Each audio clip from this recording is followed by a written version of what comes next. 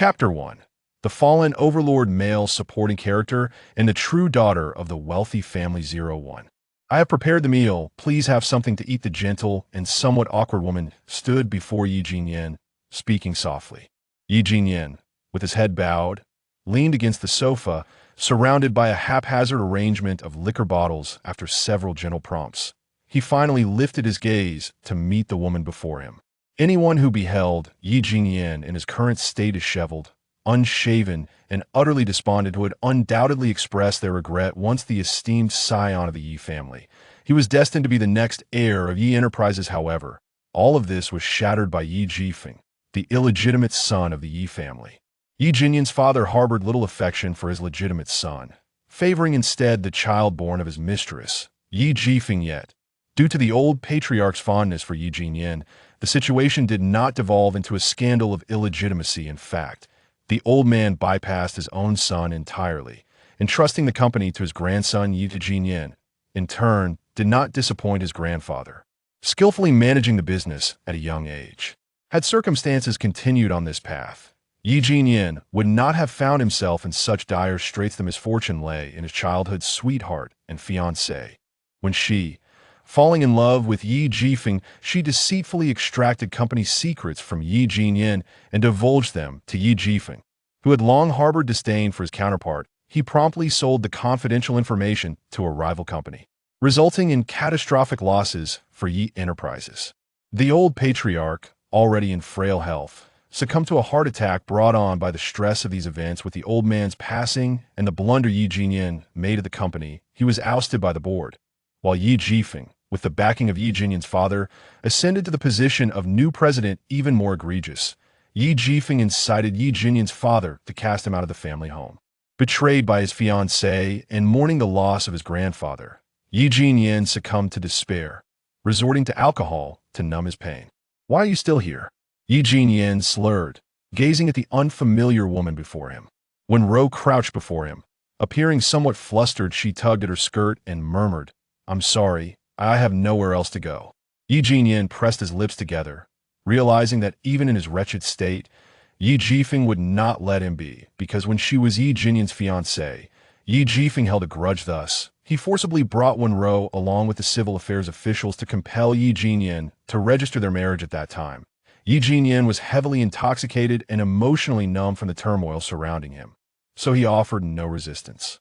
Thus, this woman before him was, strictly speaking, his wife. Yi Jinyan sighed, feeling that he had burdened Wenrou and hesitating to send her away. He was also aware of her precarious position within the Wen family.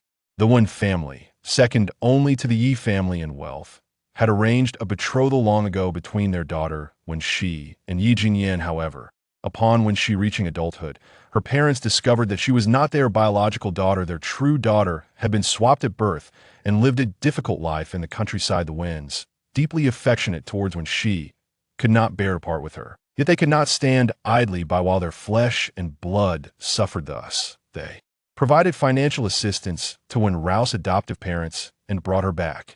However, Wenrou had endured abuse from her adoptive parents, leaving her timid and unlikable in the eyes of Wenzai's parents. Meanwhile, when she often vied for their affection, creating a odd of Wenrou bullying her over time, Wenrou found herself in a painfully awkward situation within the Wen household. Later, when Yi Jinyan fell from grace, when she, not wishing to marry him, preferred the attentive Yi Jifeng, she persuaded her adoptive parents to marry Wenrou off to him.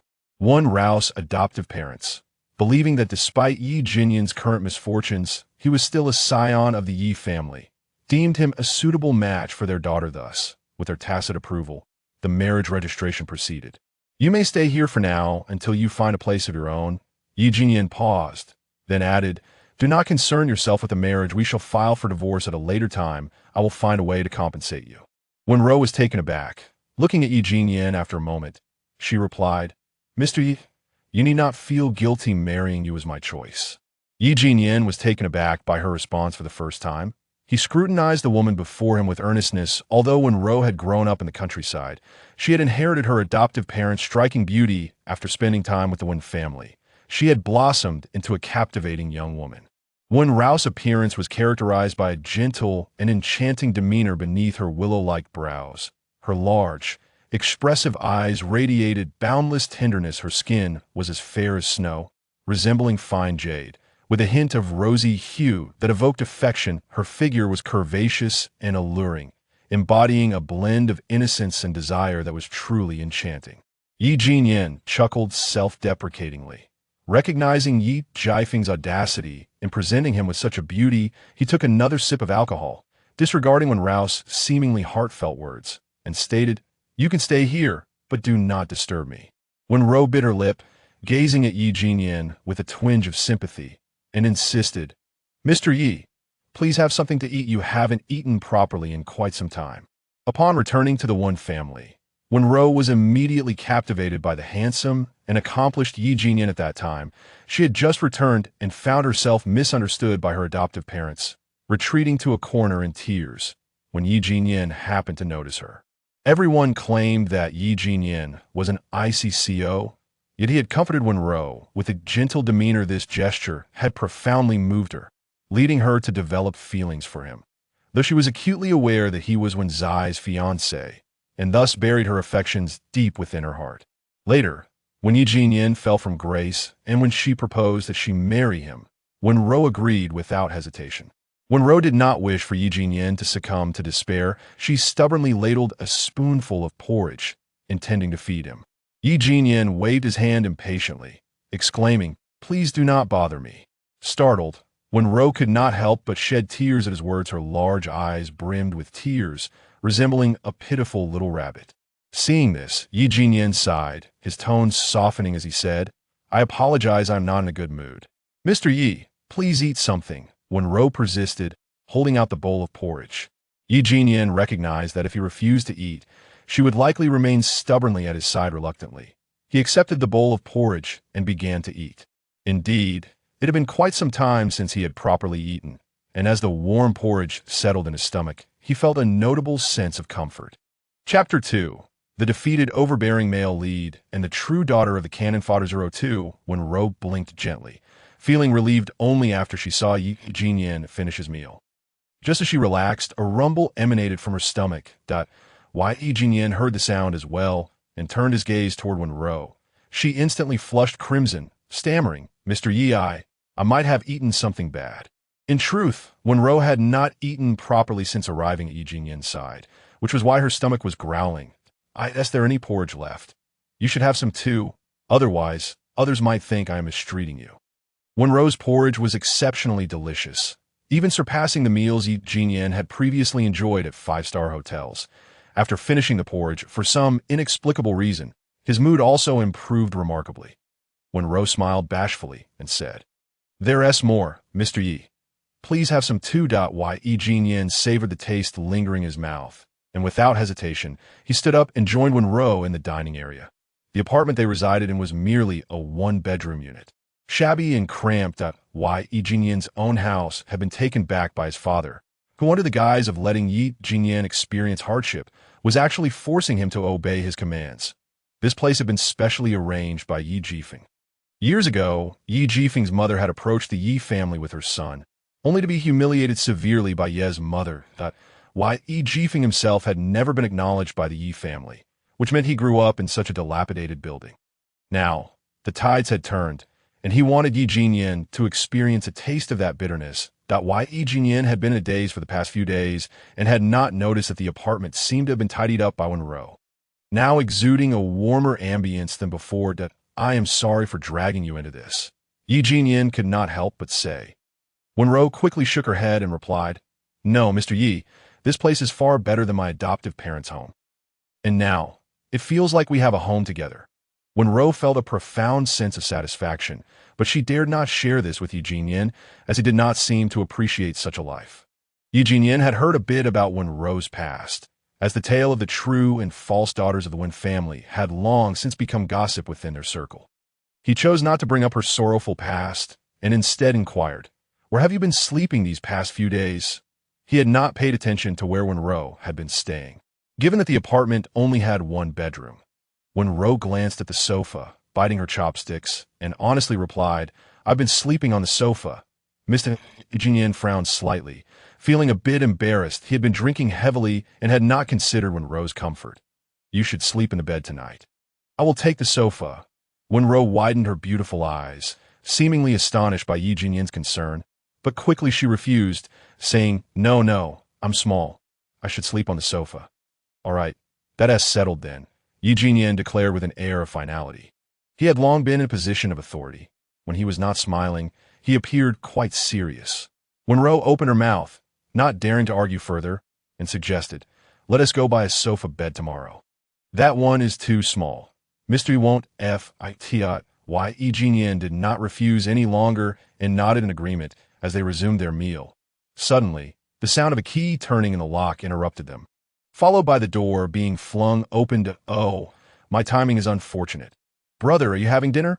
Yi Jifeng said, eyeing the two of them at the table with an unfriendly demeanor. After work, he would occasionally come by to see Yi Jinyan, relishing the sight of his brother's miserable state.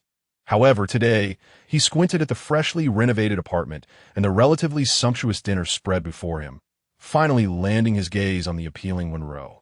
He clicked his tongue in discontent, realizing that all these changes were undoubtedly brought about by the woman before him.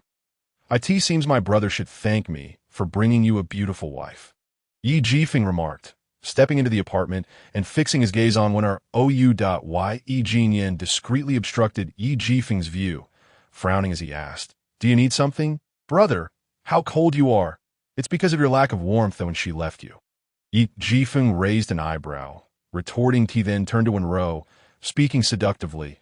Wenrou, are you also struggling to bear him? How about this? I can help you.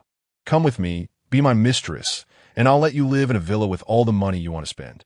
Yi Jifeng grinned mischievously, seemingly confident that Wenrou would accept his proposal. He was handsome and had a charmingly roguish smile that won over many young girls, including when Yi Jinyan remained silent, secretly contemplating that if Wenrou wished to leave with Yi Jifeng, he would not stand in her way.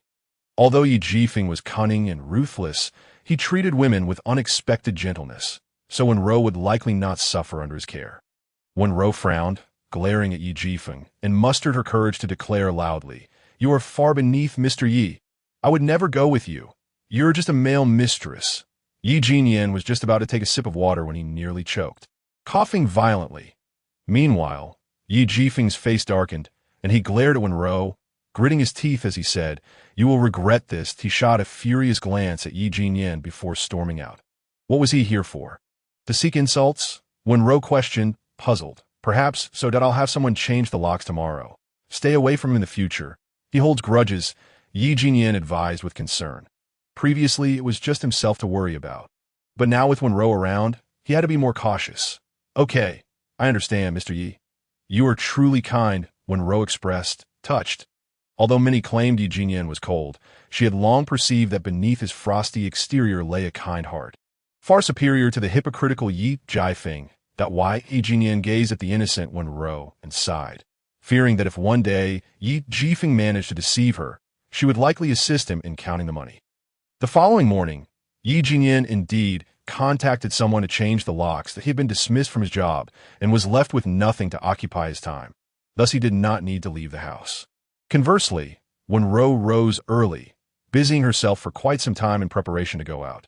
Seeing the bustling Wenrou, Yi Jinyan could no longer contain his curiosity and asked, Where are you going? Wenrou blinked her eyes and replied, Mr. Yi, I'm going to work. Yi Jinyan was momentarily taken aback. He had not anticipated that Wenrou had a job. Given their unfamiliar relationship, he did not pry further, merely watching as she exited. Chapter 3. The defeated overbearing male lead and the true daughter of the canon Fodder 03. Of course, Wenrou had to work. Having married Yi Jinyan, she brought nothing with her.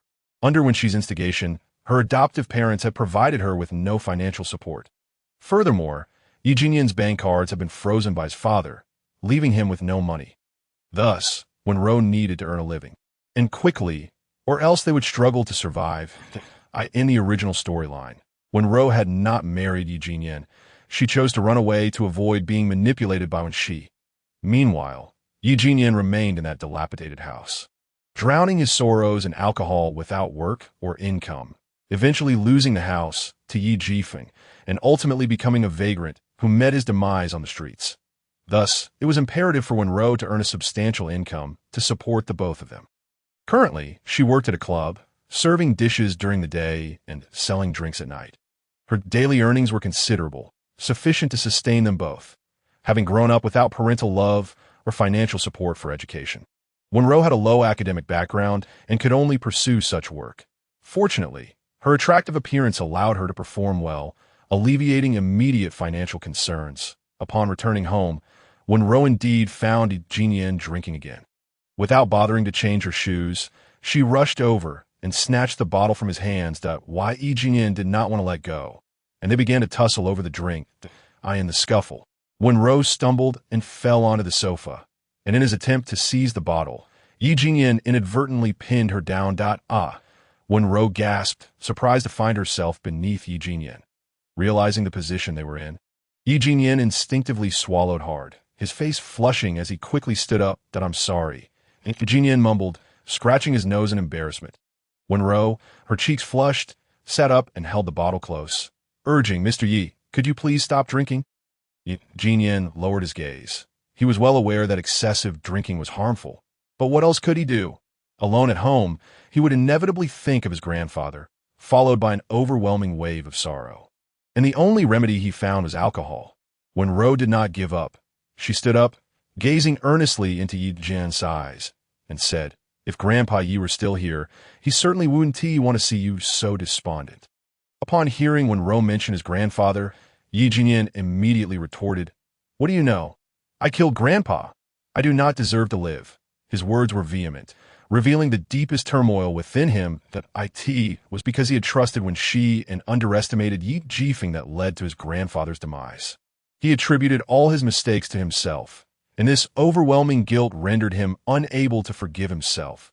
Gently gazing at the somewhat deranged Yi, Wenrou gritted her teeth and, with a sharp slap, struck him across the face. Yi was momentarily stunned, staring blankly at Wenrou. In all his years, he had never been struck by anyone. Wenrou's face flushed, and she exclaimed, "You are not at fault.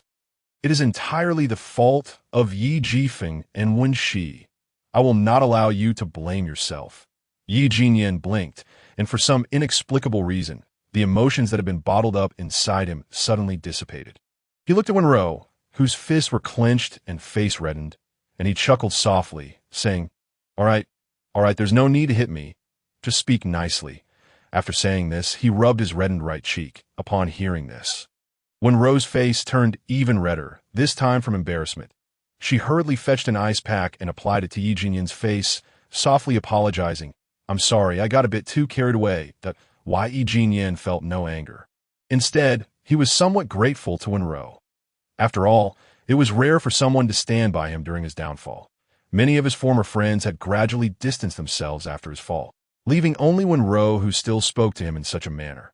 Wenrou studied Yi face, wrinkling her nose as she could not help but remark, "Mr. Yi, your stubble is quite unkempt. It looks rather unsightly." Yi could not resist giving Wenrou's hair a playful tousle, joking, "Who said they had to be with me? And now they find me ugly?" Wenrou stuck out her tongue and explained, "Everyone has a desire to be beautiful. When I first saw Mr. Yi, I was instantly captivated. Apart from your gentleness, another reason is that you are truly handsome." Wenrou's candid expression of admiration made Yi feel quite bashful. He touched his nose, took a step back, and evasively said, "Where have I been, gentle? Mr. Yi, have you forgotten? Back when I was hiding in a corner, crying, you saw me and comforted me for ages." Wenrou's eyes widened as she looked at Yi, seemingly chastising him for so easily forgetting everything. Yi felt uncomfortable under her gaze, as if he were a faithless scoundrel. Yet, at that moment, he also recalled their first meeting he had come to pick up Wenxi for a banquet. And upon arriving at the Wen residence, he had seen Wenrou hiding in the garden, crying. She was so small, crouched there, secretly wiping her tears. This reminded him of a stray cat he had once brought home as a child, prompting him to approach her instinctively. Having approached, he naturally comforted her for quite some time. Little did he know that this would lead Wenrou to develop feelings for him. However, Yi had no thoughts of pursuing a romantic relationship at present. He could barely manage his own life, let alone qualify for love. Thus, he resolved to disregard Wenrou's affections. "Mr. Yi, did you not go to buy the sofa bed today?" Wenrou glanced at the sofa and inquired. "Ah, I forgot," Yi Jinyan admitted sheepishly. "How careless. I will take a day off tomorrow.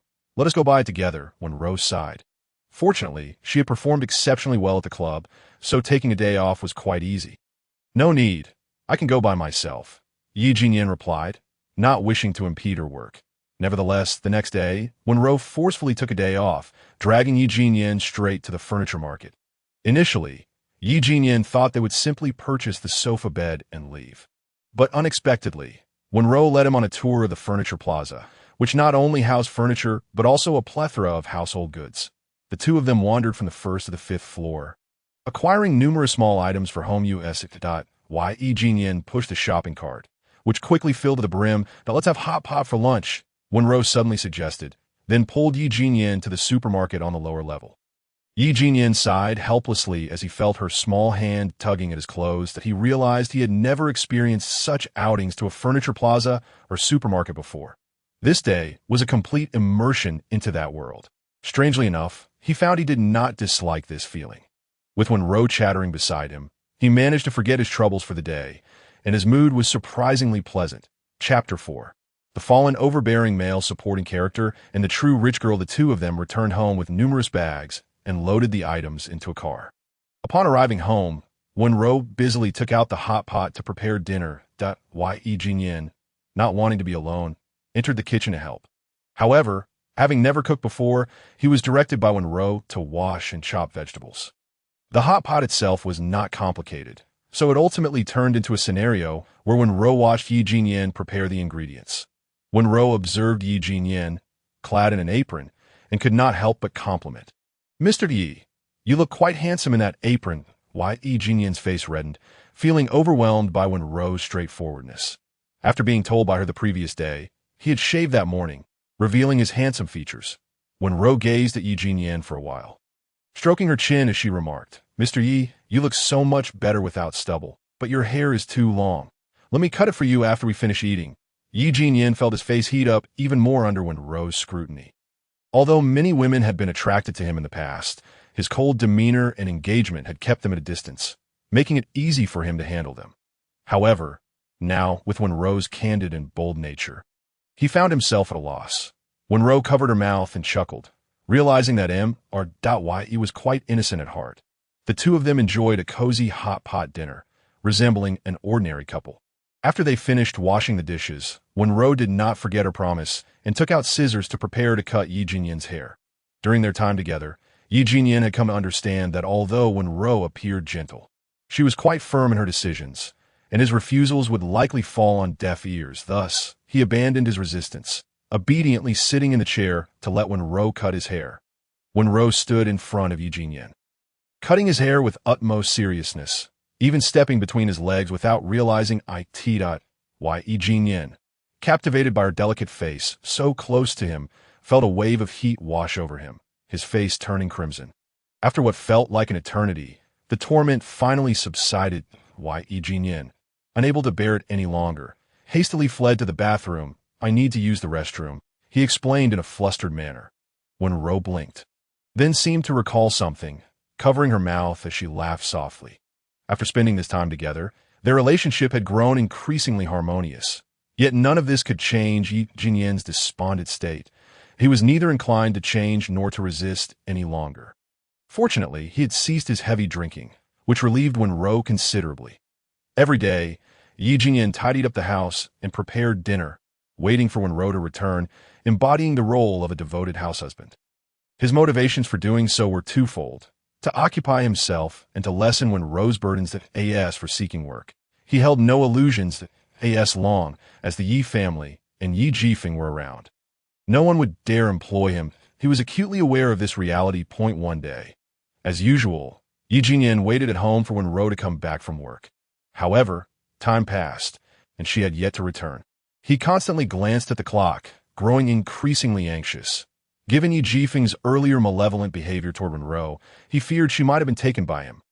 Promptly, he called Wenrou, but after several attempts, there was no answer.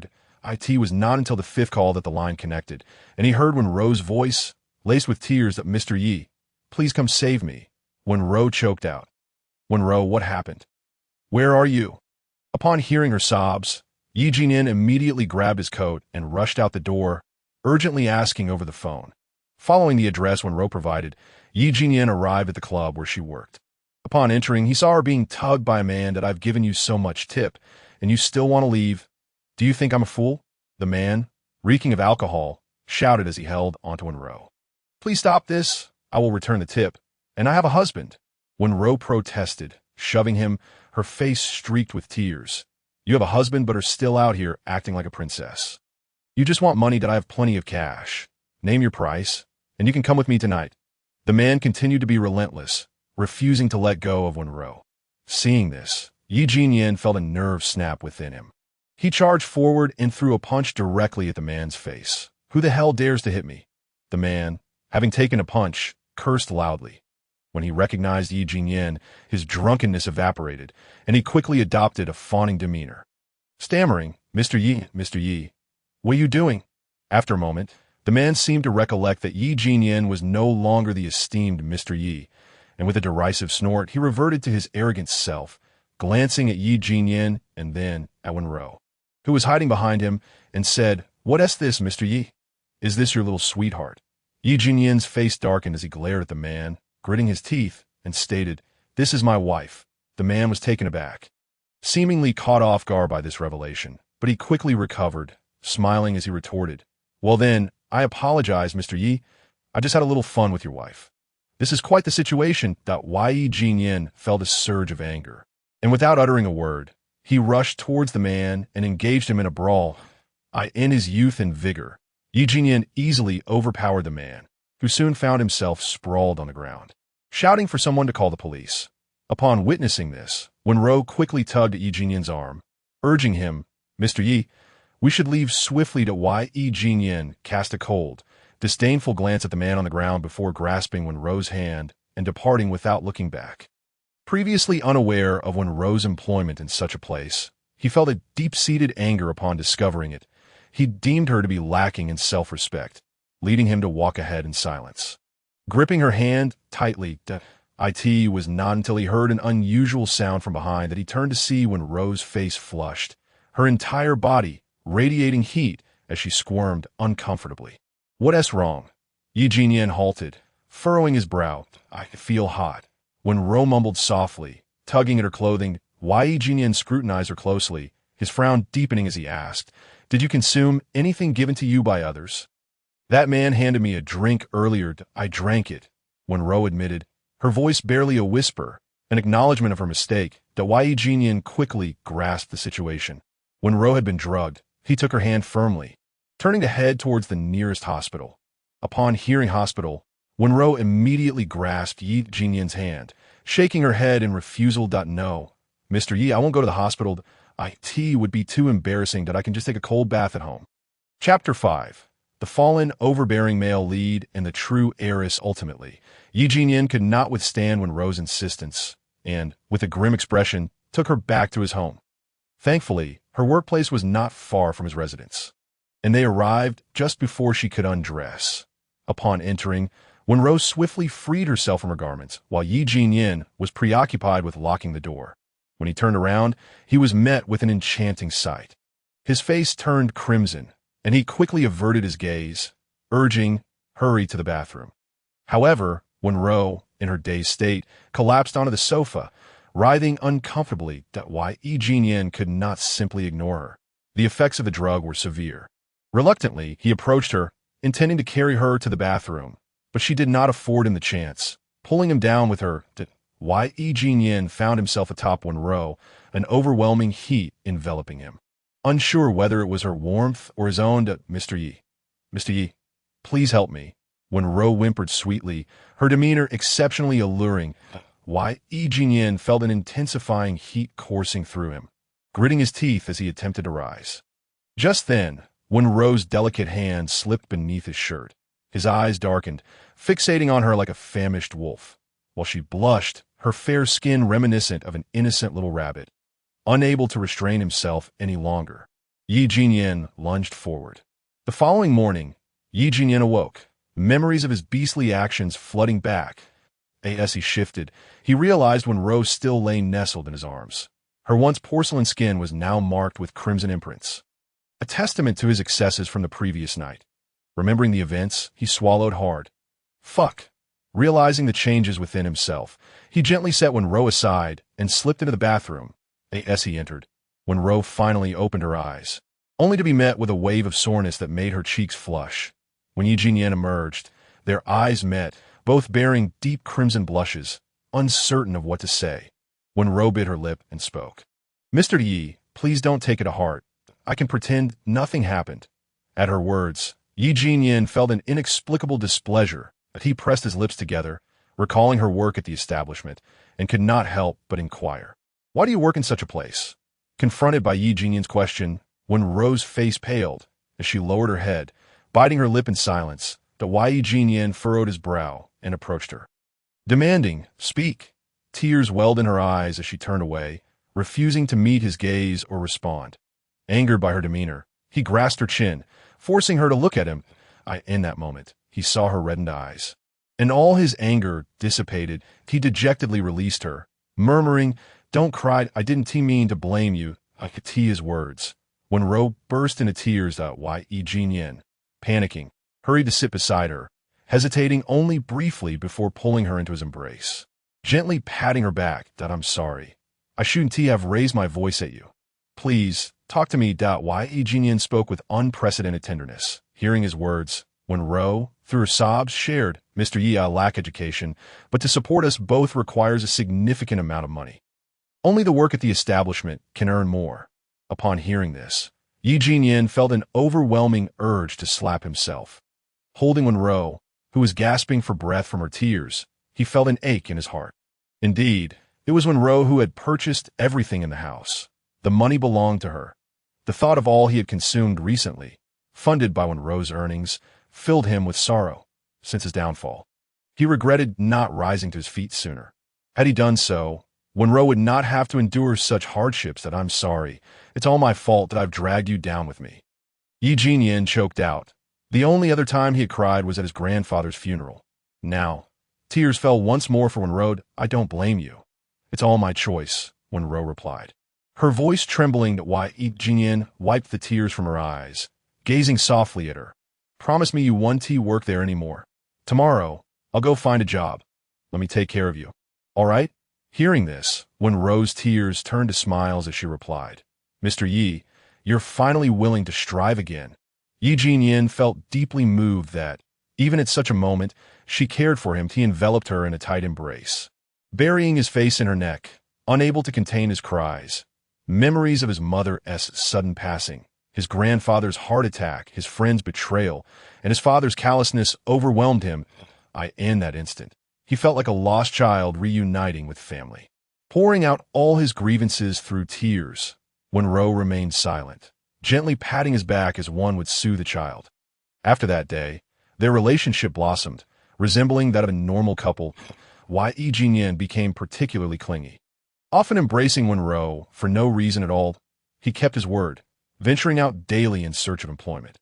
However, as he had anticipated, no one dared to offer him a job. He faced rejection at several companies, including from former friends who feared the repercussions of Yi's family name. Jinyan, you must understand, the Yi family is too formidable.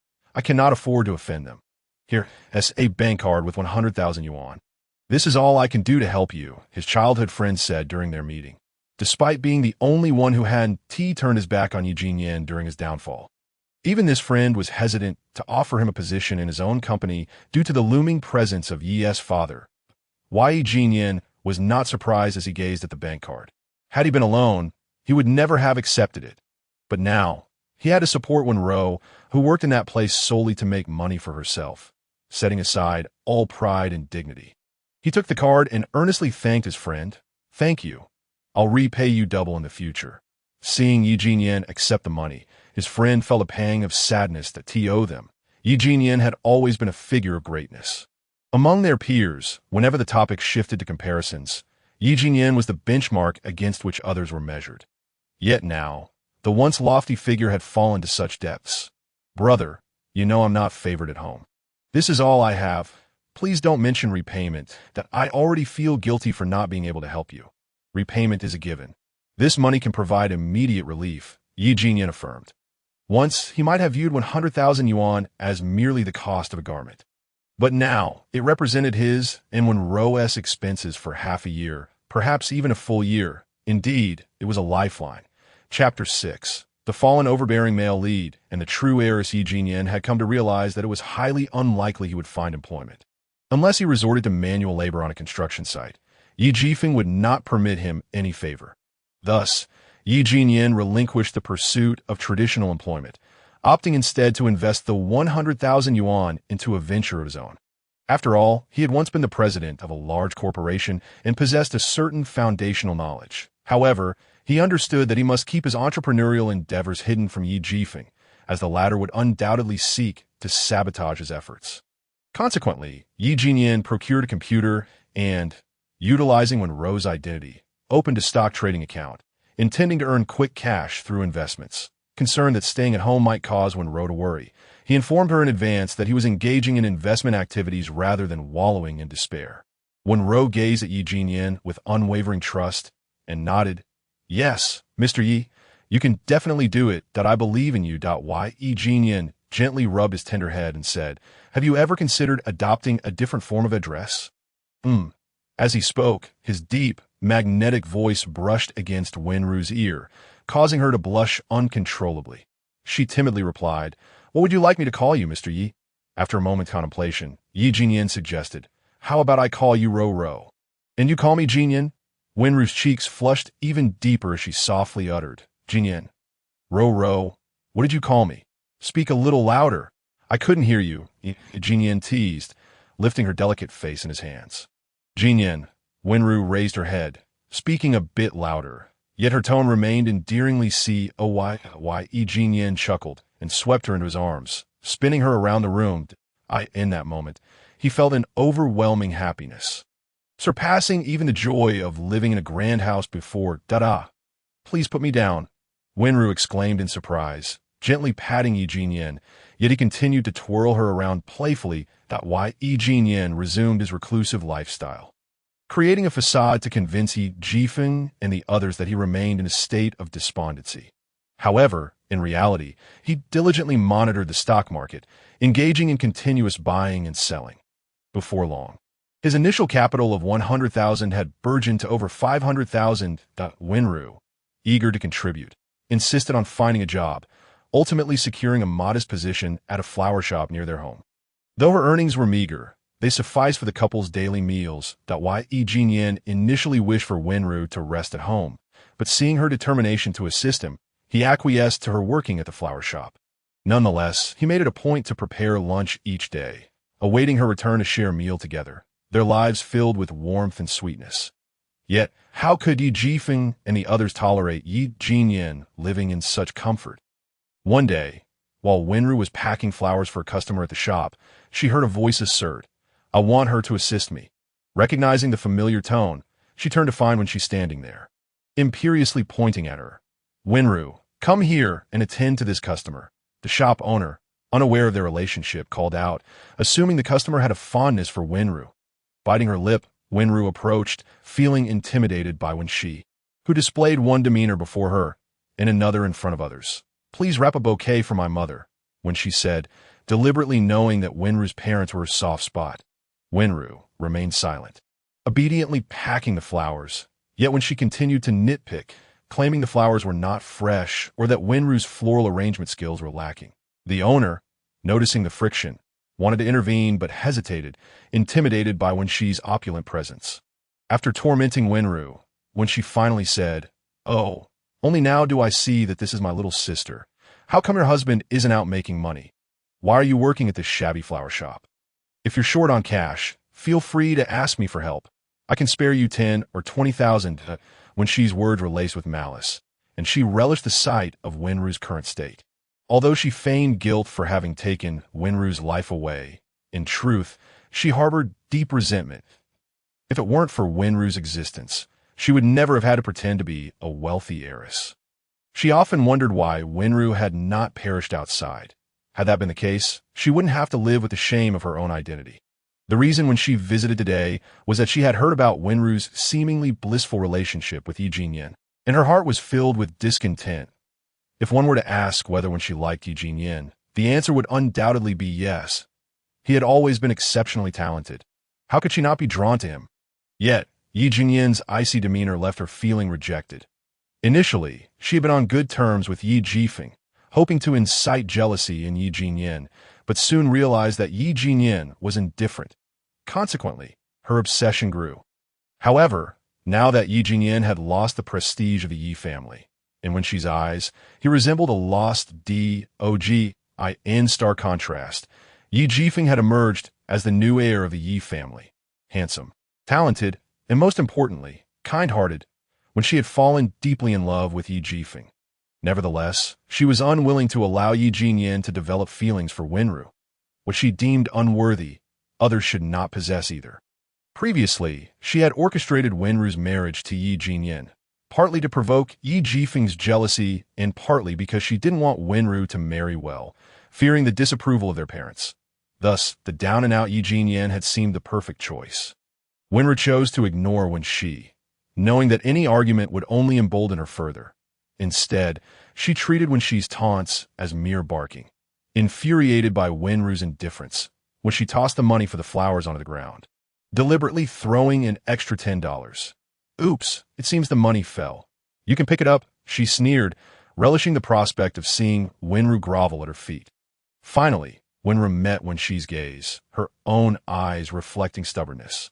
While she possessed a gentle temperament, she was not a pushover. Don't you think your actions are rather despicable? When she was taken aback by Wenrou's words, her expression darkening as she glared at her. Despicable? I reside in a grand villa, have a chauffeur at my disposal, and an endless supply of money. You dare call me despicable? Your former fiancé does not love you. Your current fiancé exploits you. And you do not even love yourself. The only ones who care for you are your parents, whom you only know how to utilize. Are you not despicable? Wenrou gazed at Wenxi with clarity, laying bare her current predicament. When she seemed incensed, her hand raised, ready to strike Wenrou, when someone pushed her aside. Yi Jinyan, as usual, had come to deliver lunch to Wenrou, only to see Wenxi poised to hit her. Without a moment's hesitation, he rushed over, shoving Wenxi aside and shielding Wenrou in his embrace. With a fierce glare, he addressed Wenxi coldly. What do you think you're doing? If you dare lay a finger on her, I will ensure you pay with your life. When she looked at Yi Jinyan in disbelief, she had never expected the once cold-hearted man to protect Wenrou so fiercely. This scene painted her as a fool. She had gone through so many lengths to gain Yi Jinyan's affection, only to find that his heart now belonged to Wenrou. This realization filled her with rage. Glaring at Wenrou, she spat. So, you and Yi Jinyan have been colluding all along. You little homewrecker. The shop owner, who had been observing quietly, was taken aback by the accusation, remembering her previous admiration for Wenrou and her boyfriend. Before Wenrou could respond, Yi Jinyan interjected angrily. Mind your words. Wenrou and I are lawfully wedded. She is no homewrecker. You, however, are the one who strayed with Yi Jifeng. When she was stunned by Yi Jinyan's lack of decorum in defending Wenrou, she glared at him, as if questioning why he would treat her this way. That moment, Yi Jifeng strolled in casually, asking, what is all this commotion? He had originally intended for Wenxi to stir up trouble while he played the hero. But Yi Jinyan's intervention disrupted his plans. When she, seeing Yi Jifeng, quickly transformed back into a poised lady, much to the astonishment of the shop owner. Yi Jifeng's gaze fixed on Wenrou with predatory interest. While Yi Jinyan frowned, blocking his view. Why are we causing a ruckus among family? Big brother, you should be more accommodating to your sister-in-law, Yi Jifeng remarked with a smile that did little to soften his demeanor. When she, interpreting Yi Jifeng's words as support, linked her arm with his, casting a haughty glance at Wenrou and Yi Jinyan. Yi Jifeng, noticing Wenxi's gesture, pursed his lips before addressing Yi Jinyan. Since we are all here, let me treat you to a meal today. After all, I know you are tight on cash, and, as your brother, I should lend a helping hand. Yi Jinyan stood there in silence, clearly opposed to the idea. Yi Jifeng narrowed his eyes, continuing with a smile. Brother, it would be wise to comply. After all, if I decide to act on something, you may not be able to stop me. And if anything were to happen to your wife, it would not, he dared not gamble, for he lacked the strength to contend with Yi Jifeng. He could not stake Tenderness as a wager, while Yi Jifeng seemed genuinely intent on treating them to a meal, escorting them to a 5-star restaurant. This establishment was one that Yi Jinyan frequented, though that was before his fall from grace. Upon seeing Yi Jifeng, the restaurant manager promptly approached, bowing respectfully as he said, "Mr. Yi, welcome. Please, this way. The Zeus Hall has been reserved especially for you." Yi Jifeng cast a triumphant glance at Yi Jinyan, who merely pressed his lips together, prompting Yi Jifeng to nod at the manager. Yi Jinyan understood all too well that Yi Jifeng's purpose today was to trample him underfoot. In the past, when he visited this place, the manager had treated him with similar deference, reserving the Zeus Hall exclusively for him. If it were the old days, Yi Jinyan would never have tolerated such humiliation. Yet now, with Tenderness by his side, the sting of such insults seemed trivial. As long as he could earn money in the future to provide a good life for Tenderness, he would find satisfaction. In comparison, the slight humiliation felt insignificant. Tenderness grasped Yi Jinyan's hand tightly, worried that he might be upset. He reciprocated her grip, reassuring her with a gentle squeeze, while Yi Jifeng noticed their subtle exchange, his expression darkening as it appeared that his own discomfort had become a mere prop to enhance the bond between the star-crossed lovers, which irked him greatly. Maintaining a stoic demeanor, he strode towards the Zeus Hall without uttering a word. Upon arrival, he quickly ordered several dishes. Wenrou, observing Yi Jifeng's foul mood, dared not speak, leading to an awkward silence at the table. After all, the four of them being in the same space without engaging in conflict was already a small miracle. How could they possibly find common ground for conversation? Yi Jifeng, seemingly struck by thought, broke the silence first. "I heard that you borrowed 100,000 from Han Si, brother. I must say, you are bringing shame upon the Yi family. Even the shoes on my feet are worth more than that sum. How can you have the audacity to ask for money from others?" Yi Jifeng's cruel words were intended to provoke a response of resentment and humiliation from Yi Jinyan. However, Yi Jinyan displayed little reaction, while Tenderness suddenly turned her gaze towards him, unaware that he had gone out to borrow money. The thought of the once exalted Yi Jinyan now resorting to such measures pained her heart. Under the table, Yi Jinyan comfortingly squeezed her hand before lifting his gaze, speaking in a calm manner. "In that case, why not have my brother lend me a bit more?" Yi Jifeng was taken aback by Yi Jinyan's brazen attitude. After a moment of silence, he replied, "Han Si is no good either. He lends you money and then comes to me to discuss it. What kind of friends are you associating with, brother?" He believed this would provoke Yi Jinyan, yet found that Yi Jinyan maintained his indifferent expression.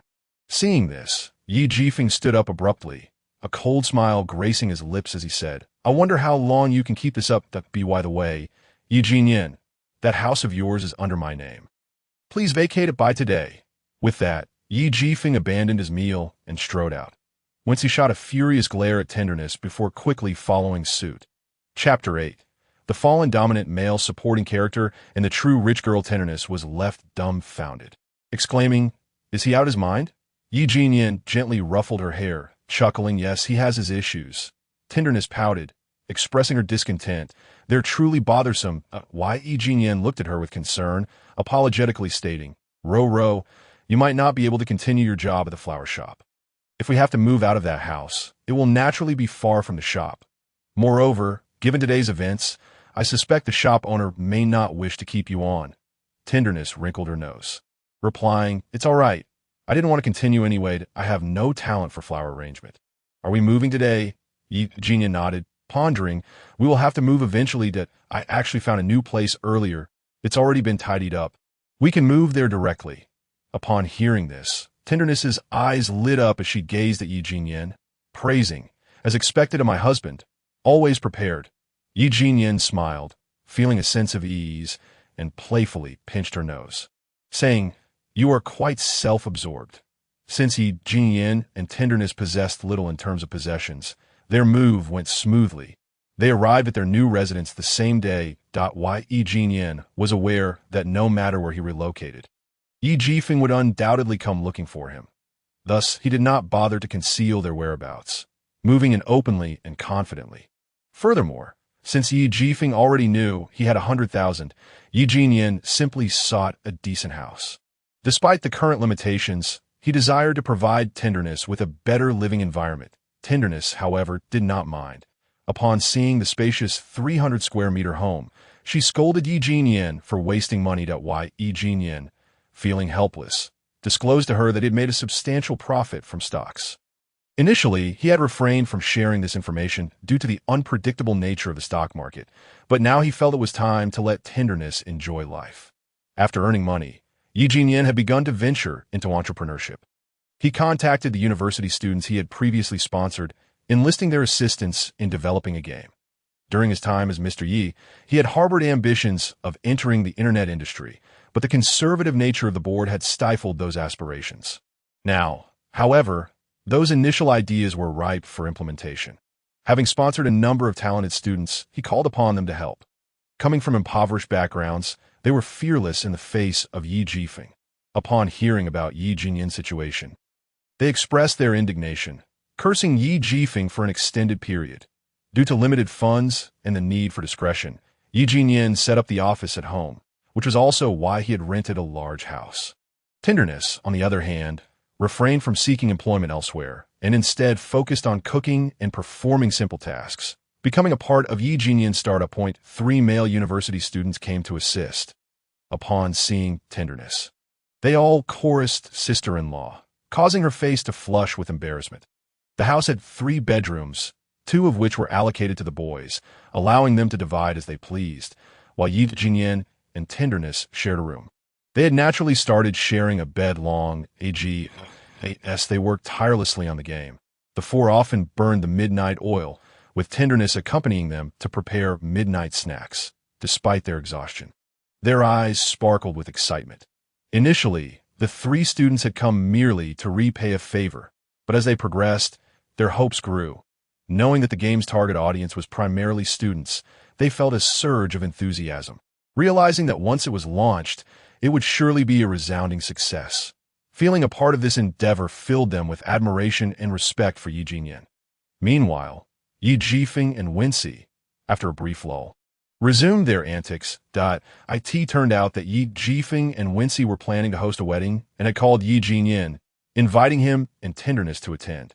Such weddings typically attracted individuals from their social circle, and it was clear that Yi Jifeng and Wenrou aimed to publicly embarrass Yi Jinyan. Jinyan, should we perhaps skip this? Tenderness said, concern etched on her face as she looked at Yi Jinyan. Why not go? It's fine, Wenrou. You need not worry about me. Haven't you missed your parents for quite some time? Yi Jinyan comforted her, wrapping his arms around her. I've long ceased to care about them. They never treated me as their daughter. I'm not foolish, Tenderness replied, hugging Yi Jinyan back. Yi Jinyan's decision to attend was also motivated by his entrepreneurial ambitions. Pursuing game development required more funds than he currently had, and he needed investors. However, due to the Yi family's reputation, no one dared to approach him. Attending this wedding would surely provide an opportunity to meet potential investors, and he was determined to turn the tables on Yi Jifeng. Understanding that Wenrou sought to embarrass Tenderness, Yi Jinyan made arrangements with a styling studio, taking Tenderness there to select outfits and styles in advance. Tenderness did not refuse. She wished to look beautiful beside Yi Jinyan, fulfilling a dream she had long cherished. This styling studio was quite renowned, and several stylists spent hours perfecting Tenderness's look. Finally, adorned in an ethereal white gown, she descended the stairs, leaving Yi Jinyan momentarily speechless. He had always known Tenderness was beautiful. Even without makeup, anyone who laid eyes on her would find her captivating. However, now, after her transformation, she resembled the goddess Venus from Greek mythology. Her pure visage and devilish figure were accentuated by the enchanting yet slightly provocative gown. Reaching new heights of beauty, unable to resist, Yi Jinyan stepped forward and embraced Tenderness, fervently declaring, I regret this. I shouldn't have brought you. With such beauty, what if someone snatches you away?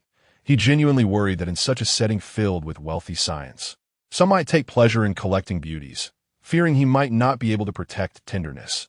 Tenderness glanced at the nearby stylists, bashfully nudging Yi Jinyan, Her cheeks flushed as she teased, "Do you think I'm some prized possession that everyone would want to steal? You are not just a prized possession. You are the treasure everyone covets." Yi Jingyan buried his face in the tender nook of her neck, inhaling deeply, wishing he could carry the gentle warmth home and toss it onto the bed. Wenrou, with a determined shove, managed to free herself from Yi Jingyan's embrace, albeit reluctantly, as he drove her toward the wedding venue. Chapter 9. The defeated overlord and the true heiress, perhaps in an effort to showcase her prosperity. When she had spared no expense for this wedding, which many media outlets hailed as a century-defining event, a testament to its opulence, that Yi Jingyan and Wenrou arrived neither too early nor too late. Yet they captured the attention of many, given that the Yi family was undergoing a change in heir, and the tale of the true and false heiresses of the Wen family circulated widely in the circles they frequented. As the principal figures, Yi Jingyan and Wenrou naturally drew significant focus. Expectations were set for a pair of disheveled individuals. But to everyone's surprise, Yi Jingyan still emanated an air of glamour, and his companion, the supposedly vulgar true heiress of the Wen family, was stunningly beautiful. Many gentlemen present found their gazes drawn to Wang Rou. Yi Jingyan furrowed his brow, tightly wrapping his arm around Wenrou's slender waist, asserting his claim amidst the throng of admirers. Wenrou, with a slight smile and sparkling eyes, gazed affectionately at Yi Jingyan. As they gracefully entered the banquet hall, the crowd instinctively parted to create a pathway, as if they were born to be the center of attention. Observing this scene, when she felt a surge of displeasure, she pouted and abruptly seized the microphone to deliver a welcoming speech, diverting everyone's attention toward her. Yi Jingyan and Wenrou looked up, and at the moment Yi Jingyan laid eyes on Wenxi, his expression darkened significantly. Wenrou, taken aback, inquired, "What's wrong, Jingyan?" Yi Jingyan pressed his lips together and replied, "She is wearing my mother's necklace." Upon hearing this, Wenrou turned her gaze to Wenxi, and indeed saw a large, radiant pink gemstone necklace adorning her neck. Initially, the Yi family did not hold such status, merely being a moderately affluent family. When Yi Jingyan's father took over the company from his father, poor management nearly led to its collapse. It was then that Yi Jingyan's mother appeared. She was the only daughter of the prestigious Chu family. Yi Jingyan's father pursued her diligently, and the two families ultimately entered into a union, rescuing the Yi family from its dire situation. Following the passing of the Chu family parents, the Chu family gradually merged with the Yi family, leading to the latter's current standing. Yi grandfather's favoritism and affection towards Yi Jingyan stemmed largely from his mother. A significant portion of the Yi family's assets originally belonged to the Chu family and rightfully belonged to Yi Jingyan. Regrettably, Yi grandfather was unaware of Yi father's flawed character, mistakenly believing he was merely confused. In his lifetime, Yi grandfather failed to allocate the rightful shares, leaving Yi Jingyan with nothing to claim now that the responsibility fell upon Yi father. Wenrou grasped Yi Jingyan's hand tightly, gazing at him with concern. "One day, we will reclaim what is rightfully ours." Her tone was resolute, brimming with unwavering trust in him. Yi Jingyan squeezed Wenrou's hand in return, offering a comforting smile. Present. The priority was to revitalize the company, and he had a clear objective for attending the event today. He was aware that the heir of the Shangwan family, Shangwan Shaw, would also be present. Given that most of the Shangwan family's assets were overseas, they were not threatened by Yi Jiyun and his ilk, making Shangwan Shaw the ideal candidate for investment. Prior to arriving, Yi Jingyan had informed Wenrou that he would need to step away for a brief period to meet with Shangwan Shaw. Once Yi Jingyan departed, Wenrou found a quiet corner to sit, minimizing her presence to avoid any confrontation with Wenxi. However, when she was not one to let such an opportunity slip by, she scoured the venue and eventually found Wenrou in her secluded spot. "Why are you hiding here, sister?" When she had not only come herself, but had also brought along her close friends, Wenrou pursed her lips in displeasure, unwilling to engage with Wenxi. Observing this, Wenxi's expression soured, and she remarked, as expected of someone raised in the countryside, lacking in manners, "Don't you know to greet people? Even dogs have better behavior than you." Wenrou, upon hearing this, shot a cold glance at Wenxi and retorted, "Which dog is barking here? occupying someone else's space. What gives you the right to demand a greeting from me? Oh, right? You're the false heiress of the Wen family. But I suppose you've never met your biological parents? You bear a striking resemblance to them. Did you know your mother has a hereditary mental illness? Is highly likely to be passed down to future generations. I wonder when it will manifest in you. At this, when she became flustered, as the mention of her unworthy biological parents struck a nerve. The most tormenting reality for her was that her parents were mere impoverished country folk. In a fit of rage, when she screamed, "Shut up, you wretched creature!" Wenrou smiled mockingly and said, "You see, you are already showing signs of an episode." Following her words, those around them subtly distanced themselves from Wenxi, as no one wished to be near someone who might suddenly lose control. When she glared at Wenrou, feeling as though her nerves had snapped, and charged at her with the intent to strike. However, Wenrou deftly sidestepped, managing to snatch the pink gemstone necklace from Wenxi's neck. Perhaps the more exquisite the item, the more fragile it was. The necklace was indeed easily pulled away by Wenrou. Due to Wenrou's swift movement, when she stumbled and fell to the ground, letting out an enraged scream. The commotion quickly drew the attention of the Wen family parents, who rushed over upon seeing their daughter sprawled on the floor. When mother helped Wenxi to her feet, and, noticing the necklace in Wenrou's hand, immediately assumed Wenrou had been bullying her daughter. "What shame are you bringing upon us now? Is it not enough to disgrace us at home? I warn you to stop tormenting your sister," when mother chastised. Wenrou, maintaining an impassive expression, countered, "Which of your eyes saw me bullying her?" When mother, taken aback by Wenrou's audacity to retort, seethed with anger. Having frequently heard Wenxi speak ill of Wenrou in their presence, they had unconsciously come to view Wenrou as inherently wicked, irredeemably spoiled by her adoptive parents. "Isn't that your sister's necklace? Did you not snatch it from her in public?" When mother pointed accusingly at the necklace. Seeing her mother arrive, Wenxi's demeanor shifted to one of triumph as she exclaimed, "That was a gift from my husband. Give it back, or I will call the police. Do you have any idea how valuable that necklace is?" Wenrou's expression remained unchanged, and she replied with mockery, "Oh, how unfortunate. This necklace was left to my husband by his mother, that I merely retrieved it. Feel free to call the police and see who they apprehend." Those present, all familiar with the circles, were well aware that Yi Jinyan's mother was indeed the only daughter of the Chu family, and that the pink diamond had once made headlines as a lavish acquisition by the Chu family's heiress. The Wen family, also part of the elite, exchanged wary glances when mother scrutinized the necklace closely, her heart sinking as she recognized it indeed belonged to the Chu family. However, when she remained oblivious to the intricacies of the situation and loudly declared, "That was a gift from my husband. How could it possibly belong to yours? Your husband is so poor he has to borrow money. How could he afford something so extravagant? Stop dreaming." When mother, unable to intervene in time, allowed Wenxi to utter her scornful words. "Ah, Yi Cheng hoarding my mother's possessions, refusing to return them, and gifting my mother's cherished necklace to an illegitimate child. The Yi family truly knows how to repay kindness." A voice suddenly pierced through the tension. All eyes turned to see Yi Jinyan, striding over with a steely expression, his long legs carrying him purposefully towards Wenrou. Chapter 10. The defeated overlord and the true heiress, Yi Jinyan swiftly positioned himself beside Wenrou, enveloping her in his protective embrace, his gaze icy as he directed it toward Wenxi. "Wenxi, back in high school, you once asked me if I would still be engaged to you if you weren't the daughter of the Wen family. Reflecting on it now, perhaps you knew back then that you were not the true heiress of the Wen family after all, that you've concealed that secret for so long. How adept you were at occupying another's rightful place." Yi Jinyan's words detonated like a bomb, igniting a flurry of murmurs among the crowd.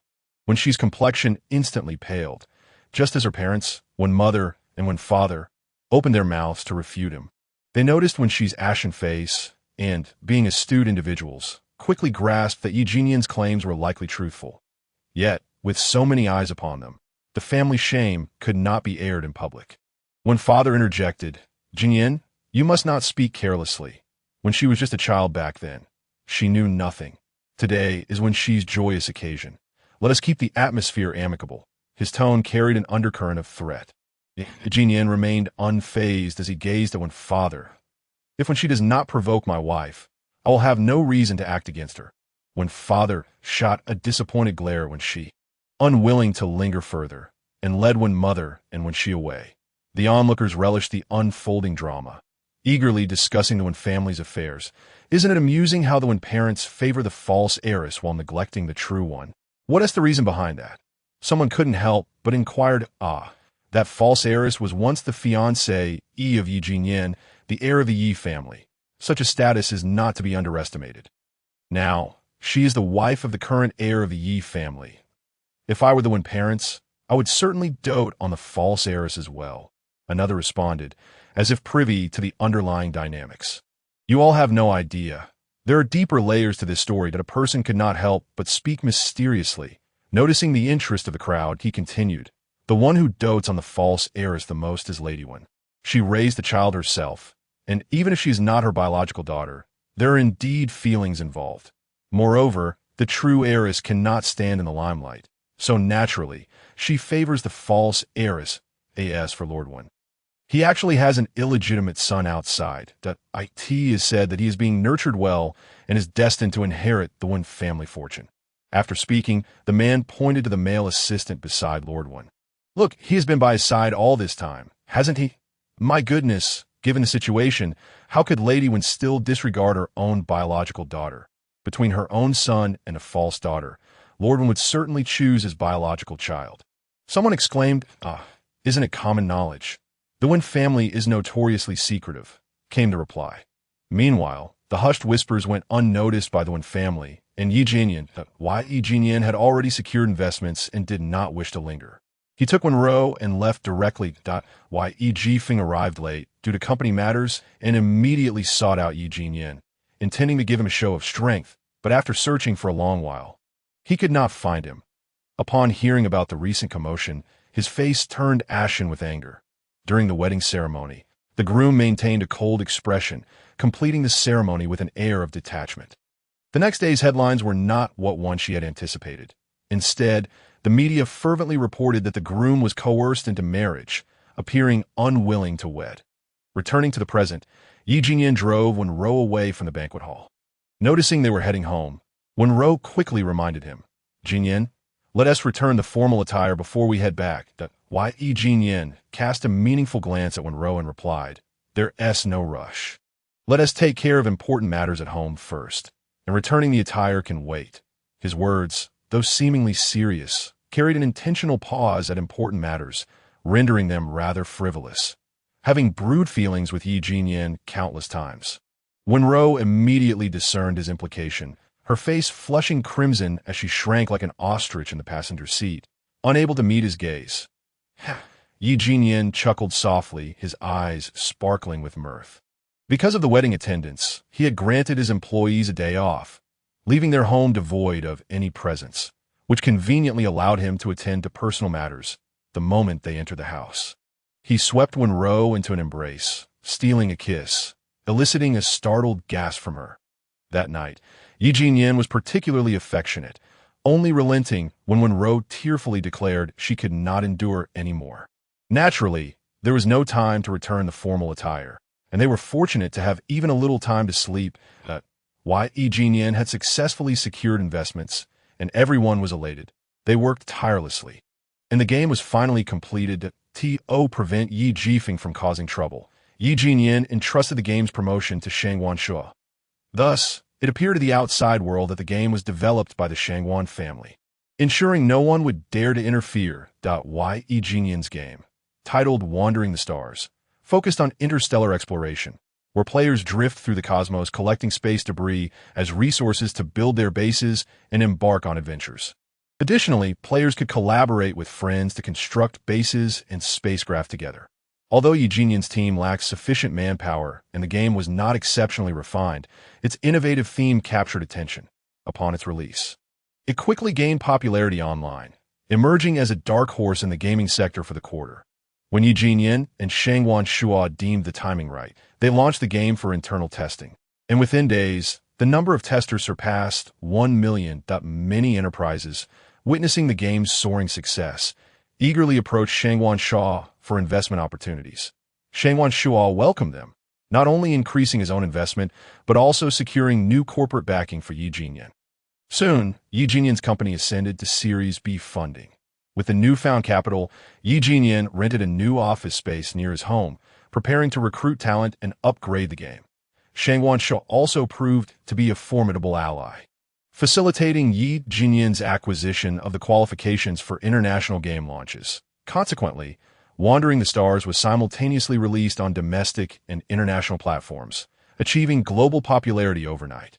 With purchases exceeding 100 million. This success was partly due to the game's genuine quality and partly attributable to Shangguan Shua's adept promotional strategies. He leveraged numerous connections for its marketing and hype, profiting handsomely in the process. The game's explosive success resulted in a flood of investments, and Yi Jinyan's new company swiftly completed its IPO.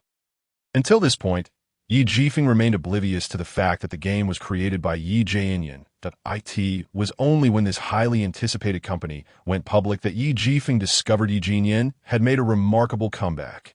He could not fathom how, despite having dispatched individuals to surveil Yi Jinyan continuously, his son managed to turn the tables right under his nose. Unbeknownst to him, the people he sent had already been bribed by Yi Jinyan. An illegitimate child with an unstable foundation could outshine a disheartened legitimate heir, but he could never rival a spirited scion of a prestigious family educated in elite circles. Such is the harsh reality. Chapter 11. The defeated, overbearing male lead and the supporting role of the true heiress. The news of Yi Jinyan's triumphant reversal spread throughout the industry. At this juncture, Yi Jifeng's attempts to create trouble for Yi Jinyan's company were no longer so straightforward. Numerous enterprises had invested in Yi Jinyan, and should Yi Jifeng succeed, their money would also go down the drain. Thus, these companies stood firmly in support of Yi Jinyan, particularly with Shangguan Shu backing Yi Jinyan. The Shangguan family, though low-key domestically, wielded considerable influence internationally, and no one dared provoke them lightly. As a result of this situation, Yi Jinyan's father grew angry with Yi Jifeng for the first time. Why did you have to provoke that plague? You even went so far as to give him a wife. I've heard that it was precisely because of that wife that he managed to regain his spirits. Why Yi Jinyan's father was exasperated, equally furious about Yi Jinyan's resurgence. Since Yi Jinyan had reached adulthood, he had lived in the shadow of his father's disdain. Now that he had finally managed to undermine him, he was taken aback by Yi Jinyan's revival. Yi Jifeng frowned and asked, "What should we do now? We've already offended him, and he will surely retaliate." Why Yi Jinyan's father scoffed. Retaliate? He is merely striking a rock with an egg.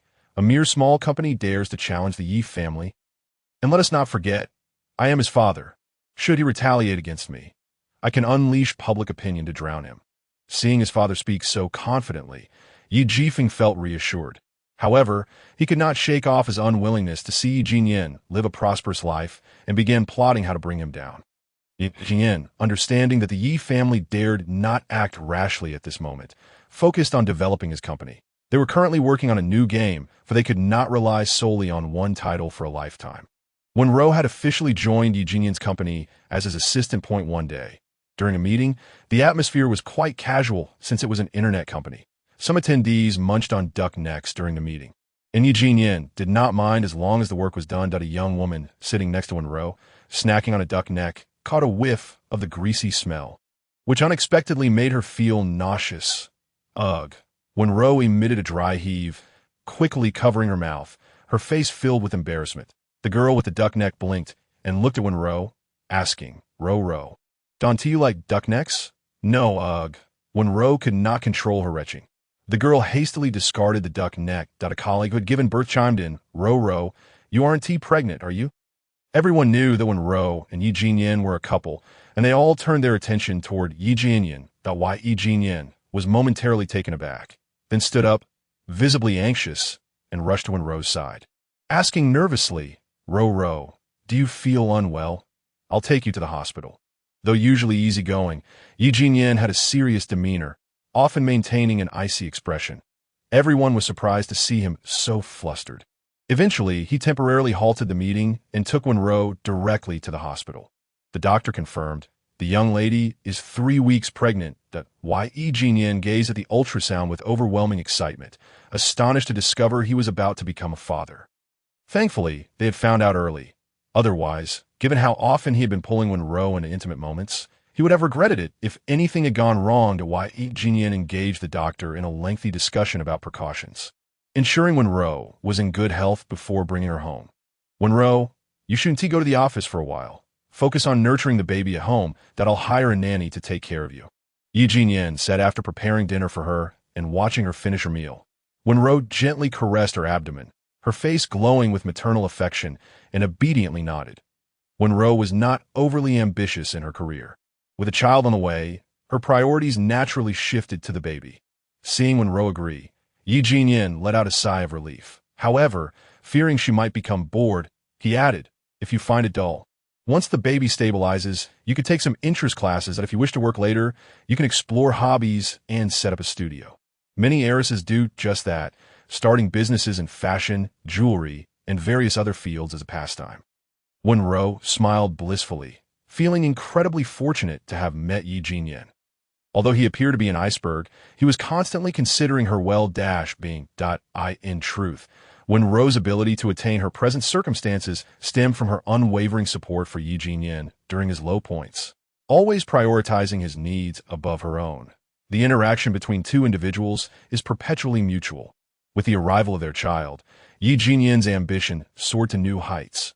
He yearned to provide the gentleness and the baby with the finest life possible. Consequently, the second game developed by Yi Jinyan's company was launched with great urgency. It was during this tumultuous period that an unexpected visitor arrived at his doorstep. Uncle Liu, Yi Jinyan exclaimed in astonishment upon seeing the elderly man before him. Uncle Liu was the steward brought to the Yi household by Mother Chu. After her passing, he had remained with Grandfather Yi. Following Grandfather Ye's demise due to heart disease, Uncle Liu departed from the Yi family. Having watched Yi Jinyan grow up, Uncle Liu regarded him as his own child. He wiped away his tears and said, Xiao Jin, it's wonderful to see you thriving at last. Yi Jinyan hastily urged Uncle Liu to take a seat. Offering comfort, Uncle Liu, please do not be overly excited. I am doing well now. Where are you living? Uncle Liu settled down and replied, I am well, so there is no need for concern, Xiao Jin. I have come to share something important with you. In the past, when you were in a poor state, I hesitated to tell you for fear of your distress. But now that you have regained your strength, I feel compelled to reveal it. After bidding farewell to Uncle Liu, Yi Jinyan remained enveloped in shock. Alone in his office, his eyes bloodshot and filled with rage, he reflected on Uncle Liu's words. Uncle Liu had suspected that the death of Yi Jinyan's mother might be linked to Yi's father, and that the subsequent death of grandfather Yi also bore the fingerprints of Yi's father and Yi Jifeng.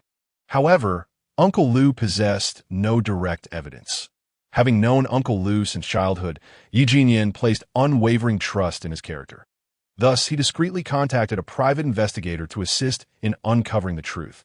This incident fueled Yi Jinyan's determination to expand his company, ensuring that he would possess the leverage necessary for a future confrontation with the Yi family. However, this commitment meant that Yi Jinyan's time at home diminished significantly. One evening, after working late into the night, he returned home to find Wenrou asleep on the sofa, seemingly waiting for him. He quickly approached her, gently smoothing her furrowed brow, and carefully lifted her into his arms, making his way to the bedroom. He felt a pang of guilt at having neglected Wenrou during this period. Chapter 12. The Fallen Overlord and the True Heiress Jinyan. Wenrou awoke groggily, seeing Yi Jinyan, and called out like a little kitten. Yi Jinyan felt his heart melt. He nodded and said, I will carry you to bed. The company has been quite busy lately, so please do not wait up for me. Wenrou wrapped her arms around his neck, nuzzling against him, and pouted, but I just wanted to wait for you to be good. You must take care of yourself and the baby, all right? Yi Jinyan gently placed Wenrou on the bed, playfully flicking her forehead as he advised her. Wenrou pouted, saying, But I miss you so much, Jinyan. With a sigh, Yi Jinyan embraced her, assuring her, It won't be long. I have some matters to attend to, but once they are resolved, I will take a break to spend time with you.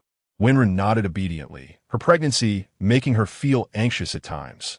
Yet she understood that Yi Jinyan had more pressing concerns. What brought Yi Jinyan solace was that the private investigator finally had news. They had located the nanny who had once cared for Mother Chu.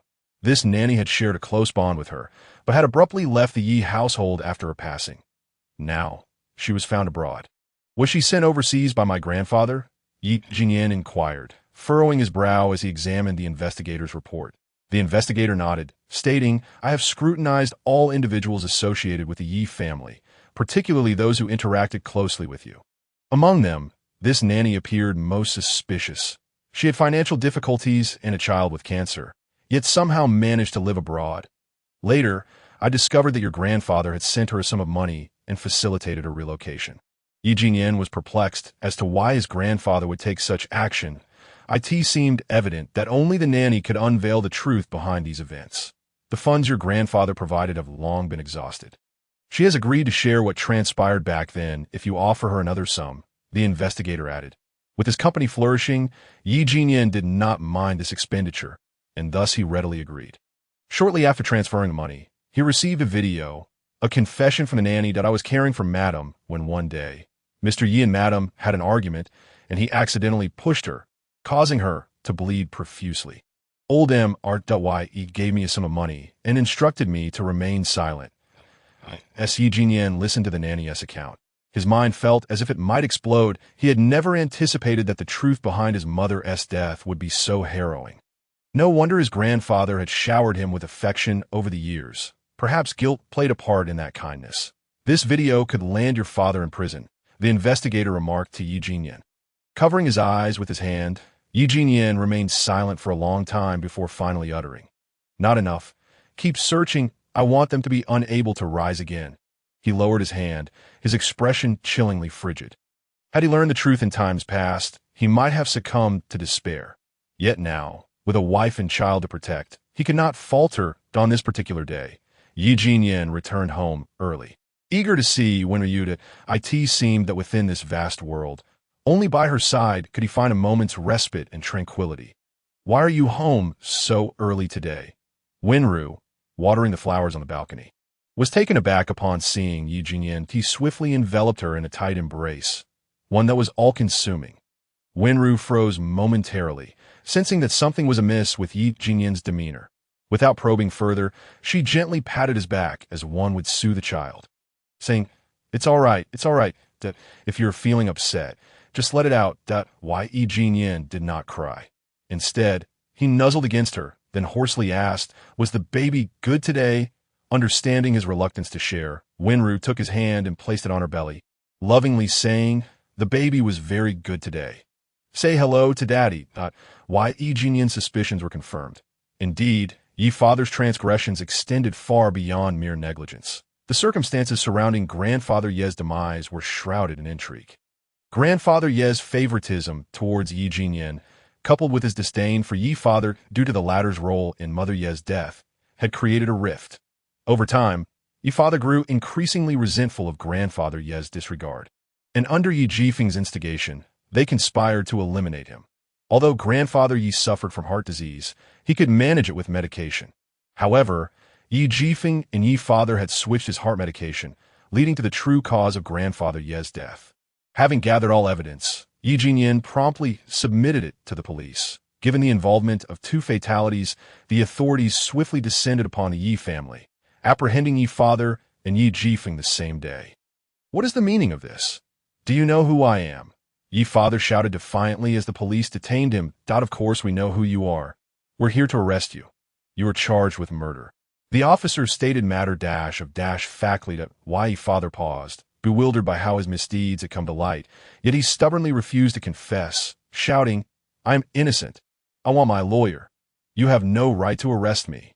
The police, armed with ample evidence, dismissed Yi father's protests. Before the entire company, Yi father and Yi Jifeng were escorted away. Upon reaching the police station, the two were separated for questioning. Initially, they denied any wrongdoing. But as the police presented evidence, Yi Jifeng quickly shifted the blame, exclaiming, "It was my father's doing. I had nothing to do with it. It was all him." Yi Jifeng vehemently absolved himself of any responsibility towards Yi father. Had it not been for Yi father's assistance, Yi Jifeng would likely have sought revenge against him. Had Yi Jinyan not regained his resolve, Yi Jifeng would have undoubtedly ascended to the throne of the Yi family. living a life akin to that of a vengeful protagonist in a tale of retribution. However, a variable emerged in this narrative, a seemingly insignificant supporting character, who, with her genuine warmth, reignited Yi Jinyan's spirit and instilled in him the desire to protect those he cherished. Yi father, enraged that Yi Jifeng had shifted all blame onto him, erupted, "Yi Jifeng, you ungrateful wretch! I sacrificed everything for you, even my own son." Suddenly remembering something, he shouted, "I want to see Jinyan. I want to see my son." Yi Jinyan did indeed come to see his father, sitting silently across from him, eager to discern what this heartless man still wished to convey. Chapter 13. The Fallen Overlord and the True Heiress Jinyan. "Please save me. I didn't mean for any of this to happen. I am your father," Yi father pleaded, his eyes filled with desperation upon seeing Yi Jinyan, as if he had found his last ray of hope. He continued to implore, but when he sensed Yi Jinyan's indifference, he quickly added, "I will transfer my shares of Yi Corporation to you. Please save me. I don't want to die." As he spoke, tears and snot streamed down his face, revealing his profound fear of death, and why mother must have suffered immensely. She bled so much. "What about you? Did you ever consider saving her?" Yi Jinyan questioned, gazing at his so-called father with incredulity. "That I was wrong. I was wrong. Please forgive me. I seek redemption," Ye's father continually pleaded. "Very well, I concede. You shall not perish, but your act of murder will confine you to a life behind bars," Yi Jinyan stated coldly.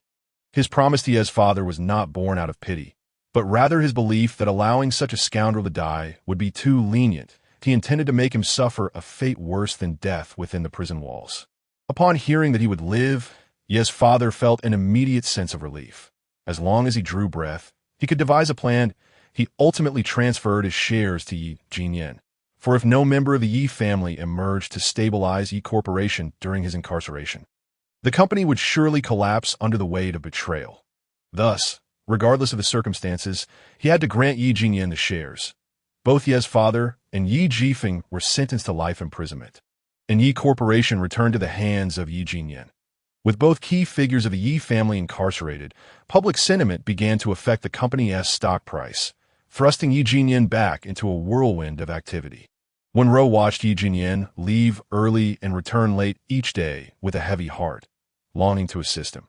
Consequently, she created a social media account, registering as Yi Jinyan's wife, where she shared snippets of his diligent work ethic and moments of him cooking for himself. Naturally handsome and embodying the stoic charm of a powerful executive, Yi Jinyan's portrayal as a devoted husband enchanted the public, quickly garnering her over 1 million followers and transforming him into the nation's beloved husband.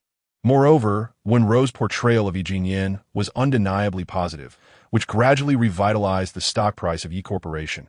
Observing this diligent, loving man made it difficult for anyone to doubt his integrity. "Thank you." Yi Jinyan tenderly kissed Wenrou's forehead, expressing his heartfelt gratitude that he understood that her efforts to manage the social media account were aimed at alleviating his burdens. Furthermore, her approach had evidently borne fruit, resolving his pressing concerns. "What is there to thank? I am your wife, after all. Besides, you truly embody the devoted husband and workaholic I portray." Wenrou teased. When Wenrou's pregnancy progressed, her doctor advised her to stay active. Thus, she occasionally accompanied Yi Jinyan to the office for gentle walks under his watchful eye. One day, as they approached the front desk, a hysterical voice reached their ears. "Why, Yi Jinyan, you monster! That is your brother and father. How can you be so heartless?" Since Yi Jifeng received a life sentence, when she had been confined by her parents, her mental state deteriorated, oscillating between frenzied outbursts and manic laughter, resembling a psychotic episode. Seizing an opportunity when her family was distracted, when she fled and arrived at Yi Corporation, coincidentally encountering Yi Jinyan and Wenrou. Upon seeing Wenrou, her demeanor grew even more frenzied, her eyes wild with madness. "You are the fake heiress. You have stolen my life. Yi Jinyan is my fiancé. You are the mistress who caused Yi Jifeng's downfall. You all deserve to die," she raved incoherently, attempting to lunge at Wenrou. Yi Jinyan swiftly shielded Wenrou in his embrace, commanding the security personnel to subdue when she. "What nonsense are you spouting, you lunatic? My wife is the biological child of the Wen family. You are the thief who has seized another's life. My wife is not a mistress. He Jinyan gazed at his surroundings in a daze, pondering whether he had ascended to paradise, with all before him embodying the life he had longed for. He no longer wished to understand how he had ended up in this place. His sole desire was to live harmoniously with his beloved family, cradling the little girl in his arms. He began to patiently feed her. Wenrou, looking at Yi Jinyan with gentle disapproval, remarked, "Darling, you mustn't indulge Jiayang so much." Their daughter, being spoiled by Yi Jinyan, resembled a little tyrant. Yi Jinyan beheld the chubby girl.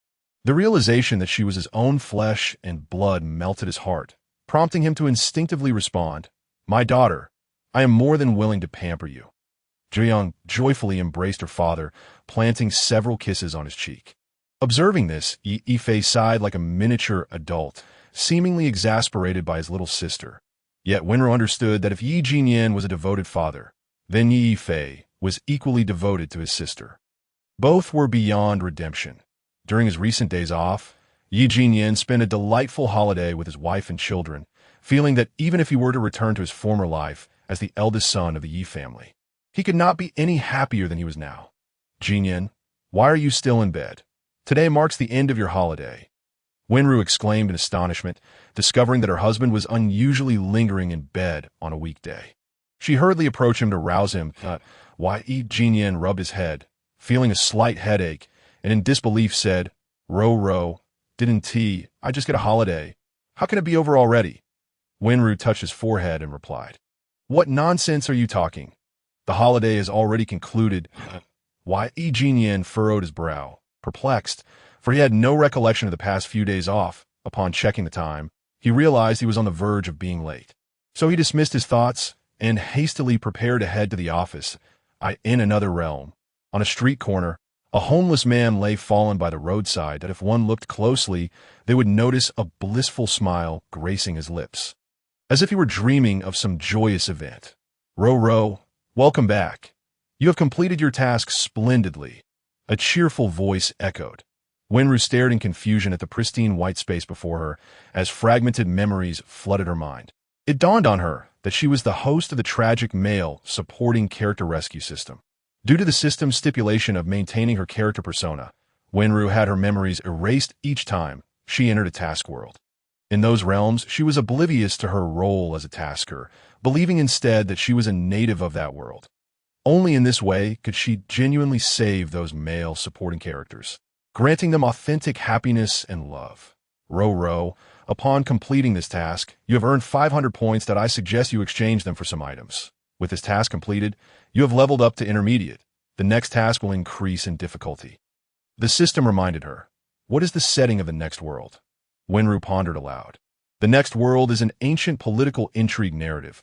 You will need to survive within the palace, where danger lurks at every corner. Wenrou glanced at the system shop, contemplated, and said, "Please help me exchange for this divine physician skill." Having completed several tasks, her points were just enough to purchase the skill. Given the constant peril, acquiring the skill of a divine physician should enhance her chances of survival. She reasoned. Chapter 15. The imprisoned crown prince and the supporting character, the little palace maid Ro. When you go over there, be sure to speak little. That it is said that the crown prince has a reclusive nature. There was once a eunuch who misspoke and had his tongue cut out by the prince. A little palace maid advised quietly to her companion, who was busy packing. They had all been the lowest-ranking cleaning maids. But Wenrou had been unexpectedly chosen to serve the crown prince. This task was no easy feat. It was even worse than being a cleaning maid. Otherwise, it wouldn't have fallen to Wenrou. The crown prince was already known for his peculiar temperament, and now, who was unaware that the emperor had grown weary of him. Currently, the prince was confined within the Eastern Palace, and serving him was akin to imprisonment. The crown prince had committed a grievous act, resulting in the emperor disposing of all those within his palace. With no one left by his side, the emperor had decided to send a little maid to attend to him, which was considered a form of grace. Naturally, no one wished to take on this task, so, by some strange twist of fate, it landed on Wenrou's shoulders. Perhaps it was all predestined. Wenrou was a newly arrived little maid. Her hometown had suffered a flood, and she, along with her father and stepmother, had wandered to the capital. Upon arriving, her father fell gravely ill, requiring substantial funds for treatment. Out of desperation, her stepmother sold her to obtain money for her father's care. Although her stepmother had treated Wenrou reasonably well, she was reluctant to send her daughter to such a filthy place, fearing that Wenrou would be bullied in the homes of the wealthy. Eventually, she somehow found a way to send Wenrou into the palace in exchange for a sum of money. In her limited understanding, the palace was the emperor's domain, and entering it would ensure her safety. In truth, Wenrou's father was a barefoot doctor, yet as the saying goes, healers often struggle to heal themselves. Wenrou possessed medical skills and was quite proficient, but regardless of her talent, without money to purchase medicine, it was of no use. Returning to the present, Wenrou had been selected to serve in the Eastern Palace because she had heard that attending to the crown prince came with a generous salary. Eager to earn more money for her father, she stepped forward to volunteer. "Rest assured, I will act like a mute," Wenrou declared with her hand raised, as if swearing an oath. The little palace maid sighed. She said this because Wenrou was a complete chatterbox, her mouth running endlessly. She feared her friend might lose her tongue as soon as she entered the Eastern Palace, regardless of the little maid's concerns. Wenrou took her meager belongings and made her way to the Eastern Palace. The little eunuch leading her promptly abandoned her at the palace gate, as if it were a den of ferocity. Wenrou blinked, watching the eunuch flee into the distance. She was left to wander aimlessly within the Eastern Palace, searching for the quarters where she would reside. Although the Eastern Palace had historically been the residence of the crown princes, it had now transformed into a place of confinement, yet it remained dauntingly vast. After several rounds of wandering, Wenrou was thoroughly disoriented. Feeling the pangs of hunger gnawing at her stomach, she sighed sadly. Why must this palace be so enormous? Walking all this distance makes me need to eat even more. She sat on the threshold, cradling her face, resting while muttering to herself, "Oh dear, here I am to serve the crown prince. Yet I haven't even seen him, and I'm about to starve to death. I hope the prince isn't starving without anyone to care for him," Wenrou fretted. However, she had a tendency to voice her thoughts aloud. Xiaozue had mentioned that the crown prince enjoyed severing tongues. Little did she expect that she wouldn't lose her tongue, but rather die of hunger. Wenrou gazed at the sky in lament, longing for her father's beggar's chicken. The beggar's chicken must be roasted to a crisp exterior while remaining tender within. Upon unwrapping the lotus leaves, the aroma should be intoxicating. Wenrou closed her eyes, envisioning the dish, but the more she imagined, the hungrier she became, her stomach protesting audibly. Yin Hung sat in his chamber reading scriptures when he heard a lively voice incessantly murmuring. Initially, he intended to ignore it, but the voice seemed endless. Reluctantly, Yin Hung set down his book and stepped outside. Upon reaching the threshold, he spotted a little palace maid seated at the entrance of his residence, shaking her head and muttering to herself. Frowning, Yin Hung approached, straining to discern her words. Upon hearing beggar's chicken, he too felt a pang of hunger. With all the palace staff having been taken away, he had not eaten for a full day. Unable to suppress himself, he interrupted her ramblings.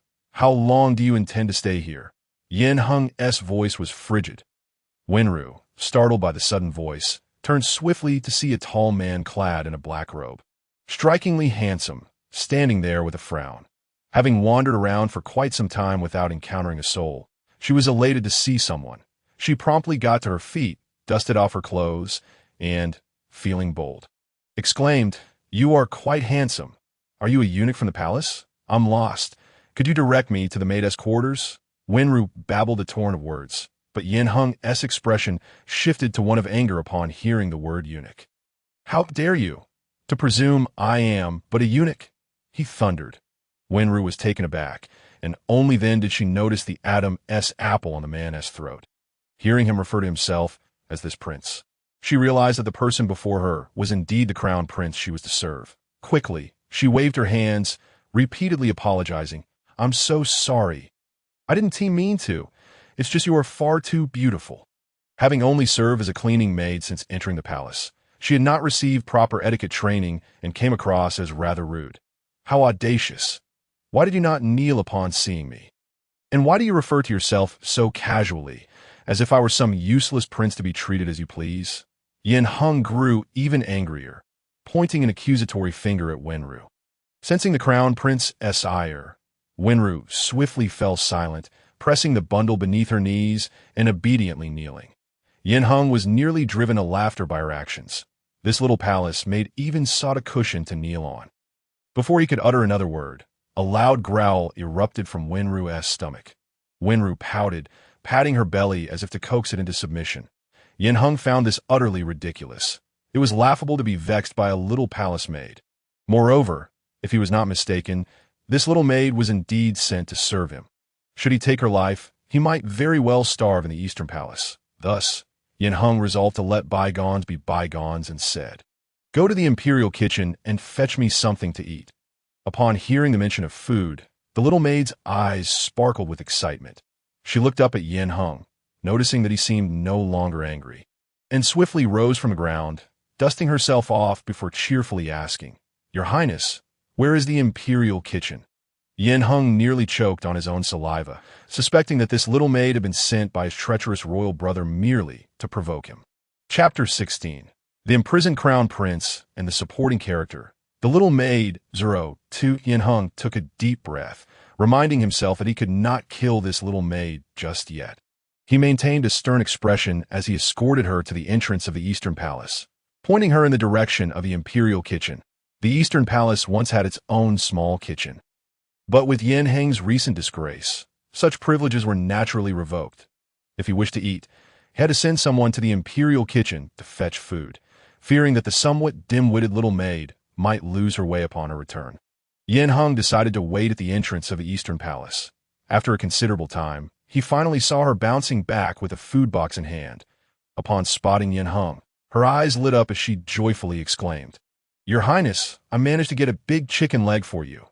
At the imperial kitchen, the steward had casually given her some steamed buns and vegetables upon learning that it was for the deposed crown prince, intending to send her away. However, when Wenrou saw the meager fare, she refused to accept it. After a lengthy argument with the steward, she managed to secure an additional chicken leg. Yin Hung was well aware of the quality of food he would receive. For several days, he had been subsisting on dry buns, and it had been ages since he had tasted any meat. Thus, he surprisingly refrained from scolding the little maid for her rudeness, simply nodding his head before turning to lead her back to his chambers. Wenrou set the food out and attended to Yin Hang's hands before stepping aside to watch him eat. Yin Hung dined with great elegance. Even in his fallen state, he upheld the etiquette befitting a nobleman. However, after just a couple of bites, he set down his chopsticks, for the sound of the little maid's stomach growling was akin to a drumbeat. He turned to see her eagerly eyeing the lone chicken leg. Suppressing a sigh, Yin Hung said, "You may take the chicken leg and this bun and go eat outside." He truly did not wish to observe the foolish maid any longer, unable to kill her. He could only wish for her to leave his sight, believing that out of sight would bring him peace of mind. Wenrou's eyes brightened at his words, and she cheerfully replied, "Your Highness. But we only have one chicken leg. If I eat it, what will you do?" Yet, even as she protested, her hands were already reaching for the box containing the chicken leg. Yin Hung closed his eyes, exhaling deeply, and said weakly, "Just go outside." Upon hearing this, Wenrou took the food and happily made her way out, squatting in the courtyard to enjoy her meal, though the fare was poor by princely standards. It was a feast for the little maid to facilitate serving her master. There was typically a separate room for servants in the prince's quarters, and Wenrou resided there for easy access to Yin Hung. However, in truth, Wenrou had never served anyone before and was clueless about how to do so. Thus, she often hovered around Yin Hung, hoping to discern if he needed anything from her, stop wandering about. Yin Hung inhaled deeply, unable to contain his frustration. "Does your Highness have any instructions for me?" Wenrou hurried over at his call, her voice bright and eager. "I do not need you right now. Keep your distance, I desire some peace and quiet." Yin Hung replied, continuing to transcribe scriptures. In recent years, he had found it increasingly difficult to control his temper, often succumbing to irritability and anger, hence his frequent recitation of scriptures to calm himself. "How far should I stay?" Wenrou, lacking a clear concept of distance, sincerely asked, fearing that she might inadvertently provoke the prince. Yin Hung suspected that the little maid was toying with him, but seeing her earnest expression. He realized her simplicity. He took another breath, recited a line from the scriptures, and instructed, "You may wait outside."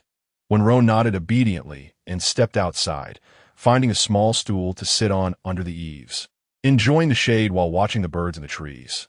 Once she left, Yin Hung resumed his earnest transcription. He felt that his temper had improved significantly. Otherwise, he might have killed the little maid outright. Just as he completed a page, he heard her voice from outside. "Little bird, why is it that you are the only yellow one?" Chirp, chirp. "Little yellow, why are you looking at me? I don't have any extra food to share with you." It turned out that Wenrou had struck up a conversation with the bird. Yin Hung, wishing to ignore the foolish maid, continued his writing, yet the sounds of their exchange persisted in his ears. When he finally realized it, he discovered he had unwittingly written "little yellow" on the paper. Unable to tolerate it any longer, Yin Hung stormed out, shouting, "You need to be quiet." Wenrou was startled and quickly covered her mouth. Since childhood, she had been a chatterbox, often talking to herself without realizing it, a habit she could never seem to break. Yin Hung exhaled, noticing that Wenrou had finally fallen silent, and chose not to engage with her further as he turned to return to his room. Wenrou sat listlessly at the door, feeling exceedingly bored in the Eastern Palace. As night fell, Wenrou was on night watch outside, but fatigue overcame her, and she succumbed to sleep at the table. "Your Highness, would you like me to administer a soporific to her?" A man dressed in black, his face concealed, knelt before Yin Hung respectfully. Yin Hung glanced at the little maid, who was sleeping soundly, resembling a dead pig, and, after a moment of silence, replied, "No need. She cannot hear you." In response, the subordinate began his report. "Recently, there's been a flood in the southwest, causing an influx of refugees, many of whom have contracted serious illnesses, with a risk of spreading. His Majesty wishes to send someone to the southwest. The fifth prince has volunteered. Ditto." "What does Father Emperor say?" Yin Hung inquired. The fifth prince seemed to have some clever scheme and had been engaged in a private discussion with the emperor, who appeared to have consented. "It is likely that some suggestion from Shangwan has influenced him," Yin Hung scoffed. The reason for Yin Heng's confinement was closely tied to the fifth prince, Yin Jin. Yin Jin was the child born of the emperor's drunken indiscretion with a lowly maid and was raised by the favored consort Liang. Initially, Yin Hung had dismissed Yin Jin, considering him an insignificant prince without connections or status, someone who would merely be overlooked in the palace. However, recent events led Yin Hung to reassess Yin Jin. His current predicament stemmed from an assassination attempt on the emperor during a summer retreat to the grasslands, where the assassin mysteriously vanished upon reaching Yin Heng's tent. Consequently, a search was conducted in the crown prince's tent, where a yellow robe was discovered. The combination of an assassin and a yellow robe inevitably led to suspicions. On the surface, it appeared as though the crown prince was eager to ascend the throne, willing to eliminate the emperor to claim the crown for himself. Yin Hung knew he had been wronged. As the favored child of the late empress, he had no motive for such treachery. Yet, the yellow robe had indeed been found in his tent, presenting irrefutable evidence. The emperor, incensed, had fallen ill from anger and had deposed Yin Hung that very day, sending him back to the Eastern Palace in confinement. Nevertheless, having served as crown prince for many years, Yin Hung had deep roots and numerous supporters he could rely on. Thus, despite his confinement in the Eastern Palace, he maintained communication with the outside world. Shortly after his imprisonment, he dispatched individuals to investigate the truth. Ultimately, all leads pointed toward the fifth prince, Yin Jin. Chapter 17. The imprisoned crown prince and the supporting character. The little maid 03, even after uncovering Yin Jin as the mastermind behind the schemes, Yin Hung could not fathom who had placed the yellow robe in his tent. After all, those around him were trusted confidants of the late empress, unlikely to betray him. Due to this lack of clarity, Yin Hung found himself unable to completely clear his name. Thus, he chose to bide his time in the Eastern Palace, waiting for the other party to reveal their true colors.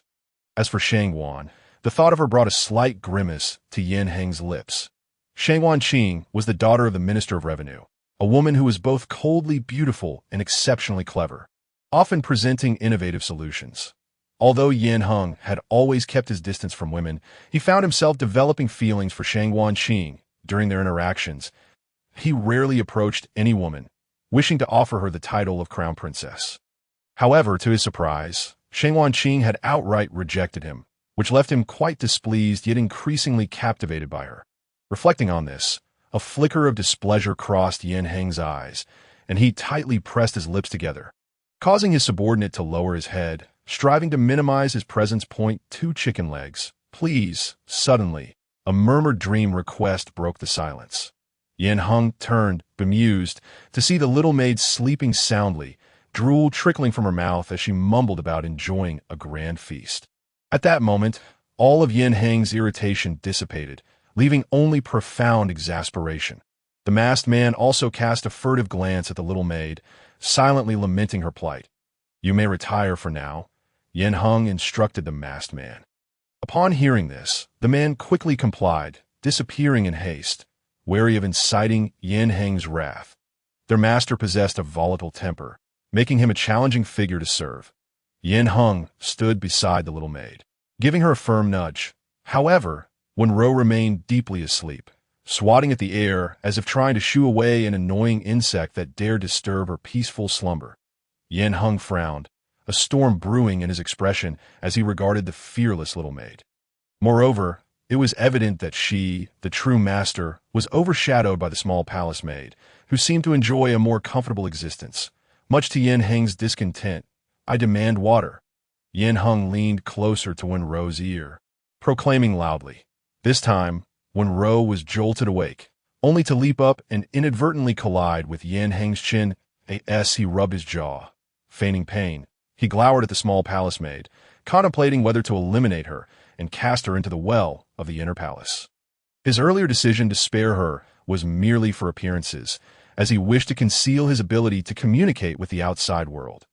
Now, however, he believed that her presence was the source of his discomfort.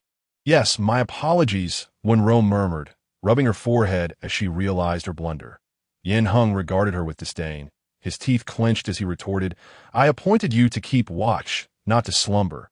Wenrou, shoulders slumped like a forlorn puppy bereft of its bone, replied softly, "Understood. Your servant will comply." She was utterly exhausted. Though her previous duties as a cleaning maid required daily sweeping, she was never subjected to sleepless nights like now. Observing her state, Yin Heng felt somewhat appeased and, looking down at her, instructed, "Do not sit. Stand against the wall. Otherwise, you will surely doze off again." Wenrou, in despair, cast a glance at Yin Heng before reluctantly rising and obediently positioning herself against the wall. Yin Heng, still unsatisfied, stroked his chin and added, "Take that vase beside you and balance it atop your head. It must not fall." Wenrou widened her eyes in disbelief at his cruelty. Yin Heng narrowed his eyes dangerously, and sensing the threat, she complied, carefully balancing the vase. Only then did he retreat to the inner chamber to rest, reflecting on how this small maid was utterly ungrateful, had she been in the past. Such disobedience would have earned her a place in the labor camp. When Wenrou balanced the vase, her head began to droop.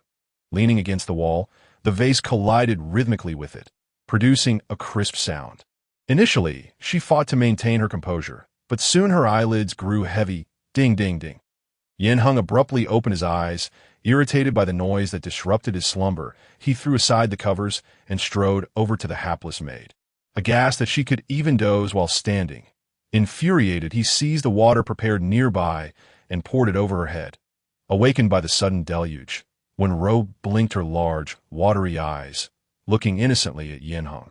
"No, sleeping," he gritted through clenched teeth. This commotion had rendered him unable to rest, so he took up his sword and stepped outside to practice under the moonlight, leaving Wenrou, the culprit, to stand and continue balancing the vase. The following day, Yin Heng appeared with dark circles under his eyes, his demeanor unusually frigid. Wenrou, on the other hand, trembled, struggling to maintain her balance. A masked figure came to report to Yin Heng, and upon seeing the unsteady Wenrou alongside the evidently sleep-deprived prince, he began to speculate. Rumors had circulated that the prince favored male companionship over female, but it seemed otherwise, judging by the maid's state. It appeared he not only coveted women, but did so with alarming intensity.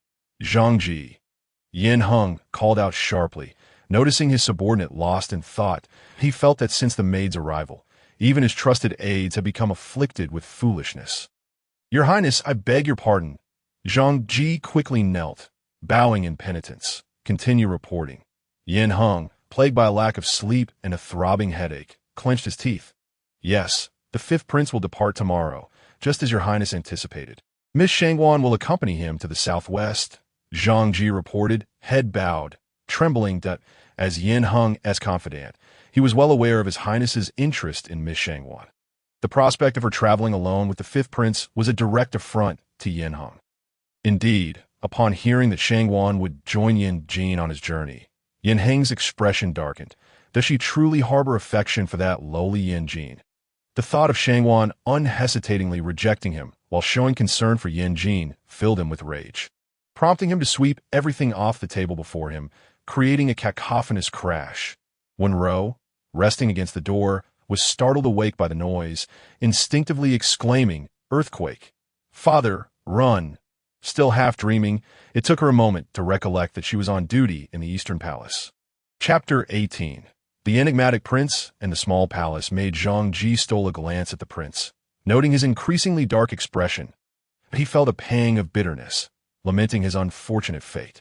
Serving a temperamental master was already a challenge, and now he had to contend with an inept maid, causing the prince to appear perpetually irritable. Seeing that nothing further transpired, Wenrou resumed her slumber against the door. Suddenly, the door swung open behind her, and she stumbled into the room. Blinking awake, she found the prince glaring at her with a stormy expression. "Do you wish for death?" Yin Hung seethed. Wenrou scrambled to her feet. Kneeling at his feet, shaking her head vigorously as she stammered, "No, no. Your Highness, your restless antics last night deprived me of sleep, and I simply fell asleep by accident." Zhang Ji, kneeling nearby, wished he could become deaf. He found himself wishing to be an inconspicuous blade of grass. Yin Heng's temples throbbed with fury, and he, oblivious to the implications in Wenrou's words, felt as though ever since this small maid arrived at the Eastern Palace, his temper had remarkably improved. It seemed she was destined to test his patience. Inwardly, he recited mantras to himself, reminding that now was not the time to eliminate her. He still needed to maintain appearances and avoid arousing suspicion. Once he had caught the fifth prince in a misstep, he could deal with the maid then. Meanwhile, the fifth prince and Shangwan Qing were plotting in the fifth prince's residence. Qinga, you should not accompany me to the southwest. There are rumors of a deadly plague spreading there. It would be safer for you to remain in the capital, the fifth prince urged, his brow furrowed with concern. Your Highness, my mind is made up. There is no need to persuade me further. The severity of the plague necessitates my presence. Many lives have been lost, and if I do not go, even more will perish. My safety is of no import.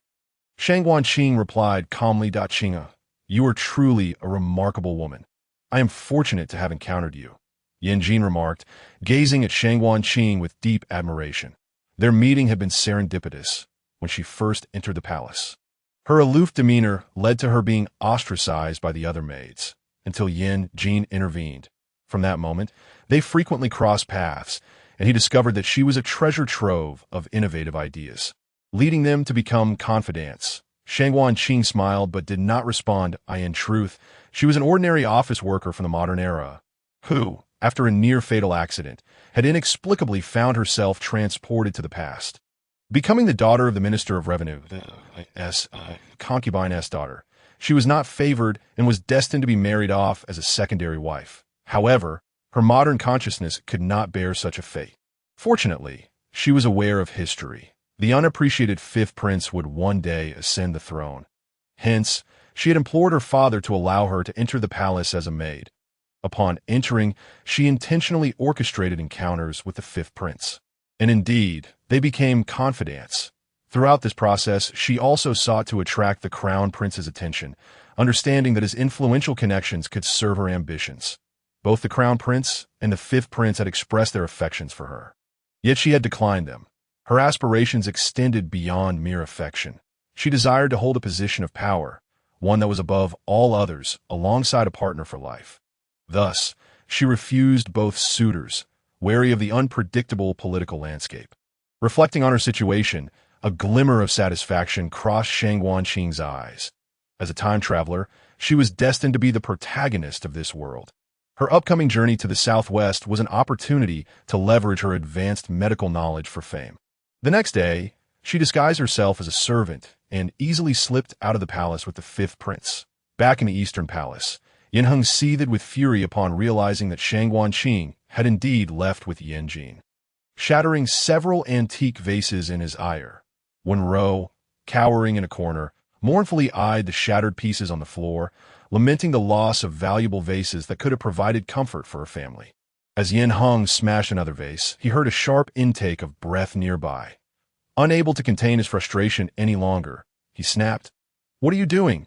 Wenrou cautiously regarded him, attempting to suggest, "Your Highness, if you find these vases displeasing, perhaps you could bestow one upon your servant?" Yin Heng raised an eyebrow, mocking her. "Bestow upon you? What good deed have you done to merit a gift? Is it the noise you made while snoring that kept me awake? Or the hole you tore in my garment?" Yin Heng remarked that all of these were the transgressions committed by Wenrou in just a few short days, that he felt as though he were a male bodhisattva. And despite the circumstances, he still retained this little palace maid. Aware of her shortcomings, Wenrou lowered her head dejectedly and said, "Your Highness, I have always accompanied my father in practicing medicine and have never attended to anyone before. Naturally, I was a bit clumsy at first, but I shall improve with time. You are magnanimous. Please grant me a little more time." As the only maidservant by the crown prince's side, she had to keep vigil every night, which inevitably led her to succumb to sleep. Exhausted, she would sometimes snore, unable to control it.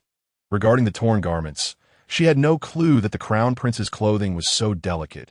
She merely struck it a few times with a washing stone, and it tore a hole. "Oh, you possess medical skills?" Yin Heng was taken aback, surprised that this little maidservant was capable of such. Wenrou nodded, explaining, "Yes, my father suffered from serious illness, and I was the one who prescribed his medicine. He has improved significantly now. However, a complete recovery requires several more treatments. I came to the Eastern Palace to earn some monthly wages to buy medicine for him." The thought of her father made her spirits dampen. Yin Heng scrutinized Wenrou with suspicion, doubting her abilities. Yet he inquired, "How much silver does your father still need for his treatment?" "5 taels of silver," Wenrou replied honestly, "to the wealthy and powerful." This sum was but a trifle.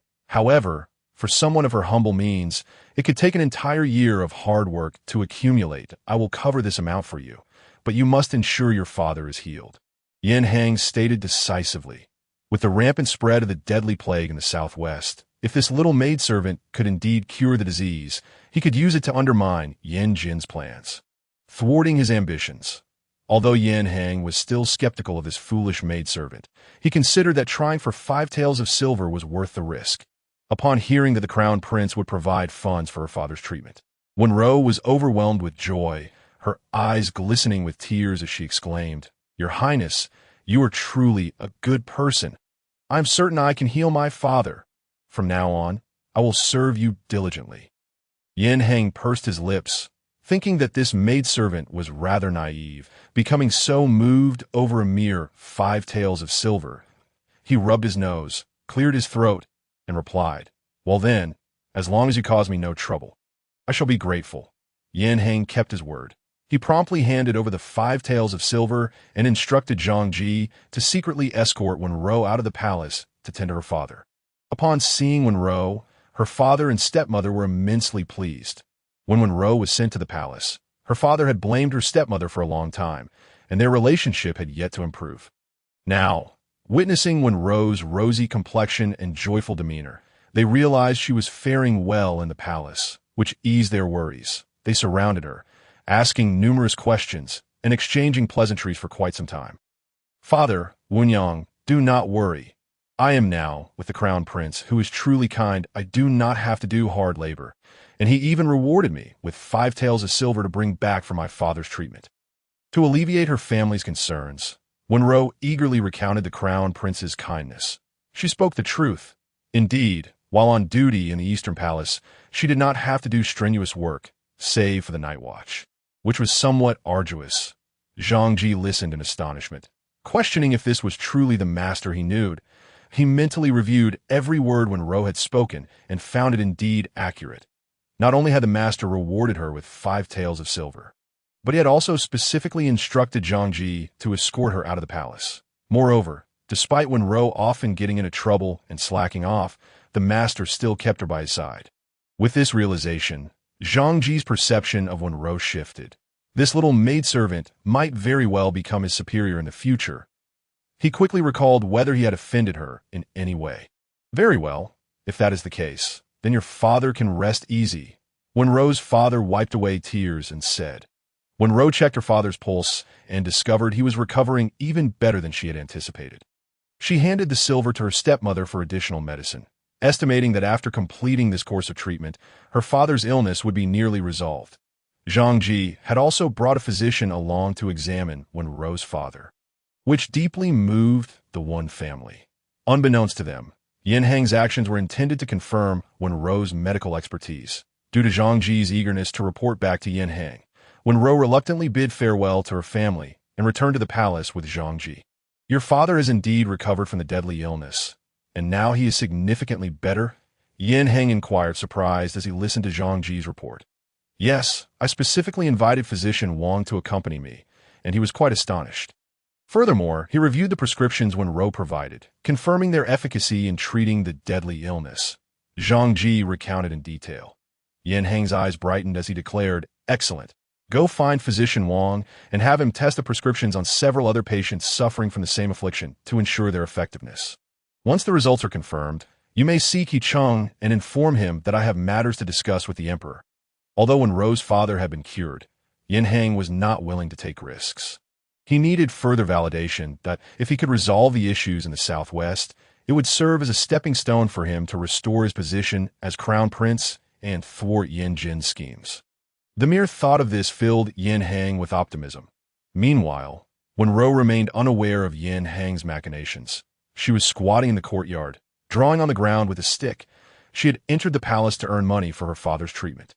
And now that he was recovering, she began to contemplate leaving the imperial residence. However, since the crown prince had given her 5 taels of silver, she knew she could not simply depart without a word. Thus, she began calculating how many more years she would need to serve the crown prince before she could leave the palace.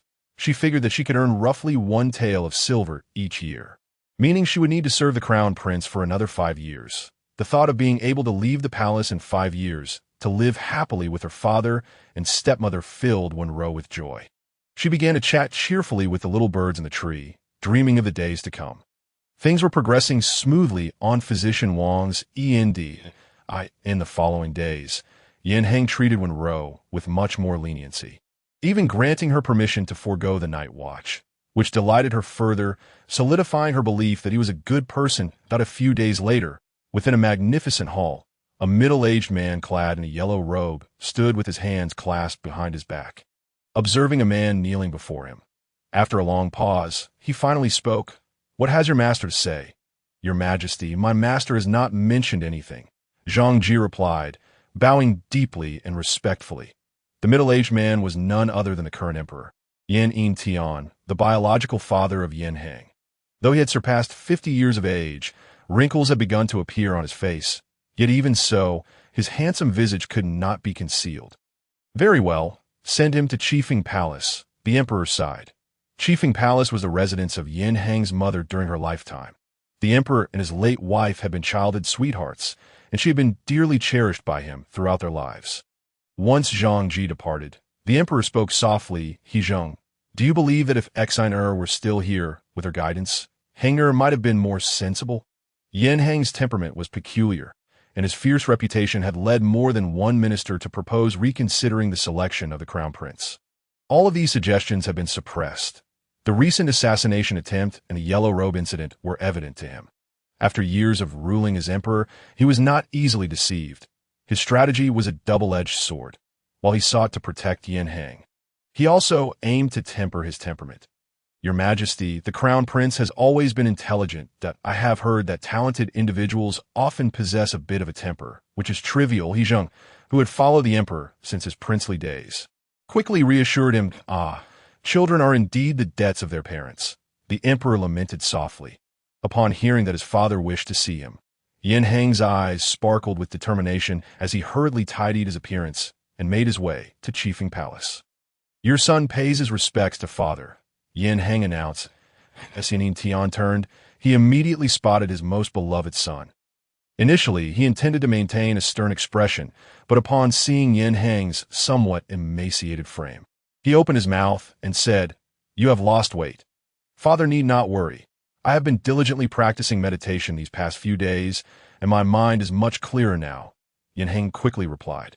Yin Tian nodded. Yin Hang suffered from a chronic condition that had not improved despite consultations with numerous physicians, which explained his struggles to control his temper. Yin Hang explained the situation regarding Wenrou's success in treating the deadly illness and added, "Father, I wish to go to the southwest." Yin Hang was not particularly concerned that Yin Tian would be angered by the assassination attempt. He trusted that his father would not be deceived by treacherous individuals. After hearing this, Yin Tian frowned and disapproved. "The situation in the southwest is dire. One misstep could cost you your life. There are many physicians in the court. It is unnecessary for you to go personally. Moreover, your fifth brother is already gone. Do not create further chaos." Yin Hang knelt down, earnestly pleading, "Father, I have been wrongfully accused this time, which indicates that there are individuals in the court who do not acknowledge my authority. I wish to use the situation in the southwest to silence these dissenters." Yin Tian pondered for a moment before asking, "Do you have such faith in that palace made of yours? If her medical skills are a facade, your journey could very well lead to your demise." Yin Hang looked at Yin Tian and responded, "Father, I trust my judgment. I have asked physician Wang to test her prescriptions. He found 5 individuals suffering from the same affliction, and after taking the medicine, their conditions were effectively controlled. Moreover, Wenrou's father has now fully recovered, demonstrating the remarkable efficacy of her prescriptions." Yin Tian, upon hearing this, could not help but focus his gaze. The affairs of the southwest had long been a thorn in his heart. If not managed properly, it could very likely incite a widespread plague, leading to an ever-increasing number of displaced people, ultimately culminating in rebellion. Furrowing his brow, he finally conceded, "Very well, I grant you permission to travel to the southwest. However, the individuals responsible for your previous harm have yet to be apprehended.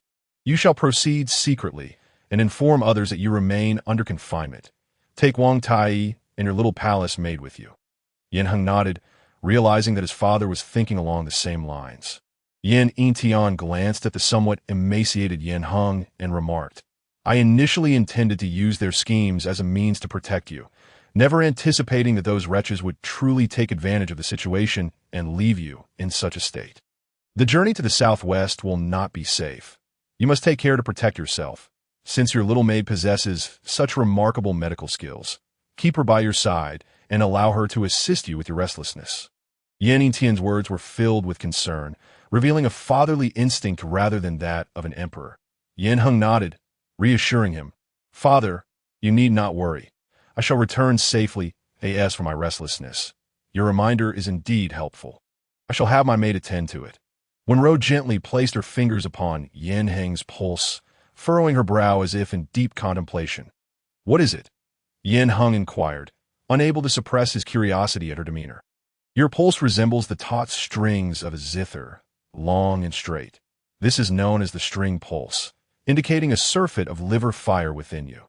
However, Wenrou continued to assess Yin Hang's pulse. "But what?" Yin Hang frowned, recalling that the imperial physician had previously mentioned similar observations. "Your pulse is rather chaotic, with faint indications of multiple pulses and a slippery pulse, filled with malevolent energy, seemingly harboring heat toxins." Wenrou elaborated. The details Wenrou shared had not been mentioned by the imperial physician before, prompting Yin Hang to press further. "Are you implying that I have been poisoned?" Wenrou nodded, reflecting, "Your Majesty, the redness in your eyes, the crimson tongue, the yellow and greasy coating, excessive sweating, and fatigue are all manifestations of fire toxin." Yin Hang knitted his brow tightly and instructed Zhang Ji, "Summon Wang Tai. But do not let anyone discover this, that if he has indeed been poisoned, there must be a perpetrator behind it. We cannot alert them just yet." Before long, Wang Tai, disguised as a small eunuch, was brought by Zhang Ji. Yin Heng relayed Wenrou's diagnosis to Wang Tai. Upon hearing this, Wang Tai was taken aback and hurriedly approached to take Yin Heng's pulse. Yin Heng's restlessness had always been under his care. If it were true that he had been poisoned, it would reflect poorly on his medical skills, potentially leading to a death sentence. The thought caused Wang Tai to break into a cold sweat, his hands trembling as he examined the pulse. Wang Tai took a full half an hour to assess, and only when Yin Heng became impatient did he kneel and say, "Your Highness, forgive me. Your pulse does indeed align with Miss Wen's assessment. However, this pulse is deeply concealed, and my medical skills are inferior to hers. It is only with her guidance that I dare to confirm this." Wang Tai buried his face in the ground, trembling, seemingly terrified. Yin Heng paid no heed to Wang Tai and turned to Wenrou, asking, "Do you know how to remedy this poison?" "This poison is one I have heard about from the people of Danyungwo. They are skilled in the use of toxins, and fire toxin is among them. Your Highness has likely been poisoned for some time. To detoxify, multiple treatments must be employed: oral decoctions, medicinal baths, and acupuncture," Wenrou explained. "Can you resolve it?" Yin Heng asked, voicing his most pressing concern. Wenrou nodded, providing an affirmative response. "I can give it a try." "Very well. Should you succeed in alleviating the poison from my body, I shall reward you handsomely. Furthermore, I need you to investigate the source of this poison." Yin Heng narrowed his eyes and declared he had experienced symptoms of restlessness for 5 years, indicating that the poisoning must have begun at that time, showcasing the depth of the perpetrator's schemes. "Logically, Your Highness has been poisoned for quite some time, but since my arrival at the East Palace, I feel your restlessness has not been as pronounced. The only explanation is that you have not been in contact with the toxin for a while." Wenrou speculated that why restlessness has indeed improved significantly, seemingly only after my confinement, Yin Heng remarked, astonished that the confinement had actually benefited him. Yin Heng chose not to punish Wang Tai, as he was aligned with the late empress. Out of respect for his mother, Yin Heng merely instructed Wang Tai to capture the poisoner to redeem himself. Capturing the culprit would take time, yet their journey to the southwest had already been decided. Yin Heng would travel incognito, posing as a wealthy merchant, while Wang Tai would assume the role of a steward. And the guards led by Zhang Ji would play the part of the merchant's entourage, as for Wenrou, since she was to assist Yin Heng with his medicinal baths and needed to share a room with him. She would disguise herself as the merchant's wife. Thus, the group departed the capital in secret, heading southwest. Meanwhile, the situation in the southwest was far from optimistic. Yin Jin and Shangwan Qing arrived at their destination only to discover that the affliction was far more severe than anticipated, with corpses strewn across the streets. Fortunately, Shangwan Qing had prepared masks in advance, preventing them from contracting the illness for the time being. The reason Shangwan Qing dared to venture to the southwest was that the symptoms of the affliction closely resembled those of a common cold. Having previously studied the formula for cold remedies, she intended to assist the fifth prince in addressing the epidemic. She also hoped to gain a good reputation from this endeavor, for as a lowly daughter, it would be exceedingly difficult for her to ascend to the position of empress without a stellar reputation. However, to her dismay, while her remedy could slightly alleviate the symptoms, it was incapable of curing the affliction. The illness soon escalated into a full-blown epidemic. Yin Jin's brow furrowed as he and his companions convened at the magistrate's residence to discuss a course of action. "Your Highness, some of the afflicted have been gathered for treatment, as per Miss Shangwan's suggestions.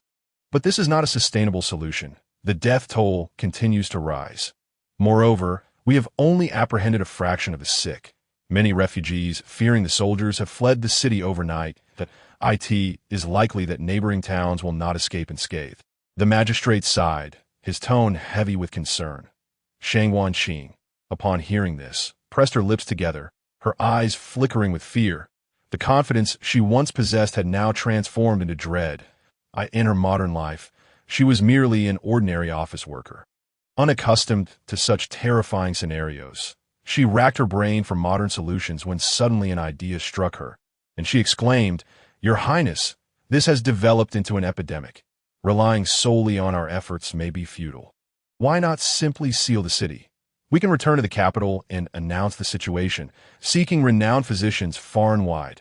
Before Yin Jin could respond, the magistrate jumped up, addressing Yin Jin, "Your Highness, you must think this through. Sealing the city is tantamount to disregarding the lives of all its citizens." Yin Jin was well aware of this reality, yet failing to seal the city would allow the refugees to roam freely, undoubtedly leading to a widespread epidemic. "Magistrate Liu, do you have a better solution?" The magistrate was at a loss. Had he possessed a solution, they would not have found themselves in such dire straits.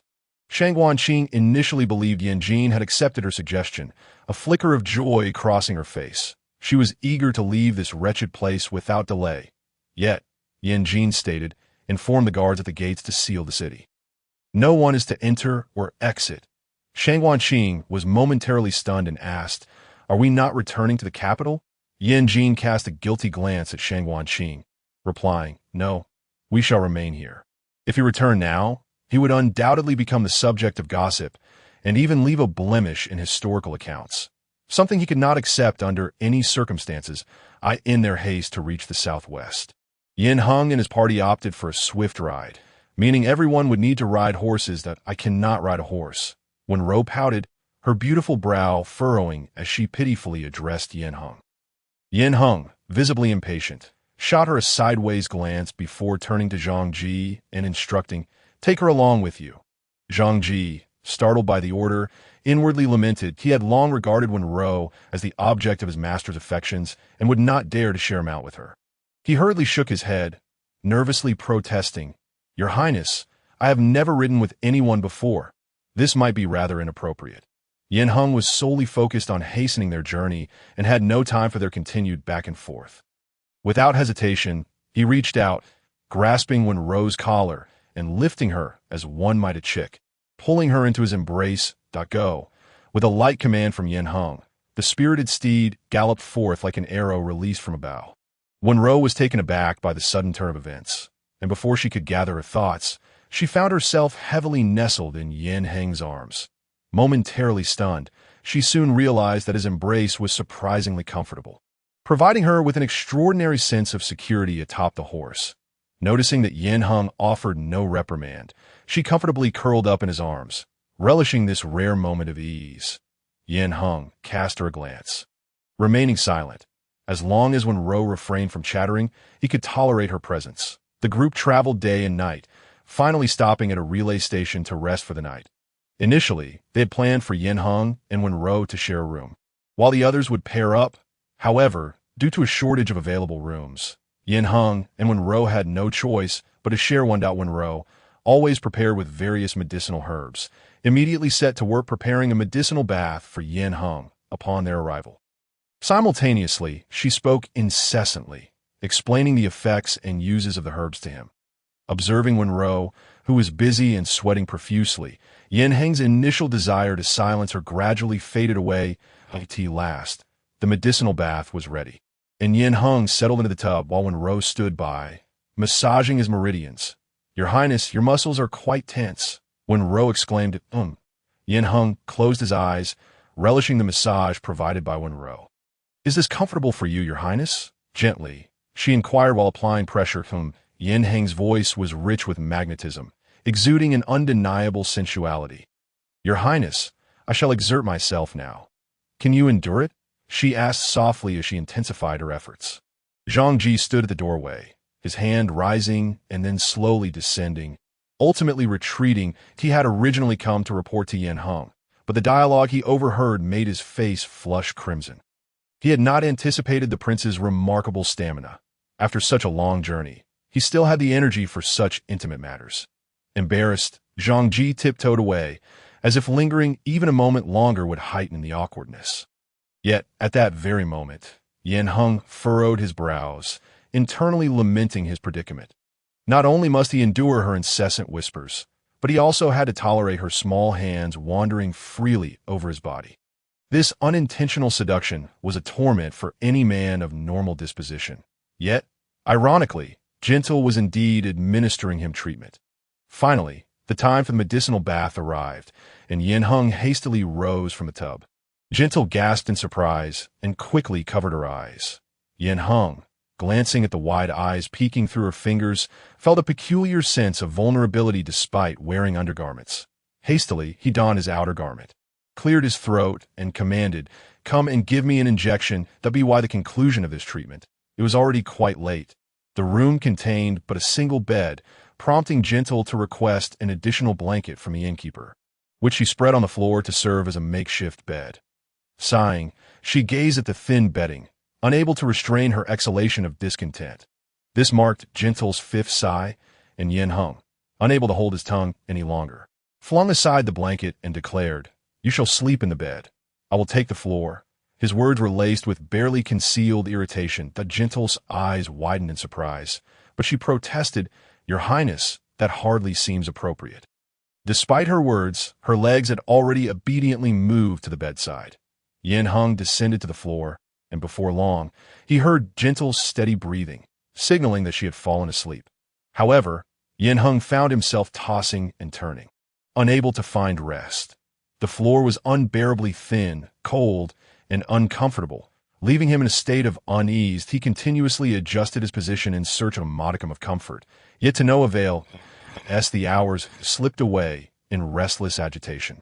Yin Hung finally reached his breaking point around midnight. Sitting up abruptly, he glared at the sleeping Gentle, a surge of unnameable frustration boiling within him. Why should she enjoy a comfortable slumber in bed while he suffered on this meager floor? His irritation mounting, he resolved to climb onto the bed in a fit of pique. Lost in dreams, Gentle was oblivious to the additional warmth beside her. She typically preferred to sleep enveloped in blankets. But upon discovering the presence beside her, she found it far more comforting than her usual bedding. Without hesitation, she wrapped her arms around it. After climbing onto the bed, Yin Hung was quickly enveloped by a wave of fatigue, succumbing to sleep. The following morning, as Yin Hung groggily stirred, he sensed something soft in his embrace. Instinctively, he reached out to squeeze it, only to be met with a soft moan. Startled, he opened his eyes to find Gentle curled up and peacefully asleep in his arms. A moment of confusion washed over him as he recalled the events of the previous night. I could see that moment. He felt uncertain, torn between the urge to rise and the desire to remain lying down. Chapter 22. The enigmatic prince and the unassuming handmaiden. Yin Hung lay rigidly on the bed, and soon after, Gentle awoke as well. Rubbing her eyes, still in a haze, she spotted Yin Hung and called out softly, "Your Highness." Her voice was delicate, reminiscent of a kitten's gentle mewing to the sound of her sweet address. Yin Hang's ears flushed red, and he felt an unusual stir within himself. Gentle, now fully awake, widened her eyes in disbelief and exclaimed, "Your Highness, how did we end up sleeping together?" Yin Hung cleared his throat, nonchalantly rising from the bed. "The floor is too hard. I cannot endure it," he replied, then swiftly retreated into the adjoining room. Leaving Gentle utterly baffled, they continued their journey. Yin Hung adamantly refused to allow Gentle to lean against him, maintaining a distance even when sharing a horse. However, Zhang Ji, seemingly oblivious to Yin Hang's inner turmoil, arranged for them to share a room at the next inn, presuming an unspoken agreement had been reached. Yin Hung, believing the innkeeper lacked sufficient rooms, was utterly exasperated. Neither Yin Hung nor Gentle wished to sleep on the floor, and thus it ultimately led them to share the same bed once more. After several days of travel, they finally arrived in the southwest, at a city named Lancheng, where the plague raged most severely. Upon reaching Lancheng, they found the city gates tightly shut, with no one entering or exiting. Zhang Ji approached and called out. After a prolonged moment, a soldier cracked the gate open slightly. "Have you lost your minds? How dare you come to Lancheng? A plague has befallen the city, and half the population is perishing," the soldier warned. With no other recourse, Zhang Ji revealed their identities at Yin Hang's behest. "This is His Royal Highness the Crown Prince, blessed with divine medicine, here to address the plague." They had previously coordinated with the Emperor to present a unified front, claiming the remedy had been bestowed by celestial beings, both to bolster Yin Hang's reputation and to conceal Gentle's abilities. Fearing disbelief, Zhang Ji displayed the royal insignia. The soldier, having never witnessed such grandeur, quickly opened the gates for them. Thus, Yin Hang and his party entered the city with remarkable ease. Upon entering, they were struck by the grim scene. Corpses littered the streets, some poorly wrapped in straw mats, while others lay exposed in the open. The gravity of the situation weighed heavily on Yin Heng, prompting him to hasten the soldiers to escort them to the governor's residence. Yin Jin and the governor had already been alerted to the arrival of individuals from the capital, yet they were unaware of the identity of their visitors. They rushed out to greet them. And upon seeing Yin Heng, Yin Jin was taken aback. The governor, startled as well, was unaware that the crown prince had been deposed, thus shocked that the emperor had sent him to such a perilous location. "What brings you here, second brother?" Yin Jin inquired. Yin Heng, being the second son and now stripped of his title, was addressed as such. Yin Heng remained silent, recalling Yin Jin's earlier treachery and choosing not to engage. Zhang Ji, perceptive to the tension, reiterated the earlier explanation. The governor, overjoyed, knelt to praise the celestial beings and Yin Heng. However, Yin Jin remained skeptical of Yin Heng's ability to produce any divine medicine, feigning casualness as he remarked. Second brother may not grasp the current circumstances. This plague is far more severe than anticipated. You must not jest about such matters. I could see that moment. Shangguan Qing emerged, overhearing the conversation, and interjected, "Surely His Highness has not been deceived by some charlatan? I have tried every remedy from celebrated healers, and none have proven effective. Those elixirs concocted by so-called sages are unlikely to work." Shangguan Qing, aware of Yin Heng's affections for her, spoke rather bluntly. "Whether it works or not, we shall soon find out," Yin Heng replied coldly. Shangguan Qing, sensing her lack of influence over him, felt a flicker of displeasure. Yin Heng, eager to tend to the afflicted, disregarded her and instructed the governor to lead them to the plague-stricken area. Noticing Yin Heng's indifference, Shangguan Qing grew anxious and hastily produced a mask, offering it to him. "This disease is highly contagious. My invention will safeguard you from infection." Yin Heng glanced at the peculiar mask, noting that Yin Jin and the others were equipped with similar ones, and took it without hesitation.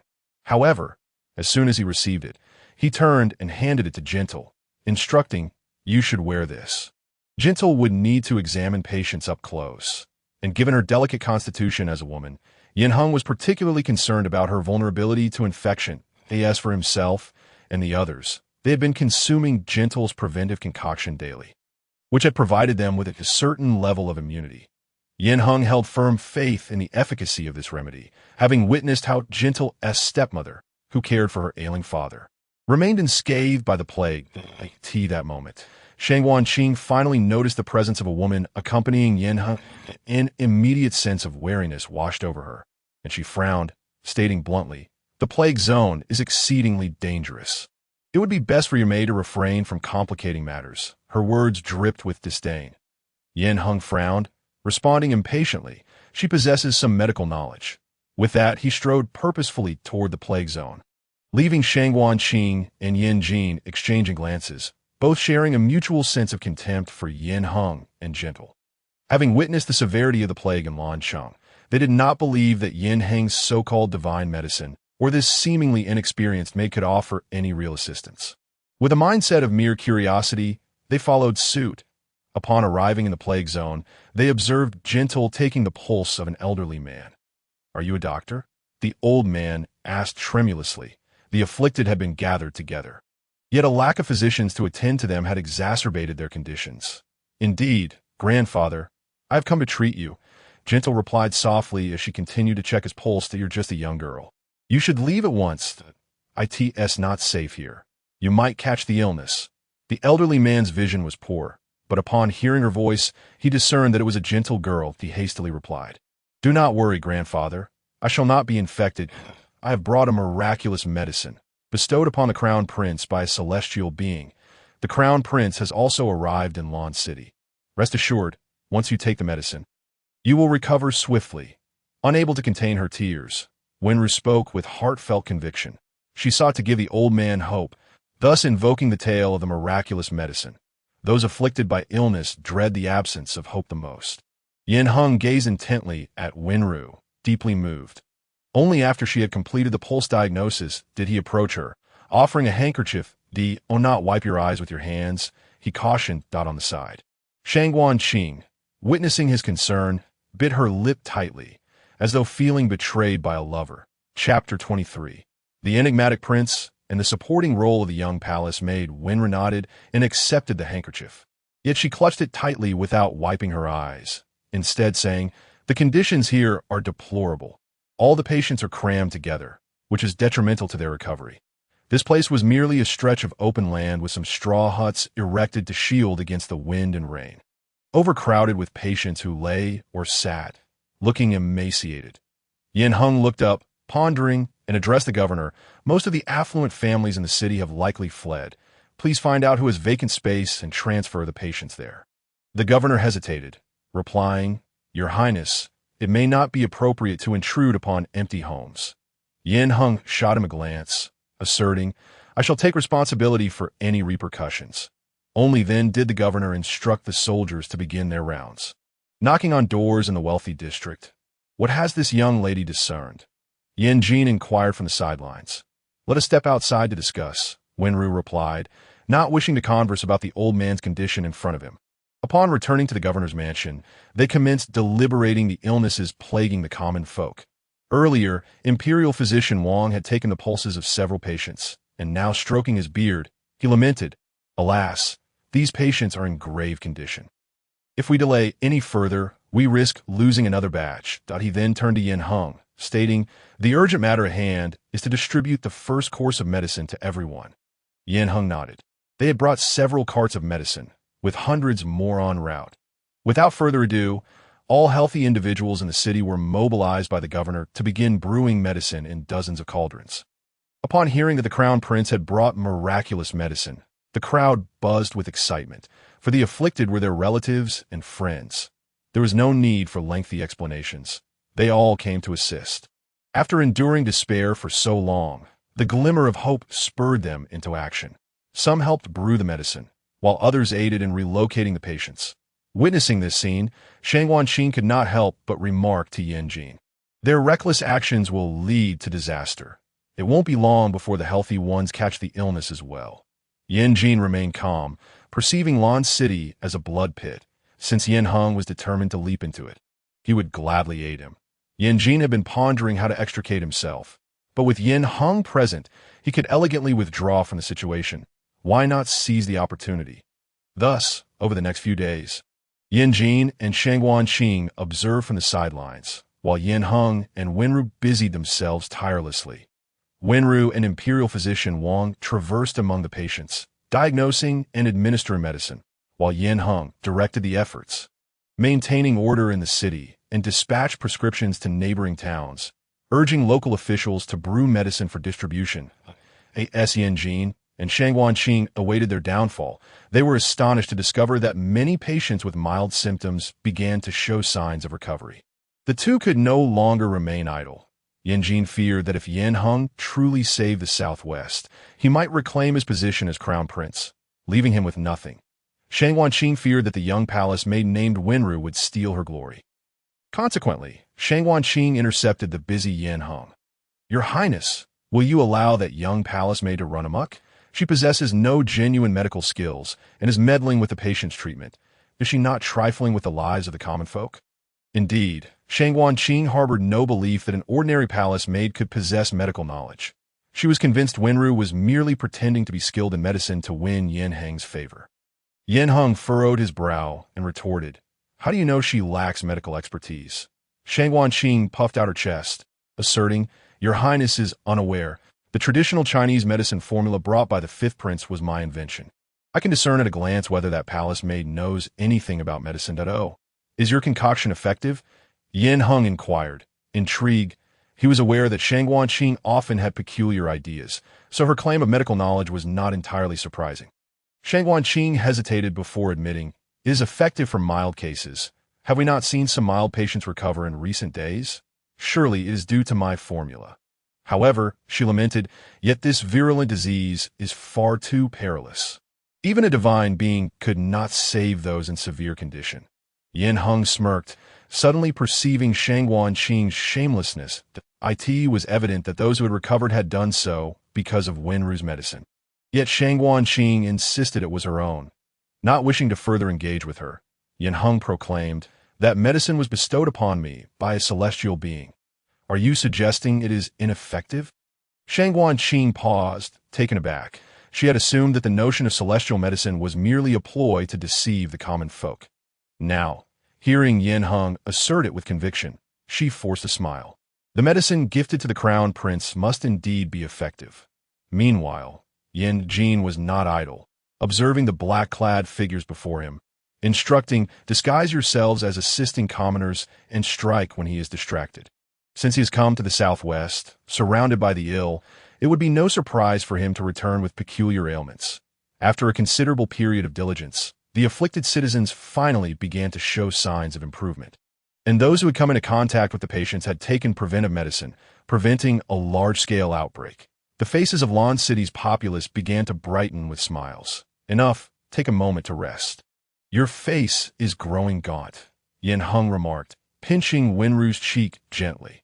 Wenrou rubbed her reddened cheek, joyfully exclaiming, Your Highness, just now a severely ill patient has recovered. It is the grandfather whose pulse I took on the first day. His family has taken him home. They sent me these cakes as a token of gratitude. Wenrou produced the cakes she had tucked away, placing them on the table as if they were treasures. Yin Heng gazed at Wenrou with a smile, saying, I have not mistreated you. How can one cake bring you such joy? Unbeknownst to him, his gaze was suffused with warmth. Wenrou pouted, countering, It is not the same. Now, Your Highness, I have not taken your pulse in quite a few days. I wonder if your condition has worsened. Concerned, she hurriedly pulled Yin Heng to the table's edge to check his pulse. Yin Heng obediently followed her lead, allowing her to examine him, until he noticed her brow furrowing in concentration and asked, What is it? Has my condition worsened? Wenrou glanced at him, scolding, Your Highness, how could you be so careless? You have been poisoned again. Yin Heng was taken aback by this revelation, his smile fading as he furrowed his brow, questioning, What poison? I've been mingling among the common folk, interacting with many. The one who poisoned me must be among them. How strange. This poison also originates from the Dianyun kingdom, Wenrou remarked, astonished. Chapter 24. The enigmatic prince and the supporting role of the young palace made upon hearing Dianyun kingdom. Yin Heng immediately recalled the fire poison afflicting him, realizing that both poisons were likely administered by the same individual. The prime suspect in Lan City was none other than his fifth brother, Yin Jin. Can you detoxify it? He pressed, prioritizing the need to eliminate the poison within himself. Wenrou nodded. Fortunately, I was the one attending to you in the East Palace. Otherwise, what would you have done with so many toxins? As she spoke, she retrieved the medicinal ingredients from her bundle and began preparing the antidote. With the assurance that Wenrou could concoct the antidote, Yin Heng felt a wave of relief wash over him, and he even found the inclination to jest, Then you must not leave my side. Though he knew the poison was the work of Yin Jin, without concrete evidence, he could only remain vigilant. Meanwhile, the epidemic in Lan City was under control, and patients from other towns gradually improved as well. Yin Heng distributed the medicines he had brought from the capital to Lan City and entrusted the prescriptions to the governor for continued oversight. Alongside Yin Jin, he prepared to return to the capital. On the day they were to leave for the capital, nearly all the citizens of Lan City turned out to bid them farewell. Many shouted, Long live the crown prince, while others called out for Wenrou. A child even dashed into the middle of the road, crying out for Sister Wenrou, Please do not go. During the outbreak, many sick children had been under Wenrou's care, which endeared her to them as a thoughtful elder sister. Seated within her carriage, Shangguan Qing, upon hearing the crowd chant Wenrou's name, felt her teeth grind in frustration, her eyes filled with resentment. She had traveled a great distance to gain renown, only to find herself overshadowed by another. The more she thought about it, the more infuriated she became, and she hurled the snack box from the carriage to the ground. Yin Heng first dispatched someone to urgently ride back to the emperor with news, while he and his companions ambled leisurely toward the capital, enjoying their journey with ease. This path I traversed with my father during our escape. I thought I would never have the chance to return. Yet here I am, back in my homeland so soon. The gentle Wenrou resided not far from Lansheng. It was precisely due to the catastrophic flooding in the southwest that she and her family had embarked on a long journey to the capital. Noticing the redness around Wenrou's eyes, Yin Heng could not restrain his curiosity and inquired, Do you wish to revisit your homeland? Startled, Wenrou lifted her gaze towards Yin Heng, resembling a timid rabbit, and blinked before asking. "Is that possible?" "Why ever not?" replied Yin Hung, as he informed Zhang Ji and then detached himself from the group, riding swiftly with Wenrou in another direction. My hometown is called Yunjian, a quaint little village, yet truly enchanting. Wenrou could not help but elaborate. Before long, Yin Hung guided Wenrou to the Yunjian she had described. However, the scene that unfolded before them was one of desolation. The village, having suffered the ravages of the flood, had vanished, replaced by a meandering emerald river flowing through the mountains. Wenrou gazed quietly at the river that traversed the forest, her heart brimming with emotions. Though this river has forced us into exile, it remains breathtakingly beautiful, as if it still holds the essence that once nurtured us. Yin Hung stood silently beside her, gently caressing her hair, offering no words, merely accompanying her in silence, both lost in contemplation for what felt like an eternity. Wenrou wiped away the tears that had unknowingly slipped down her cheeks and softly spoke, "Your Highness, let us depart from here." Yin Hang's heart ached at the sight of her sorrowful countenance. Almost instinctively, he knelt down gently, cradling Wenrou's face in his hands, and impulsively pressed a tender kiss upon her forehead, hoping to provide her with a measure of comfort. This intimate gesture concluded. Both were momentarily taken aback, frozen in place that on their return journey, silence enveloped them, as neither seemed to know how to face the other. This quietude persisted until they reached the capital they entered. They caught sight of the emperor awaiting them at the city gates, flanked by a procession of civil and military officials. It appeared that Emperor Yin Intian had meticulously calculated the timing, organizing a welcoming ceremony for his most cherished son in advance. Yin Jin's gaze fell upon his father from a distance, resentment simmering in his eyes. The emperor's actions were clearly intended to elevate Yin Hang's reputation. Despite his own merits, the emperor could only see Yin Hung. He recalled a childhood memory where, after besting Yin Hung in archery, he received no praise from their father, but rather a warning instead. A flicker of resentment crossed Yin Jin's features at this recollection. Yet he quickly reminded himself that Yin Hung had been poisoned and would soon meet a tragic end. With this thought, Yin Jin turned to Yin Hung and smiled. Meanwhile, news had spread throughout the capital that the crown prince had received a divine boon, utilizing celestial medicine to save the populace of a southwestern city. The citizens, unaware of the crown prince's current status as a mere former prince, flocked to the streets to celebrate this chosen one. Naturally, the officials would not dampen the emperor's spirits, as they had long perceived that the crown prince would eventually reclaim his position. Indeed, as soon as the crown prince returned to the Eastern Palace, the emperor reinstated Yin Hang's title on the grounds of his service to the southwestern region. To commemorate this, a grand banquet was scheduled for several days hence. Upon hearing this news, Yin Jin, filled with fury, smashed the furniture in his study. He had awaited news of Yin Hang's demise, but it was evident that the poisoning had failed. Li Jing, how could you have failed to execute the poison? He bellowed at the subordinate responsible for the act. Master, I assure you the poison was administered, but unforeseen circumstances arose, the man stammered, drenched in sweat as he hurriedly explained. Yin Jin regarded him with the coldness reserved for the dead, icily stating, I shall grant you one more opportunity. Should you fail again, I will not be able to save you. The banquet proceeded as planned. However, since Yin Hung typically attended such gatherings accompanied by a young eunuch, Wenrou remained in the Eastern Palace. Once the banquet concludes, it will coincide perfectly with the Qiqiao festival. There will be celebrations outside the palace. I shall take you to partake, Yin Hung remarked, observing the melancholy on Wenrou's face due to her absence from a banquet. Wenrou's eyes brightened at his words, a smile gracing her lips. Very well, Your Highness. You must keep your promise.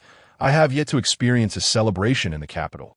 Yin Hung affectionately ruffled Wenrou's hair, nodding with a smile. Their relationship had returned to normalcy, both having regained their composure after the kiss. Yet Yin Hung continued to exhibit a certain intimacy towards Wenrou, given that the banquet was held in honor of Yin Hang's achievements. He naturally became the center of attention. Not only did the officials attend, but they also brought their families, including many young ladies from prominent families. Their primary aim in attending was to capture Yin Hang's interest. After all, as the emperor's favored son destined for the throne, any lady who caught his eye would see her status rise significantly. Chapter 25. The enigmatic crown prince and the supporting character, maid Shangguan Qing, also attended the banquet. Her previous encounters with Yin Heng leaving her feeling as if a thorn were lodged in her throat. Although her target was Yin Jin, she could not bear the thought of Yin Heng falling for another. For this occasion, she had donned a flowing white gauze dress, preparing to showcase her dance in hopes of making a striking impression. Numerous young ladies from noble families shared her ambition, all seeking to perform in order to attract Yin Heng's attention. Seated beside the emperor, Yin Heng coldly surveyed the array of beauties below, remaining utterly unmoved. "My son, have you found a lady to your liking?" The emperor inquired, perceptive of the young women's intentions. "Father, I harbor no such thoughts." Yin Heng replied, already slightly inebriated as many officials raised their glasses in his honor. That moment, Shangguan Qing began her performance, her gaze irresistibly drawn to the handsome figure on the dais. Had it not been for her knowledge that Yin Jin was the ultimate victor, she would undoubtedly have chosen Yin Heng. She danced gracefully. Her cold, beautiful eyes remained fixed on a man above. Yin Jin raised his goblet, his eyes dark with malice as he observed the scene unfolding before him. Soon, very soon, Yin Heng would no longer have cause to smile, but a hint of a smirk appeared on Yin Jin's lips, as if he relished the impending spectacle. "This dance is rather unique. I recall you once had an interest in the daughter of the Minister of Revenue. Now that you have come of age, why not consider her as a concubine?" The emperor remarked, keenly attentive to his son's romantic prospects, particularly as other noble sons had already taken multiple wives and concubines by this age. Yin Heng's gaze fell upon Shangguan Qing as she danced. Instantly recalling her duplicity in the southwest, in that moment, he recognized that any affection he had once harbored for her had long since dissipated. "Father, I am not in a hurry regarding my marriage," he replied. As the performance concluded, Shangguan Qing elegantly curtsied, and the audience erupted in applause, praising her graceful movements. However, Yin Heng's reaction was tepid, as if regarding a stranger, devoid of any acknowledgement. Shangguan Qing's smile faltered instantly. She had not anticipated such disregard from Yin Heng, and a flicker of anger ignited within her. That moment, a palace maid approached Yin Heng to pour wine, accidentally spilling the entire contents onto his attire. The maid, realizing her blunder, hastily fell to her knees, pleading for forgiveness.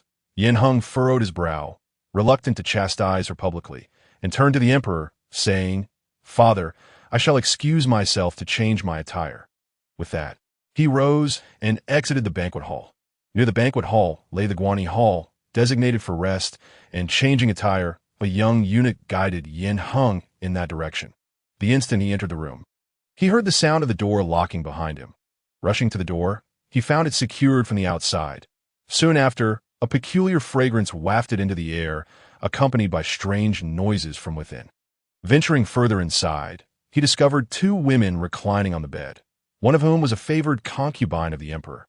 Clearly under the influence of a drug, they were both lamenting their temperature as they began to disrobe. Yin Heng quickly lowered the curtain, as the intoxicating aroma intensified. His body grew increasingly hot last. He realized that this scent was likely a form of aphrodisiac.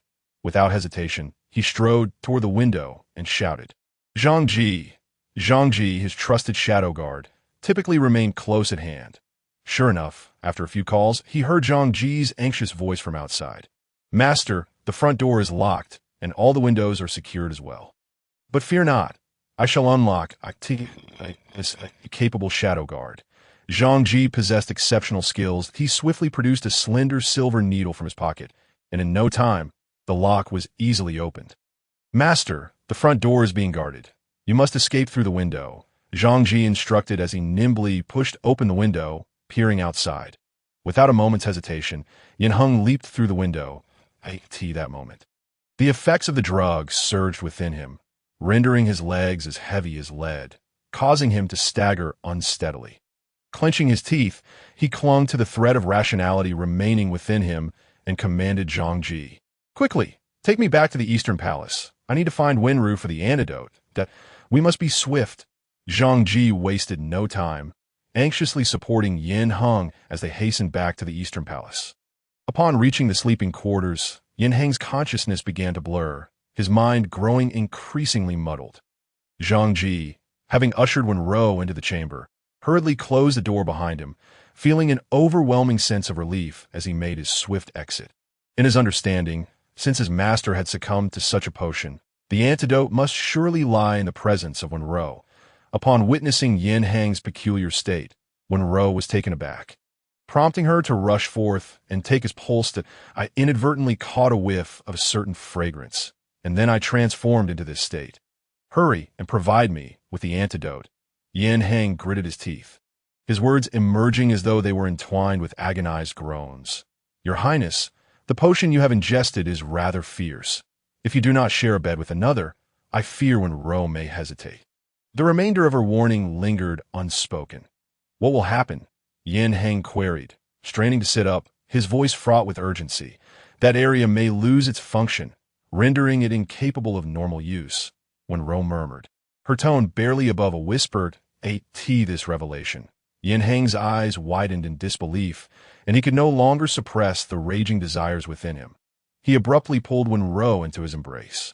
Startled, she gasped, and upon regaining her composure, she began to struggle vehemently. Yet as moments passed, her resistance waned, her protests morphing into feeble whimpers. Under the influence of the potion, Yin Hang's actions were wild and relentless. Entwining with Wenrou throughout the night, her soft moans gradually turned hoarse, eventually giving way to sobs, until she ultimately fainted. Even so, Yin Hang showed no signs of relinquishing his hold on her. Zhang Ji, having entrusted Yin Hang to Wenrou, departed with a sense of ease that he still needed to return to the banquet, biding his time to uncover the identity of the perpetrator behind the drugging. At the banquet, Yin Tian, noticing Yin Hang's prolonged absence, could not restrain his curiosity and inquired of his chief eunuch, He Jingdao, why has the crown prince not returned? Go and see what the matter is. He Zhang complied and made his way to the Guani Hall, only to find the door locked and unyielding. After knocking and receiving no response, he pushed the door open and stepped inside. Inside, he heard strange noises emanating from within, igniting a spark of curiosity in him as he cautiously approached to investigate. However, upon opening the door, he was greeted by a shocking sight. The newly favored consort of the emperor lay entwined with a maid. Both in disarray, their positions undeniably intimate. His face blanched, and his body trembled in fright as he hastily retreated from the room. That moment, his mind swirled with confusion, uncertain of how to handle this unforeseen situation. He understood the gravity of the matter. Should it come to light, the consequences would be dire. While pondering how to discreetly escort the two from the premises before anyone else noticed, he was suddenly aware of the fifth prince approaching with a retinue. With a smile gracing his features, fifth prince Yin Jin inquired, "What are you doing here, He Gong? Have you found the crown prince?" It became evident that this entire scene had been orchestrated by Yin Jin, aimed at exposing Yin Hang's debauchery to all. He Gong, now pale with fear, stammered in his response. After all, the emperor's woman lay within that room. Mistaking He Gong's terror as a reaction to having stumbled upon Yin Hang's disgrace, Yin Jin eagerly stepped inside, muttering, "Why are you so frightened, He Gong? What are you doing looking for the crown prince?" The other ministers exchanged glances, apprehensive of becoming entangled in royal secrets, and hesitated at the threshold, unwilling to step further. "What are you all doing?" Yin Jin turned with a smile, fully aware of their apprehensions. Some among them were already on friendly terms with him and had long harbored discontent towards the crown prince. They were likely waiting for an opportunity to strike, as anticipated. A few ministers steeled themselves and followed Yin Jin into the room. Yin Jin, eager to unveil the scandal, lifted the curtain, expecting to see the crown prince alongside two women, only to find the bed occupied solely by the two women. This unexpected scene left everyone present in shock. Even the previously aggressive ministers were rendered speechless. Suddenly, one of the ministers recognized one of the women on the bed, his face draining of color. "Why are you all gathered here? He Zhang, I instructed you to find the crown prince. What are you doing standing idle?" The emperor's voice boomed from a distance. His voice echoed through the room. Everyone trembled in fear and promptly knelt. Yin Tian furrowed his brow, a wave of unease washing over him. Fearing something had happened to the crown prince, he hastily approached. Upon lifting the curtain, his worries dissipated, replaced by a sense of relief. Yet Yin Jin, ever observant, caught the subtle shift in Yin Tian's expression, a glimmer of hatred flashing in his eyes. He silently vowed to make Yin Tian regret ever choosing that fool. Yin Heng. Zhang Ji had been discreetly observing from the sidelines, and by this point he had deduced that the entire scheme was the work of the fifth prince. Bring Zhao Fei away, Yin Tian commanded coldly before sweeping his sleeve and exiting the palace. Just as he stepped outside the palace gates, he encountered Zhang Ji, who pretended to have just arrived. Yin Tian halted, questioning Zhang Ji. "Where is your master?" Upon hearing the emperor's inquiry, Zhang Ji promptly replied, "Your Majesty, the crown prince had a bit too much to drink today, and his condition has flared up. He is currently suffering from severe headache, so he went back to rest. He specifically sent me to convey this to you." Upon hearing Zhang Ji's explanation, Yin Tian felt a sense of relief wash over him. Nodding, he instructed, "Then you should hurry back to attend to your master. Remember to have that knowledgeable little maid examine him." Zhang Ji hurriedly acknowledged and bowed to the emperor before turning to leave. With the main characters of the banquet having departed, it was not long before the gathering dispersed. Upon returning to his own residence, Yin Jin summoned his subordinates, his expression dark and menacing as he interrogated, "Where is Yin Heng? Why hasn't he appeared in the Guanyi Hall?" His subordinate quickly felt his knees, trembling as he stammered, "Master, I personally witnessed that eunuch locking the crown prince inside the Guanyi Hall." Enraged, Yin Jin hurled an inkstone at the man's head, causing blood to gush forth instantly. The following morning, sunlight streamed through the window, casting mottled shadows across the room. Yin Heng stirred awake, instinctively reaching out to rub his eyes. During their journey to the southwest, he had often shared a chamber with Wenrou, and over time, he had grown accustomed to waking each morning to the presence of a fragrant, soft figure in his arms. However, today, that sensation felt markedly different. Lowering his gaze, he was struck by the sight of myriad marks adorning Wenrou's body, some even bearing a purplish HU.I in that instant. The events of the previous night flooded back with vivid clarity that moment. Wenrou also slowly opened her eyes, letting out a soft sigh as she rubbed her painfully sore waist. Then, she abruptly realized she lay completely bare in the arms of the crown prince. Their eyes met, both wearing expressions of shock. Yin Heng cleared his throat and softly declared, "I will take full responsibility for you." Wenrou blinked, almost reflexively responding, "Your Highness, let us act as if nothing has transpired." Upon hearing her words, Yin Heng's expression darkened, his brows knitting together as he questioned, "You are now mine. How can you pretend as if nothing happened? Do you still harbor fantasies of marrying another?" Wenrou, still in a daze, had not fully processed the gravity of the situation and thus failed to notice the shift in Yin Heng's demeanor. Concerned that he might misunderstand her intentions, she hastily clarified, "Your Highness, rest assured, I have no plans to marry outside the palace at this moment. I will remain in the Eastern Palace for 5 years to repay the silver you lent to my father." Yin Heng narrowed his eyes, reiterating, "You do not wish to marry now, but what of 5 years hence? When you leave the palace, will you then wish to marry?" Wenrou sat up, wrapping the blanket tightly around herself, and nodded seriously, responding, "Your Highness, I aspire to find a poor scholar. My father said that a poor scholar will only ever marry one wife." What was that saying? A lifetime together, a pair of souls. Upon hearing this, Yin Heng's fury ignited. He sat up straight, eyes wide and glaring at Wenrou as he thundered, "You are dreaming. You are already my woman and shall never step beyond the palace gates again. Today, I shall take you as my concubine." Wenrou, upon realizing Yin Heng's intentions, felt a surge of anger, defiantly retorting, "I refuse to be your concubine." Yin Heng deemed her ungrateful, considering her family status. Being a mere consort was an immense honor, let alone becoming a concubine. He donned his outer robe, gritting his teeth as he proclaimed, "Whether you wish it or not, you shall comply." With that, he turned and stormed out. Wenrou, equally incensed, felt that being forced into such a situation was unacceptable. Now, she was being coerced into becoming a concubine. Thus began a one-sided Cold War between Wenrou and Yin Heng. On Yin Heng's side, fearing for his own safety due to having been drugged previously, he hastily summoned Imperial Physician Wang in secret. After taking Yin Heng's pulse, Wang appeared visibly shaken by the findings, and he immediately knelt down. In response, Yin Heng anxiously inquired, "What is the verdict? Will there be any after effect from this poison?" Wang buried his head deeply into the ground, struggling to speak. "This poison is exceedingly treacherous. Your Highness, that it seems that in the future, you may face difficulties in having offspring." Upon hearing this, Yin Heng collapsed onto his chair, seemingly in disbelief, and after a long silence, he managed to ask, "Are you certain?" "I am certain," replied Wang. This revelation. Yin Heng felt darkness closing in around him. The absence of heirs meant a severance from the throne. After a moment to compose himself, he stated, "This matter must remain strictly confidential.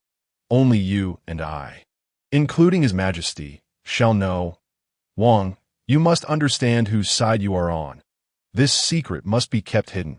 Wang quickly assented, recognizing the gravity of the situation and knowing that mere survival was a blessing. He dared not speak of it this juncture. Yin Heng realized that it was Yin Jin who had plotted against him, and a glint of murderous intent flickered in his eyes, since others had shown no mercy. He resolved to act without righteousness. Yin Heng, lacking tangible evidence, initially intended to expose Yin Jin's treachery to the emperor once he had secured a means to do so. However, he could not bear to wait any longer. That very night, he sought an audience with Yin Yintian in secret, recounting his experiences of poisoning. Yin Yintian, who had always favored Yin Heng, was enraged to learn that someone was attempting to harm his son and would show no leniency, even if the perpetrator was his own flesh and blood. "Father, I have an idea," Yin Heng said, stepping forward. Wenrou had not seen Yin Heng for several days, but although he was absent, he sent her a concubine decree, officially taking her as a concubine. Wenrou was furious. In her heart, if she were to marry, it would be to someone who loved her wholeheartedly. The thought of becoming a concubine had never crossed her mind. Yet, Wenrou found herself unable to meet Yin Heng, making it impossible to refuse him in person. Soon after, news spread through the palace that the emperor was gravely ill. Wenrou overheard that the crown prince had begun to handle state affairs on behalf of the emperor, signaling that his ascension to the throne was imminent. This also explained why Yin Heng had been elusive of late. On the other hand, Yin Jin and Shangguanqing were startled by this news. If the emperor were to pass away at this moment, the crown prince would undoubtedly become the next emperor, rendering their long-conceived schemes futile. Shangguanqing suddenly recalled a historical account from modern times that suggested Yin Jin had ascended to power not through conventional means, but rather by seizing the throne from the crown prince with force. With this thought, a spark of inspiration lit up Shangguanqing's mind, prompting her to exclaim, "Your Highness, have you considered reclaiming the throne by your own hand?" Yin Jin squinted at her, and believing he hesitated, Shangguanqing urged, "If the crown prince ascends, his ruthless nature will surely spell your doom. Instead of waiting for that, it would be wiser for you to take the initiative." Yin Jin remained silent. In truth, he had already contemplated such a course of action. While other princes might lack the capability to vie for power, he was different. His biological mother was actually the holy maiden of the Dianyun kingdom. When she had fled the temple to escape her role, she unexpectedly became favored by the emperor and bore him. Though she had perished within the palace, connections with Dianyun had been maintained clandestinely over the years. Yin Jin had secretly raised a private army composed of Dianyun's people. It was precisely because he had the backing of Dianyun that Yin Jin dared to confront Yin Heng head-on.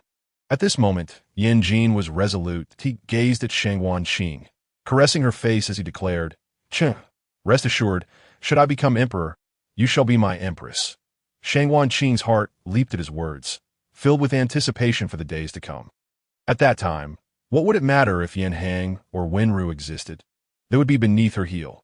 With this thought, a gleam of determination shone in Shangguanqing's eyes in the emperor's palace. Physicians moved in and out, and the air was thick with the scent of herbal medicine. Yin Heng, Yin Jin, and several other princes stood vigil at Yin Yintian's bedside. Yin Yintian, lying on the bed, coughed a few times and, with great effort, said, "Henger, you must take good care of your brothers. I hope to see you all united as a family." The other princes understood the implication of their father's words. The throne was destined for the crown prince, and they were expected to obey him and maintain harmony. Except for Yin Jin, the other princes had long abandoned any thoughts of seizing the throne. After all, The crown prince held a significant place in the emperor's heart, and they recognized their inability to compete against him, especially with the crown prince's maternal lineage being from the esteemed minister's house, making him formidable. Once everyone had departed, only the crown prince remained by the emperor's side. Slowly rising from his sickbed, Yin Tian sighed, "If he does not act this time, grant him a fief and let him stay far from the capital. As a father, I would rather not witness my children turn against one another. For this reason, I named the crown prince early on, wishing to deny any hope to my other children. Yet, it seems we are destined for this very outcome. I shall obey your command, father," Yin Heng replied softly, lowering his gaze. The atmosphere in the palace was thick with impending storm clouds, and the courtiers were filled with trepidation, each seeking to protect themselves amidst the looming power transition. At this moment, the political landscape within the court was exceptionally complex, divided into 3 opposing factions, one loyal to the emperor, another led by the crown prince's supporters, and the last comprising those who opposed the crown prince and supported Yanjin. In such a context, everyone harbored ulterior motives, each with their own ambitions. The struggle for power within the palace intensified, with hidden currents swirling beneath the surface on a night when the moon hung high and the wind howled. The palace gates were silently opened, and a cadre of individuals dressed in black moved stealthily through the palace, making their way toward the emperor's chambers. Wenrou suddenly awoke from a nightmare, gripped by an ominous premonition. Rising from her bed, she intended to step outside to investigate, only to find Zhang Ji stationed at her door. "What brings you here, Master Zhang?" Wenrou inquired, puzzled. Zhang Ji turned to her, explaining hastily, "Mistress Wen, the palace is currently unsettled. Something may occur tonight. The crown prince instructed me to keep watch over you." Understanding the emperor's declining health, Wenrou furrowed her brow and worriedly asked, "Is there a chance the crown prince could be in danger?" Despite his coercion, she still viewed the crown prince as a fundamentally good person and did not wish for any harm to befall him. Seeing her distress, Zhang Ji hesitated before quietly revealing, "It's the 5th prince who plans to rebel, but rest assured, the crown prince has prepared for this. There is no danger." For reasons she could not comprehend, Wenrou felt an unshakable anxiety. Biting her lip, she declared, "Master Zhang, you need not protect me. Go assist the crown prince instead. Who would come harm a mere maid like me?" Zhang Ji, though eager to assist the crown prince, felt bound to obey his orders to remain by Wenrou's side. A flicker of conflict crossed his eyes before he finally said, "Then, Mistress One, lock your doors securely I shall go help the crown prince now." Wenrou nodded, watching as Zhang Ji departed, returning to her room.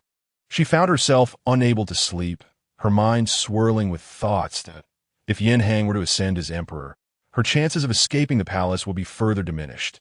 Yet, she truly did not wish to become a concubine. With this realization, a resolve flickered in Wenrou's eyes. If chaos were to ensue, why not seize the opportunity to escape the palace?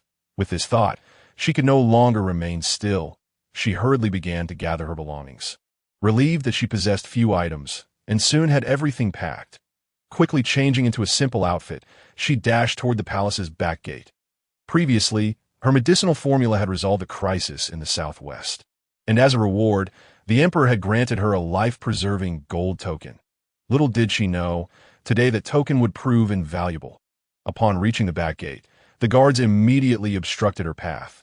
Wenrou swiftly produced the gold token, and with a mere flick, the guards knelt in reverence. Adopting an air of arrogance, she declared, "The master of the palace has urgent matters to attend to and has specifically dispatched me out of the palace." The guards dared not impede her further, yielding the way for her departure. Wenrou cautiously evaded the patrolling guards, sprinting back to her grandfather's residence. Meanwhile, Yanjin surrounded the emperor's quarters with his private army, which outnumbered the palace guards 2-1. That he was determined to secure victory in this confrontation. Kicking open the door, he stormed inside, startling Yin Tian awake. The emperor gazed at his son with trembling hands, exclaiming, "You ungrateful wretch! What do you intend to do?" Yin Jin, expressionless, regarded Yin Tian as if he were a mere specter. "Father, all along, you have only ever cared for Yin Heng, ignoring my merits. You have forced my hand." Yin Tian coldly replied, "Tradition dictates that the elder shall prevail. Yin Heng is the queen's firstborn, and thus the rightful crown prince. Yan Jin sneered, retorting, "Indeed, I am the child born of a palace maid. But my mother never wished to be your consort. You compelled her while intoxicated, displaying not a shred of remorse, leaving her to fend for herself in this merciless palace." Yan Jin laughed heartily and continued, "Yet, despite your meticulous scheming, you could never have anticipated that my mother is the holy maiden of the Dianyun kingdom. All that transpires today is merely the retribution you so richly deserve." Yan Yintian's eyes brimmed with disappointment. However, acknowledging that Yan Jin was his own flesh and blood, he ultimately urged, "Surrender now, and I shall pretend none of this has occurred." Yan Jin regarded Yan Yintian with indifference, eschewing further dialogue, and instead signaled his subordinates to restrain Yan Yintian.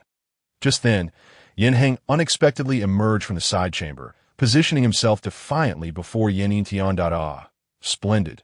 You are here as well. Perfect. I shall deal with you both today." Yan Jin exclaimed, his laughter echoing through the room. "Deal with us? What method do you intend to employ?" Yan Heng replied, his expression devoid of emotion. Seeing Yan Heng's remarkable composure, Yan Jin felt a twinge of irritation. He furrowed his brow and exclaimed with menace, "Humph! What? Have you yet to taste the bitterness of my poison? When you fall into my grasp, I shall turn you into a concoction, rendering you unable to live or die." "Oh, is that so?" Yan Heng replied nonchalantly, lightly applauding. Suddenly, the door was flung open, and a multitude of armored soldiers surged in. "The Northwest Army? This is impossible." Yan Jin gasped, his eyes wide with disbelief. He recognized the soldiers' armor as that of the Northwest Army, but could not fathom how they had inexplicably appeared within the palace, which should be under their guard. "Ha ha ha! Yan Jin, do you still not grasp the situation? This has all been meticulously orchestrated by my father and me." Yan Heng sneered. He had long been aware of Yan Jin's ambitious nature, but had chosen to bide his time, secretly plotting today's grand spectacle. To Yan Heng's words, Yan Jin abruptly turned to face him, his expression contorting into a mask of fury. Gritting his teeth, he raised his long blade, intending to strike Yan Heng down in one fell swoop. However, his movements were ultimately a fraction too slow. Yan Heng launched a kick that struck Yan Jin squarely in the chest, sending him flying across the room. With that, Yan Jin was utterly defeated. All who had conspired in this rebellion were apprehended and imprisoned in the dungeons. Shang Wanqing awaited news of their victory at Yan Jin's residence, her anxiety palpable. Yet what she encountered was the Northwest Army bursting through the door. "Who are you? What do you want?" Shang Wanqing shouted in panic. The Northwest Army ignored her completely, seizing everyone in the residence, including her. As the dust settled, Yan Heng breathed a sigh of relief and returned to the Eastern Palace. He felt an inexplicable urgency to see Wenrou. Hastily donning civilian attire and making his way to her current residence without even removing his armor. With dawn just breaking, he wished not to disturb Wenrou's slumber, so he gently opened the door and stepped inside. However, upon reaching the bedside, he was astonished to find it wholly empty. "Wenrou, was I not clear in instructing you to watch over her?" Yan Heng summoned Zhang Ji, his face a mask of fury as he demanded answers. Zhang Ji, trembling, fell to his knees and replied, "Your Highness, I inquired at every palace gate, but it seems the mistress one has left through a side entrance. She possessed a golden token, and the guards dared not stop her." "Search for her. Go to her father's residence." Yan Heng's fury intensified, his eyes wide and veins bulging on his forehead. He felt he had been more than kind to Wenrou, yet she had chosen to disappear without a word. Meanwhile, Wenrou and her companions had already donned disguises and quietly departed the capital in a modest carriage that, in truth, Wenrou's father had never acclimated to the bustling life of the capital. But out of concern for his daughter in the palace, their family had reluctantly remained. Now that Wenrou had fled, they decided to relocate entirely, seeking a tranquil village to settle down and live a peaceful life. Worried that Yan Heng might find them, Wenrou had even consulted several escort agencies, inquiring whether they could travel to the southwest with the convoy that, in reality, Wenrou and her family had not strayed far from the capital, choosing instead to settle in a small village nearby. As for Yan Heng, he inadvertently missed Wenrou, dispatching those tasked with finding her to the southwest, returning empty-handed. This rebellion served as a wake-up call for Yin Tian. As long as the crown prince remained unascended, there would always be those vying for the throne. Thus, disregarding the minister's counsel, Yin Tian resolved to abdicate in favor of Yin Heng to prevent further complications. He scheduled Yin Heng's coronation for merely half a month later. In the brief span of 2 weeks, Yin Heng transformed from crown prince to the new emperor. On the other hand, Yin Jin, having conspired with the Dinyun kingdom, was sentenced to death for his treason. Before his execution, Yin Heng took the time to visit the dungeons for a final meeting with Yin Jin. Shang Wanqing, as a principal accomplice, was imprisoned alongside him. Upon seeing Yin Heng, Shang Wanqing was visibly agitated, calling out, Your Highness, I am innocent. I did nothing. It was all Yin Jin's doing. I am blameless. Please spare me. I am willing to marry you. Yin Jin observed coldly, having severed ties with Shang Wanqing over the past few days as she hurled insults at him. He now saw her clearly. She did not love him. She coveted the position of empress. Yet he could not fathom why. When Yin Heng was more likely to ascend, she had chosen him. Little did he know, Shang Wanqing had traversed from the modern world and believed, based on history, that Yin Jin would ultimately claim the throne.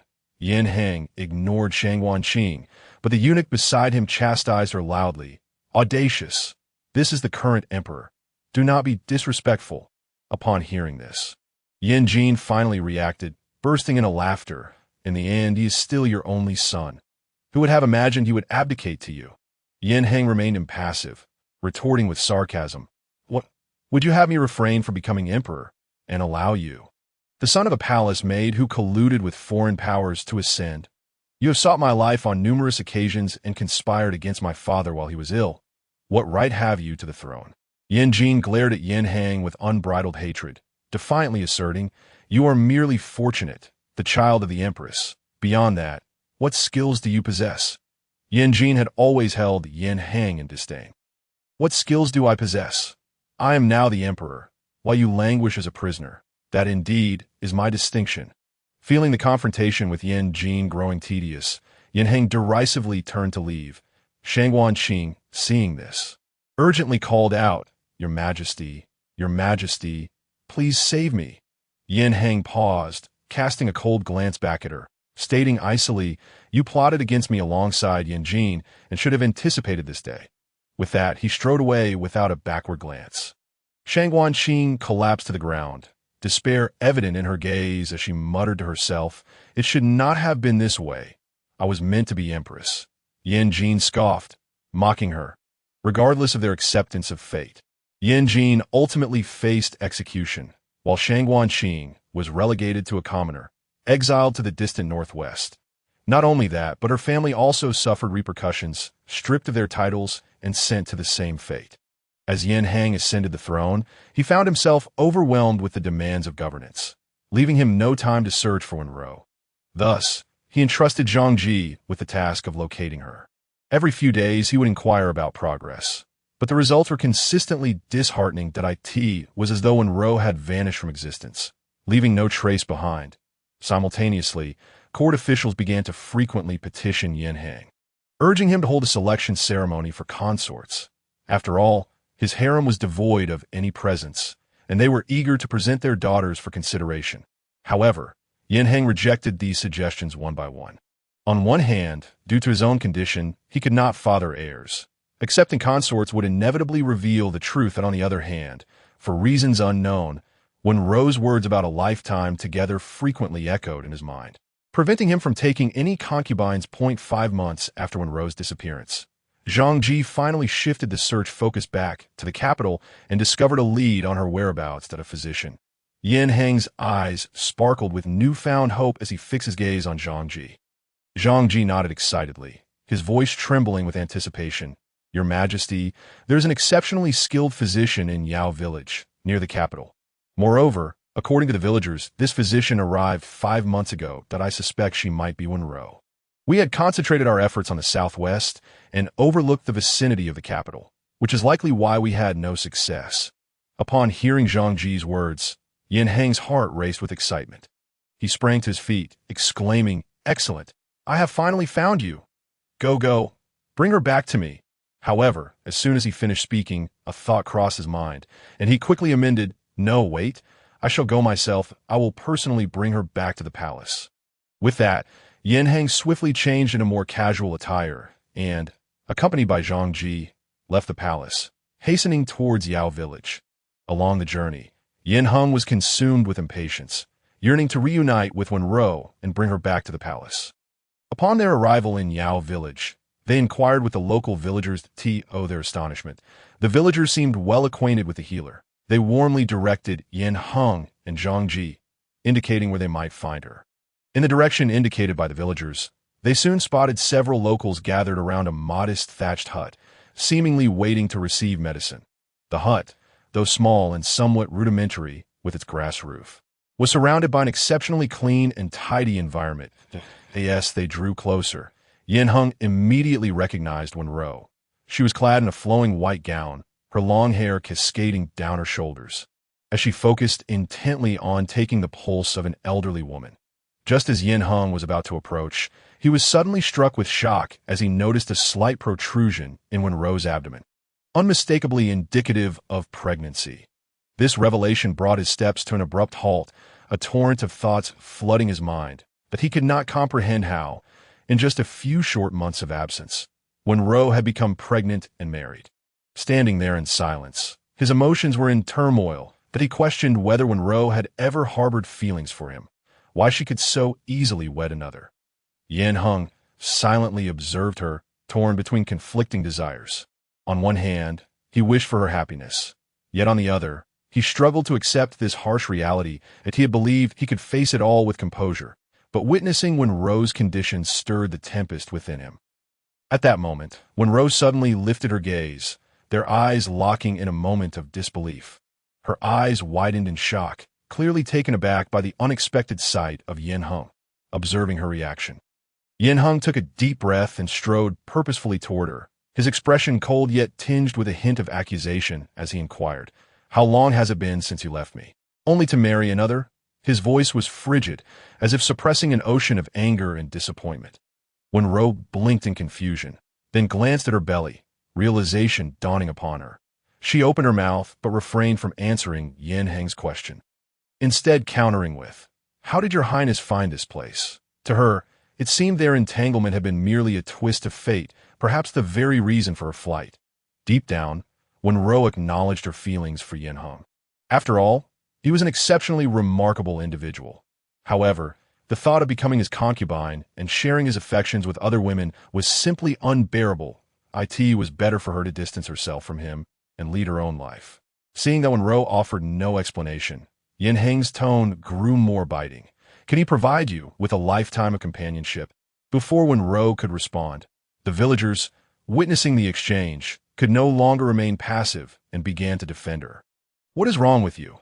Wenrou's hometown was ravaged by floods. She lost her husband, and now she carries a child. She is already enduring so much hardship." Yin Hung was momentarily taken aback. Quickly realizing this was merely a facade crafted by Wenrou to appease the villagers. Suddenly, it dawned on him that Wenrou's current condition suggested she was 5 to 6 months pregnant. Reckoning the timeline, it aligned closely with their encounter. A surge of excitement coursed through Yin Hung as he grasped Wenrou's shoulders, urgently asking, "Is this my child?" Wenrou hesitated, then slowly nodded in affirmation. Yin Hung erupted into laughter, nearly overwhelmed with joy that he had once believed he would never have offspring, only to discover that the woman he cherished was carrying his child. "Wenrou, come with me back to the palace. You desire a lifetime of companionship. I shall grant it to you," he professed with deep affection. Though Yin Hung had never been particularly drawn to women, he found himself resolutely unwilling to let Wenrou slip away. It was only in her presence that he felt liberated from the burdens of his princely identity, embracing his humanity instead. Wenrou gazed at him with wide eyes, her disbelief evident. Upon realizing his sincerity, she felt a surge of emotion and nodded, willing to grant him a chance. However, Yin Hung did not immediately take Wenrou back to the palace. Instead, he brought her to his maternal grandfather. Confiding his intentions to establish Wenrou as his consort, he hoped that through his grandfather's influence, a suitable status could be created for her. for without it, she would face insurmountable obstacles in her pursuit of becoming queen. The prime minister, naturally, implored him against such a course of action, attempting to dissuade Yin Heng with earnest counsel. Yet undeterred, Yin Heng remained resolute in his decision, impervious to the opinions of others. In desperation, the prime minister consented to have his daughter-in-law recognize Wenrou as her niece. Wenrou, deeply touched by Yin Heng's thoughtful intentions, graciously accepted the arrangement. Before long, Yin Heng proposed his desire to elevate Wenrou to the status of queen before the court, igniting a wave of excitement among the officials. However, their elation was short-lived as they soon learned that the emperor had already selected a candidate for the queen, merely awaiting the opportunity to bring her into the palace. Nonetheless, the general sentiment among the officials was that as long as Yin Heng was willing to establish a harem, it would only be a matter of time before new faces were added. After all, the position of queen was not easily secured. With the impending birth of the new imperial child, it became imperative to complete the coronation ceremony before the child's arrival. Consequently, the palace was abuzz with preparations for this grand event, with everyone diligently attending to their respective duties. In the midst of this bustling activity, Wenrou found herself in the most leisurely of circumstances. As she carried their child, Yin Heng took great care to ensure she was well looked after, sparing her from any burdensome tasks. Under Yin Heng's attentive oversight, the coronation ceremony proceeded exceptionally smoothly. After Wenrou was crowned queen, she did not reside in the chiefing palace, but rather in close proximity to Yin Heng's quarters. Yin Heng relished the opportunity to live with Wenrou as an ordinary couple after court sessions, enjoying their time together like tea times. It was Wenrou who managed the household affairs, including Yin Heng's meals and living arrangements. Upon discovering that the queen was pregnant, the officials, wary of incurring her wrath, temporarily shelved their thoughts of expanding the harem. Yin Heng, relieved of such concerns, cherished his tranquil life with Wenrou. Due to her pregnancy, Wenrou's appetite had diminished, prompting her to prepare small sweet treats daily. To her delight, as Yin Heng developed a fondness for them, as he savored the confections, he remarked, "Wenrou, I had no idea you possessed such culinary talents. It seems you were merely shirking your duties in the East Palace." He was aware of the circumstances at the time, where favoritism reigned and Wenrou could hardly procure ingredients to create such delicacies. Wenrou pouted slightly and replied, "Your Highness, you have no idea. I was constantly engaged in a battle of wits with the head chef in the imperial kitchen, all to secure a bit more meat for you."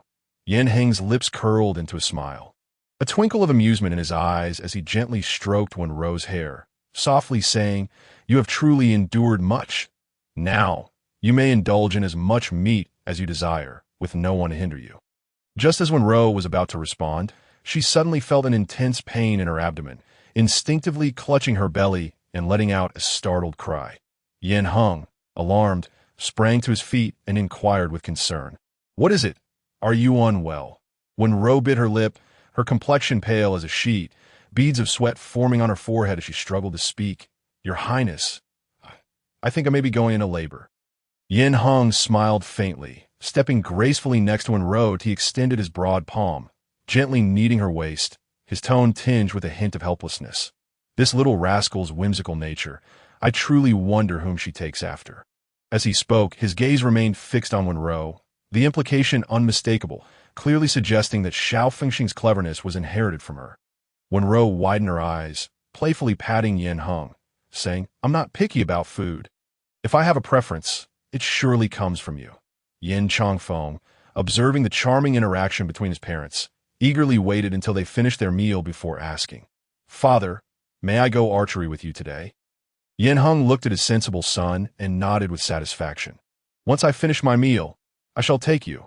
Shortly after the births of Yin Changfeng and Yin Fengxing, the court officials began to advise Yin Heng to conduct a grand selection. However, no matter how they pressed, Yin Heng dismissed their suggestions as mere whispers in the wind, ultimately declaring that he would only marry Wenrou in this lifetime. Subsequently, he proclaimed Yin Changfeng as the crown prince. After months of stalemate with the officials, it was Yin Heng who emerged victorious. Thus, the tale of Yin Heng and Wenrou, destined to be together for eternity, spread throughout the streets and alleys. Shangguan Qing crouched in the parched earth, laboriously planting seedlings. She had been exiled to the northwest, where she was forced to toil in the fields, because her family had suffered due to her actions. The Shangguan family had turned their backs on her. Alone in this foreign land, she was fortunate to have met a soldier from the northwest whom she married, improving her circumstances significantly. Yet despite this, as a former prisoner from the capital, she still had to work in the fields. Have you heard? The current emperor declared before the civil and military officials that he would marry only the empress for his entire life, said a local farmer while laboring. When the empress gave birth to twins, the emperor naturally dotes on her. Another chimed in. Upon hearing this, Shangguan Qing's eyes brimmed with envy. She was well aware that the small palace made from the epidemic zone had married Yin Heng, transforming from a commoner into a relative of a prime minister. Looking at her soiled hands, Shangguan Qing could not comprehend why a time traveler like herself had ended up in such a plight. She lamented that she would have been better off living in the modern world. Is it better now? Huh? Yin Heng heard a somewhat fatigued voice. Struggling to open his eyes, he found his father, clad in a dragon robe, seated beside him. Confused, he wondered why his father, who had abdicated to wander the mountains and rivers, had suddenly returned. Soon after, he heard the voice of the royal physician. Your Highness, the condition of your restlessness has reached a critical stage. During an episode, it may even harm others. I have just administered a calming medicine, and he is now tranquil. Hearing this, Yin Tian sighed deeply, lamenting, why must heaven treat Heng so? At present, Yin Heng's condition had worsened, with episodes sometimes endangering those nearby. Initially, to protect Yin Heng, Yin Tian had resorted to confinement, but he never anticipated it would cause harm instead.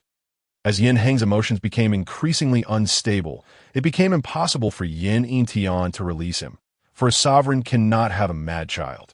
Furrowing his brow, Yin Heng struggled to grasp the situation, but then a wave of memories surged over him. Strangely, there were no recollections of Wenrou or their children.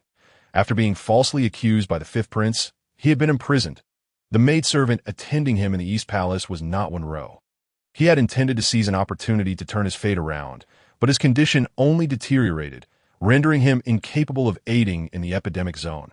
Consequently, he remained confined in the East Palace, and his ailment showed no signs of improvement. In contrast, the fifth prince had spent over 6 months in the epidemic zone, successfully quelling the plague. Upon returning to the capital, he gained the emperor's favor.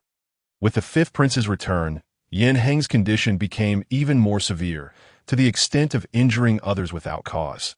This was precisely why Yin Tian grew increasingly reluctant to release Yin Heng, prolonging his confinement. Yin Heng attempted to open his eyes and call out for his father, but under the effects of the calming medication, he lost control of his body completely, in his heart. Filled with anxiety, he ultimately cried out, Your Highness, what troubles you? Slowly, Yin Heng opened his eyes, meeting the worried gaze of Wenrou. I could see that moment. Beads of sweat adorned his forehead, and without hesitation, he pulled her into a tight embrace. It turned out that everything prior had been a dream, yet it felt too vivid. He dreamt of being imprisoned in the East Palace for eternity, like a ghost, utterly alone. Wenrou, unaware of Yin Heng's predicament, tenderly responded to his embrace, gently patting his back. Only then did Yin Heng gradually relax, filled with profound emotion as he spoke. Ro, how fortunate I am to have met you. Ro, congratulations on completing the task.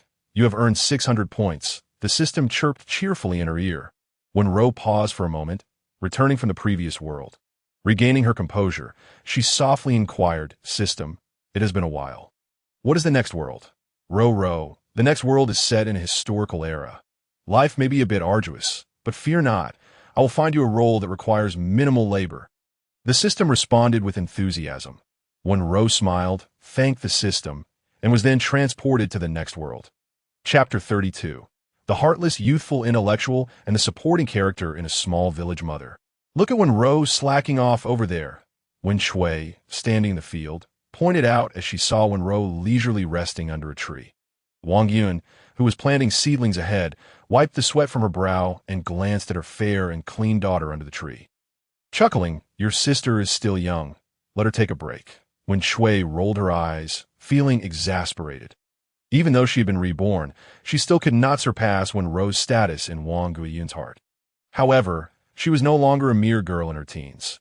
Hearing Wang Guiyun's words, she tossed aside her farming tools and joined Wenrou under the tree.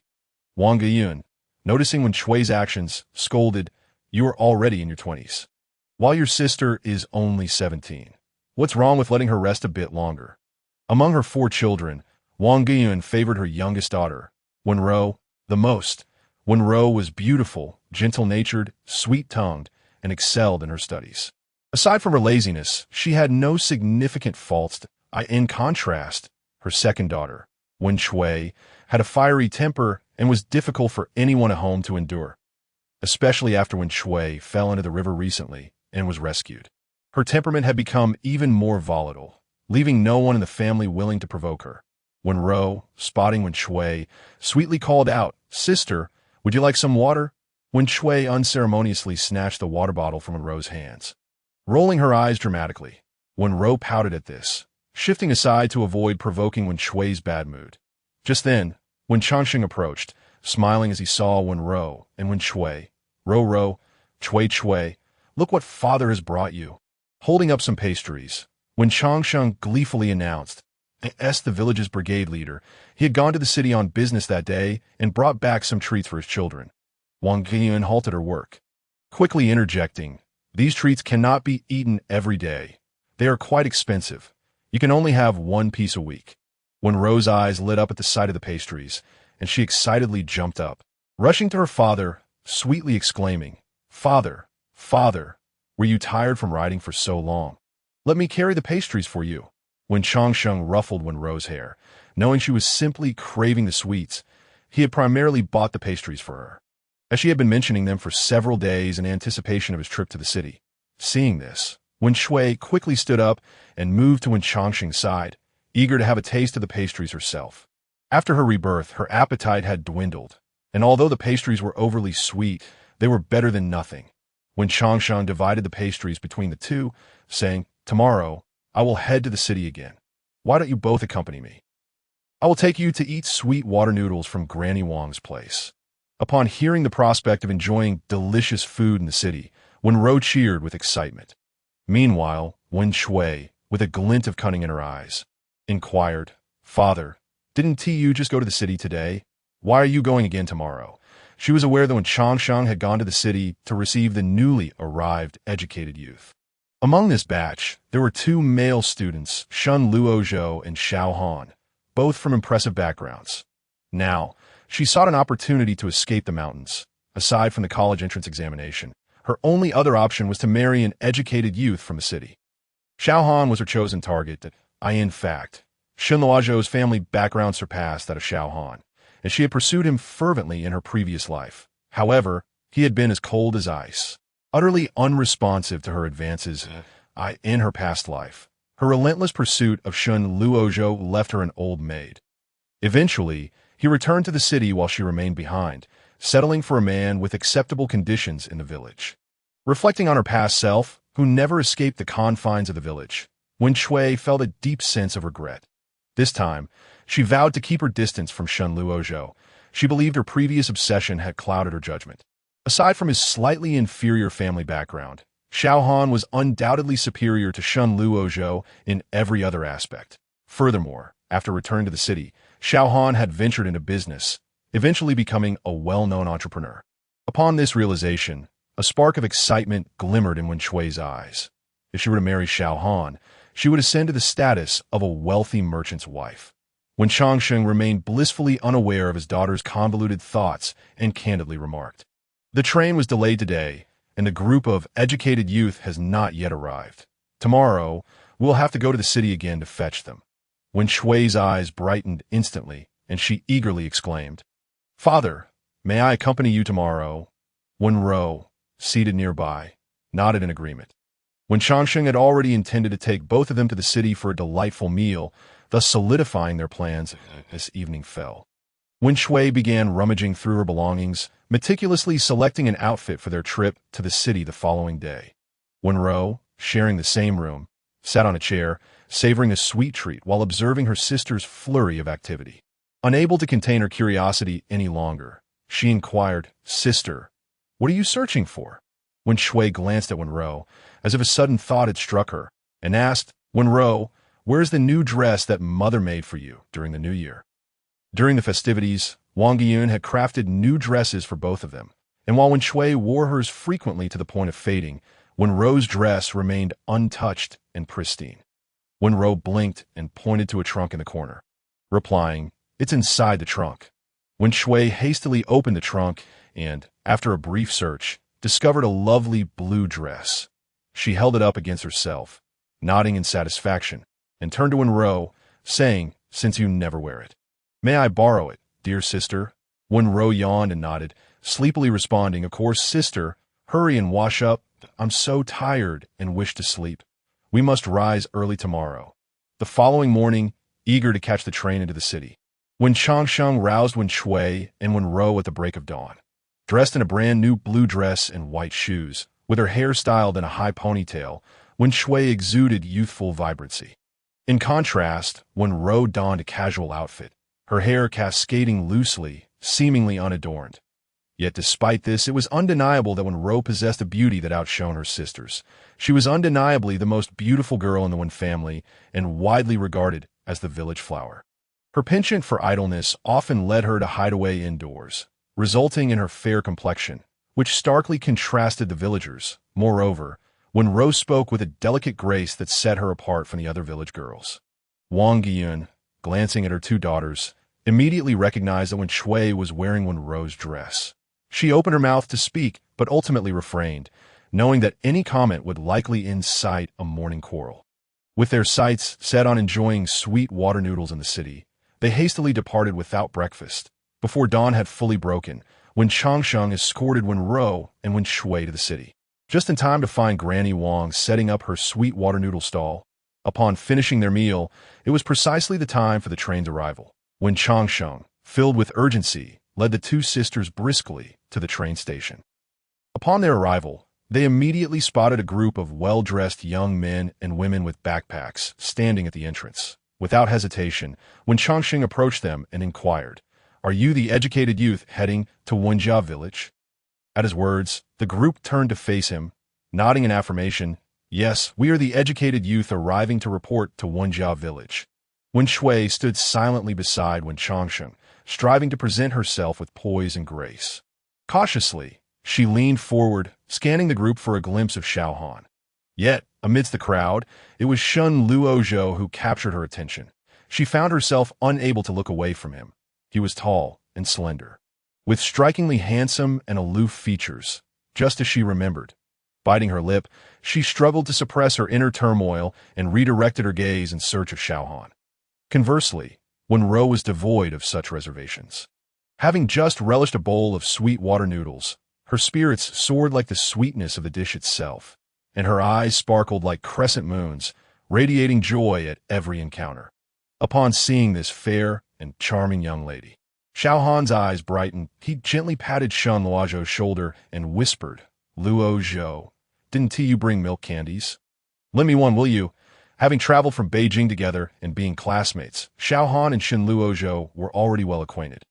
Shun Luozhou cast a glance at him, and then at Wenrou, realizing that his friend, ever the flirt, had likely found a new target of affection. He said nothing, merely retrieving 2 milk candies from his pocket and placing them in Xiao Han's palm, gifts from his cousin before boarding the train.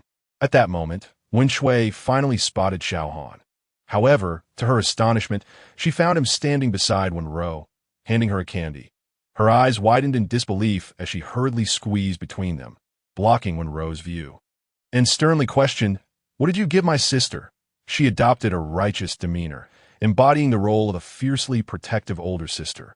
Xiao Han, scratching his nose in embarrassment, quickly explained, "It's a milk candy. I'll give you one too." Wen Shui bit her lip, mentally berating Wenrou for her beauty, which seemed to draw the attention of the male educated youth. "You keep it for yourself. Don't set your sights on my sister," she retorted, refusing the candy. Fully aware that wealthy young men often favored such sweet temptations, her deliberate dismissal indeed drew Xiao Han's interest toward her. Manifesting an expression of intrigue on the return journey to the village, The crowded train forced everyone to sit closely together. Wenrou, glancing around, discreetly slipped over to sit beside Shen Luozhou, having witnessed earlier that the candy Xiao Han had given to her came from this very educated youth. At that moment, savoring her sweet milk candy, she plotted how to procure more for future enjoyment. Seated quietly, Wenrou occasionally stole glances at Shen Luozhou. Yet, whenever she gathered the courage to request a candy, her resolve faltered, feeling a tad embarrassed at the prospect of asking for food from someone she barely knew. Nonetheless, despite her attempts to remain inconspicuous, her fidgeting and furtive glances did not go unnoticed by Shen Luozhou. He had, after all, been accustomed to the admiration of many girls due to his handsome appearance. Initially, he intended to ignore her, but her blatant behavior piqued his curiosity, prompting him to inquire, "What's the matter?" Caught off guard by Shen Luozhou's question, Wenrou felt a wave of nervousness wash over her. Her cheeks flushed crimson as she took a deep breath, summoning her courage to softly ask, "Brother, do you have any more candy?" Her voice was gentle and playful, laced with a hint of shyness. Shen Luozhou was taken aback. He had not anticipated that Wenrou desired candy. Amused, he smirked slightly and replied, "I no longer have the same kind of milk candy, but I do have chocolate if you'd like." Wenrou's eyes widened in curiosity. "What is chocolate? Is it also a type of candy?" Shen Luozhou retrieved a piece of chocolate from his bag and handed it to her, saying, "Give it a try." Wenrou unwrapped the square confection and took a delicate bite, feeling the bittersweet and fragrant flavor melt in her mouth. Her beautiful cat-like eyes widened in astonishment as she exclaimed, "This candy is incredible. It melts instantly in my mouth." In a matter of moments, she devoured the chocolate, her gaze fixed eagerly upon Shen Luozhou. Feeling slightly embarrassed under her scrutiny, he rummaged through his bag once more and produced another piece of chocolate, offering it to her. "This one is milk-flavored. Take it and enjoy it at your leisure." Wenrou's eyes sparkled as she accepted the chocolate with both hands, treating it as a precious treasure, and joyfully tucked it into her pocket. After securing her treat, she turned to Shen Luozhou and introduced herself. "Brother, you are truly kind, and my name is Wenrou. What is yours?" Having yet to learn the names of the educated youth, Wenrou was unaware of Shen Luozhou's identity. He glanced at her and replied, "My name is Shen Luozhou. How old are you?" Given that she referred to him as brother, he couldn't help but ask her age. "Brother, I am 17, Wenrou replied with a bright smile. "I am 19. You should indeed call me brother," Shen Luozhou responded, having recently graduated from high school, but unable to attend university due to policy changes. Wenrou nodded, delighted to have gained an older brother, as her own two brothers were quite fond of her. Meanwhile, Wenrou engaged in conversation with Xiao Han. Due to the limited seating in the vehicle, Xiao Han graciously offered a seat to Wenrou and stood beside her. Thus, the two began to engage in conversation. Chapter 34. The emotionless educated youth male, supporting character, and a canon fodder village flower 03. The more Xiao Han conversed with Wenrou, the more astonished he became. He discovered that this rural girl possessed a multitude of remarkable ideas, even surpassing many city girls in her breadth of knowledge. Wenrou, noticing Xiao Han's astonished gaze, felt a surge of pride within her. After all, she had been reborn from the modern world and had witnessed many things that others had not. There was no comparison to those uninformed girls. Upon arriving at Wenjiao village, Xiao Han continued to express his amazement, unable to resist sharing with his friend. "Luozhou, Wenrou is truly a remarkable girl. I have never encountered such a girl before."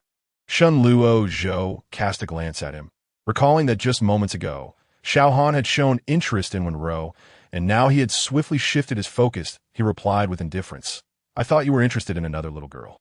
Xiao Han smirked mischievously, nudging Shen Luozhou as he said, "I saw it. That little sweetie rushed to your side as soon as she got in the car. She must like you. Don't worry.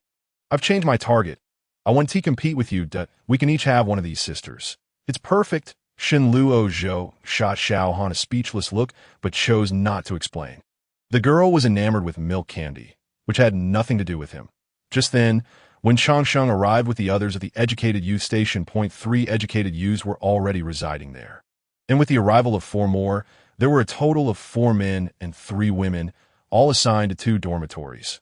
When Changsheng introduced everyone, informing them of the work schedule before departing with Wenrou, and Wenrou. Feeling pleased for having captured Xiaohan's attention, Wenrou wore a smile all day, much to the astonishment of the Wen family. Wang Yun could not help but call Wenrou over, inquiring about the good fortune that had befallen her in the city. Wenrou, feeling delighted as she touched the chocolate in her pocket, proudly produced it and handed it to Wang Yun, exclaiming, "The educated youths in the city shared candy with me and my sister. It's so delicious. Mother, this is called chocolate.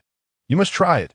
Wang Yun scrutinized the luxurious-looking candy in her hand, frowning as she said, "Did you go and ask them for it? You mustn't do that again. The educated youths have a hard too. They can barely feed themselves, and you went and asked for more." Wang Yun knew her youngest daughter well. The girl had a notorious sweet tooth, and thus she admonished her. After scolding her, she added, "Stay away from those male, educated youths. Don't let a few pieces of candy deceive you. Look at Arya from the village. She married an educated youth, and now she has children, but when the educated youth got a chance to return to the city, he left without a backward glance. Now, Arya is left calling for help, but no one responds." Wenrou obediently nodded, not taking it to heart. She had no thoughts of romance or marriage. Wang Yun felt reassured, knowing her youngest daughter's greatest virtue was her obedience, unlike her second daughter, who seemed perpetually at odds with everyone. Yet, even so, Wang Yun remained concerned about her daughter being lured away by an educated youth. After admonishing Wenrou, she hurried to counsel Wenrou. Wenrou, feeling cheerful, reacted with impatience to Wang Yun's warnings, secretly looking down on her mother's narrow-mindedness, as she was unaware of the advantages of marrying an educated youth, wrinkling her brow in annoyance. She replied, I know. Satisfied with Wenrou's compliance, Wang Yun set her worries aside, indifferent to her daughter's attitude. However, as the conversation progressed, Wang Yun began to fret about Wenrou's marriage prospects.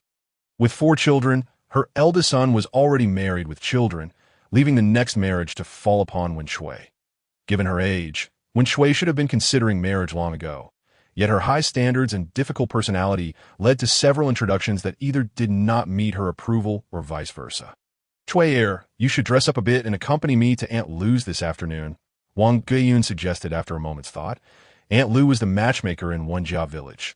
Since it was Saturday and no one had to work, Wang Yun intended to seek a matchmaker for Wenrou. Wenrou rolled her eyes and replied, "I know my own marriage matters. If you have the time, you might as well introduce someone to Wenrou. She's lazy and greedy. It'll be hard for her to find a husband." Wang Yun shot Wenrou a glare, exasperated. "I'm doing this for your own good. Do you think I want to harm you? You're already 22. What girl at that age hasn't team married yet? Look at the girls in the village your age. They have several children already. I know my own worth. I'm not like those village girls." With that, Wenrou stormed out, slamming the door behind her, leaving Wang Yun fuming. Wenrou hurried to console her mother, softly saying, "Mother, don't be upset. Sister is just saying things out of anger. She is probably feeling down after so many failed matchmaking attempts." Wang Yun turned her gaze to Wenrou, feeling a bit better, grateful for her youngest daughter's understanding nature. However, she was also troubled by Wenrou's marriage prospects. Wenrou was right. Wenrou's reputation for laziness and greed had spread throughout the village. Although she was exceedingly beautiful, the villagers valued hard work and diligence, making it challenging for Wenrou to find a partner. Slapping her thigh, Wang Yun resolved to visit Aunt Lu that afternoon, thinking that if her second daughter had high standards, her youngest would not suit a village match. They should seek city matches instead. Unbeknownst to Wenrou, her mother was already planning to arrange her marriage. She lounged leisurely in the shade of a tree in the yard, basking in the sun and dozing off comfortably. In the afternoon, Wang Yun found a white dress for Wenrou and styled her hair in braids before taking her to Aunt Lu's house. Wang Yun promised Wenrou a piece of dessert for their outing, so Wenrou obediently followed her mother out the door. Aunt Lu's house was conveniently located next to the educated youth station. Upon arrival, they spotted the educated youths relaxing beneath the trees outside the station. With no work that day and the heat rising, they gathered to chat and form connections. Wenrou saw Shen Luo Zhou and, recalling his kindness in giving her candy, beamed with a smile and waved cheerfully. The educated youths recognized the village flower, the captain's daughter, and responded in kind. Wang Yun shot a warning glance back at Wenrou, who stuck out her tongue and obediently lowered her head, following her mother into Aunt Lu's house to avoid the male educated youth's attention. Ah, the captain's daughter is truly beautiful. I've never seen such a lovely girl in the city. Wang Heng, a newly arrived male educated youth, remarked as he caught sight of Wenrou leaving. Wenrou is well known as a beauty far and wide. If you're interested, you could introduce yourself, Feng Shuo. One of the first educated youths to arrive chimed in, well-versed in the village's affairs. Chapter 35. The emotionless educated youth male supporting character and the canon Fodder Village Flower 04 Wang Heng felt a stir of interest and quickly asked, have any educated youths married in the village before? Coming from the northwest, although his family lived in the city, their situation was not particularly favorable. Staying in Wenjia village felt no different from returning home. And marrying the captain's daughter might be far better than finding a poor girl of equal status in the city. Feng Shuo pondered for a moment before responding, yes, but previously, a girl from Wenjia village married an educated youth. And he ultimately abandoned his wife and children to return to the city, which created a rift between the village girls and the educated youths that, if you wish to marry Wenrou, you'll likely need to put in considerable effort. Furthermore, in the eyes of the village's eligible young men, Wenrou is seen as a goddess. Many young men dream of bringing the village flower home. Though she may not be viewed as an ideal wife by the village matrons, she is highly coveted by the young men who all fantasize about marrying her. Xiao Han and Shenluo Zhou listened quietly, and Xiao Han could not help but inquire, what about the captain's other daughter? Has she married? Feng Shuo glanced at him and replied, she isn't married yet either. That girl has been on numerous blind dates but has yet to find a match. Her standards are quite high. The village matrons often gossip in front of the educated youth station, so Feng Shuo had heard plenty over time. Xiao Han nodded, thinking that it was no surprise the girl he had his eye on would have lofty standards. Just then, Wang Yun and Wenrou emerged from Aunt Lu's house. Aunt Lu sent them off at the door, calling out in her loud voice, for the captain's family, we'll arrange for your daughter to meet the young man in the city next Sunday. Wang Yun wore a beaming smile, eagerly nodding in agreement, while Wenrou stood blushing shyly beside her. As the two turned to head home, Wenrou spotted Shenluo Zhou and discreetly waved at him from behind her mother, greeting him. Shenluo Zhou, noticing her sparkling cat-like eyes, smiled inwardly, understanding that she had been signaling him, and nodded in acknowledgement. The other educated youths assumed Wenrou was greeting everyone and responded in various ways. Wang Yun had initially intended for Aunt Lu to help find a match from the city, and to her surprise, they had found a suitable candidate right away, a young man working as a chef in a city restaurant with excellent prospects. Wang Yun, eager not to miss such a great opportunity, decided that both Wen Shui and Wenrou would accompany her. Whoever the young man favored could pursue a courtship. Meanwhile, Wenrou was indifferent to the arrangements. Having just seen Shenluo Zhou, she was consumed with curiosity about whether he had any more treats to share. Upon arriving home, she did not even change her clothes before rushing out. Eager to find Shenluo Zhou, Wang Yun, noticing how obedient Wenrou had been earlier, did not intervene and allowed her to leave with ease. The educated youth had already dispersed, and Shenluo Zhou did not return to the youth station. Instead, he wandered around the village to familiarize himself with the area. As he approached the back mountain, he spotted Wenrou jogging towards him. Instinctively, Shenluo Zhou halted his steps, observing her eyes light up as if she had seen a delectable chicken leg, and she hurried towards him. Brother Shen, there you are. I've been searching for you for ages, Wenrou exclaimed softly as she came to a stop in front of him. Shenluo Zhou had never encountered such a straightforward girl, and he felt a flush creep across his face that he could not help but recall Xiao Han's words, wondering if this young lady truly had feelings for him, given her fervent enthusiasm. Clearing his throat, Shenluo Zhou inquired, what do you need from me? Wenrou, still flushed from a run, stammered, hesitant to admit that she simply wanted something delicious to eat, and thus struggled to articulate a single word for a while. This only reinforced Shenluo Zhou's belief that she indeed harbored feelings for him. Momentarily, he was unsure how to respond. As she had not declared her affections, it seemed peculiar for him to refuse her outright. However, Shenluo Zhou had no intention of pursuing a romantic relationship in the countryside, and worried he might hinder this young girl's sentiments. Consequently, both fell into a silence, gazing at one another. Eventually, unable to withstand Wenrou's sparkling, watery eyes, Shen Luozhou capitulated, seeking to make conversation. "Have you finished the chocolate I gave you last time?" Upon hearing him mention chocolate, Wenrou's eyes sparkled with delight, and she could not help but admire this kind-hearted brother. Before she even had the chance to ask him, he had already brought up the topic of delicious treats. Eagerly, she replied, "I gave that piece of chocolate to my mother. She said it was absolutely scrumptious." Wenrou smacked her lips, feigning a pitiful expression as she added, "But I haven't had enough yet." Seeing that she was now discussing food, Shen Luozhou felt a wave of relief wash over him. As long as Wenrou did not confess her feelings, he believed he could accept anything else. Therefore, he proposed, "I have some canned fruit back home. If you'd like, I can share some with you." After all, his mother had packed him an abundance of delightful treats for his trip, which he could not possibly consume all by himself.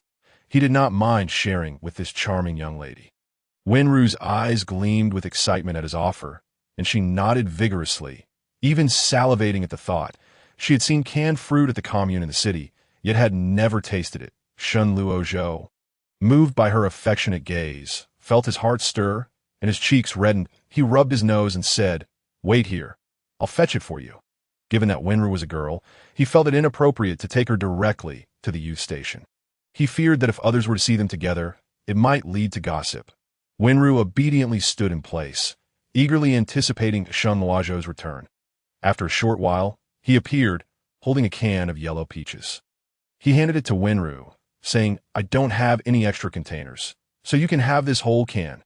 Wenrou had expected Shen Luozhou to offer her just a taste, but to her astonishment, he presented her with an entire can of fruit. She was utterly moved, her cat-like eyes sparkling as she gazed at him. Shen Luozhou, feeling increasingly flustered under her gaze, urged, "It's getting dark. You should head back. Don't eat too much at once. It might harm your teeth." Recognizing that he had perhaps said too much to a girl he had only just met, he decided to fall silent. Wenrou nodded obediently, cheerfully responding, "Brother Shen, I will heed your advice. Thank you for the canned fruit. You truly are a kind person." With that, she clutched the can and dashed away without a backward glance. She needed to hide the can before her sister returned, or else it would surely be snatched away. As Shen Luozhou watched Wenrou's retreating figure, he felt a strange sensation, as if he had been deceived and abandoned without hesitation. However, this thought made him chuckle to himself.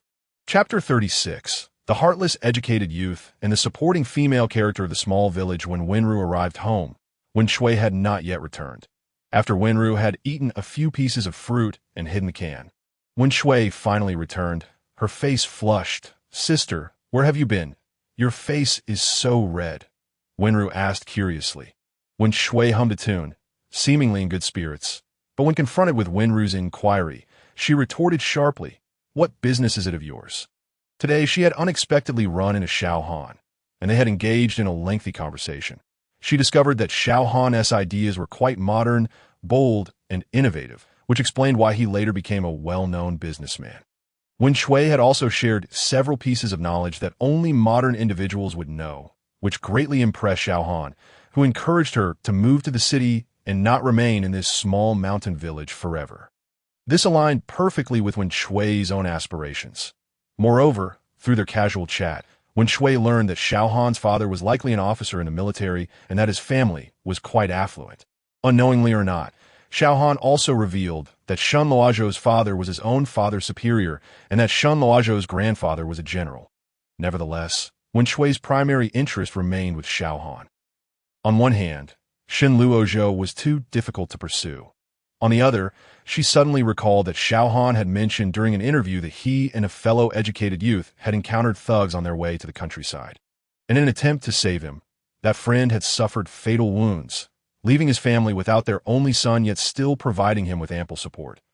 Shui now realized that this friend must have been Shen Luozhou, as he was the only educated youth from the same area as Xiao Han. Unaware of the underlying circumstances, Xiao Han felt delighted that Shui showed no interest in the illustrious Shen Luozhou. In the past, whenever girls in Beijing encountered Shen Luozhou, they would immediately abandon their own suitors for him, which had always troubled Xiao Han. Thus, he was thrilled to find someone who genuinely liked him. They conversed extensively without addressing their feelings directly. When Shui recognized Xiao Han's affections but did not wish to make it easy for him to win her over. "Sister, are you in a relationship?" Wenrou asked innocently as she observed Wen Shui alternating between laughter and frowns. Wen Shui nearly choked on her own saliva, turning to Wenrou with a stern voice. "What nonsense are you spouting? I warn you, do not mention this to our parents." Wenrou nodded, then inquired, "What is the difference between dating and marriage?" Mother said that if the blind date goes well on Sunday, she might get married. Wen Shui shot her a glance, rarely in a good mood, and explained, "Dating means you can kiss, hug, do fun things together, eat each other's delicious food, spend each other's money, and not be held accountable. Marriage, on the other hand, means you have to bear children for the other person, do house chores, and you might even get scolded." When Shui's words resonated with the modern notion of a heartless woman. Wenrou frowned at this revelation. Then dating sounds much better. After hearing Wen Shui's explanation, she instinctively thought of Shen Luozhou, or rather, the thought of his food.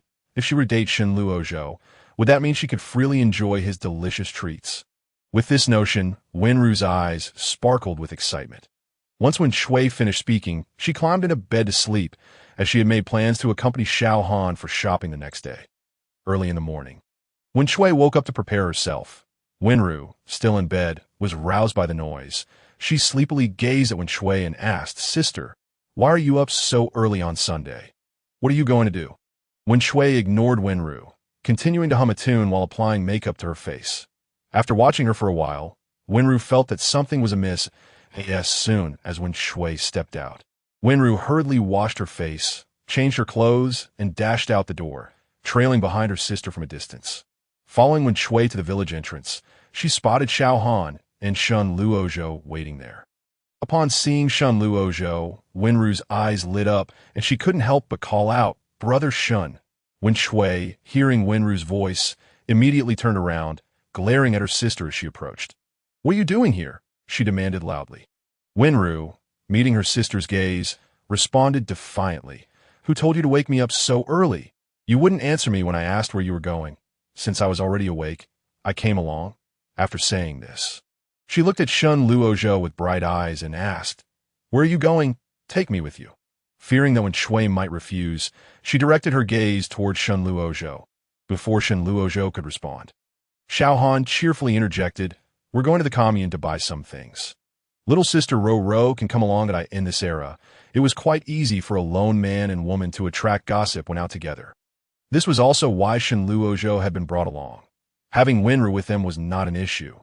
Seizing the opportunity, while Xiao Han was distracted, Wen Shui shot Wenrou a fierce glare, mouthing, "I'll deal with you when we get home." Seeing this, Wenrou quickly sidestepped and nestled next to Shen Luozhou, deliberately avoiding Wen Shui's gaze. Regardless, the four of them ultimately set off together for the commune. However, upon reaching their destination, Wen Shui promptly pulled Xiao Han away, leaving Wenrou and Shen Luozhou to exchange glances. Wenrou blinked her lively eyes, gazing up at Shen Luozhou, and softly asked, "Brother Shen, are you here to buy something special?" In truth, Shen Luozhou had nothing specific to purchase, as his family had already prepared all he needed for his time in the countryside. This trip was purely to accompany Xiao Han to her surprise. She found herself left here, accompanied by an unexpected little tale. "I have nothing to purchase you have anything in mind?"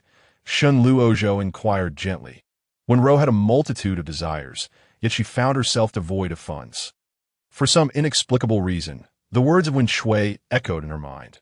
One could utilize the other's money when in a relationship. Consequently, she couldn't help but scrutinize Shen Luozhou from head to toe. Noticing Wenrou's gaze, Shen Luozhou questioned, puzzled, "What's wrong? Is there something on my face?" Wenrou shook her head, opened her mouth, yet hesitated to voice her thoughts. Detecting her reluctance, Shen Luozhou encouraged, "What's the matter? It's all right. Just speak freely." After a moment of hesitation, Wenrou finally whispered, "Would you consider dating me?" Shen Luozhou was momentarily taken aback. Their encounters had scarcely exceeded 3 in total, and this proposal from Wenrou startled him. Although there had been girls who had fallen for him at first sight in the past, even pursuing him fervently, the rapidity of Wenrou's confession left him astounded. He did not immediately decline. Sensing Wenrou's innocence, he feared that an outright rejection might hurt her. Thus, after a brief moment of contemplation, he cautiously inquired, "What makes you wish to date me?" Of course, Wenrou dared not confess that her motive was to enjoy free meals. So she pondered and rephrased, "It's simply because you are kind and always share delicious food with me." Shun Luozhou appeared dissatisfied with this answer and pressed further. "Is that all?" Stumped, Wenrou pondered whether there should be more reasons. But she felt that if she remained silent, Shun Luozhou might become upset. After deep thought, she added, "And you're quite handsome." Shun Luozhou pursed his lips, carefully organizing his thoughts before suggesting, "You are still young and may not fully comprehend the feelings of affection. Perhaps it would be best to forego the idea of dating. We can simply be friends." Wenrou, not entirely convinced, retorted, "I'm not that young. My mother is taking me on a blind date next week, and she says that if all goes well, I might be getting married." Upon hearing this, Shun Luozhou felt an inexplicable discomfort. He found it hard to accept that the girl who had just confessed to him would soon be going on a blind date. Thus, he stated firmly, "If we were to date, would you still go on that blind date?" Without hesitation, Wenrou nodded. If it meant enjoying free meals, who would still consider a blind date? Besides, she had no desire to marry. Marriage meant having to bear children and work in someone else's household. Observing Wenrou's unwavering response brought him a sense of relief. Initially intending to refuse, he found himself unable to voice his rejection and instead said, "Let me think it over. I believe we should spend more time together." Wenrou was unperturbed by this and asked her most pressing question, "Then can we go out together and enjoy good food?" After a moment of hesitation, Shun Luozhou nodded. Hearing this, Wenrou beamed with delight. "Since you have nothing to buy, let me show you around the vicinity. This way, you'll become familiar with the area for your future visits." Wenrou proposed. Shun Luozhou agreed, recognizing that living in the countryside would undoubtedly involve frequent visits to the commune. While he intended to familiarize them both, the nearby locations were quite easy to recognize. In no time, they had completed their little tour, arriving right at the vicinity of the screening room. "Look, it's my sister and the others," Wenrou exclaimed, pointing towards the screening room. Shun Luozhou followed her gaze and indeed spotted Wenrou and Xiao Han entering the theater, presumably to watch a film. Wenrou, fully aware of their intentions, couldn't help but express her envy. "So that's why they separated from us. They're going to watch a movie. How wonderful. I've never been to the screening room to watch a film in my life." Previously, Wenrou had only watched patriotic educational films in the village, which made her particularly envious of Wenrou. During his time in Beijing, Shun Luozhou had seldom visited a screening room. Seeing the envy on Wenrou's face, he impulsively suggested, "Let us go watch a movie too. I'll treat you." Immediately after uttering these words, he regretted it, as watching a film was typically an activity reserved for couples. Upon hearing this, Wenrou's eyes sparkled with joy. She spun around in excitement, exclaiming, "How wonderful it is to know you, Brother Shun." Shun Luozhou couldn't help but smile at Wenrou's exuberance and decided to set aside his earlier concerns about dating. Consequently, he purchased 2 tickets, and together they entered the screening room. By sheer coincidence, they found themselves seated directly behind Xiao Han and the others. Noticing this, Wenrou quickly leaned towards Shun Luozhou and whispered, "Brother Shun, we must keep our voices down while speaking. If my sister discovers that I came to watch a movie, she will definitely tell our mother." Feeling the warm breath against his ear, Shun Luozhou's face flushed crimson. Fortunately, the screening room had dimmed, and Wenrou remained oblivious to his reaction. Shun Luozhou softly acknowledged her concern with a gentle hum. Satisfied, Wenrou immersed herself in the film, which happened to be the only romance movie available at the screening room. Drawing in many couples in such an environment, Shun Luozhou found it nearly impossible to concentrate on the film, and before long, he began to observe Wenrou. Instead, he watched as her expressions shifted dramatically in response to the movie's plot. Her eyes widening at moments of surprise, her mouth slightly agape during suspenseful scenes. Unable to contain himself, Shun Luozhou chuckled, having never encountered such a lively and charming girl before. Hearing his laughter, Wenrou turned her head in confusion and inquired, "Brother Shun, why are you laughing when the male and female leads have separated?" Shun Luozhou gazed at her fluffy hair, his hands itching to touch it, yet he restrained himself. He offered a vague explanation. "I suddenly recalled something amusing." "Wenrou, satisfied with his response, turned back to watch the movie. However, Shen Luozhou felt a fleeting sense of regret at her lack of response. This thought vanished almost as quickly as it arose when Wenrou suddenly gasped in surprise. She had turned to see Xiao Han and Wen Shui sharing a kiss. And without thinking, she instinctively clutched Shen Luozhou's shirt. In turn, he reflexively grasped her hand in his. Upon noticing the couple in front of them, Shen Luozhou instinctively covered Wenrou's eyes with his hand to shield her from the sight. In this era, public displays of affection were considered highly inappropriate. However, once he completed this action, he realized he had almost enveloped Wenrou entirely in his embrace. He froze, having never encountered such a situation before and unsure of how to proceed. Wenrou, encircled in his arms, felt the warmth of his presence enveloping her, her heart racing with an increasing tempo. Curiosity piqued, she tilted her head to meet Shen Luozhou's handsome visage and softly murmured, "Brother Shen, your heartbeat is racing so fast." This remark ignited a fire within Shen Luozhou. His mind felt as if it had exploded. The tension of rationality snapped abruptly. He became entranced by Wenrou's captivating features, particularly her lips, which glistened like ripe cherries. Unable to resist, he leaned down and kissed her without hesitation. In that moment, time seemed to freeze.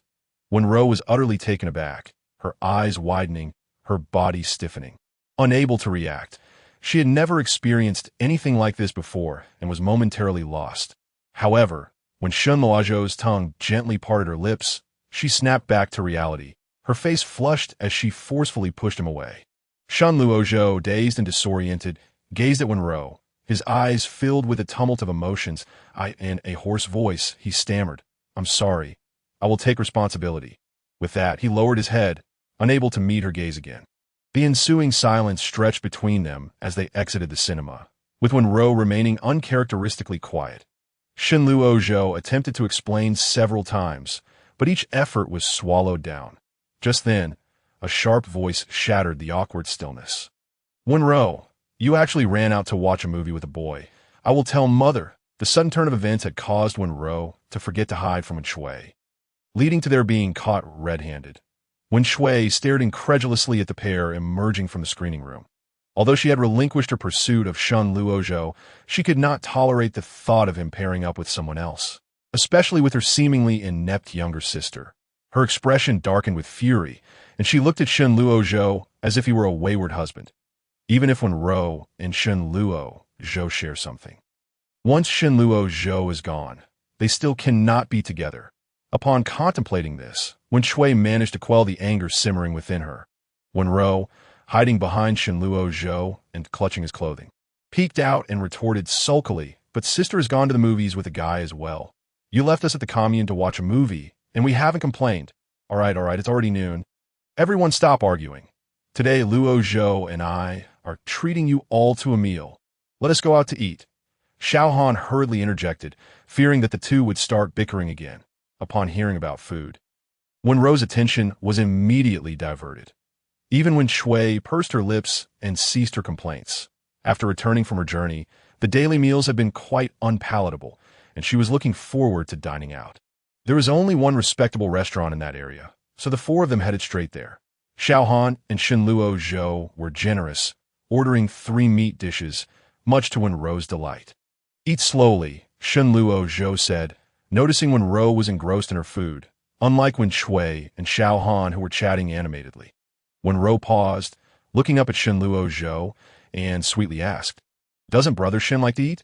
I think this braised pork is truly delicious." Shen Luozhou chuckled softly and replied, "My mother's braised pork is the best. I hope you get a chance to try it someday."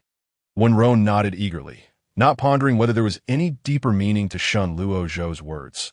Fortunately, Wen Shui was too busy flirting with Xiao Han to overhear Shen Luozhou's comment, or she would have surely been furious.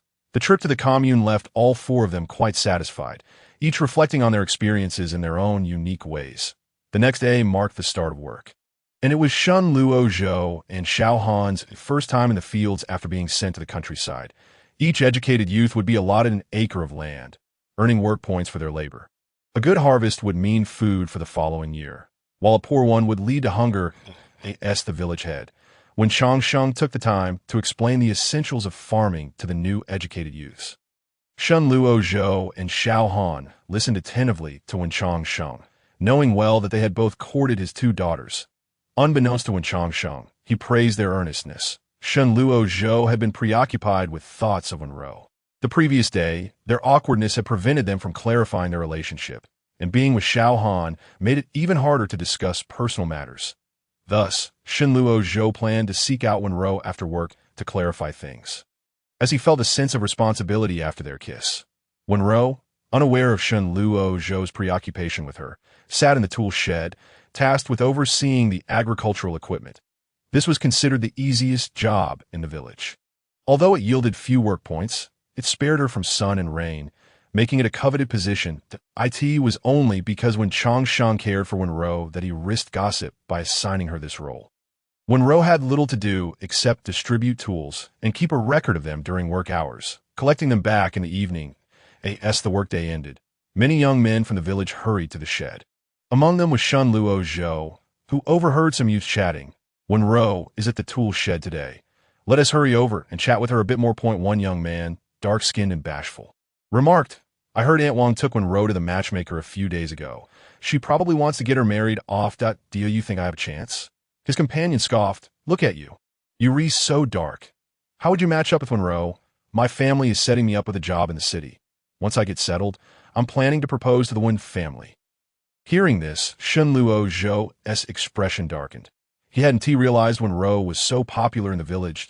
He quickened his pace, eager to see Wenrou and clarify their relationship. Upon reaching the shed, Shen Luo Zhou spotted a circle of people gathered around Wenrou, some returning tools and others striking up conversations with her. He pushed his way through and stood before Wenrou, not concerned with returning tools just yet. Wenrou's eyes lit up upon seeing him, and she cheerfully exclaimed, Brother Shen, you're here to return tools too. Let me log you in first. Her warm demeanor quickly ignited a sense of rivalry among the young men. No hurry, you carry on with your work. I need to speak with you. Shen Luo Zhou gestured to indicate he wanted to talk. However, Wenrou misunderstood and thought he was offering her something delicious. So she hurriedly resumed her tasks, efficiently finishing the tool collection.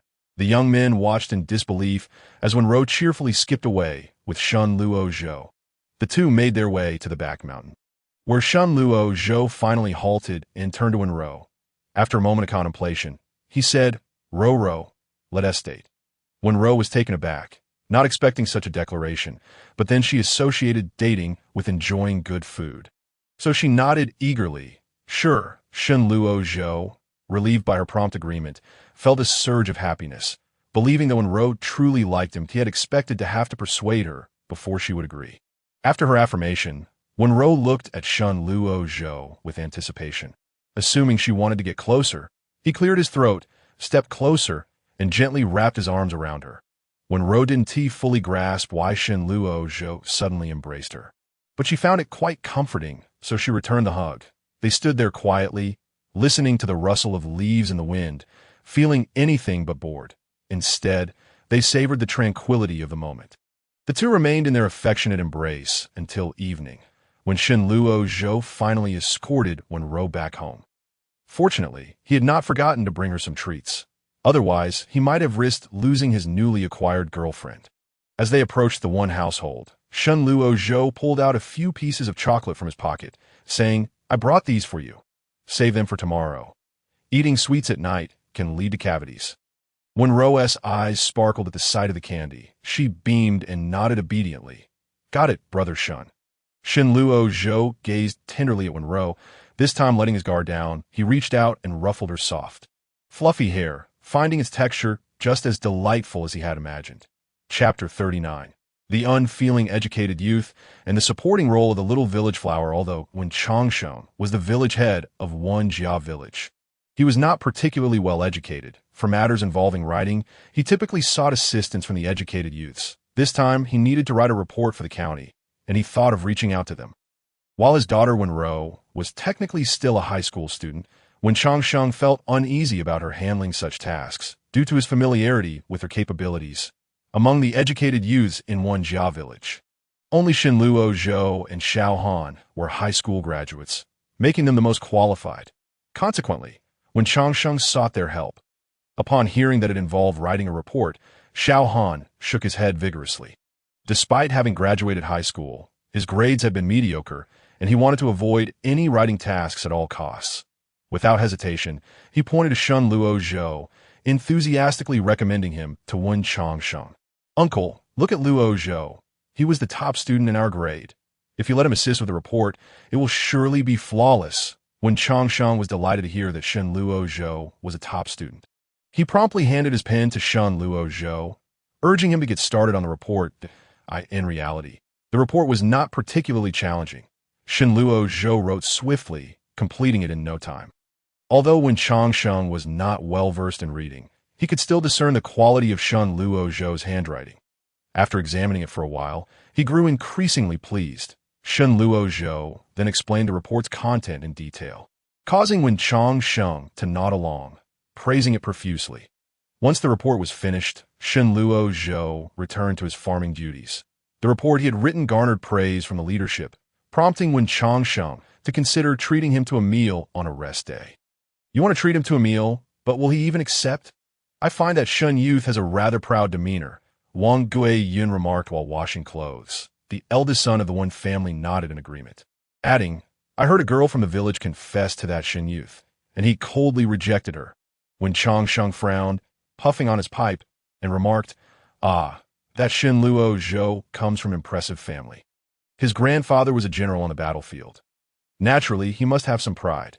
Upon hearing this, Wang Guiyun ceased her laundry, exclaiming, "My goodness, his family, is that remarkable? Then why is he here in the countryside?" When Changsheng tapped off the ash from his pipe and stated earnestly, "Going to the countryside is a noble endeavor to serve the people. Even the children of officials are encouraged to go down to the fields." Wang Guiyun pursed her lips, unconvinced, but she refrained from further argument, returning to the original topic. "If that's the case, it won't be easy for you to invite him over. Children from such families tend to avoid mingling with the poor, fearing they might become a burden." The eldest son of the Wen family chuckled heartily. "That's simple. Let my little sister extend the invitation. She is charming and sweet-tongued. I refuse to believe she can't persuade him to come." Wang Guiyun cast a stern glance at her eldest son and remarked, "What nonsense are you spouting? Just because your little sister is attractive, you think you can use her as a pawn? If I see fit, then let Wenrou go." Before Wen's eldest could retort, Wen Changsheng decisively intervened. "What? You want me to invite Shen Jiqing over for dinner at our home this weekend?" Upon being summoned to the courtyard, Wenrou learned of her task. "If you manage to bring Shen Jiqing here, your father will take you to the city to buy a headpiece," Wen Changsheng hastily added, fearing that Wenrou might decline. Hearing this, Wenrou felt a surge of happiness. She was indeed capable of inviting Shenluo Zhou for dinner, and promptly declared, "All right, I shall go right now." With that, she dashed out of the house without a backward glance. Initially, Wenrou had already arranged to meet Shenluo Zhou for a rendezvous at the back mountain, and the timing was perfect. She headed straight there. Her invitation was remarkably smooth, but upon finishing, she anxiously cautioned, "Shen Gij, you must not let my family know that we are in a relationship." They had only recently become involved, and Shenluo Zhou was not yet prepared to meet her family, so he nodded in agreement. Come the weekend, although this gathering did not involve visiting the in-laws, proper etiquette still demanded that Shenluo Zhou bring gifts. "Oh dear, why on earth are you bringing so many things?" Wang Guiyun exclaimed upon seeing the numerous gifts in Shenluo Zhou's hands. "You should take them back. Today, we agreed that your uncle is treating you to dinner. It's quite all right. Annie, it is only proper for me to bring gifts since it is my first visit to your home." Shenluo Zhou replied courteously, his demeanor exceedingly polite. Wang Guiyun mused that this young man was far from the aloof persona rumored about him. Just then, Wenrou dashed out, directly taking the gifts from Shenluo Zhou's hands. "Take it slow. It's too heavy. Where shall I put it?" "Let me carry it," Shenluo Zhou quickly offered. By this point, Wang Guiyun's protests were futile, and she could only watch as Shenluo Zhou placed the items in the kitchen. Since Wang Guiyun had already prepared the meal in advance, Shenluo Zhou's arrival was perfectly timed for dinner. As the guest, he took a seat beside Wen Changsheng. who continuously poured him wine and engaged in lively conversation. Inquiring about conditions in Beijing and about Shen Luozhou's family, Shen Luozhou answered each question dutifully, leaving nothing concealed. This only endeared him more to Wen Changsheng, who persistently raised a toast to him. Observing Shen Luozhou's slightly flushed face, Wenrou could not suppress a giggle, covering her mouth with her hand. Shen Luozhou caught her in the act, a hint of a smile gracing his lips as he gazed at her affectionately. Seizing the moment while others were distracted, he silently mouthed, "Wait for me tonight." This scene did not escape Wen Shui's notice. Her eyes widened in disbelief. Could it be that Shen Luozhou and Wenrou were indeed together?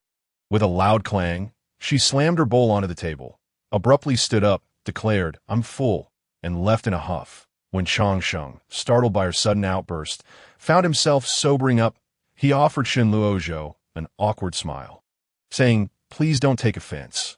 My second daughter has quite an eccentric personality and often behaves this way." Shen Luozhou nodded, indicating that he was unbothered, and seized the opportunity to take his leave that if he continued drinking, he would surely end up spending the night at the one household. Seeing this, Wen Changsheng did not insist and sent his eldest son to escort Shen Luozhou home. However, Shen Luozhou had intentions of clandestine meetings with Wenrou, so he promptly declined the offer and set off alone. After a brief detour, he returned to the Wen residence, standing outside the courtyard wall, imitating a bird call. This was their secret signal. Sure enough, it was not long before Wenrou stealthily emerged, and together they made their way to the back mountain. Shen Luozhou, feeling particularly affectionate after his drinks, frequently embraced Wenrou, showering her with kisses. Overwhelmed by Shen Luozhou's sudden advances, Wenrou felt her resolve waning, her body growing weak and her cheeks flushed with shyness. Gradually, Wenrou became enveloped in the intoxicating scent of Shen Luozhou's alcohol-laden breath, leaving her dazed. Ultimately, Shen Luozhou, realizing he was losing control, took a deep breath and returned Wenrou home. Chapter 40. The unfeeling intellectual male supporting character in the canon Fodder Village Beauty. Ever since Shen Luozhou and Wenrou openly acknowledged their relationship, they frequently rendezvoused at the back mountain. Shen Luozhou delighted in showering Wenrou with affection, while she relished the various delectable treats he brought from Beijing. To that end, he even penned a letter home, requesting that his family send him some snacks favored by girls. Upon hearing this, his family not only sent a generous package of treats, but also began inquiring whether he was in a relationship. Shen Luozhou's family was relatively open-minded, expressing no disdain for rural girls, but rather urging him not to waste a young woman's time, emphasizing that if he were to pursue a romantic relationship, it ought to be with marriage in mind. Initially, Shen Luozhou merely wished to share the delights of Beijing's snacks with Wenrou. Yet this inadvertently led to a cascade of complications. To be frank, Shen Luozhou did not harbor any aversion to the idea of marrying Wenrou. His proposal of a romantic relationship was indeed with marriage as a goal. Since becoming involved with Wenrou, the notion of arranged marriages had been weighing heavily on his mind. With his persistent encouragement, Wenrou managed to feign a stomach ache to avoid an introduction. Meanwhile, Wen Shui, of course, had no intention of attending such events. She held no belief that the village matchmakers could secure a suitable match. The absence of both daughters from the matchmaking events infuriated Wang Hohat. Yet she found herself powerless to compel them, resorting to apologizing to the matchmaker with a few eggs, hoping to put the incident behind her.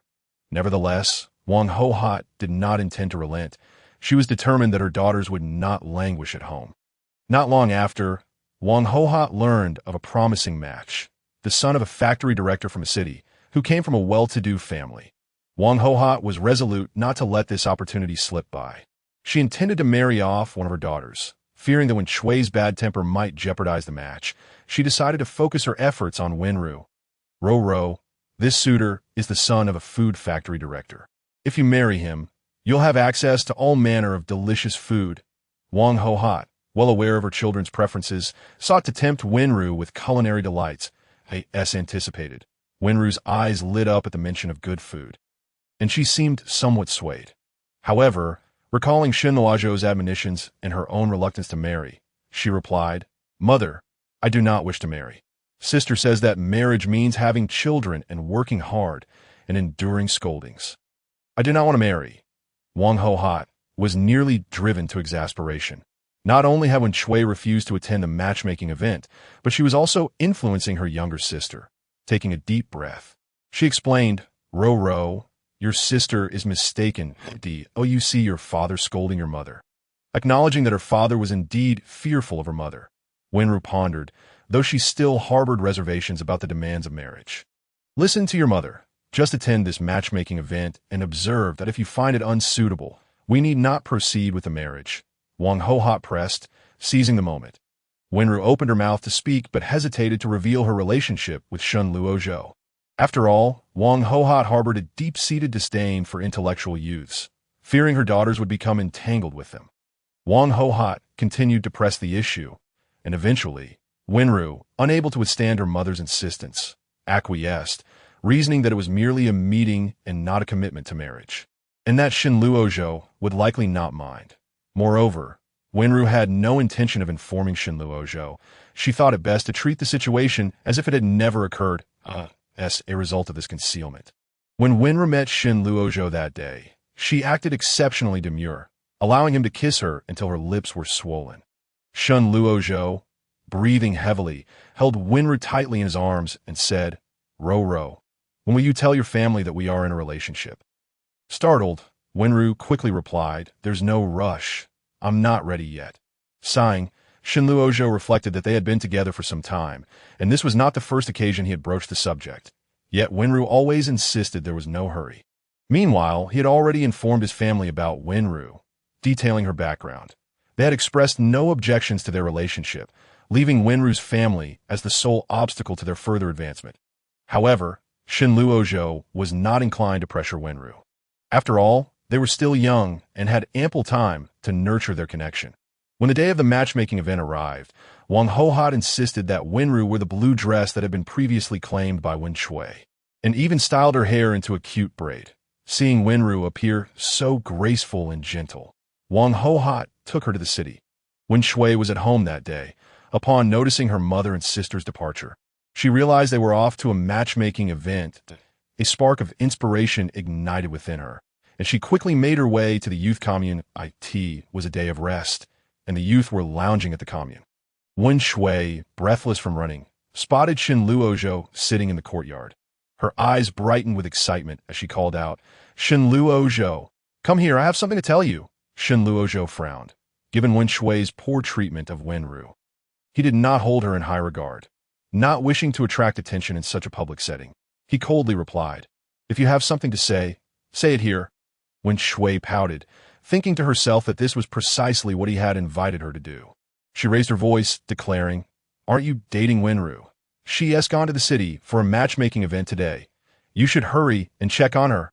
Upon hearing this, Shen Luozhou sprang to his feet, exclaiming, What nonsense are you spouting?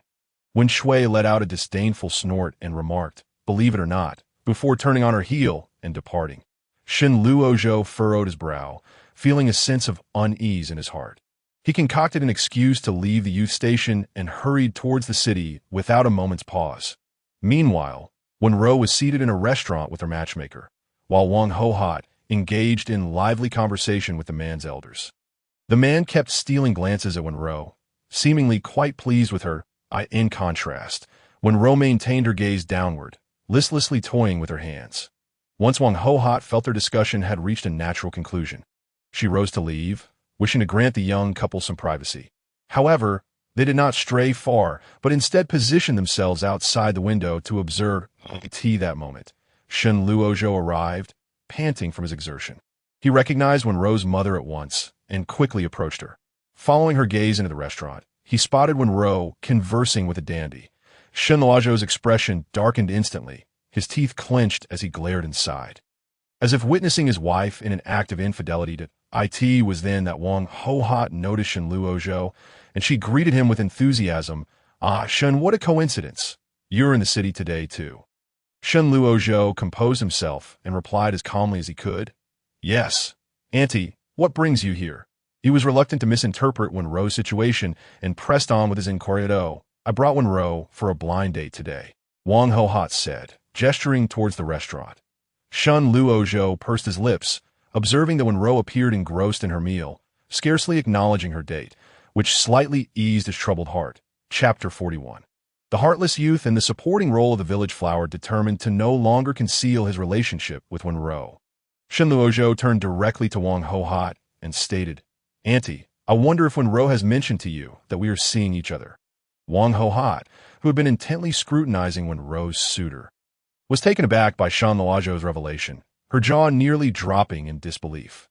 After a prolonged silence, she finally managed to ask, "Is that true, or are you jesting? Please don't tease me." Shen Luozhou nodded and reiterated, "Indeed, Wenrou and I are in a relationship." This revelation. Wang Hohat's face paled, and she rushed into the restaurant, telling the man that there was an urgent matter at home before dragging Wenrou out. Confused, Wenrou followed, but upon seeing Shen Luozhou, her expression shifted dramatically. "Brother Shen," she exclaimed, her demeanor akin to that of a child caught in wrongdoing, head bowed low. Wang Hohat, now fully aware, realized her daughter was indeed secretly dating the young man. "Auntie, let us discuss this back home," Shen Luozhou, the calmest among them, suggested with a composed tone. Upon returning to the Wen household, in front of the entire family, Shen Luozhou candidly revealed their relationship, while Wenrou sat with her head down, resembling a child who had misstepped. When Chongqing took a deep drag from his cigarette, still grappling with the current situation, reflecting on past interactions, he realized Shen Luozhou had been excessively polite, bringing numerous gifts during his first visit and always showing great respect. In hindsight, it was clear that this deference stemmed not from his position as the village leader, but rather from treating him as a potential father-in-law. "Does your family know about your relationship?" When Chongqing inquired, voicing his primary concern. Shen Luozhou nodded and replied calmly, "We have not been together for long, but I informed my family early on. Much of what I give Wenrou is sent from home." Wang Hohat, upon hearing that her daughter had accepted gifts from him, felt a pang of worry and shot Wenrou a stern glare. The latter, feeling guilty under her mother's scrutiny, lowered her head further. When Chongqing pressed, "What does your family think?" Shen Luozhou sat respectfully, responding to each of Wen Chongqing's inquiries with utmost seriousness. "My family hopes, if possible, that we can marry soon." In truth, there was no pressure from his family. It was Shen Luozhou himself who felt the urgency to marry, having sensed that Wenrou's feelings for him might not run as deeply as he wished. Additionally, considering Wenrou's popularity in the village, he harbored fears that she might eventually choose to marry someone else.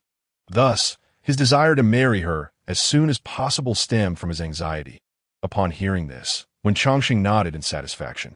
As long as Shen Luozhou was willing to marry, other matters were secondary.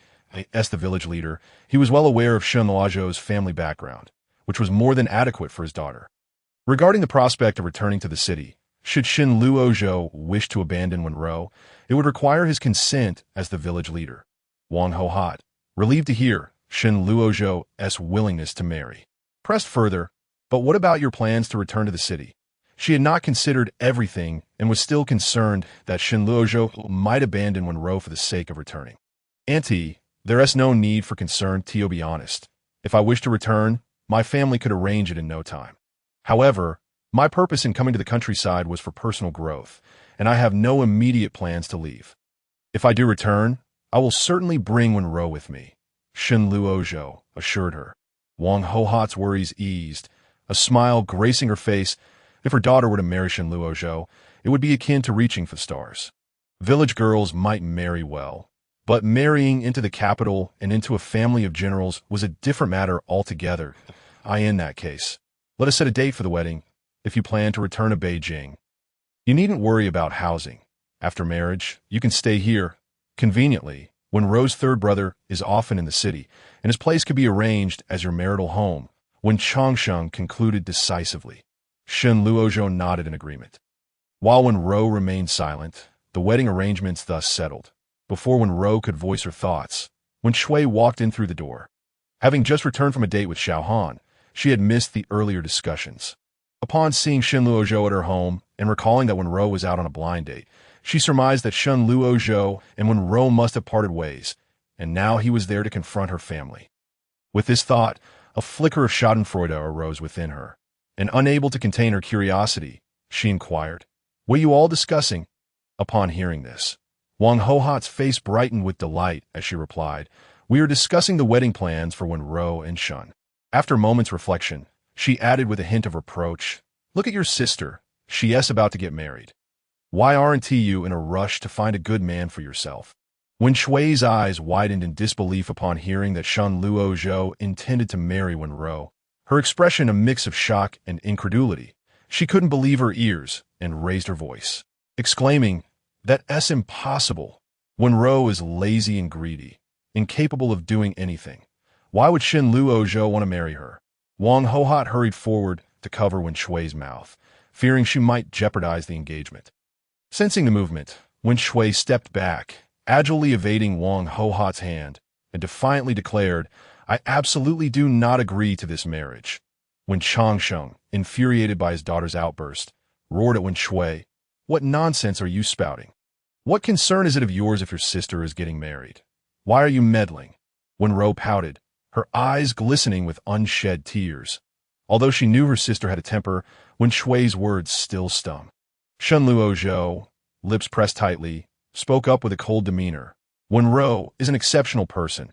She is very kind and it doesn't matter that she dislikes housework. My family has a maid to handle those duties.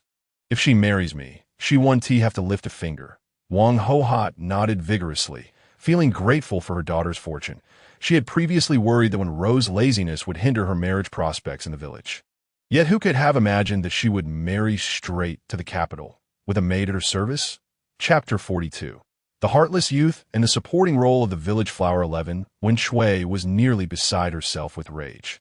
In her past life, she had chased after Shin Luozhou without any reciprocation, yet now, without any effort on Wenrou's part, he was willing to marry her.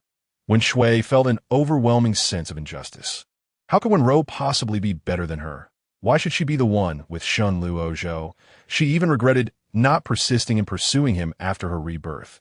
Shun Luozhou's family conditions were far superior to those of Xiaohan. Even if he were to face peril upon returning to the city, she could have accompanied him and avoided that danger. The more she considered it, the more discontented she became. However, the Wen family was not concerned with her opinion on the marriage. The wedding date between Shin Luozhou and Wenrou was set for a month later, a decision made hastily by both Wang Hohat and Shin Luozhou to avoid complications. Once the matter was settled, Wang Hohat exchanged glances with Wen Changsheng, eager for the young couple to have a moment alone. She had not forgotten that Wenrou had been caught during her blind date with Shin Luozhou. The thought of her daughter dating without informing her had infuriated Wang Hohat, though she was relieved that Shun Luozhou was not holding it against them. Shin Luozhou, eager to speak with Wenrou, suggested they take a walk outside, gentle, like a contrite young bride, followed closely behind Shin Luozhou. Suddenly, Shin Luozhou halted his steps, and in her inattentiveness, she collided with his back. As he turned to glance at her, he found her pitifully rubbing her reddened forehead, and his heart softened instantly. He sighed, exclaiming helplessly, "What am I to do with you?" Seeing this, Wenrou quickly resorted to her charm, her survival tactic, in the past. Whenever she had been lazy, a little act of coyness towards her mother would earn her forgiveness. Grasping Shin Luozhou's sleeve, she tilted her face up, speaking sweetly, "Brother Shun, I acknowledge my mistake, that I never intended to marry that man. From now on, I will heed your words, all right?" She shook his sleeve, casting him a woeful glance. Shin Luozhou sighed again, pulling her into his embrace, saying, "This shall be the last time. Never again." Wenrou nodded vigorously, declaring, "Brother Shun, next month, I will marry you, and I certainly will not go on any blind dates." Shin Luozhou smiled softly. In truth, he had never considered marriage before meeting Wenrou, nor had he ever imagined someone could stir his heart to such an extent. However, upon encountering her, he found her utterly endearing that he worried excessively. If he did not marry Wenrou, what would become of her? If she wed one of the youths from the village, would domestic discord arise due to her negligence in housework? If she moved to the city and left her family behind, would she fall prey to the whims of others? Shun Luozhou was deeply concerned, and thus he resolved to bring her into his home, finding solace in that decision. The news of Wenrou and Shun Luozhou's impending marriage soon spread throughout the village, leaving many young men heartbroken, but none more astonished than Xiaohan. Having known Shin Luozhou for quite some time, and being aware of his family's background. He had never expected that he would marry a girl from the village. Before Xiao Han could fully process the surprise, Wen Shui, in tears, sought him out. Wenrou has married even though she is younger than me. And now my family looks upon me with disdain that if I remain unmarried, I will surely be bullied at home. Xiao Han, let us marry too. Initially, Wen Shui had not been in a rush to wed Xiao Han, believing that being too proactive might lead him to take her for granted. However, with the recent developments concerning Wenrou and Shen Luozhou, she could no longer wait. In her urgency, she approached Xiao Han, hoping he would agree to marry her. Xiao Han frowned, feeling a twinge of aversion. After all, he and Wen Shui had only been together for less than a year, and to him, marriage seemed precipitous. He was aware that some country girls rushed into marriage, eager to wed after a mere meeting, but he vehemently disagreed with such practices. Thus, he responded, Chui, we've only just begun our relationship. There's no need to rush. Upon hearing this, Wen Shui's tears ceased as she realized Xiao Han's reluctance to marry her. Yet, she could not simply let go. She had sacrificed her chance with the more admirable Shen Luozhou for him. Therefore, she was determined not to relent. However, she also calmed herself, understanding that if she pressed too hard, Xiao Han might choose to end their relationship. Wiping her tears, she retorted, Look at you, frightened. I was merely provoked by my family. Who wants to marry you anyway? Xiao Han, upon hearing her words, sighed in relief. He still intended to return to the city. Unlike Shen Luozhou, with his prestigious family background, he could not afford to marry just anyone. Regardless of Wen Shui and Xiao Han's sentiments, the wedding of Wenrou and Shen Luozhou proceeded as planned. Shen Luozhou's family, aware of the wedding taking place in the countryside, sent a generous array of gifts, including cash gifts, tickets for the 3 major wedding items, and even 2 gold bracelets specifically for Wenrou. Such a bride price was indeed substantial. When Changsheng and Wang Yiyan were relieved to see the Shen family so invested in their daughter. The wedding was orchestrated by the Wen family, and since the Shen family had allocated funds specifically for the event, Wenrou's wedding was particularly grand. The entire village turned out for the celebration, with over 10 tables set for the feast. When Changsheng greeted the villagers at the entrance, his smile unwavering, while Wang Yiyan proudly proclaimed that their daughter would be heading to Beijing, her face beaming with pride. Throughout the festivities, Shen Luozhou remained by Wen Changsheng's side, welcoming guests, while Wenrou found herself rather relaxed. Dressed in her crimson bridal gown and adorned with makeup, she waited in the house until it was time to toast the guests. Xiao Han arrived early. Knowing he had to support his friend Shen Luozhou, who was marrying a village girl, he did not attempt to dissuade Shen Luozhou from this decision. Rather, he felt a sense of satisfaction, believing he had finally outdone Shen Luozhou in some regard. Meanwhile, when Shui had dashed out early in the morning, not wishing to witness the union of the two, upon seeing the ceremony, she regretted her choices deeply. In her eyes, if she had only been more persistent, the wedding would have been hers. She could not fathom that Shen Luozhou's willingness to marry Wenrou stemmed from her kindness, a trait that Wen Shui sorely lacked. After Shen Luozhou and Wenrou completed their rounds of toasting, he staggered slightly from the effects of the rural custom of truly consuming the drinks offered. Fortunately, once the toasting was over, they were free from further obligations. After a brief meal, Shen Luozhou and Wenrou retreated to their room. Their wedding did not involve the customary raucous celebrations of a bridal chamber, as when Changsheng feared he might frighten his son-in-law from Beijing.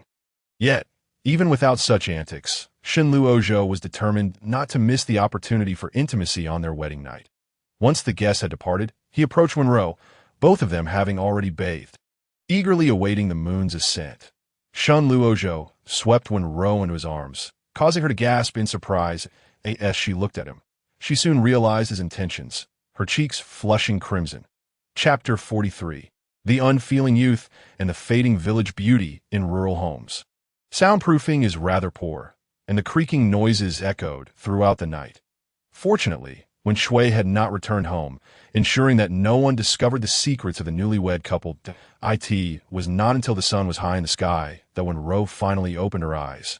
Feeling utterly exhausted from the previous night's activities, where Shen Luozhou had seemingly boundless energy. Shen Luozhou had awakened much earlier, but found great comfort in holding Wenrou, opting to linger in bed a while longer. The Wen family understood that newlyweds would be slow to rise and did not chastise them.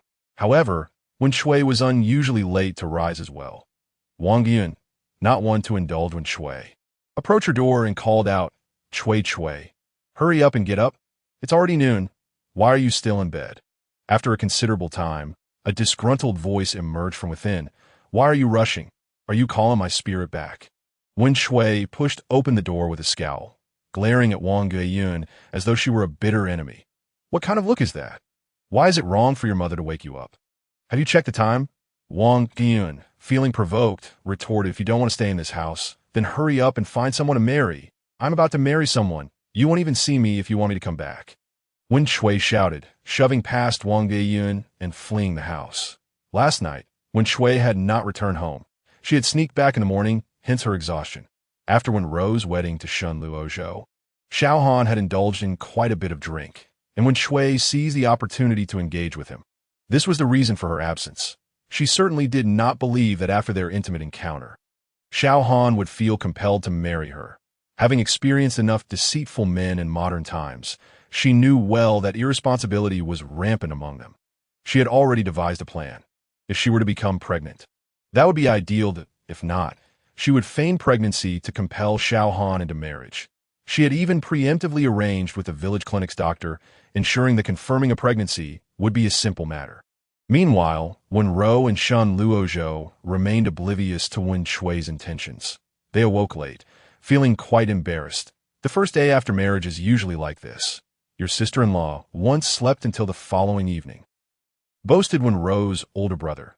Shen Luozhou cleared his throat, refraining from responding, and instead addressed Wen Changsheng, saying, "Dad, this holiday is quite brief. I plan to take Wenrou back to Beijing tomorrow to meet my family." Wen Changsheng nodded, as this had been prearranged. After their marriage, they would visit Beijing, allowing Wenrou to meet her in-laws and marking the beginning of their new journey.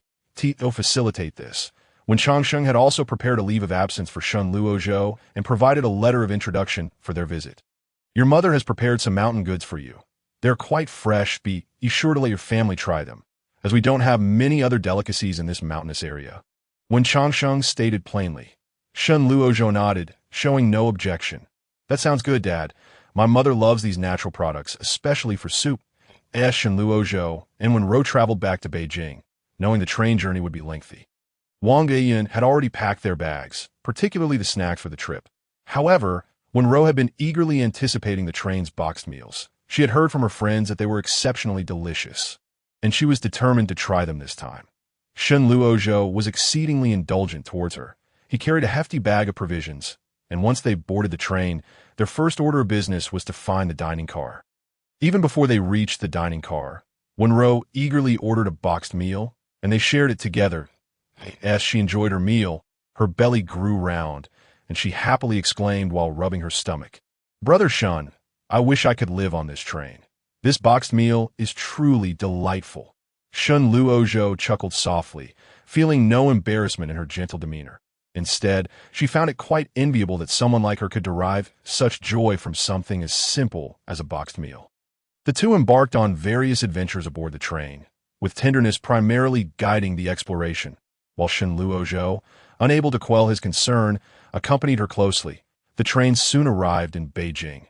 "Shun Gij," as Wenrou and the others stepped out of the station. A melodious voice called out to them. Following the sound, Wenrou spotted a stylishly dressed young girl with a lovely face briskly approaching, accompanied by a middle-aged man. Shen Luozhou's face broke into a smile as he stepped forward to greet them. Introducing Wenrou, "This is my uncle and my cousin, my father's brother and his daughter." Upon seeing Wenrou, the young girl's eyes sparkled with excitement as she eagerly introduced herself. "I am Shanja." "Hello, Annie. I have heard so much about you, you might not realize, but your union with my cousin was partly due to my efforts." Wenrou blinked in surprise and smiled at the two. "Hello, Uncle. I am Wenrou." After exchanging greetings, she turned her gaze towards Shen Luozhou, her expression laced with curiosity regarding Jiyue's earlier comment. Shen Luozhou chuckled helplessly, explaining, "When we first met, the milk candy I gave you was actually thrust into my hand by Jiyue during a trip to the countryside. Later, I mentioned our first meeting in a letter home." Wenrou's eyes widened in realization. a bashful smile spreading across her face as she understood that even Shin Luozhou's family was aware of her sweet tooth. "All right, let us head back now. Your grandfather and the others are still waiting," Shin Uncle said with a warm smile. Due to Shin Father's obligations at the military district, Shin Uncle, his brother, had come to pick them up. They drove to a villa area. "This is my grandfather's home. Everyone is gathered here to welcome you, which also saves you the trouble of visiting each relative separately," Shin Luozhou explained gently. Wenrou nodded, feeling a surge of emotion. Despite her carefree nature, she was well aware of those who treated her kindly, or else she would not have clung to Shin Luozhou in the first place. "Thank you, Shun Gij," Wenrou whispered as she nestled closer to Shun Luozhou. The Shun family was affable, treating Wenrou with utmost warmth. She greeted everyone, collecting numerous red envelopes in return. However, the largest envelope was from Shun Luozhou's grandfather. Shun Luozhou's grandfather appeared stern but spoke to Wenrou with great kindness. "So, this is Wenrou. Quite lovely. Make sure to get along well with Luozhou if he dares to bully you, just like Grandpa No," he said, attempting to soften his expression. Having spent so long in the military, he often wore a stern face and worried that he might intimidate his granddaughter-in-law. So he tried to smile. Wenrou obediently nodded, declaring, "Grandpa, Luozhou is very good to me. He offered me treats the moment we met. I had been wondering how someone like Shin Luozhou could be so kind, but now seeing everyone, I understand." Wenrou was always sweet-tongued, especially around her elders, and exceptionally well-behaved. Chapter 43. The heartless young intellectual male supporting character and the supporting village flower Shin Luozhou could be said to have been raised by Shun Grandpa. And he chuckled at this. He recalled the amusing circumstances of their first encounter and teased, "I certainly did not teach him to win over young ladies with candy." It seemed the Shin family had made light of this incident often, as everyone burst into knowing laughter at his words, causing Shun Luozhou to blush. Shin Mother couldn't help but quip, "Luozhou has always been an ice mountain. Whenever young ladies wished to play with him, he would retreat far away. I feared he would grow up without a wife. Who would have thought he has finally come to his senses and learned the art of charming young ladies?" Upon saying this, Shin Mother laughed heartily. The moment Shin Mother laid eyes on Wenrou, she took a liking to her, having longed for another daughter but being unable to bear one due to health reasons. She found herself enamored with this sweet and beautiful girl. Wenrou, with her charm, quickly became close to Shin Mother, sharing affectionate moments. Shin Luozhou and Wenrou could only stay in Beijing for 3 days, with the first day entirely devoted to meeting relatives. On the second day, Shin Mother rose early, preparing to take Wenrou out to explore Beijing, with everyone else in the Shun family occupied with their work. The task of showing Wenrou around fell solely on Shun Mother, who was more than delighted to take on this responsibility. Yes, soon as Wenrou awoke, Shin Mother eagerly approached her. Before Wenrou's arrival, she had already purchased clothes for her. She whisked Wenrou into her room, dressing her up and doing her makeup, reveling in the role of a mother. Wenrou, already beautiful, was transformed into a charming doll-like figure under Shun Mother's skilled touch. Furthermore, Shin Mother had even prepared matching couple outfits for Shun Luozhou. Initially reluctant, Shin Luozhou eventually relented when Shin Mother insisted that Wenrou deserved to look her best for their photographs together. The trio spent the entire day exploring Beijing, visiting Tiananmen Square and the Great Wall, with Wenrou thoroughly enjoying herself. The next day, Shin Mother took them to have their wedding photos retaken. Wenrou donned a stunning white wedding gown and a graceful qipao, capturing numerous exquisite shots. The photography studio owner couldn't help but compliment Shin Mother, exclaiming, "Your son and daughter-in-law are truly a perfect match. The models I hired cannot compare to their beauty." Wenrou's trip to Beijing was exceedingly smooth. But with the holiday being relatively short, they risked being stranded if they delayed their return. Thus, on the evening of the third day, they bid farewell to everyone and headed to the train station. As they departed, Shun Mother felt a pang of reluctance. Her son, who had always been an ice mountain, had brought back a wealth of joy through Wenrou. "You both should return to Beijing soon. Your grandfather has already prepared a marital home for you. If you have children in the future, it would be best to settle down in Beijing," Shin Mother advised with concern. Shun Luozhou nodded, as he had been contemplating the same, though he wished to discuss it with Wen's family first. Having grown weary from their explorations in Beijing, Wenrou dozed off on the train. Shin Luozhou held her close, also succumbing to sleep. The return journey passed by unnoticed. Upon arrival, Wen's eldest brother awaited them at the station. The Shen family had gifted them numerous items, all of which Shen Luozhou carried back in large bundles, ensuring that every family member received a present, including Wen Shui. Their arrival, accompanied by an abundance of gifts, was warmly welcomed by the family. Even Wen Shui, upon seeing the beautiful dress and cosmetics she received, couldn't help but be momentarily dazzled. In an uncharacteristically cheerful mood, she told Wenrou, "I'll be marrying Xiao Han. Soon we can go to Beijing together then." She spoke with a hint of pride in her heart. Wenrou paused, realizing that they had only been gone for 10 days, and she was curious about how Wen Shui and Xiao Han had progressed so quickly. However, she refrained from asking and instead sincerely congratulated her. "Congratulations! I look forward to going to Beijing together." Since the last time when Shui remarked that Wenrou was unworthy of Shen Luozhou, a rift had formed between them, and although they spoke of going to Beijing together, Wenrou did not take it to heart. Wen Shui smiled with satisfaction, humming a tune as she accepted the well-wishing. Meanwhile, Wen Changsheng, who had overheard the sisters' conversation, frowned, seemingly displeased with Wen Shui's impending marriage. That evening, Wenrou learned the full story. It turned out that Wen Shui had discovered she was pregnant during a recent visit to the village clinic, which infuriated their parents, as premarital pregnancies were scandalous in that era. They promptly pressed Wen Shui to reveal the identity of the child's father. Upon learning it was Xiao Han, Wen Changsheng immediately sought him out at the young intellectual station, making it clear that he expected Xiao Han to marry Wen Shui. Though he was disappointed with his daughter's choices, Wen Changsheng was still her father and, in a moment of sternness, even threatened Xiao Han, declaring that if he did not marry Wen Shui, he would never receive a signed return to the city certificate. With no other option, Xiao Han reluctantly agreed to marry Wen Shui. Fearing that her pregnancy might become apparent, they hastily set a wedding date. Wen Shui eagerly anticipated her wedding, determined to have a more extravagant affair than Wenrou's. However, her plans unraveled as she was compelled to marry while pregnant, with Xiao Han unwilling to contribute financially. Consequently, the wedding, lacking funding from the groom's side, and with the Wen family preferring a low-key approach, was destined to be modest. Wen Shui's dissatisfaction with the wedding arrangements led to considerable unrest within the Wen household. In response, Wen Changsheng was compelled to allocate more funds for a vehicle, which would circle the village, providing some semblance of grandeur.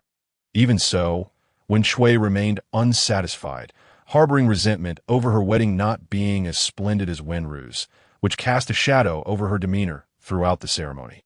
Ultimately, however, Wen Shui and Xiao Han's wedding was completed, and the day after the ceremony, she insisted on dragging Xiao Han to the city to obtain their marriage certificate. Having been reborn, she understood the significance of such a document. In the past, many villagers married educated youth without obtaining official certificates, ultimately leading to their abandonment and leaving them nameless and unrecognized. By the way, Luozhou, after you two got married, you returned to Beijing without a marriage certificate. Why not go together? Regardless of its utility, it is still a certificate issued by the state. Upon hearing this, Wen Changsheng turned to Shen Luozhou and spoke. Shen Luozhou nodded in agreement, replying, "Dad, I intend to obtain the certificate as soon as I return. For now, let Xiao Han and the others go first. Wen Shui is the gentle older sister. She can get the certificate first, and then I will accompany Wenrou." Shen Luozhou's words were primarily motivated by a desire to avoid being in the same company as Wen Shui. Nowadays, both the Wen family and the two new sons-in-law would prefer to keep their distance from Wen Shui. After resolving the wedding matters of the two daughters from the Wen family, another piece of joyful news reached the village. The college entrance examination, which had been suspended for many years, was set to resume. This was a momentous event, particularly for the educated youth residing in the commune, as it could potentially alter their destinies. To address this matter, Wen Changsheng made a special trip to the city to procure the examination registration forms. Of course, not everyone was eligible to register for the exam. One must first have graduated from high school. Among the Wen family, for individuals that completed their high school education, the third son working in the city, Wenrou, Shen Luozhou, and Xiao Han. Wen Shui had dropped out after the first year of high school due to her disinterest in studies. In truth, even after her rebirth, Shui had never considered taking the college entrance examination.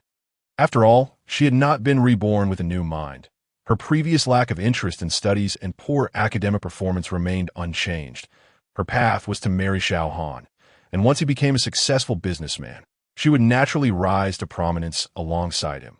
Since marrying Xiao Han would resolve her issues, why should she exert herself? Because of the college entrance examination, the Wen family specifically summoned their third son from the city for a discussion. My family is assisting in locating the examination materials. I expect they will arrive in due time. We can take turns studying then, Shenluo Zhou remarked while holding Wenrou's hand. Upon hearing this, when Changsheng displayed a satisfied expression and praised, Xiao Shun is indeed thoughtful. I had intended to purchase some materials in the city, but I found nothing available. Even if they do arrive later, they will likely be snatched up quickly. Wen Shui, hearing when Changsheng praised Shenluo Zhou, pouted in displeasure. Previously, there had only been Wenrou, but now with Shenluo Zhou's arrival, the object of the Wen family's favoritism had doubled. Although Wen Shui felt unhappy, she refrained from voicing her grievances, knowing that her husband would still need the materials. Xiao Han, however, was quite cheerful and expressed his gratitude to Shenluo Zhou. Xiao Han possessed a generally good temperament. Aside from his cold demeanor towards Wen Shui, he was relatively polite to the Wen family. In reality, Xiao Han had grown to resent Wen Shui immensely due to the forced marriage. He could see clearly that everything had been orchestrated by her. Drunk at the time, he had nearly reached the commune when Wen Shui suddenly stopped him, claiming she had something to discuss, and then led him to a secluded spot where the ensuing events transpired. It was evident that this had all been premeditated by Wen Shui. Yet now, being in Wen family village, he felt powerless against the local authority and could only accept his fate. Xiao Han, being frivolous and playful by nature, did not regard marriage as particularly significant. Moreover, with the impending college entrance examination, he found it preferable not to be crammed into the commune with other educated youth.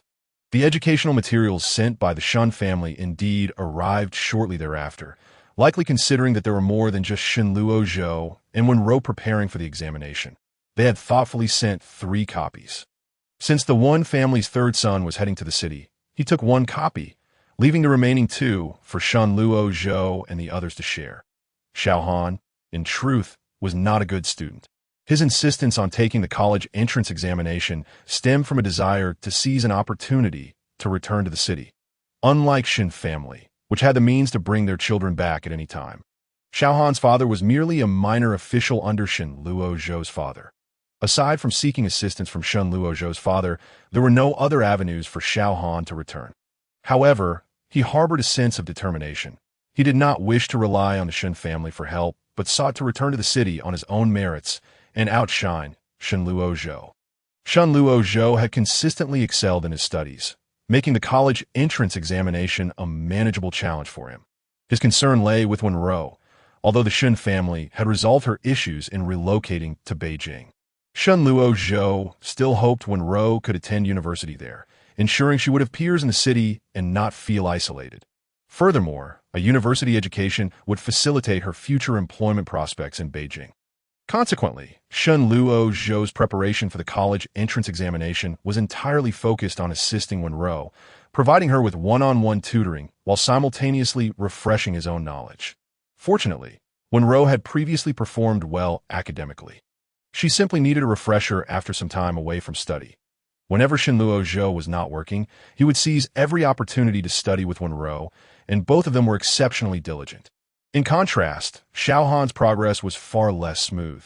His already poor academic performance, coupled with a lack of interest in studying, rendered him unable to concentrate during revision, and his mood became increasingly restless. Seeing this, Wen Shui could not help but suggest, why not seek Shenluo Zhou's assistance? He could guide you through your studies. After all, whether he tutors 1 person or 2, it makes little difference. Upon hearing this, Xiao Han felt somewhat swayed. He had initially intended to rely solely on himself, but it now appeared to be a challenge. That very day, he approached Shenluo Zhou. Luo Zhou, I see you tutoring Wenrou every day. It wouldn't be fair to favor her alone. Why not include me as well? I've been trying to study on my own, but it's just not working. Perhaps listening to your explanations would be more beneficial. Xiao Han scratched his head and said. Shen Luo Zhou pondered for a moment. Wenrou's foundation was solid, and he was currently addressing her weaknesses with targeted instruction that in contrast, Xiao Han, having attended the same high school, lacked even the fundamental knowledge that, if he were to tutor both Xiao Han and Wenrou simultaneously, it would necessitate starting from the basics with Xiao Han, which would inevitably hinder Wenrou's progress. Considering this, Shen Luo Zhou replied coolly, Xiao Han, Wenrou's performance is quite commendable. The topics I am currently covering with her are relatively advanced. I fear they may not be suitable for you. You are welcome to sit in, but I doubt it will be of much help. Xiao Han frowned upon hearing this. He recognized that Shen Luo Zhou was reluctant to tutor him. Yet, in pursuit of university admission, he mustered the courage to join their study group despite feeling somewhat embarrassed. However, as Shen Luo Zhou had predicted, Xiao Han struggled to comprehend the material. Lacking a solid foundation, he found himself lost amid the more challenging problems being discussed. Feeling a headache coming on, Xiao Han interrupted, Luo Zhou, can you explain why this is done this way? Shen Luo Zhou cast a glance at Xiao Han, but did not respond. Instead, he turned to Wenrou and asked, Do you understand? Wenrou nodded and replied, This employs an equation that in response. Shen Luo Zhou said to Xiao Han, You really need to strengthen your fundamentals. That's why I mentioned that studying alongside Wenrou may not be very beneficial for you. Xiao Han, upon hearing this, pressed his lips together in frustration. Feeling an intense anger swell within him, he perceived Shen Luo Zhou as a poor friend. It seemed trivial for him to offer assistance. Yet he was met with resistance and ridicule instead. Suddenly, Xiao Han stood up and coldly addressed Shen Luo Zhou. I won't trouble you any further if you don't wish to help. Just say so. I will go back and study on my own. Wenrou blinked in confusion. Unable to grasp the situation between the two, Shen Luo Zhou remained calm, tapping Wenrou gently on the head with his pen, saying, All right, let us continue today for Xiao Han. Shen Luo Zhou felt no remorse. After all, with the college entrance examination being such a significant matter, his priority was to focus on his fiancée. What would he do if? In accommodating Xiao Han, Wenrou ultimately failed the exam. After Xiao Han stormed out, he angrily returned to the room he shared with Wenrou, who was busy sewing clothes for children. Although she was aware she was not pregnant, she still wanted to maintain appearances by hiding away to complete her sewing. Upon seeing Xiao Han enter with a furious expression, Wenrou curiously inquired, What happened? Who upset you? Xiao Han, filled with indignation, retorted, You suggested I seek help from Shen Luo Zhou. That guy is truly insufferable. I foolishly considered him a brother, yet he only cares about Wenrou and has no regard for me. Even mocking my lack of foundation, if my foundation were solid, why would I need him for assistance? Wenru's face darkened upon hearing this, and she exclaimed, It must be that Wenrou vixen who is sowing discord between you two. And Shen Luo Zhou, having been influenced by her, no longer considers you a brother. Shen Luo Zhou is truly foolish. What good is it for Wenrou, a girl, to perform so well? In the end, she will just be at home raising children for him. In Wenru's view, since Shen Luo Zhou had previously stood up for Xiao Han, it indicated a strong bond between them. Now, his refusal to assist was surely due to Wenrou's interference. The more she contemplated this, the angrier she became, tossing her sewing to the ground as she stood up, stating, I'm going to confront my parents and let them adjudicate this matter. Xiao Han did not deter her. His intention in speaking to Wenrou was to escalate the situation. After all, he found it difficult to confront Shen Luo Zhou directly. In truth, Xiao Han still wished for Shen Luo Zhou to tutor him. He recognized that his chances of succeeding in the examination were slim if he relied solely on his own efforts. His only hope now was for Shen Luo Zhou to focus on tutoring him alone. He believed that Wenru's parents would undoubtedly support him, as his success would also ensure a better life for her. As for Wenrou, a young lady who does not need to excel academically. She can already lead a comfortable life, relying on Shen Luo Zhou in the courtyard. The elderly couple were enjoying the cool breeze when they noticed their second daughter approaching with an unfriendly expression. Both furrowed their brows simultaneously, having been deeply hurt by Wenrou regarding the wedding arrangements. To speak honestly, the Wen family contributed not a penny to Wenrou's wedding. It was entirely funded by the Shen family. Meanwhile, Wenru's father, Wen Changsheng, not only put aside his dignity to pressure Xiao Han in a marriage, but also invested both time and money. Yet Wen Shui still complained that they favored Wenrou. "Father and mother, you must take a stand for me and Xiao Han," Wen Shui exclaimed loudly. "Lower your voice. Your sister and brother-in-law are still studying. What on earth is the matter?" Wang Yun quickly gestured for Wen Shui to quiet down.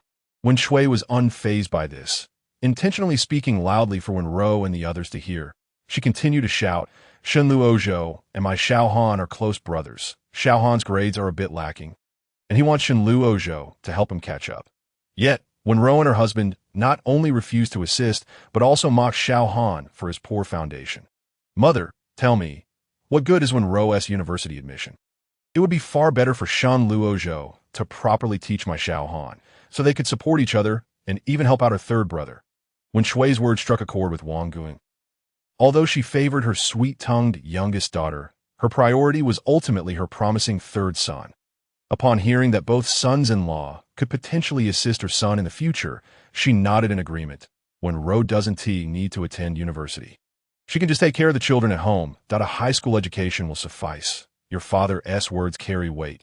You should discuss this with Luozhou and ask him to help Xiao Han. Wen Changsheng, however, was not as lenient as Wang Yun. After all, he had served as a village chief for several years. He reprimanded, "Nonsense. If young Shun is willing to tutor whomever he chooses, that is his prerogative. Is there anything wrong with him tutoring his own wife? Stop stirring up trouble here."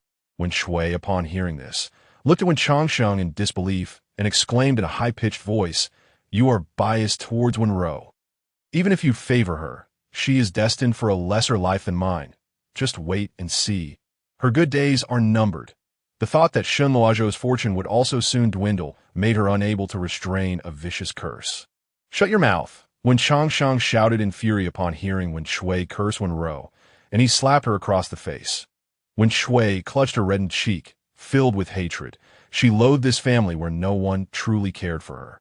Xiao Han observed coldly from the sidelines, feeling a flicker of resentment as he witnessed Wen Shui's failure to sway her parents. He turned away and left. Inside the house, Wenrou and Shen Luozhou remained indoors. With tears in her eyes, Wenrou was brought to tears by Wen Shui's curses. She had initially intended to confront Wen Shui, but was pulled back by Shen Luozhou. "Don't worry about it. Focus on your studies," he advised, unwilling to engage with someone like Wen Shui, as reasoning with her was futile. Fortunately, Wen Changsheng still had some sense. Wenrou nodded obediently, redirecting her attention back to her textbooks. Meanwhile, Xiao Han realized that seeking Shen Luozhou's help for revision was likely futile. He thought of the other educated youths in the commune. Besides Shen Luozhou, there were indeed others who excelled academically. A female youth from the commune, who had always taken a liking to Xiao Han and performed reasonably well in her studies, eagerly offered her assistance when she learned he was looking for help. As a result of these events, a rift had formed between Wen Shui and the Wen family. For this, Wang Yun felt some resentment towards Wen Changsheng. "Why did you have to say those things? What harm would it have done for Luozhou to help Xiao Han?" She expressed in frustration. "What else could I say?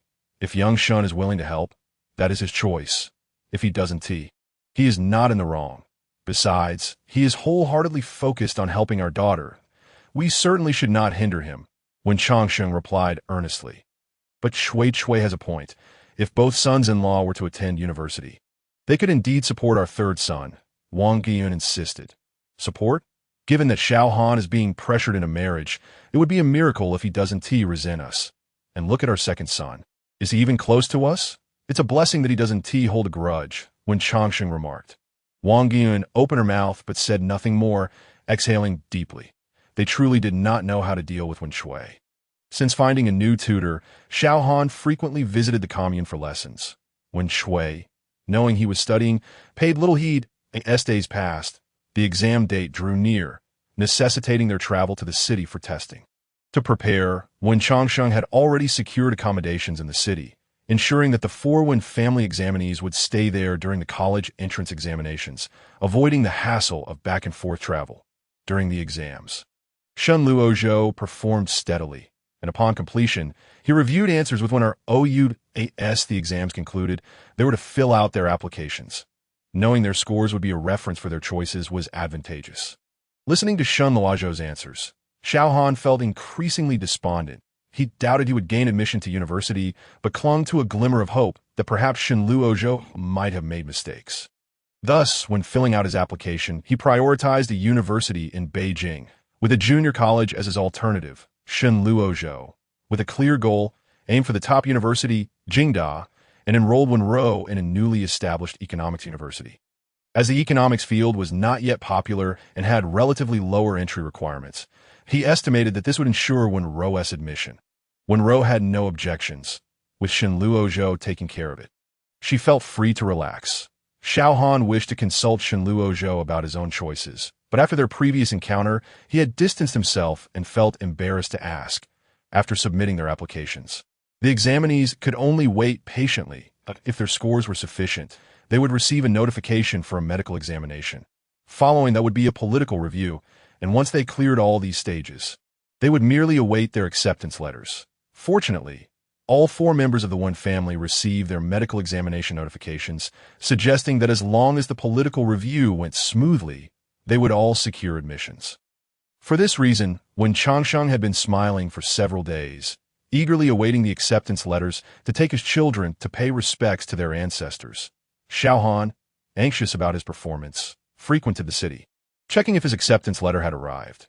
Wen Shui, equally tense, understood that if Xiao Han failed to gain admission, her future would also be uncertain, prompting her to visit the post office regularly.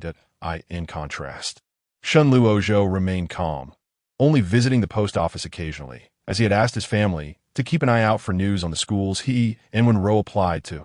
They would telegraph him immediately with any results. One day, while rummaging through the post office, Wen Shui was initially disheartened, believing there was no hope.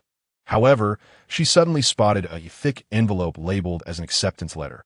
Excitedly, she pulled it out and searched for the name, only to discover it was addressed to Wenrou. Enraged, Wen Shui felt an urge to tear up the letter. Just as this thought crossed her mind, a sudden idea struck her.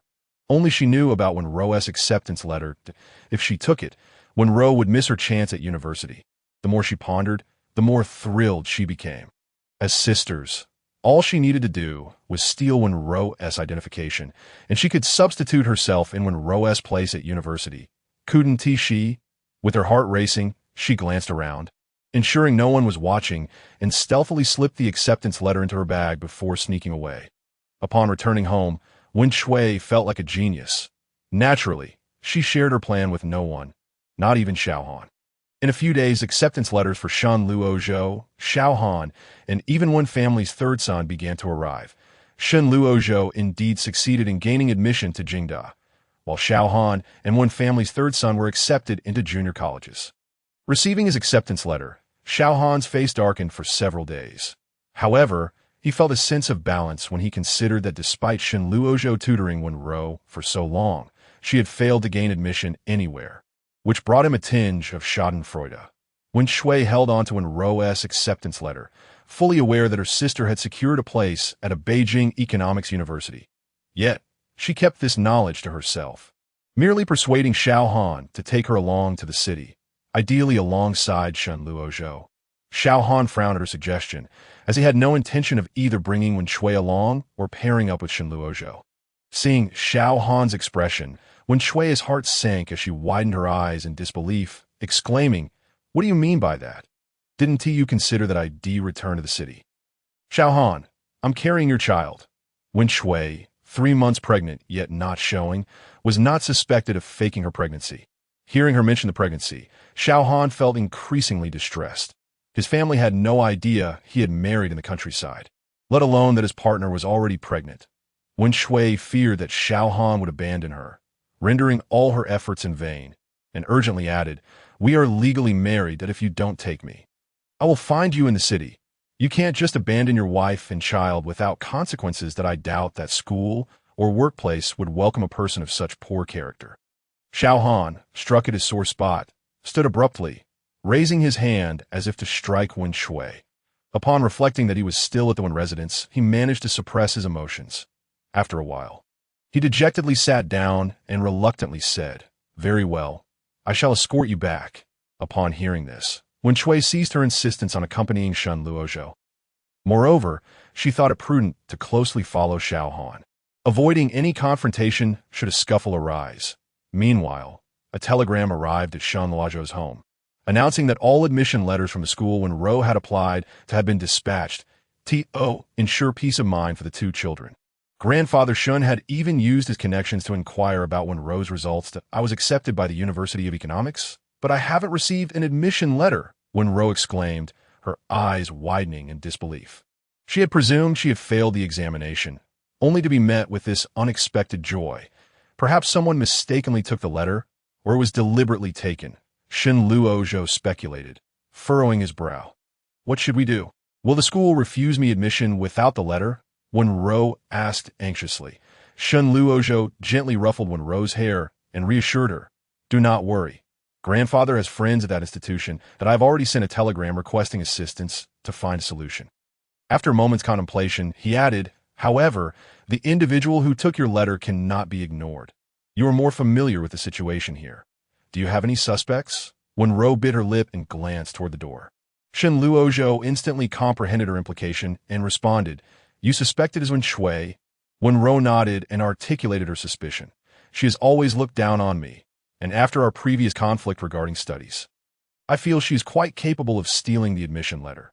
Shen Luozhou, contemplating further, considered that given Wen Shui's scheming nature, she might very well substitute herself for Wenrou at the university. With this thought, he leaned closer to Wenrou and quietly shared his speculation and plan. After listening, Wenrou bit her lip, ultimately nodding in agreement. If my sister truly committed such an act, I shall not show her any mercy. Let us proceed as you suggest, Brother Shun. Chapter 46. The heartless youth and the tragic village flower Wen Shui, having patiently awaited the opportune moment, finally took action when the one family ceased their discussions regarding Wenrou's university matters. It was a work day, and since Wen Shui was pregnant and often complained of abdominal pain, the family decided against sending her to work. Instead, she busied herself with cooking and tending to her brother's children. Once everyone had departed for work, Wen Shui stealthily entered the room of Wen Changsheng and Wang Yun, where the family's important documents were stored. These were merely ordinary documents without any other valuables. The cabinet remained unlocked. Wen Shui swiftly located Wenrou's identification card. A surge of exhilaration coursed through her as she envisioned her imminent entrance into university. Hastily, she concealed the document within her clothing. Just as she prepared to leave, a thunderous roar erupted. Wen Shui, what on earth are you doing? The sudden bellow startled Wen Shui, causing her to tremble as she raised her gaze to find Wen Changsheng, Shen Luozhou, and Wenrou standing at the doorway, their eyes ablaze with fury. Panic surged within Wen Shui as her gaze darted around. After a moment of turmoil, she feigned calmness and replied, Oh, I noticed the room was messy and thought I might help tidy up. Wen Changsheng, well aware of his daughter's true nature, was not easily fooled by her act of goodwill. With a cold smirk, he questioned, Then what is it that you are hiding? Upon hearing this, Wen Shui instinctively took a step back. Stammering, What are you talking about, father? How could I possibly be hiding anything? However, Wen Changsheng had no intention of indulging her further.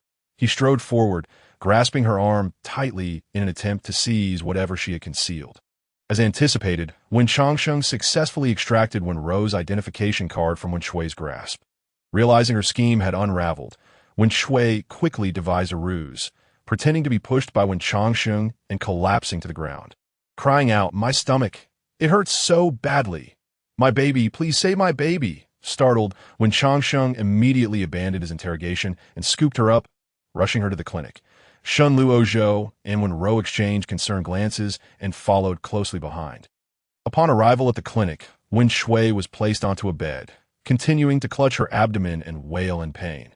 Wen Changsheng hastily summoned a doctor, observing that the doctor was not the one she had bribed. Wen Shui's heart raced, and she insisted, I was previously examined by Dr. Zhang. He understands my condition. Please call him. The approaching female doctor frowned and replied, What difference does it make? Pregnancy is generally the same. Dr. Zhang is unavailable. I can examine you just the same. Wen Shui, fearing exposure, quickly retorted, I'm feeling much better now. No need for an examination. Wen Changsheng, feeling guilty for inadvertently pushing Wen Shui, could not allow her to leave without a proper checkup. He insisted, "It is imperative we conduct an examination. Should anything be amiss, it would be too late to return later." The resolute female doctor approached, restraining Wenrou while simultaneously taking her pulse. Moments later, her brow furrowed, and she uttered a sound of surprise. Wenrou struggled violently, attempting to escape the doctor's hold, but the doctor was strong and unyielding. After a brief struggle, the doctor released her grip and informed Wenrou, "She is not pregnant. There is nothing wrong, that a fall is not a significant concern for someone who is not expecting." The revelation rendered everyone, except Wenrou, speechless. None had anticipated such an outcome. Wenrou, eyes wide with disbelief, urgently pressed the doctor for confirmation. "How can that be? My daughter is 3 months pregnant. Please check again. What if the fall caused her to lose the baby?" The doctor, finding the situation amusing, clarified, "I assure you, her pulse indicates she is not pregnant. Even if she had lost the baby, there would be substantial bleeding. She is definitely not pregnant." Upon hearing this, Wenrou's anger surged, and he bellowed at Wenrou, "You know you're not pregnant, do you not? Are you joking about having a baby just to marry Xiaohan? What sin has our family committed to have produced such a child as you?" Cornered, Wenrou dropped her facade and defiantly retorted, "Do you not understand why I am doing this? You all prioritize Wenrou above all else. She is the center of your universe. If I do not consider my own future, I shall be doomed to marry a mere farmer from the village." Wenrou, trembling with rage, pointed at Wenrou, who was equally furious. Wenrou hurried over to steady her father, gently saying, "Father, please do not be upset. It is better that sister is not pregnant than if she had lost the baby." Taking a deep breath, Wenrou recalled another pressing matter and inquired, "Did you take your sister's admission letter?" Wenrou's heart sank at the realization that they were aware of her theft, but she quickly reasoned that as long as she did not confess, no one could prove it was her. Thus, she stubbornly replied, "Wenrou did not pass the exam. What admission letter could I possibly have?" Shen Luozhou, no longer silent, interjected, "My family has already contacted the school and confirmed that Wenrou was accepted. Moreover, we have arranged for her to simply present her identification when she arrives at the school. I even had my family show a photo of Wenrou in advance. Thus, even if you have the letter, it will merely be a piece of worthless paper." The photo taken of Wenrou during her trip to Beijing was now serving its purpose. Wenrou glared at Shen Luozhou, her hatred for him intensifying. In her past life, it was because of him that she had wasted so many years, ultimately forced to marry someone unworthy. Now, in this life, Shen Luozhou had once again come to ruin her plans while aiding Wenrou. Wenrou wished fervently for Shen Luozhou's demise, eagerly anticipating the moment when she could witness Wenrou's isolation and despair. Seeing Wenrou's obstinate refusal to repent, Shen Luozhou coldly warned, "You surely do not want Xiaohan to discover that you are feigning pregnancy. If he finds out, he will undoubtedly abandon you and return to Beijing." Wenrou gritted her teeth, realizing that Shen Luozhou was threatening her. Without further pretense, she declared, "I can return the admission letter. But no one is to speak of my supposed pregnancy." Previously, she had intended to feign a miscarriage around the 3-month mark, but now she felt compelled to endure, fearing that if she truly lost the baby, Xiaohan would leave her behind to return to Beijing. Wenrou's expression turned to one of disappointment. When his son-in-law had initially broached the subject, he had been skeptical until he had caught Wenrou red-handed attempting to steal Wenrou's documents. Even then, he had clung to a sliver of hope, but now he could no longer deceive himself. Thus, a silent agreement was reached among them to remain tight-lipped about the day's events, and Wenrou returned home, flinging Wenrou's admission letter onto the table before departing without a backward glance. Chapter 47. The heartless youth and the tragic village flower Shen Luozhou, visibly displeased, pursed his lips and addressed Wenrou. "Father, I plan to take Wenrou back to Beijing in the coming days to prevent any further complications. Moreover, given the current unpleasantness, it is indeed challenging for you both to be caught in the middle while we remain here." Wenrou let out a deep sigh, appearing suddenly aged, and he replied, "Very well, you both should hurry to Beijing. Luozhou, I entrust Wenrou to you. You must treat her with utmost care." Shen Luozhou nodded in agreement, assuring, "Rest assured, I will cherish her dearly. The My family also holds a great fondness for Wenrou. She will undoubtedly thrive in Beijing. When I have the chance, I will bring her back to visit you both. If it is convenient for you and mother, you are welcome to join us in Beijing. When Changxing nodded approvingly, feeling gratified. Indeed, Shan Luo Zhou was an exemplary son and law at times. He found it bewildering how his somewhat indolent and indulgent daughter managed to attract someone as exceptional as Shan Luo Zhou. Yet, observing their interactions illuminated the truth. Those of remarkable caliber often carry a sense of solitude and experience less joy, which were the most precious qualities embodied in one. Asked the captain. When Changsheng had interacted with Shan Luo Zhou fairly often, upon their first meeting, he perceived the young man as somewhat aloof and detached, lacking warmth. However, at some point, it seemed as though this young man had descended from his pedestal, exhibiting both laughter and anger. Reflecting on it now, he suspected that this transformation had been spurred by Wenrou. Upon learning that Wenrou had been accepted into university, reactions within the Wen family varied. Some were elated while others were displeased. The discontented party, naturally, was Xiao Han, who had once relished in Wenrou's misfortunes and now festered with jealousy. He even begrudged Shan Luo Zhou in his heart, thinking that had the latter been willing to assist him, he too could have been admitted to a university rather than merely settling for a junior college. Aside from Xiao Han and Wen Shui, the rest of the family genuinely rejoiced for Wenrou. After all, excluding Shan Luo Zhou, she was the first in the Wen family to attend university. When Changxing made a point to take Wenrou to the mountains to pay respects to their ancestors. Subsequently, amidst the heartfelt farewells of the Wen family, Shan Luo Zhou took Wenrou on their journey. This was their second trip to Beijing, and the route had become familiar to them. Leaning against Shan Luo Zhou's shoulder, Wenrou gazed out of the train window at the swiftly passing scenery and couldn't help but exclaim, "Brother Shan, I can hardly imagine what my life would be like had I not met you. I doubt I would have studied so diligently and gained admission to a university in Beijing that I likely would have yielded to my mother's wishes and married a city dweller, perhaps never leaving that place for the rest of my life." Shan Luo Zhou looked at Wenrou and smiled, saying, "How do you know that it wasn't you who changed my fate? Wenrou, you must believe that the transformation you have brought into my life far surpasses what I have given you." After uttering these words, a fleeting vision crossed Shan Luo Zhou's mind. Himself shielding Xiao Han, enduring multiple stab wounds to protect him, followed by lying in a hospital bed, receiving a grave prognosis from the doctor, and witnessing his family engulfed in anguish. Lastly, he recalled his mother, appearing significantly aged, weeping as she watched the television, where Xiao Han, impeccably dressed, spoke confidently. Brother Shin, what are you daydreaming about?" Wenrou noticed Shan Luo Zhou's sudden silence and gently shook him. Shan Luo Zhou returned to reality, still astonished by the strange experience. He turned his gaze to Wenrou, enveloped her in a tight embrace, and murmured, "Wenrou, having you is truly a blessing. Please do not leave me."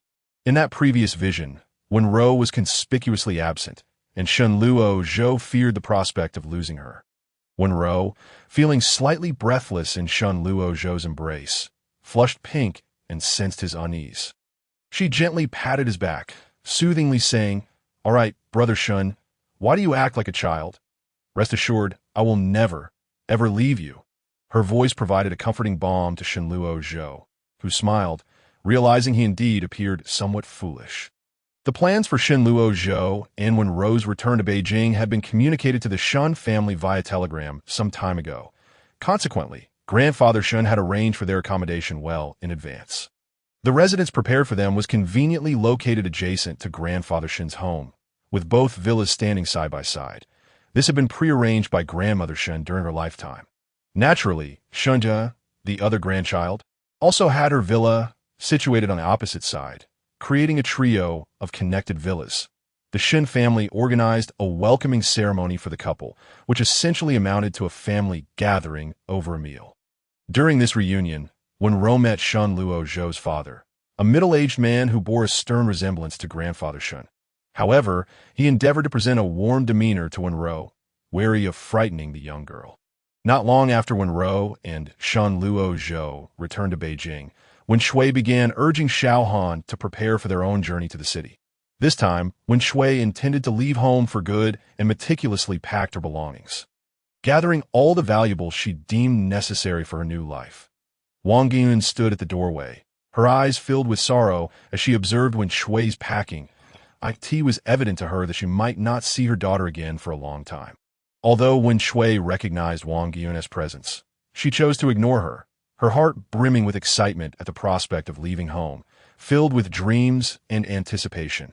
She believed that if she persevered for just a few more years, she would soon enjoy a life of luxury, where no one would dare to mistreat or belittle her. When Shui's urgency to depart was also driven by the fact that her pregnancy was becoming increasingly difficult to conceal. She needed to ensure that Xiaohan would take her to Beijing before she could find an opportunity to feign a miscarriage. Chui, here, take this. You might find it useful later. Wang Yun placed a wrapped package on Wen Shui's table, her voice tinged with melancholy. Wen Shui did not turn around, nor did she acknowledge Wang Yun. Wang Yun did not expect a reply either and turned to leave. Once Wang Yun was gone, Wen Shui looked towards the package and untied the ribbon, discovering its contents. Inside were several large bills, some dried food, and a bag containing a blood-red substance. Wen Shui stared at the bag, momentarily stunned, before recalling the doctor's words from the clinic, instantly comprehending its purpose. Wang Yun had provided it for her to simulate a miscarriage. With a tight-lipped expression, she appeared numb, her thoughts unclear. Ultimately, Wen Shui and Xiaohan did leave, departing with resolute finality early in the morning, without even a word of farewell, as though they felt no attachment to the place. Wang Yun listened to the commotion outside, unable to contain her tears as she lay in bed, her muffled sobs resonating with the familiar sorrow of many mothers, yet somehow distinct. When Changsheng, unable to sleep, sat in a chair, having smoked his pipe throughout the night. Hearing Wang Yun's cries, he spoke hoarsely. Children will have their own destinies. Let her go. We can only support them up to this point. Chapter 48. The Heartless Youth and the Supporting Character, a Little Village Flower. Wen Shui stared blankly at her surroundings, seemingly unable to accept the current reality. Despite her efforts to keep Xiaohan away from unsavory characters, he had still become embroiled in a brawl. In her past life, she had heard that Xiaohan and Shenluo were innocent victims caught in a fight. Yet this time, it appeared that Xiaohan had actively engaged in the altercation. Recalling the recent events sent chills down her spine. She and Xiaohan had been sitting comfortably when suddenly, someone occupied the empty seat across from them, staring intently at them. Xiaohan, feeling irked by the scrutiny, had engaged in a heated dispute with the individual. The argument swiftly escalated into violence, and the strange man drew a knife, lunging at Xiaohan. Without Shenluo to shield him, Xiaohan was struck, the blade slicing into his thigh, blood gushing forth. Terrified, Wen Shui fell backward, desperately retreating to avoid being implicated. The assailant seemed deranged, relentlessly attacking Xiaohan. Fortunately, Xiaohan had honed his fighting skills during high school, but even so, he sustained several wounds, though miraculously, none were life-threatening.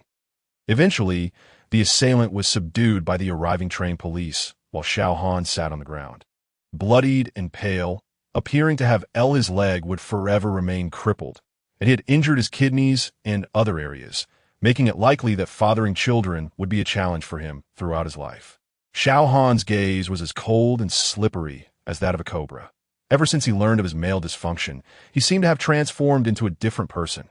When Shui hid aside, striving to diminish her presence, she continually reflected on the events that transpired on the train. In fact, she harbored a bold speculation. Perhaps in his previous life, Xiaohan had lied, that he and Shenluo were not innocently caught up in a brawl. Rather, it was Xiaohan himself who had engaged in a fight with others, ultimately leading to Shenluo's demise. She surmised that Xiaohan lied out of fear of retaliation from the Shen family. Subsequently, he frequently visited the Shen household to pay his respects on behalf of Shenluo, likely due to his own guilty conscience. However, the Shen family was kind-hearted, thus providing Xiaohan with considerable support, seemingly transferring Shenluo's share of affection onto him. Wen Shui suddenly realized that in this life, without Shenluo to shield him, and without the Shen family support, compounded by his lingering aftereffects, Xiaohan might remain in such a state indefinitely. The aspirations of becoming a prominent businessman seemed increasingly unlikely. When Shui was startled by her own thoughts, she vigorously shook her head, as if attempting to dispel these dreadful speculations from her mind. She could not bear to believe, nor did she wish to believe, that her efforts to cling to Xiao Han and abandon her family would ultimately yield nothing. Once Xiao Han had sufficiently recovered, the two resumed their journey back to Beijing. Upon arriving at the station, Xiao Han's father had been waiting there early, as Xiao Han had informed him in advance. Consequently, his father had brought a wheelchair. Xiao Han fixated on that wheelchair, coldly telling his father, "I am not incapacitated. I can still walk." Xiao Han's father chuckled awkwardly and cautiously responded, "Good, as long as you can walk. Come on, Henin, let's go home." Xiao Han's father was a man of integrity and honesty. After his mother passed away, he married a modest teacher who helped care for Xiao Han. With a stoic expression, Xiao Han led the way out of the train station, neglecting to introduce Wen Shui to his family. With no other choice, Wen Shui could only follow closely behind, clutching her bundle that a few days after their arrival in Beijing, it was time for the school registration. Wen Shui accompanied him, assisting him in completing the enrollment procedures to this point. Wen Shui still held onto a glimmer of hope and expectation, yearning for Xiao Han to become a renowned entrepreneur on his own merits. Fueled by this thought, she took excellent care of him, and Xiao Han's demeanor toward her softened as well.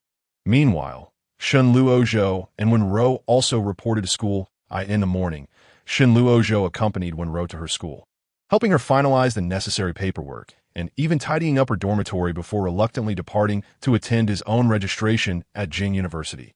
Once Shen Luozhou left, Wenrou's roommate could not help but ask, "Was that person just now your brother? He is truly handsome." The roommate clearly had taken a liking to Shen Luozhou, her cheeks flushed and her tone shy. Wenrou sat on her bed and replied, "That is my husband. He was worried about me, so he specifically came to help me with the enrollment procedures." Upon learning that a prize flower was already taken, her roommates displayed disappointment, yet they refrained from expressing it directly, instead initiating self-introductions. With her gentle demeanor and sweet speech, Wenrou quickly bonded with her roommates, and that evening, the group decided to enjoy a meal together in the cafeteria. Meanwhile, Shen Luozhou could not shake off thoughts of Wenrou. Concerned she might be bullied by her roommates or struggle to organize her dormitory, he tossed and turned, unable to sleep until the late hours of the night. Thus, the following day, after finishing his morning classes, he hurried to the Economic University where Wenrou was enrolled. When Wenrou was called out of her dormitory and saw Shen Luozhou, she could not help but ask in confusion, "Shengu, what brings you here? Don't you have classes today?" Shen Luozhou, with dark circles under his eyes, looked at the carefree Wenrou, feeling a surge of frustration, seizing a moment when no one was watching. He pulled her into his embrace. Chapter 49. The heartless youth and the supporting village flower Wenrou and Shen Luozhou's campus life was exceedingly blissful and joyful. Both excelled academically, and Wenrou even secured an opportunity to remain at the school. They savored the sweetness of campus romance, with Shen Luozhou frequently seeking out Wenrou during his free time, walking hand in hand across the campus or finding secluded spots to share tender kisses and affectionate embraces. After graduation, Wenrou stayed on at the university, a decision Shen Luozhou wholeheartedly supported. The atmosphere at the school was relatively pure, perfectly suited to Wenrou's character. Meanwhile, Shen Luozhou graciously declined an invitation from his professors to pursue postgraduate studies, opting instead to enter the government sector, as the Shen family's background was predominantly rooted in military and political circles, making it prudent for him to follow suit. Initially, Shen Luozhou had refrained from allowing Wenrou to become pregnant due to her young age. However, after a year of working together, Wenrou found herself expecting. Fortunately, her job was relatively easy, allowing her to continue working without hindrance during her pregnancy. Conversely, Shen Luozhou was perpetually busy, barely able to spare a moment. Relying on his mother to assist with caring for Wenrou, the moments he cherished most were those when he returned home to find Wenrou peacefully sleeping, gently kissing her. Xiao Han also graduated. Although he held a diploma from a vocational college, it was still quite valuable in society. However, his personality had grown increasingly eccentric over the years, prompting his father to worry about his ability to interact with colleagues in a workplace setting. For the first time in his life, he visited his superior's home, requesting their assistance in securing a position for Xiao Han that would be low stress and require minimal interaction with others. His superior was naturally Shun's father, who was more than willing to assist his subordinate. Within days, he had arranged a factory job for Xiao Han in that era. Securing a position in a factory was considered a good opportunity. Xiao Han's father could barely contain his joy as he rushed home to share the news with Xiao Han. Upon hearing that his father had found him a job, Xiao Han's first reaction was not joy, but rather a knee-jerk response of suspicion. "Did you go begging Shun Luozhou's father for this?" His father nodded and replied with a smile, "The old leader is quite accommodating. As soon as I mentioned it, he agreed immediately. You can work at the factory with the Shun family's backing. No one will dare to bully you." Xiao Han's expression darkened with anger as he shouted, "Is this all you amount to? Groveling for a job? Can't you simply use your own capabilities to secure me a position?" Xiao Han had known Shun Luozhou since childhood, always envying him for having a remarkable grandfather and father, along with a loving mother. In contrast, his own family paled in comparison. Xiao Han's father was taken aback. Having not anticipated such a reaction, he opened his mouth, momentarily at a loss for words. Xiao Han pressed his lips together and gradually calmed down, coldly stating, "I won't take that job. I plan to venture south with Wenrou to start a business." Xiao Han was true to his word. The very next day, he departed Beijing with Wenrou by train. Wenrou was exhilarated to learn of Xiao Han's plans to start a business, believing that their good fortune was just around the corner. However, the reality of entrepreneurship proved far more challenging than either of them had anticipated. Without the Shun family's support, Xiao Han faced numerous obstacles at every turn. They lived in a small, meager pigeonhole, frugally counting every penny, their faces drawn and haggard. Wenrou waited and waited, but never saw the day when Xiao Han would flourish. Their arguments grew increasingly frequent. On one occasion, after drinking, Wenrou got into a heated argument with Xiao Han. Amidst tears and laughter, she erupted, "I regret it so much. I regret pretending to be pregnant and marrying you. If I'd stayed at home, my parents would have protected me, found me a city dweller, and life would have been so much better than it is now. I truly regret it." Upon hearing the words "pretend to be pregnant," Xiao Han stared at Wenrou, his gaze capable of killing. Over the years in Beijing, he and Wenrou had developed a reasonably good relationship, partly due to his physical injuries and partly out of sympathy for Wenrou's loss of a child. He had assumed she would likely not have any more children following him. Yet now, Wenrou claimed she had only pretended to be pregnant. Xiao Han felt nothing short of a fool. Before he could react, Wenrou continued, "In the previous life, you ended up as a successful businessman. Why is it different for me in this life? It's all because of Wenrou. It's all because Wenrou seduced Shun Luozhou that he didn't return to Beijing with you, leading to his death while protecting you. Only then did you receive the Shun family's assistance and achieve great success. It's all Wenrou's fault. I want to kill her." Wenrou cried out in anguish. Listening to Wenrou's words, Xiao Han's eyes widened in shock. Suddenly, everything clicked into place. No wonder Wenrou had pursued him over Shun Luo. No wonder she had pretended to be pregnant and abandoned her family to follow him. She had known all along that she would undoubtedly achieve great success in the future. The thought that his life should have unfolded differently filled Xiao Han with rage. He could not help but think that had Wenrou not pursued him, he might not have fallen out with Shun Luozhou, a person with a cold exterior but a kind heart who likely would have genuinely helped him. Then he might have indeed become successful. Just as Wenrou had suggested. Overwhelmed with resentment, Xiao Han collapsed onto the bed, glaring at Wenrou as if she had robbed him of a fulfilling life.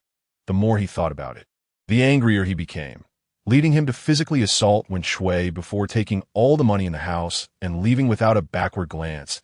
If he could have achieved great success in his previous life, then he surely could do so in this one. The hope flickered in Xiao Han's eyes. This was likely why he was so easily swayed by Wenrou's drunken ramblings. Those who have fallen into the abyss invariably yearn for a glimmer of light. Upon awakening, Wenrou was instantly flooded with memories of her drunken escapades, her hands instinctively covering her bruised face as she began to weep softly. She cared little whether Xiao Han was aware of her plight. After all, her life had already taken a downward turn.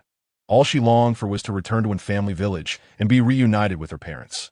However, the path back was fraught with difficulties. She was now destitute and lacked the qualifications necessary to secure employment. In her desperation, Wenrou resorted to exchanging her body for money, a means that yielded quick rewards, but soon ensnared her, causing her to forget her home as she spent her days soliciting in dubious establishments, depleting herself for fleeting pleasures. Wenrou remained blissfully unaware of Wenrou's circumstances, and the Wen family chose to remain silent about their wayward daughter. As the time for Wenrou's delivery approached, Wen Changsheng and Wang Yiyun made a special trip to Beijing, intending to stay permanently by their daughter's side.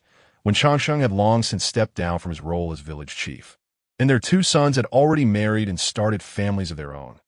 Thus, Shenlu Ozhou and Wenrou invited them to reside in the capital, hoping that in their twilight years, they might venture beyond the mountains and witness the broader world. Wenrou's first child was a daughter, as soft and endearing as her mother. Shenlu Ozhou gazed upon their daughter, his heart melting instantly. Now he had yet another cherished soul to care for, Wang Guiyun.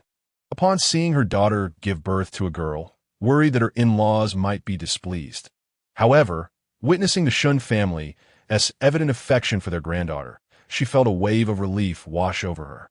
Reflecting on the fortune that had befallen her daughter, Chapter 50, Wenrou's brother and the supporting male character's tragic fate. As Wenrou transitioned into the next world, the system cautiously advised her. Your identity here is somewhat unique. It is recommended that you acquire some new items. What will my identity be in this world? Wenrou inquired with curiosity. After a moment's hesitation, the system replied in a hushed tone. You are a slender courtesan from Yangzhou, and a concubine at that. Wenrou had not anticipated such a designation, yet she was diligent in her tasks, and the complexity of her role only heightened her sense of challenge. Nevertheless, she acknowledged the necessity of acquiring new tools.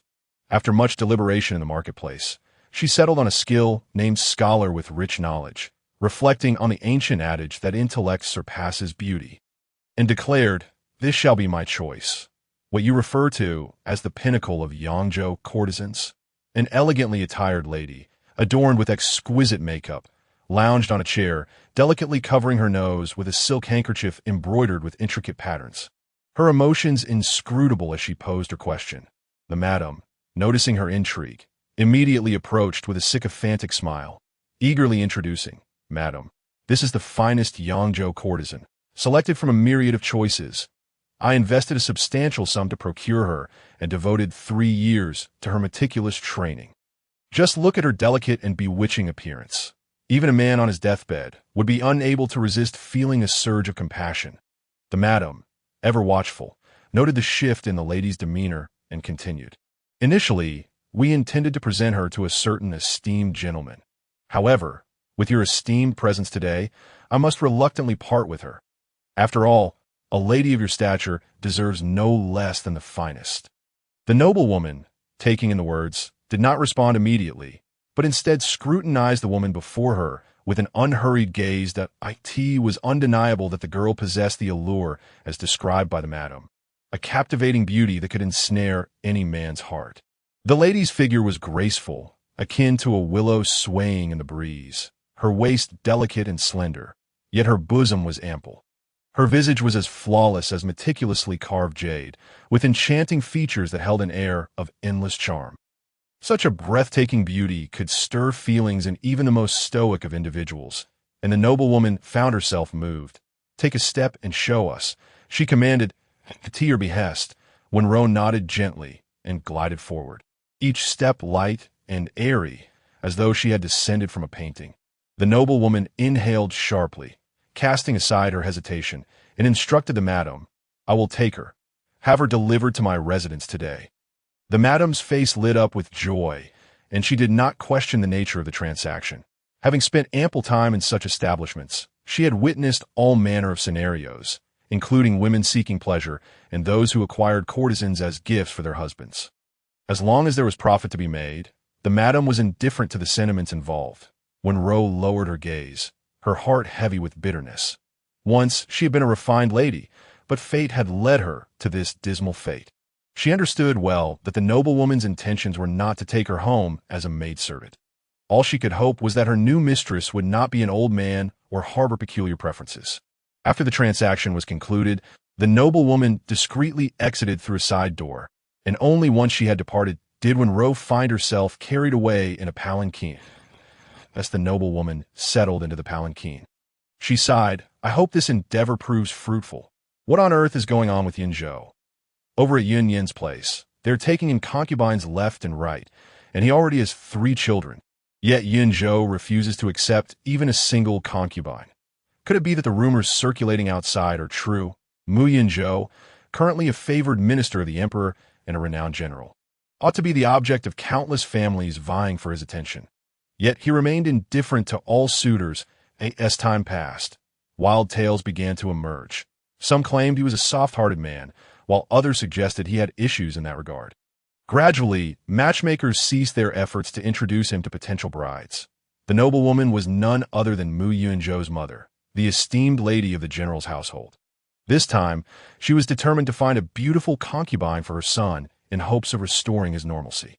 Despite having previously attempted to introduce numerous women to him, each had been returned, ultimately becoming mere maidservants in her service.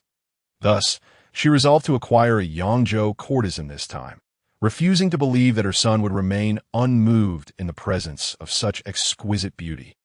Wenrou was quietly ushered into the general's residence, where she was promptly brought before Lady Mu for a stern admonition. Seated leisurely, Lady Mu sipped her tea while a matron attended to her, conveying the lady's words to Wenrou. "You see, this is the general's estate. To be favored by the lady is a stroke of fortune for you. You must be grateful for her kindness. Otherwise, you shall forever serve in that wretched place." The matron's voice was both melodic and authoritative, clearly intended as a warning to Wenrou. Wenrou bowed gracefully and responded softly, "I shall forever remember the lady's generosity." The matron nodded in satisfaction and continued, "Your entrance here is a stroke of fate. You are to serve our esteemed eldest son. He is none other than the illustrious General Ding Yuan, a position that brings you immense fortune. Should you succeed in winning his favor, you shall be generously rewarded. But should you fail to capture his heart and be returned to us, then you shall find yourself back where you came from." Her words were laced with both promise and threat. Should Wenrou fail to win Mu Yunzhou's affection, Lady Mu would not hesitate to send her back from whence she came. Upon hearing that she would not be serving an old man, Wenrou felt a measure of relief and sincerely vowed, "I am grateful to the lady. I shall attend to the eldest son diligently." Her sweet, delicate voice caused Lady Mu to frown in discontent. Yet she held her tongue, reasoning that this might be what men preferred. She could not fathom that her son would remain indifferent to such beauty. Waving her hand, Lady Mu dismissed Wenrou. The matron promptly remarked, "Very well, I shall take you to change into suitable attire, and then escort you to the eldest son." With that, the matron bowed to Lady Mu and led Wenrou away. As she followed, Wenrou took in the opulence of the general's residence, marveling at its exquisite and lavish decor. After a considerable time, they arrived at Mu Yunzhou's quarters, a serene lakeside courtyard, exuding an air of elegance and tranquility. This space seemed more fitting for a scholar than a general, piquing Wenrou's curiosity about the man known as General Mu. Chapter 51. Wenrou's brother and the supporting male character's tragic fate 02, the matron brought Wenrou to a side room within the courtyard, tossing her a gossamer thin garment and instructing, "You shall reside here. Change into this attire. I will take you to the young master." Wenrou hesitated for a moment, her cheeks flushing as she regarded the garment in her hands. Feeling somewhat overwhelmed, the matron scoffed, her tone laced with sarcasm. "Why the shyness? Did no one teach you how to behave? Hurry and put it on, otherwise you will miss your chance when the young master returns." Biting her lip, a flicker of sadness crossed Wenrou's eyes, yet she ultimately donned the clothing and stealthily followed the matron into the young master's quarters. Inside, the room was unmistakably a bedroom, likely where Mu Yunzhou resided. The matron efficiently lit an incense stick and instructed Wenrou, "Wait here for the young master's return. Remember, when he arrives, be proactive." With that, the matron left without a backward glance, leaving Wenrou to await his return. Clad in such flimsy attire, she could only sit on the bed, wrapping herself in a blanket for warmth.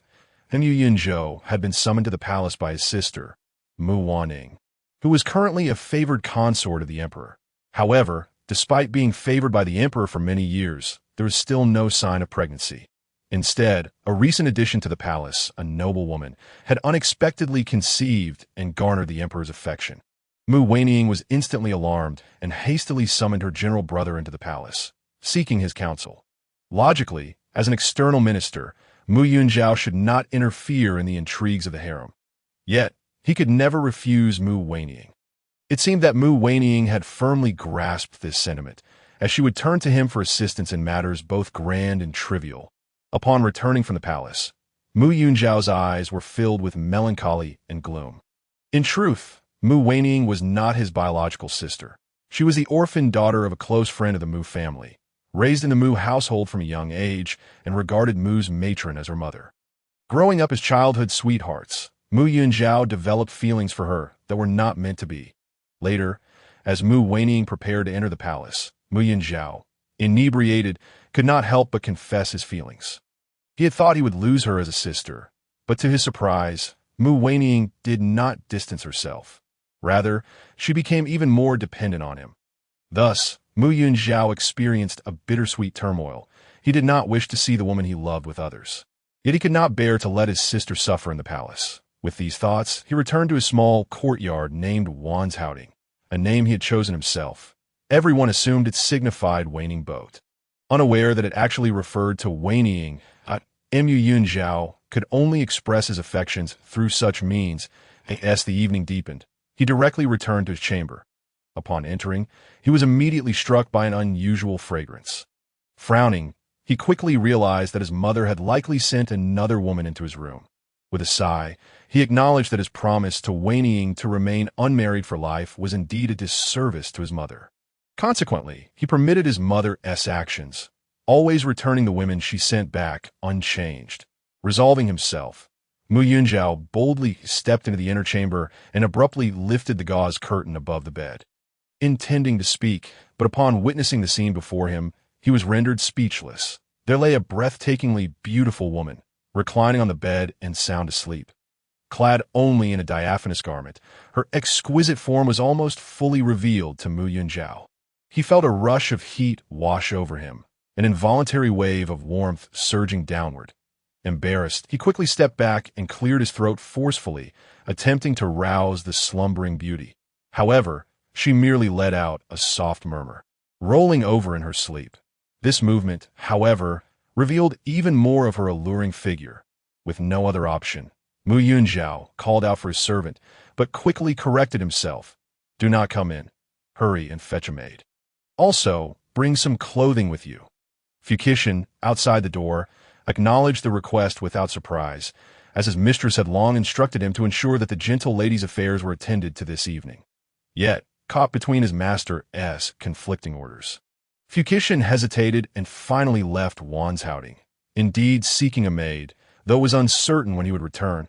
Inside, Mu Yunzhao waited, growing increasingly anxious as time slipped by without any sign of the maid. As his discomfort mounted, his gaze instinctively drifted back to the inner chamber. Finally, unable to endure the wait any longer, he rose and approached the inner room, gently shaking the woman in an attempt to awaken her. Slowly, the beauty opened her eyes, her gaze hazy as she looked at him before realizing that he was none other than Mu Yunzhao. Following the teachings of her mother, she gracefully draped her delicate, pale arm around his neck and sweetly uttered, "My lord, you have returned." Her words flowed like the song of a nightingale, enchanting and melodic. Feeling the warmth of her touch and gazing at the enchanting woman before him, a blush crept from his ears to his cheeks, swiftly engulfing him. Flustered, he pulled her arm away, stepping back as if jolted by electricity, and with a stern expression he said, "Please, get up quickly. A maid will be here shortly with clothing. Once you're dressed, you should return whence you came." The woman's eyes brimmed with tears at his words. Though she was reluctant to serve in the general's household, she feared returning to a far more perilous fate. The mere thought of her past life sent waves of sorrow through her. Kneeling atop the bed, she trembled and implored, "My lord, I am the daughter of Wenyun from Jiangnan. My family has fallen into misfortune, and I was sold to the capital, forced into that dreadful place. It is only my longing for family that has prevented me from taking my own life. I owe my escape to the kindness of your lady. And I beseech you, do not send me back. The lady said that if you found me displeasing, I would be returned to that place. Please, I beg for your mercy. I am willing to serve you as a maid. With a graceful bow, her tears glimmered like translucent pearls on her fair, delicate face. Hearing her plight, Mu Yunzhao frowned, a flicker of compassion crossing his features. He had heard of Wenrou, a renowned scholar from a wealthy family. But after the new emperor assumed the throne, the state treasury was depleted, and he turned his greedy eyes upon the Wen family. As the wealthiest family, they were bound to have some unsavory dealings. Leading to their downfall, Mu Yunzhao recalled that the members of the Wen family had been exiled to the frontier. How then could a daughter of the Wen family have been sold into such a place? Mu Yunzhao pondered this and inquired, "What happened?" Wenrou wiped her tears and sorrowfully explained, "I had some minor fame in Jiangnan. Had the Wen family remained intact, it would not have mattered. However, after their downfall, ill-intentioned individuals bribed the officials in charge of the case, forcing me to part with my family and be sold to that place. Fortunately, the people there sought to profit from me without violating me. Eventually, I was rescued by your lady." Observing Wenrou's exquisite beauty, Mu Yunzhao realized that she must have been a celebrated beauty in Jiangnan. Without the protection of the Wen family, her beauty had become a burden. Outside, Fukishin had found a maid and eavesdropped at the door, prepared to leave the slightest hint of trouble. Sensing a change, Mu Yunzhao called out, "Fukishin, let the maid end as soon as he finished." He turned back to Wenrou. "In my youth, I had a brief acquaintance with Wen Xiansheng. He was a man of great elegance and should not have fallen to such misfortune. Since you've come to the General's household, it is fate. However, I harbor no intentions of romantic entanglements.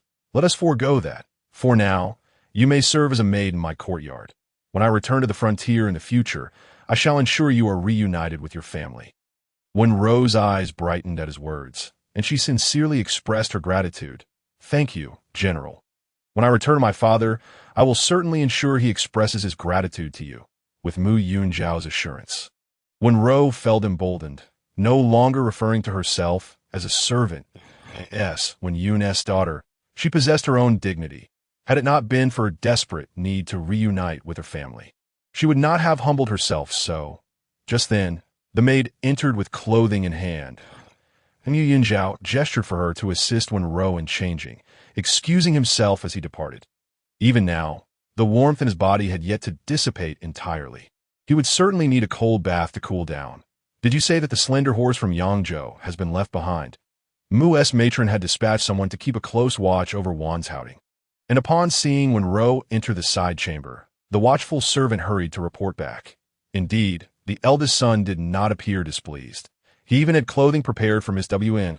It seems he has graciously allowed her to serve as a maid. Mu's matron sighed, lamenting, "What exactly does Yunzhao fancy? Is even this slender horse not to his liking?" Upon hearing this, the old matron quickly stepped forward to offer comfort. "In the past, whenever we sent someone to the young master, they were returned the same night. Now that he has kept this woman by his side, it signifies progress. As the saying goes, the one close to the water gets the moonlight first. Given her extraordinary beauty, it is only a matter of time before she is brought into his chamber." Hearing this, Mu's matron found the reasoning sound, her previously furrowed brow relaxing as she pressed her temples. Speaking with a hint of melancholy, were it not for the concern that the honor of the General's household might one day fall into the hands of others, I would not meddle in my son's affairs. Alas, what a predicament this is that Mu's matron was the widow of the late General Mu, who had perished in battle. The late emperor had bestowed the General's estate upon her, permitting the Mu family to retain the title of general as long as they possessed talent. As the eldest son of the late General Mu, endowed with military prowess, Mu Yunzhao naturally inherited the title. However, should he remain childless, the title would pass to Mu Yunyan's offspring, who was not the child of Mu's matron, but of a concubine. Thus, she was deeply anxious about her son's marital matters. While Mu's matron believed that Wenrou had the opportunity to gain favor, she still summoned her the following day to deliver a stern lecture, subtly urging her to make an effort. If she failed to win Mu Yunzhao as hard in the long term, she would indeed be sent back to the brothel.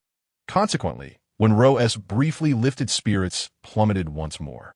In truth, she never wished to entangle herself with Mu Yunzhao. Her aim was to eventually seek out her family in the frontier.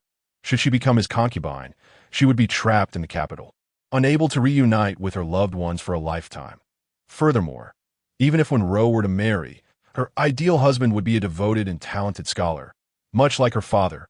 Her father, Wenyun, was not only renowned for his literary talent, but also famed for his unwavering loyalty to his first wife. From a young age, having observed the harmonious and affectionate relationship between my parents, I've been deeply influenced and nurtured a desire for a lifelong companionship. With this thought in mind, I let out a soft sigh, uncertain of what to do next. For now, I must focus on fulfilling my duties as a maid. And for everything else, I shall take it one step at a time. In order to avoid misunderstandings with Wan Ying, Mu Yunzhou only surrounded himself with young servants, leaving the Wan family without a single maid. Thus, I became the sole maid within the courtyard. Typically, Fu Tian would attend to Mu Yunzhou, but upon the lady's instructions, he assigned this task to me. When Mu Yunzhou returned from court, he saw me dressed in an ethereal white garment, gazing at him with tender eyes, seemingly waiting for his arrival. Mu Yunzhou hesitated for a moment, but eventually approached me, saying, "You need not act this way. Although I have appointed you as a maid, I already have others attending to me. You should live comfortably and not overexert yourself." As he looked at me, he couldn't help but marvel at my beauty, which indeed lived up to my reputation. Today he had inquired about me from a friend and learned of my esteemed name. And no wonder someone was willing to pay a great sum to separate me from the Wen family and sell me to the capital. My eyes naturally exude tenderness, leading those who gaze upon me to believe that I must be enamored with them. Though this is far from the truth, that I gently bowed and, with a melodious voice, replied, "The general saved me from peril, and thus I must repay him. Alas, I am now all alone, and the only way I can repay you is by serving as your maid. Please allow me to attend to you." My desire to be Mu Yunzhou's personal maid stemmed from two reasons. One, to repay his kindness, and the other, to appease Lady Mu. I feared that if I could not be near Mu Yunzhou for an extended period, Lady Mu might send me back to the brothel. And Yu Yunzhou frowned, still intent on refusing, worried that having such an exquisite beauty by his side might displease Wan Ying. Sensing this, I quickly interjected. "Moreover, I have my own selfish reasons that I worry that if Lady Mu sees me not attending to the general closely, she may scold me. I kindly ask for your cooperation in this matter."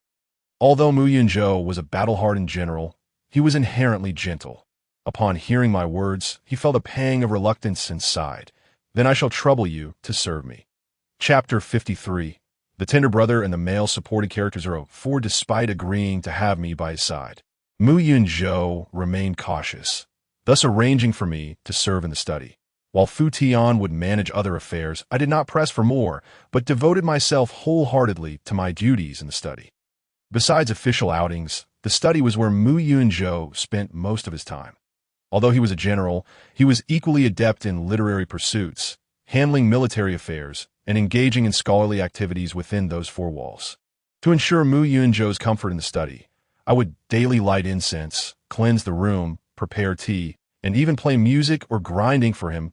I had to admit that ever since I arrived, my life had been infused with a newfound elegance, and gradually, I came to accept my presence. One day, while Mu Yunzhou was taking a break, he was engrossed in writing in the study.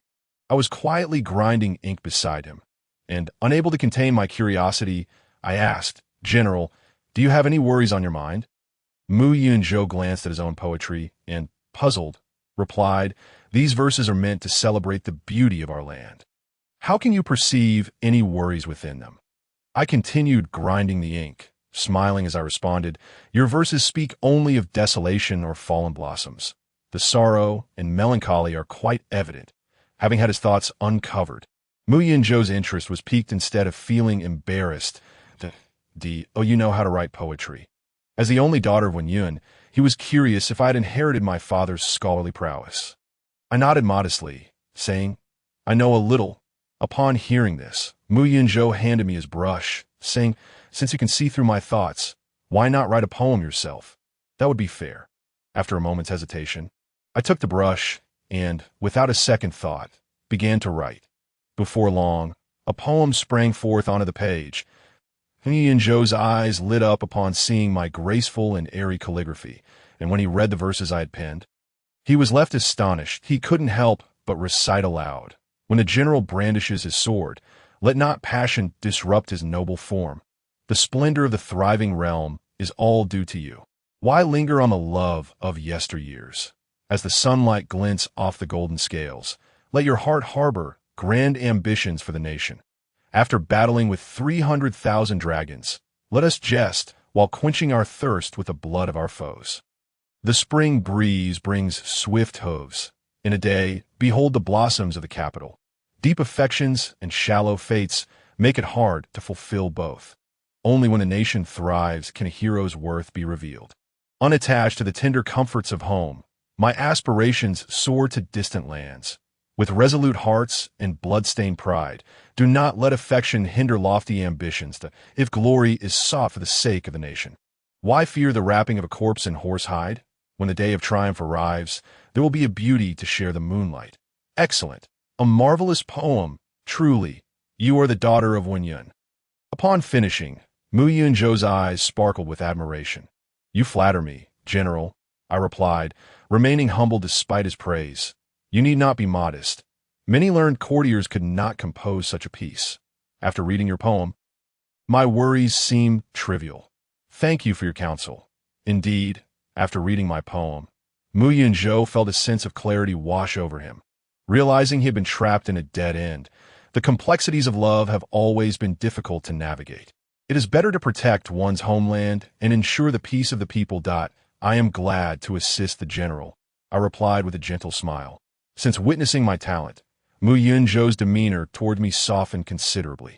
He would engage me in games of chess, discuss poetry, and converse about the nation and the battlefield. To his astonishment, I appear to be an inexhaustible treasure, handling any topic with poise and even offering refreshing insights. As Wenrou grew increasingly impressed by my exceptional talents, we became inseparable. Sometimes, when he faced challenges in court, he would consult me for advice. Naturally, I was delighted to help him. I would eventually leave the capital to reunite with my parents. Thus, I sought to repay Wenrou as much as possible before my departure. Regardless of my initial motivations for coming to the general's residence, I could not deny that he had rescued me from a dire situation. One day, we were seated beneath a tree, enjoying tea and a game of chess. As I placed the final piece, I softly declared, "General, you have lost." Wenrou tossed aside his black stone, laughing heartily. Few in the capital can match my skills in chess. You are indeed one of them. After that, he added, "It is a pity you are a woman. Otherwise, I would have gained a learned minister in the court and a confidant in you." I smiled and replied, "General, I do not appreciate that remark. Is it not possible for a woman to be your confidant?" Wenrou quickly waved his hand, eager to clarify, "You are already my cherished confidant." Then he challenged me further, "Tell me, have you not considered me your confidant as well?" Looking intently at Wenrou, I replied earnestly, "The general is not only my confidant, but also my benefactor." As Wenrou met my gaze, his heart raced uncontrollably. He now understood that my eyes, naturally filled with affection, did not indicate genuine love for him. He scolded himself internally, realizing that he, too, was not immune to the follies of man. Feeling his cheeks flush under the scrutiny of such beauty, in a state of fluster, Wenrou quickly shifted the topic, asking, since arriving in the capital, "Have you yet to explore the city?" I nodded, explaining that I had been sold directly to the brothel and had no opportunity to venture out. And Wenrou suggested, "In that case, I have a day off tomorrow. Why not let me take you out for a stroll?" My eyes brightened. It had indeed been a long time since I'd been outside. Back in Jiangnan, my parents frequently took me out for outings, seeing my childlike excitement. Wenrou couldn't help but smile, saying, "In the future, whenever you wish to go out, just let me know, and I shall take you." His intention was not to prevent me from going out alone, but rather to protect me, for my beauty could attract unwanted attention. True to his word, Wenrou took me out the very next day. He first led me to the renowned Chanming Temple on the outskirts of the city. nestled in the mountains, where the scenery was breathtaking during this season, drawing many to enjoy the outdoors. However, as I was not accustomed to physical exertion and had not eaten well since my family's misfortunes, by the time we reached halfway up the mountain, I was somewhat out of breath. After resting for a while, I still struggled to catch my breath, and Yu Yunzhou felt remorseful and apologized. "I am sorry. I did not consider your stamina. I should have taken you around the city instead."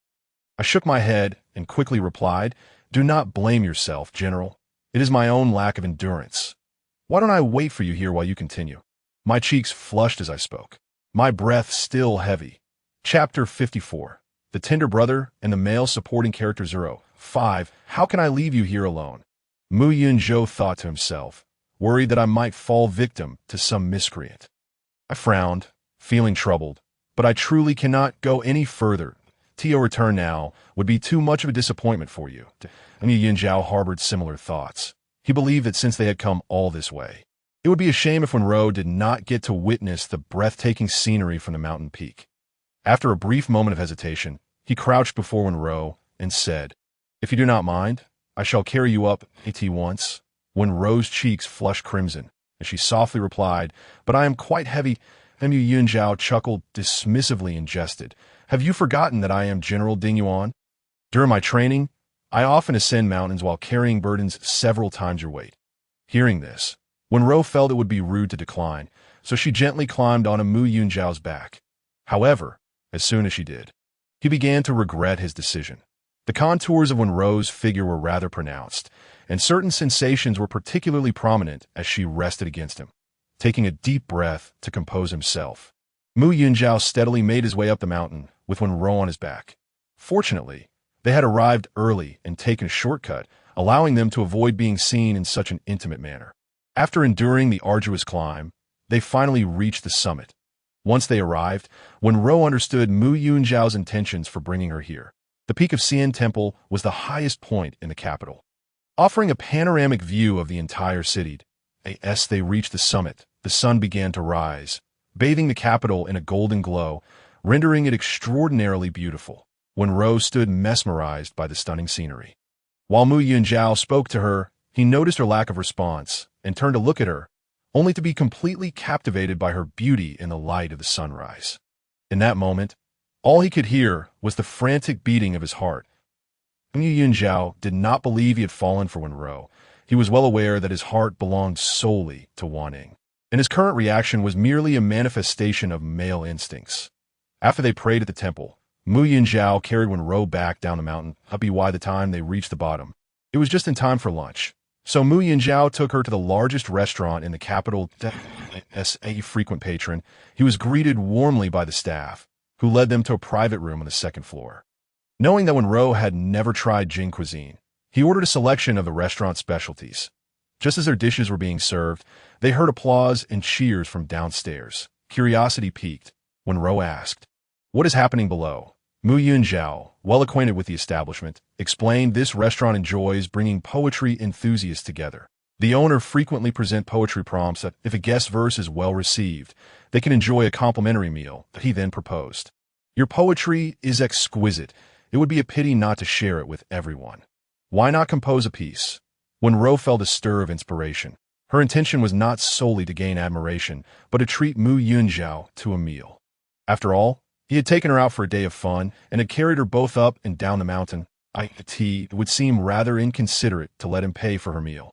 Thus, she peered through the curtain of the private room to read the prompt provided by the owner. Capital City, Spring. The prompt was straightforward. Unable to suppress her thoughts, Wenrou remarked, "How simple." Mu Yunzhao, recalling his friend, chuckled. "He is indeed a man of unique character, a true lover of poetry who can hardly move when he encounters a beautiful verse." Wenrou did not inquire further. Instead, she requested paper and ink from the waiter and began to compose at the table. Mu Yunzhao watched her with admiration. Last time she had composed a poem in one go, and it was evident that her talent was extraordinary. Approaching her side, he observed her work and, upon reading the final lines, could not help but recite aloud. "The spring breeze smiles upon the city walls. Peach blossoms languidly rest in the tavern halls. Jade steps adorned with flowers chase the flowing stream. golden goblets reflect the moon. Sharing poetry's dream, 1,000 lanterns illuminate the silk and brocade, 10,000 melodies warm the air, a serenade. All the wise gather, laughter intertwines, in a song of rainbow robes, spring's harmony shines. After reading, Mu Yunzhao was left speechless, profoundly moved, and could not help but exclaim, "Alas, it is a pity that Wenrou is not a man. It is a regret of our era." Wenrou blew on the ink of her poem before handing it to the waiter for delivery downstairs. "Today, the general has kindly accompanied me on this outing. I hope my poem can earn a meal, allowing me to treat the general," Wenrou thought, feeling reassured. Only then did Mu Yunzhao realize that Wenrou had composed the poem with the intention of treating him to a meal, prompting him to smile and say, "My dear friend, you are too considerate. There is no need to dwell on such trivial matters." In their conversation, he had already begun to regard Wenrou as a close confidant. Just then, a resounding applause and cheers erupted from downstairs. Peering over, Mu Yunzhao confirmed that the proprietor was showcasing Wenrou's poem for everyone to admire. He turned to her with a smile and said, "It seems you've successfully earned that meal." Wenrou's face lit up with joy, her beauty illuminating the surroundings like a radiant beam of light. After finishing their meal, the two returned to the general's residence. Although Mu Yunzhao was on leave, he still had matters to attend to and could not spend the entire day with Wenrou. He actually took that lowly girl out for a day of fun. Lady Mu asked incredulously. She had arranged for a concubine for her son, not to foster romantic feelings. She did not want her son's legitimate wife to arrive only to find him favoring a woman of inferior status. Furious, Lady Mu smashed the teacup in her hand and exclaimed, "This is outrageous. Bring that lowly girl here. I want to see what gives her the audacity to have my son accompany her." She quickly added, "But ensure Yunzhao does not see her, lest he and I become estranged." The nanny complied and hurried to the Wanzhou pavilion. Moments later, she stealthily brought Wenrou in. Wenrou followed behind, her head bowed, lost in thought. "Will you not know to kneel before the lady?" The nanny, sensing Lady Mu's displeasure, pointedly remarked. With that, she kicked Wenrou, forcing her to kneel. Lady Mu leisurely sipped her tea from a new cup, her gaze fixed elsewhere, ignoring Wenrou entirely. Wenrou's legs grew weak and her body swayed. Lady Mu finally set down her cup and said, "Do you know why I summoned you?" Wenrou bit her lip and replied, "Please enlighten me. My lady, that I spent a considerable amount of silver to acquire you, intending for you to alleviate my burdens, not to engage in romantic pursuits. Some thoughts are best kept to yourself. Otherwise, there are plenty of lowly girls in a brothel. I can easily send you back and find another," Lady Mu threatened languidly. Chapter 55. Wenrou's Brother. Male supporting role, cannon fodder. Small concubine Wenrou had no intention of pursuing romance. Her only desire was to reunite with her family. Therefore, she maintained her composure and said, "My lady, rest assured, I harbor no intentions towards the general."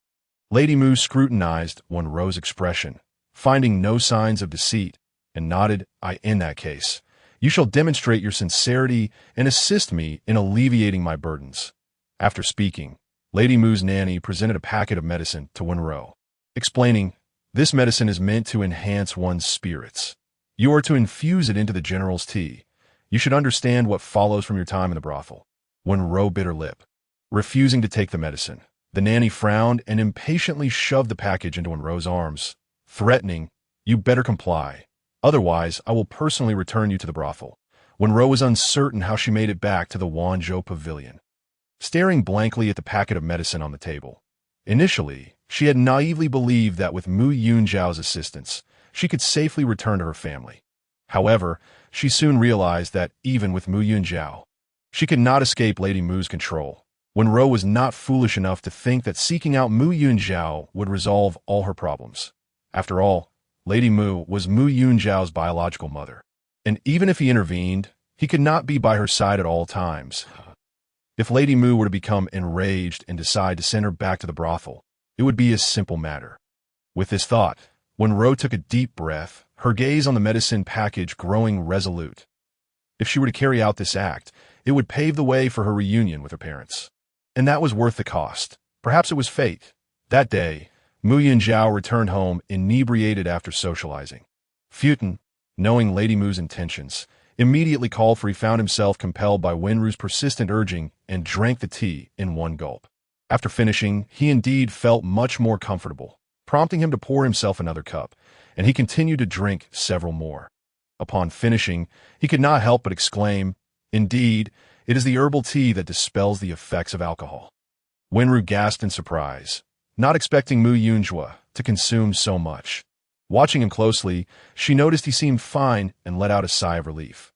However, in the next moment, Mu Yunjua furrowed his brow tightly, feeling as though a raging fire had ignited within him, rendering his entire body unbearably hot. At this point, he had yet to comprehend the situation. He believed it was merely the result of excessive drinking and sought another cup of cool tea to douse the flames. Seeing this, Wenrou quickly grasped his hand and exclaimed anxiously, "General, do not drink any more. There's a drug in the tea." Yu Yuna's eyes widened in disbelief as he turned to Wenrou, questioning, "You drugged me?" He did not inquire about the nature of the drug. Based on his own reaction, it was undoubtedly an aphrodisiac. He simply could not fathom that someone he had treated with such kindness could betray him in this manner. Wenrou lowered her head, her delicate fingers nervously twisting the handkerchief, unable to meet the disappointed gaze of Mu Yunjua. Clenching his teeth, Mu Yunjua, realizing the truth, understood that Wenrou had been sent by his mother to fulfill a certain role. He had refrained from engaging with any woman, and his mother would not relent until he did so. Taking a deep breath, he struggled to steady himself and asked, "What benefits did my mother offer you?" Wenrou abruptly lifted her head, her eyes slightly red, tears welling within as she trembled. "In your eyes, am I so worthless that I would easily sell my body for some advantage?"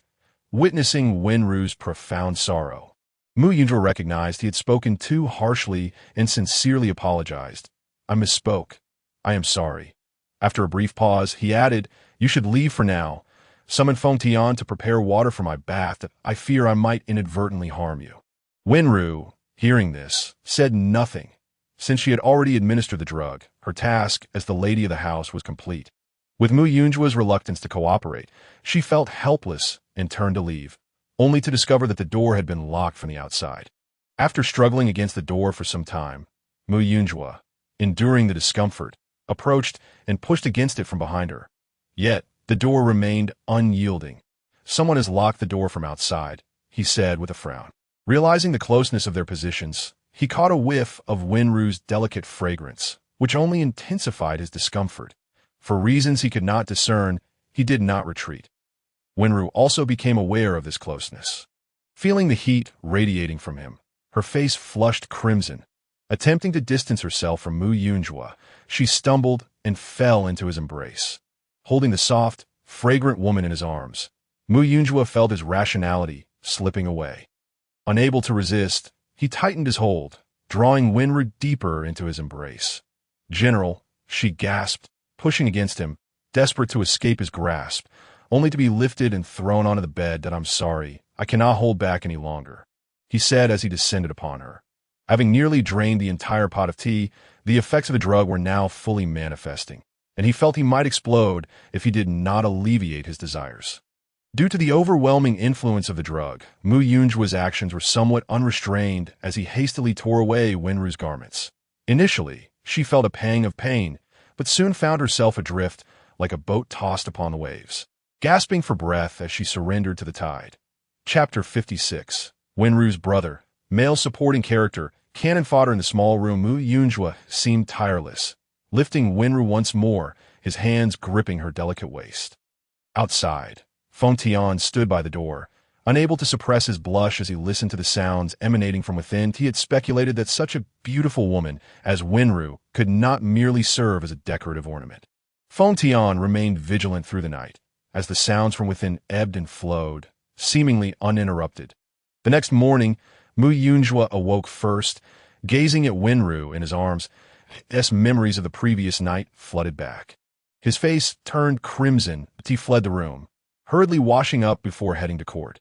After such an event, especially having crossed so many boundaries, he was at a loss on how to face Wenrou.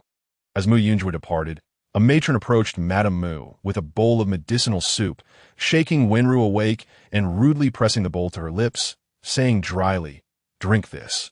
Wenrou awoke, feeling sore all over. And before she could grasp the situation, she was forced to swallow the entire bowl of bitter concoction, choking and coughing as a result. Once the matron confirmed the medicine was finished, she turned to leave, only to mock, "Do not let your newfound favor lead you to believe you are the mistress here. Hurry and tidy yourself. The eldest master's quarters are no place for someone like you to linger." Wenrou bit her lip, humiliation flashing in her eyes. Yet with her current predicament, she could not argue. Once the matron departed, a maid entered, holding a lavish outfit, bowing her head as she spoke. "Miss One, the general instructed me to bring you clothing. The bathing chamber is also prepared. Would you prefer to eat something first or bathe?" "I will bathe first," Wenrou replied softly. Her feelings toward Mu Yunjua were complex. On one hand, she harbored lingering resentment towards him for taking her virtue. Yet on the other, she felt grateful for his attentiveness and assistance. As Wenrou soaked in the tub, vigorously scrubbing her body, tears began to fall. Once cherished by her parents, she now felt reduced to a woman who had sold her body. Longing for her family, that thought sustained her resolve. Meanwhile, Mu Yunjua's emotions were equally tumultuous. He had promised his sister he would not marry or engage with women, yet he had broken that vow. Even though the effects of the drug had worn off by midnight, he found himself unable to resist succumbing to Wenrou's allure. He also grappled with how to face her now, once a confidant and friend. Their relationship had irrevocably changed. He even pondered the future, imagining a day when Wenrou might leave for the frontier to reunite with her family, perhaps marrying another man. This notion complicated his feelings. Considering that Wenrou was now, in a sense, his own, the complexities of their emotions led to several days without their paths crossing. Initially, Mu Yunjua avoided Wenrou, but soon realized she was also avoiding him. If he did not deliberately seek her out, their paths would not intersect. "Yunjua! Yunjua! Are you listening to me?" Shangwan Baishu called out, pulling his friend from his reverie. "What is it?"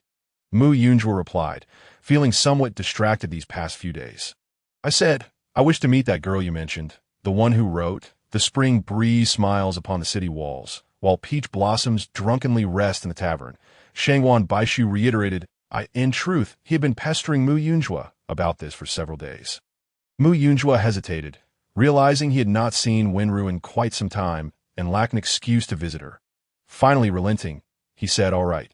Hearing his agreement, Shangwan Baishu was elated, insisting that Mu Yunjua take him home to meet Wenrou that very day. Reluctantly, Mu Yunjua found himself with a persistent shadow on that sultry day. Wenrou, feeling stifled indoors, sat by the pond, gently stirring the water with her slender fingers to seek some relief from heat. As Mu Yunjua and Shangwan Baishu entered, they were met with a stunning sight. A breathtaking woman clad in white, lazily reclining by the pond, her delicate arms playfully stirring the water. With each movement, the lotus leaves and flowers danced gently, resembling a beautifully crafted painting. Shangwan Baishu was utterly entranced, staring at the enchanting beauty before him, his heart racing wildly, love evident on his face. Mu Yunjua, initially struck by the scene, quickly regained his senses and turned to notice his friend's infatuation.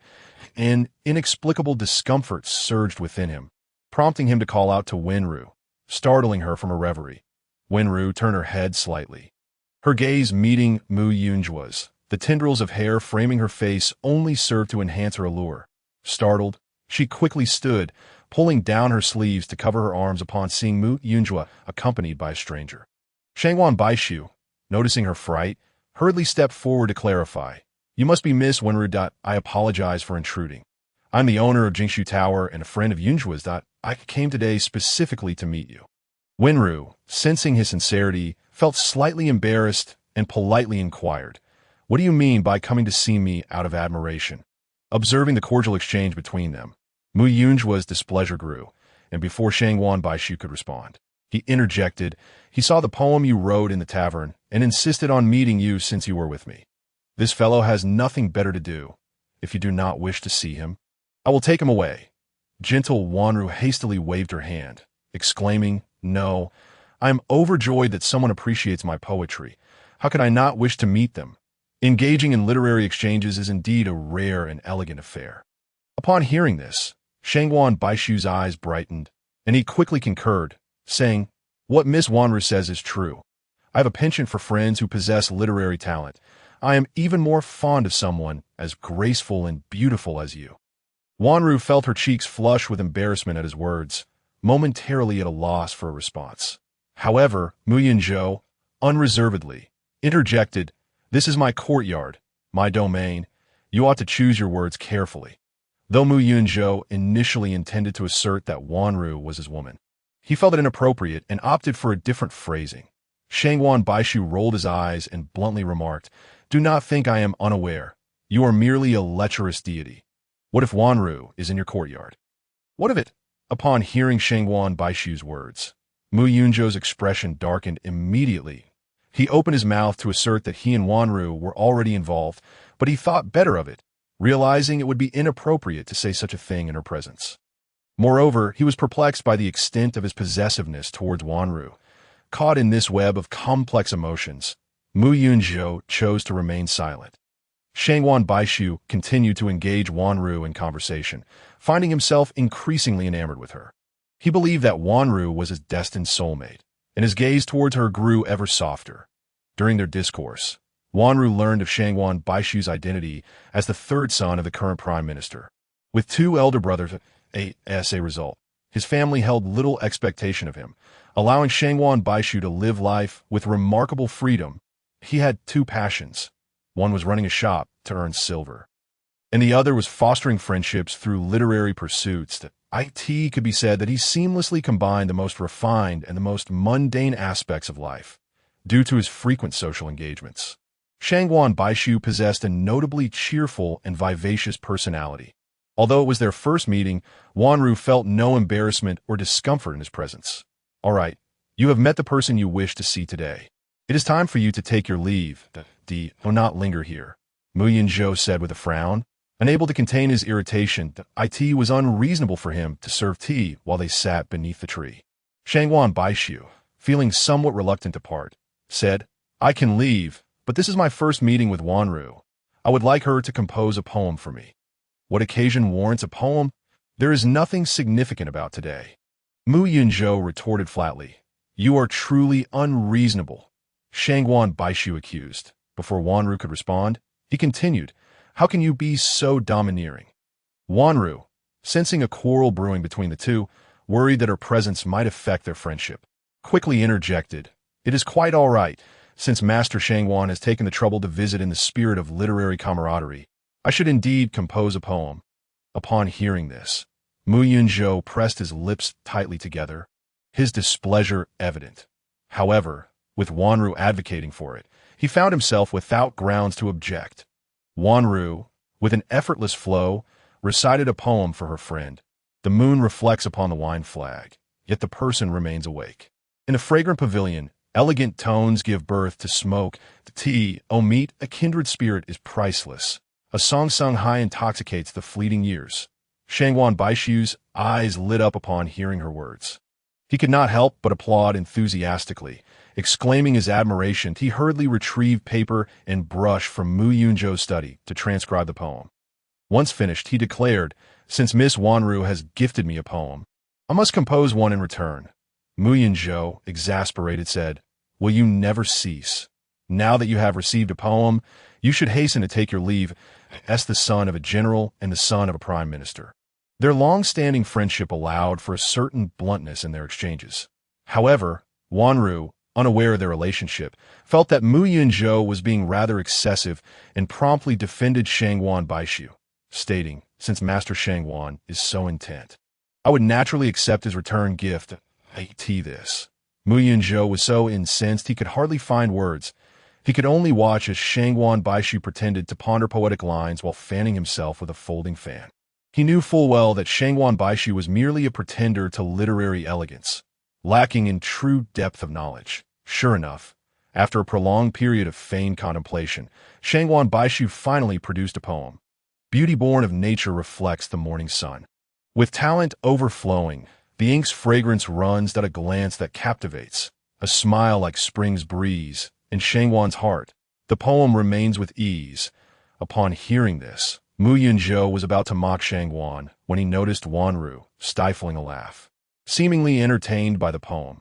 "Master Shangguan's poem is quite clever," Wenrou remarked, accepting it graciously with a smile. This only served to further infuriate Mu Yunzhou, who pulled Shangguan, who was about to say more, away with a stern expression, stating, "Enough. Wenrou needs to rest. You should return whence you came." Nonetheless, Shangguan Baishu's most prominent trait was his persistence. From that day forth, he became a frequent visitor to the general's residence, often seeking out Wenrou for conversation. In fact, Mu Yunzhou found himself conversing with Wenrou less than Shangguan did.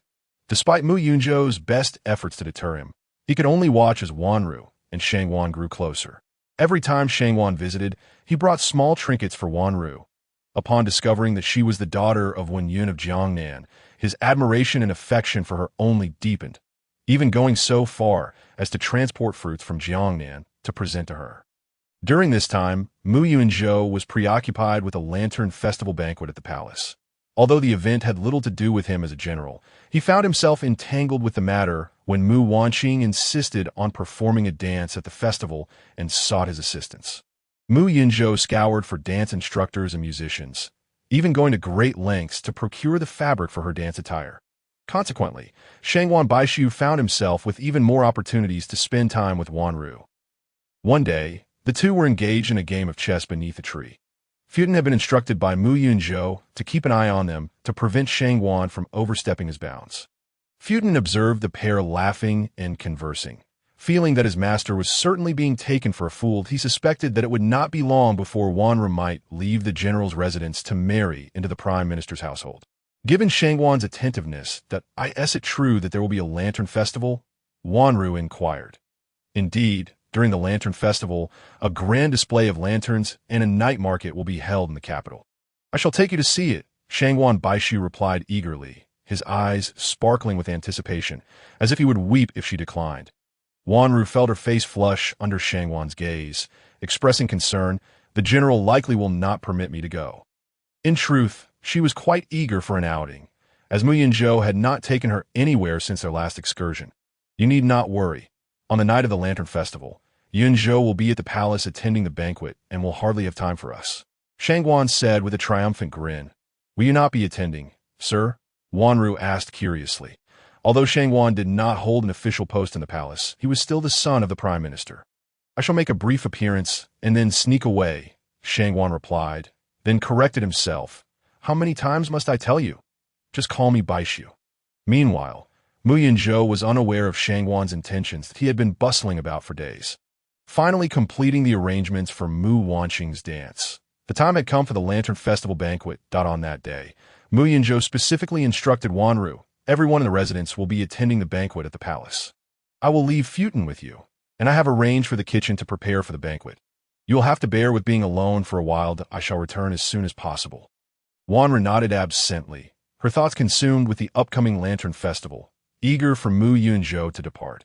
Observing Wenrou's distracted demeanor, Mu Yunzhou mistook it for homesickness, feeling a pang of guilt at leaving her alone in the residence. He almost reached out to embrace her in comfort, but restrained himself. Through their time together, Fuqian increasingly felt that young Master Shangguan and the gentle lady were a perfect match, had it not been for the fact that the lady before him was his master. He would undoubtedly have kept this revelation to himself. Upon hearing this, Mu Yunzhou abruptly set down his wine cup with a sharp clatter, his expression turning grave as he coldly interrogated Fuqian. "Why did you not inform me sooner?" Fuqian lowered his head, stealthily pouting, contemplating how Mu Yunzhou busied himself day and night for his sister, yet never afforded him the opportunity to speak. However, he dared not voice these thoughts, and instead repeatedly offered his apologies. Ignoring Fuqian further, Mu Yunzhou swiftly approached the grand eunuch beside the emperor, claiming he felt unwell, and hastily departed like a tea that moment. Mu Wanqing was about to take the stage to perform a dance. Upon seeing Mu Yunzhou hurriedly leave, her expression darkened instantly. Outside the palace, the normally quiet capital was ablaze with light, with street vendors hawking their wares. Some sold paper lanterns, while others offered hairpins adorned with flowers, creating a lively atmosphere. Although Wenrou had attended the Lantern Festival in Jiangnan, it paled in comparison to the grandeur and scale of that in the capital. "This mask suits you perfectly." Shangwan Baishu spotted a stall selling masks by the roadside. Picking up a half-mask shaped like a fox and playfully holding it to Wenrou's face. Were it any other young lady, being likened to a fox mask might incite displeasure, as foxes are often associated with seduction. However, Wenrou, with her gentle nature, was not offended. Instead, she smiled and replied, "Then it seems this mask would suit you, young master." She selected a mask depicting a smiling pig and handed it to Shangwan Baishu. He accepted the mask without offense, gazing at Wenrou with affection, and remarked, "It indeed captures my essence." With that, he tossed a piece of silver to the stall owner. Wenrou's cheeks flushed as she hastily covered her face with the fox mask, attempting to conceal her shyness. After purchasing the masks, the pair made their way to a riddle-guessing stall, where Wenrou's eyes were drawn to a lantern shaped like a rabbit. Upon seeing it, Shangwan Baishu's eyes lit up as he recited, "The pavilion by the water first receives the moonlight." He then glanced at Wenrou, his gaze sparkling, and said, "It seems this lantern invites us to compose a couplet." As he spoke, he pondered deeply in hopes of crafting a romantic verse to express his affections for Wenrou. Yet, before he could formulate his thoughts, an unwelcome voice interrupted from behind. "The pavilion by the water first receives the moonlight. The one who captures your heart has long entered dreams." Yenju had traversed nearly the entire celebration before finally locating Wenrou. Spotting the two in close proximity, he hastened over. Having overheard Shangwan Baishu's words, he fixed a deep gaze upon Wenrou and slowly recited his own couplet. Wenrou was momentarily taken aback, not expecting Mu Yunju, who was supposed to be attending the Lantern Festival in the palace, to appear here, that he strode past Shangwan Baishu, standing directly before Wenrou, and declared, "Did I not say you could simply tell me if you wish to come out and play?" Seeing this, Shangwan hurried to push Mu Yunju aside, but the latter, being a seasoned general, remained unyielding. Shangwan Baishu exclaimed, "What are you doing? I was enjoying a delightful time with Wenrou. Moreover, how can you leave the banquet without permission?" Mu Yunju cast a cold glance at Shangwan, displeased, and retorted, "How many times must I remind you that Wenrou is mine? Restrain any inappropriate feelings you harbor." With that, as if asserting his claim, Mu Yunju took Wenrou's hand, gently drawing her into his embrace. But he realized that unless he confronted Shangwan directly, the latter would remain oblivious. Shangwan Baishu's eyes widened in disbelief as he looked at Wenrou, silently pleading for her to say something. Yet Wenrou, feeling guilty for sneaking out with Mu Yunju, missed Shangwan's unspoken hint. Thus, he could only watch helplessly as Wenrou was led away by Mu Yunju. Seething with frustration, stamping his foot in place, Mu Yunju held Wenrou's hand tightly, his heart racing as he felt himself falling deeper. This sensation was entirely new to him. Even with Mu waning, his affection had been a matter of routine. He had never experienced such anxiety or sleepless nights. Coming to this realization, he felt a wave of clarity wash over him. He halted abruptly, gazing deeply into Wenrou's eyes, and gently remarked, "Though the Lantern Festival in the capital is bustling, the most worthwhile places are not amidst the chaos." Wenrou, intrigued, asked, "If not in the chaos, then where is the tranquility? Are there still quiet places in the capital during the Lantern Festival?" Mu Yunju smiled, his voice rich and magnetic as he replied, "Allow me to take you there." He led Wenrou through the brilliantly lit streets, across the majestic and beautiful white jade bridge, and through the throngs of people, until they finally reached a serene lakeside. Wenrou was captivated by the breathtaking scenery, unable to resist moving closer. The lake, which should have been silent beneath the night sky, was now adorned with shimmering stars, lanterns released by the people, reflecting the starry sky upon the water surface. A serenading boat drifted by, its ethereal melodies wafting through the air that a long flute brings a gentle breeze. Beneath the moonlight, two hearts in harmony. The talented brush writes with passion, while the fair maiden smiles, unraveling layers of affection. The red candle flickers, illuminating their eyes, as golden goblets clink in whispered promises. The scholar strums his lute, while the beauty dances like a flying swan. The stars witness their union. As the lovebirds soar together, the scholar and maiden, their feelings deeply entwined, vow to grow old together in this life and the next. Seeing this enchanting scene, Wenrou felt immense joy and turned to express her gratitude to Mu Yunju. However, as she did, she found him gazing at her tenderly, his eyes sparkling with brilliance, rendering her speechless. Realizing she had lost her words, Mu Yunju seized the moment to suggest, "Shall we release a sky lantern?" It is said that the sky lanterns during the Lantern Festival in the capital hold great significance. Wenrou nodded gently, her thoughts drifting to her family. She wished to make a wish for a swift reunion with her parents. Mu Yunju handed her a sky lantern and brush, choosing to remain silent as he pinned his own wish nearby. Curiosity piqued. Wenrou wondered what wish he would make, given his family and friends were present. When she inquired, Mu Yunju smiled mysteriously but refrained from revealing his wish. Once a wish is spoken, it loses its potency. He explained he dared not disclose his true desire, which directly contradicted Wenrou's own wish to reunite with her family. After releasing the lanterns, Wenrou lingered by the lake, reluctant to depart. Observing her hesitation, Mu Yunju took out his bamboo flute, raising it to his lips to play a soft melody. The enchanting notes floated across the lake, ethereal yet infused with emotion, evoking a longing for deep confessions of love. The two enjoyed their time together until the late hours of the night before returning to the general's residence. This shared outing subtly altered the dynamics of their relationship, though neither was willing to acknowledge it. Wenrou believed she was overthinking, focused solely on reuniting with her family, while Mu Yunju felt the time was not yet right, fearing he might frighten her away. From that day forward, Mu Yunju frequently appeared by Wenrou's side, as if returning to their initial days together, engaging in poetry and conversation. However, one fateful day, while Mu Yunju was away on official business, a man clad in white unexpectedly visited the Wanzhou pavilion. "You must be Wenrou," the man said, his voice high-pitched and reminiscent of a palace eunuch. Wenrou was puzzled. She had no acquaintances in the capital. Yet this man clearly sought her out. "Yes, but may I ask who you are?" "Who I am is of little importance. What matters is that a noble from the palace wishes to see you.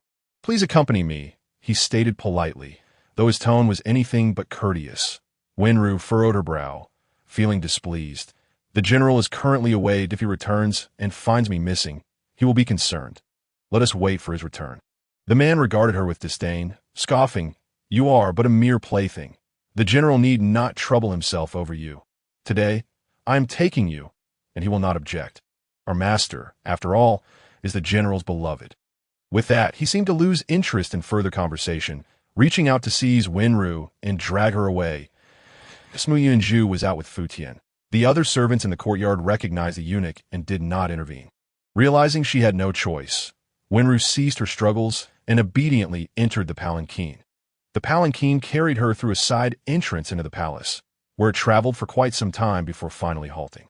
"To carry you in a palanquin is already a form of elevation," the eunuch sneered, "but in my opinion, you should crawl in," leading the way into a palace before turning back with an air of superiority. He commanded, "Hurry in and meet your master." Wenrou bit her lip, a surge of indignation coursing through her. She had done nothing wrong, so why was she being treated in such a manner? The eunuch, noticing her reluctance, signaled to the nearby palace maids, who then swarmed around Wenrou, shoving her into the grand hall. She was unceremoniously pushed to the ground in the center of the chamber. "Who are you trying to impress with that delicate demeanor?" A woman's voice rang out, dripping with scorn, and "Oh wonder you" emerged from the brothel. "All you know is how to flaunt yourself." The last four words were emphasized with particular venom. She cast her gaze downwards upon a woman of ethereal beauty, who, despite her white garments, seemed far from mortal, as a flicker of jealousy coursed through her. If only she possessed such allure, would the emperor not shower her with affection? Indeed, this enchanting figure was none other than Mu Yunjua's sister, Mu Wanning. That day, upon noticing Mu Yunjua's hasty departure from the banquet, she had dispatched someone to investigate. What she uncovered left her astounded. Her own mother had, astonishingly, procured a slender beauty from Yangzhou as a gift for Mu Yunjua, and he had indeed taken this delicate creature under his wing. His abrupt exit that day was solely to partake in the Lantern Festival celebrations with this enchanting maiden. This revelation incensed Mu Wanning. Though she harbored no love for her brother, She relished the affection he bestowed upon her. This was precisely why she had lured him into declaring he would never marry, as long as Mu Yunjua remained unmarried and childless. The most cherished person in his heart would forever be her, ensuring her absolute compliance to his whims. However, the tides had shifted, and a special woman had emerged by Mu Yunjua's side. Mu Wanning was far from naive. Understanding that Mu Yunjua would not keep this captivating woman merely as a maid. After all, who could resist such a breathtaking beauty? The more she pondered, the more her anger simmered. She seized the prepared soft whip and, without hesitation, lashed out at the gentle beauty, striking her back with unrelenting force. The impact elicited a sharp cry of pain from the gentle one, who instinctively tried to evade the assault. Yet, the whip seemed to possess a keen eye, relentlessly pursuing her regardless of her attempts to escape, each strike landing with precise cruelty, tearing at her flesh.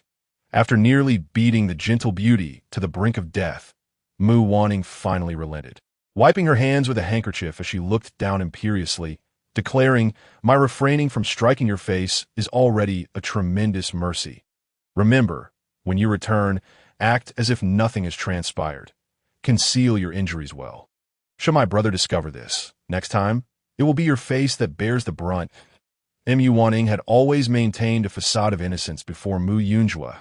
He perceived his sister as kind-hearted and naive, and she was determined to keep her venomous side hidden. Otherwise, she might have truly marred the gentle beauty's visage.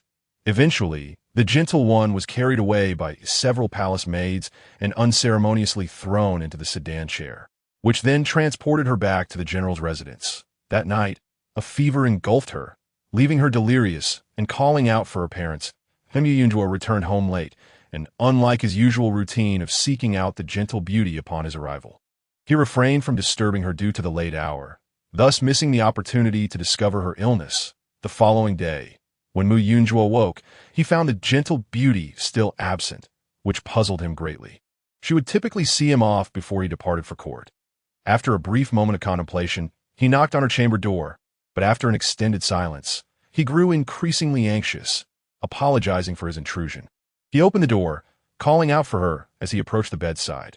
What met his eyes was the gentle beauty, drenched in sweat, her brow furrowed in distress. Alarmed, Mu Yunjua rushed to her side, urgently inquiring, gentle one, do not frighten me. What ails you?" In her dazed state, she struggled to utter a single word. Back, for Mu Wanning had not only struck her, but also changed her clothing. Had she remained silent, it would have been difficult for others to discern her plight. Upon hearing her, Mu Yunjua disregarded the propriety of gender and gently pulled aside her garments, revealing a lattice of bruises and welts crisscrossing her back. His eyes widened in disbelief. How could she, who had seemed well just yesterday, now be in such a state? Without a moment's hesitation, he bellowed for Futon, "Take my gold medal," and summoned Dr. Zhang from the palace.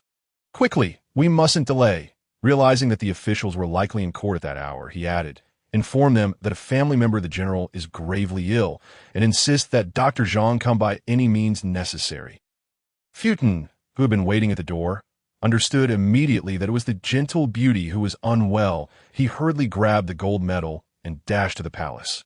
Meanwhile, Mu Yunjua held the gentle beauty's hand, soothing her, "Do not fear. The imperial physician will arrive shortly. Whoever has done this to you shall pay dearly. I swear it." His heart seethed with fury at the thought of his beloved being so mistreated. He had often worried about her while she ground ink in the study, fearing she might tire. Yet here she was, enduring such torment. In her delirium, the gentle beauty seemed to murmur something. Seeing this, Mu Yunjua leaned closer, straining to hear. "Mother, father, I feel so unwell. I miss you." A complex expression crossed his face. He harbored a selfish desire to keep her by his side forever, fearing that if she would go to the frontier, she might leave him behind. Yet, witnessing her longing for her family, he tenderly embraced her, whispering, "Fear not, dear one. Once you recover, I shall take you to see your family." In fact, he had already sent someone to the frontier to look after the Wen family. His plan was to help them once he had brought the gentle beauty back home. Before long, the imperial physician, still clad in his court robes, was brought in by Futon, panting heavily. without pausing to rest. He quickly assessed the gentle beauty's condition. "Dr. Zhang, what news do you have?" Mu Yunjua asked, unable to contain his anxiety as he noticed the physician's furrowed brow. Dr. Zhang set his hands down and met Mu Yunjua's anxious gaze, explaining, "The injuries on her back appear severe, yet they were inflicted by a woman of lesser strength. So with some days of rest, she should gradually heal, albeit with some scarring. The more pressing concern is the high fever resulting from the injuries. I will prescribe some anti-inflammatory and fever-reducing medicine for her as for the wounds. They require regular application of healing ointment until they are fully recovered. Thank you, Dr. Zhang. Once you have finished writing the prescription, please stay. I fear her fever may not subside, and I will require your assistance," Mu Yunjua implored, anxious that Dr. Zhang might leave too soon. The physician glanced at him, resigned, and nodded. After all, the general had insisted on dragging him from court, so he would not depart hastily. Once the others had exited, Mu Yunjua remained behind, gently applying medicine to the gentle beauty's wounds. Though this task could have been performed by a maid, he feared that they might not handle her with the care she deserved. Thus he took it upon himself. As he gazed upon the injuries marring her back, his eyes moistened with sorrow. Having finished applying the ointment, the medicine prepared by Dr. Zhang was ready, and Yunjua carefully helped the gentle beauty into an upright position, intending to administer the medicine. However, she remained unresponsive, allowing the liquid to trickle from her lips, regardless of how much he tried to feed her. Panic gripped him, fearing that if she could not ingest the medicine, her fever would persist. Dr. Zhang, observing from the side, could no longer contain himself and suggested, "The general may consider administering the medicine orally." Taken aback, Mu Yunjua quickly grasped the idea. He hastily swallowed a mouthful of the medicine, then leaned down to gently transfer it to her mouth.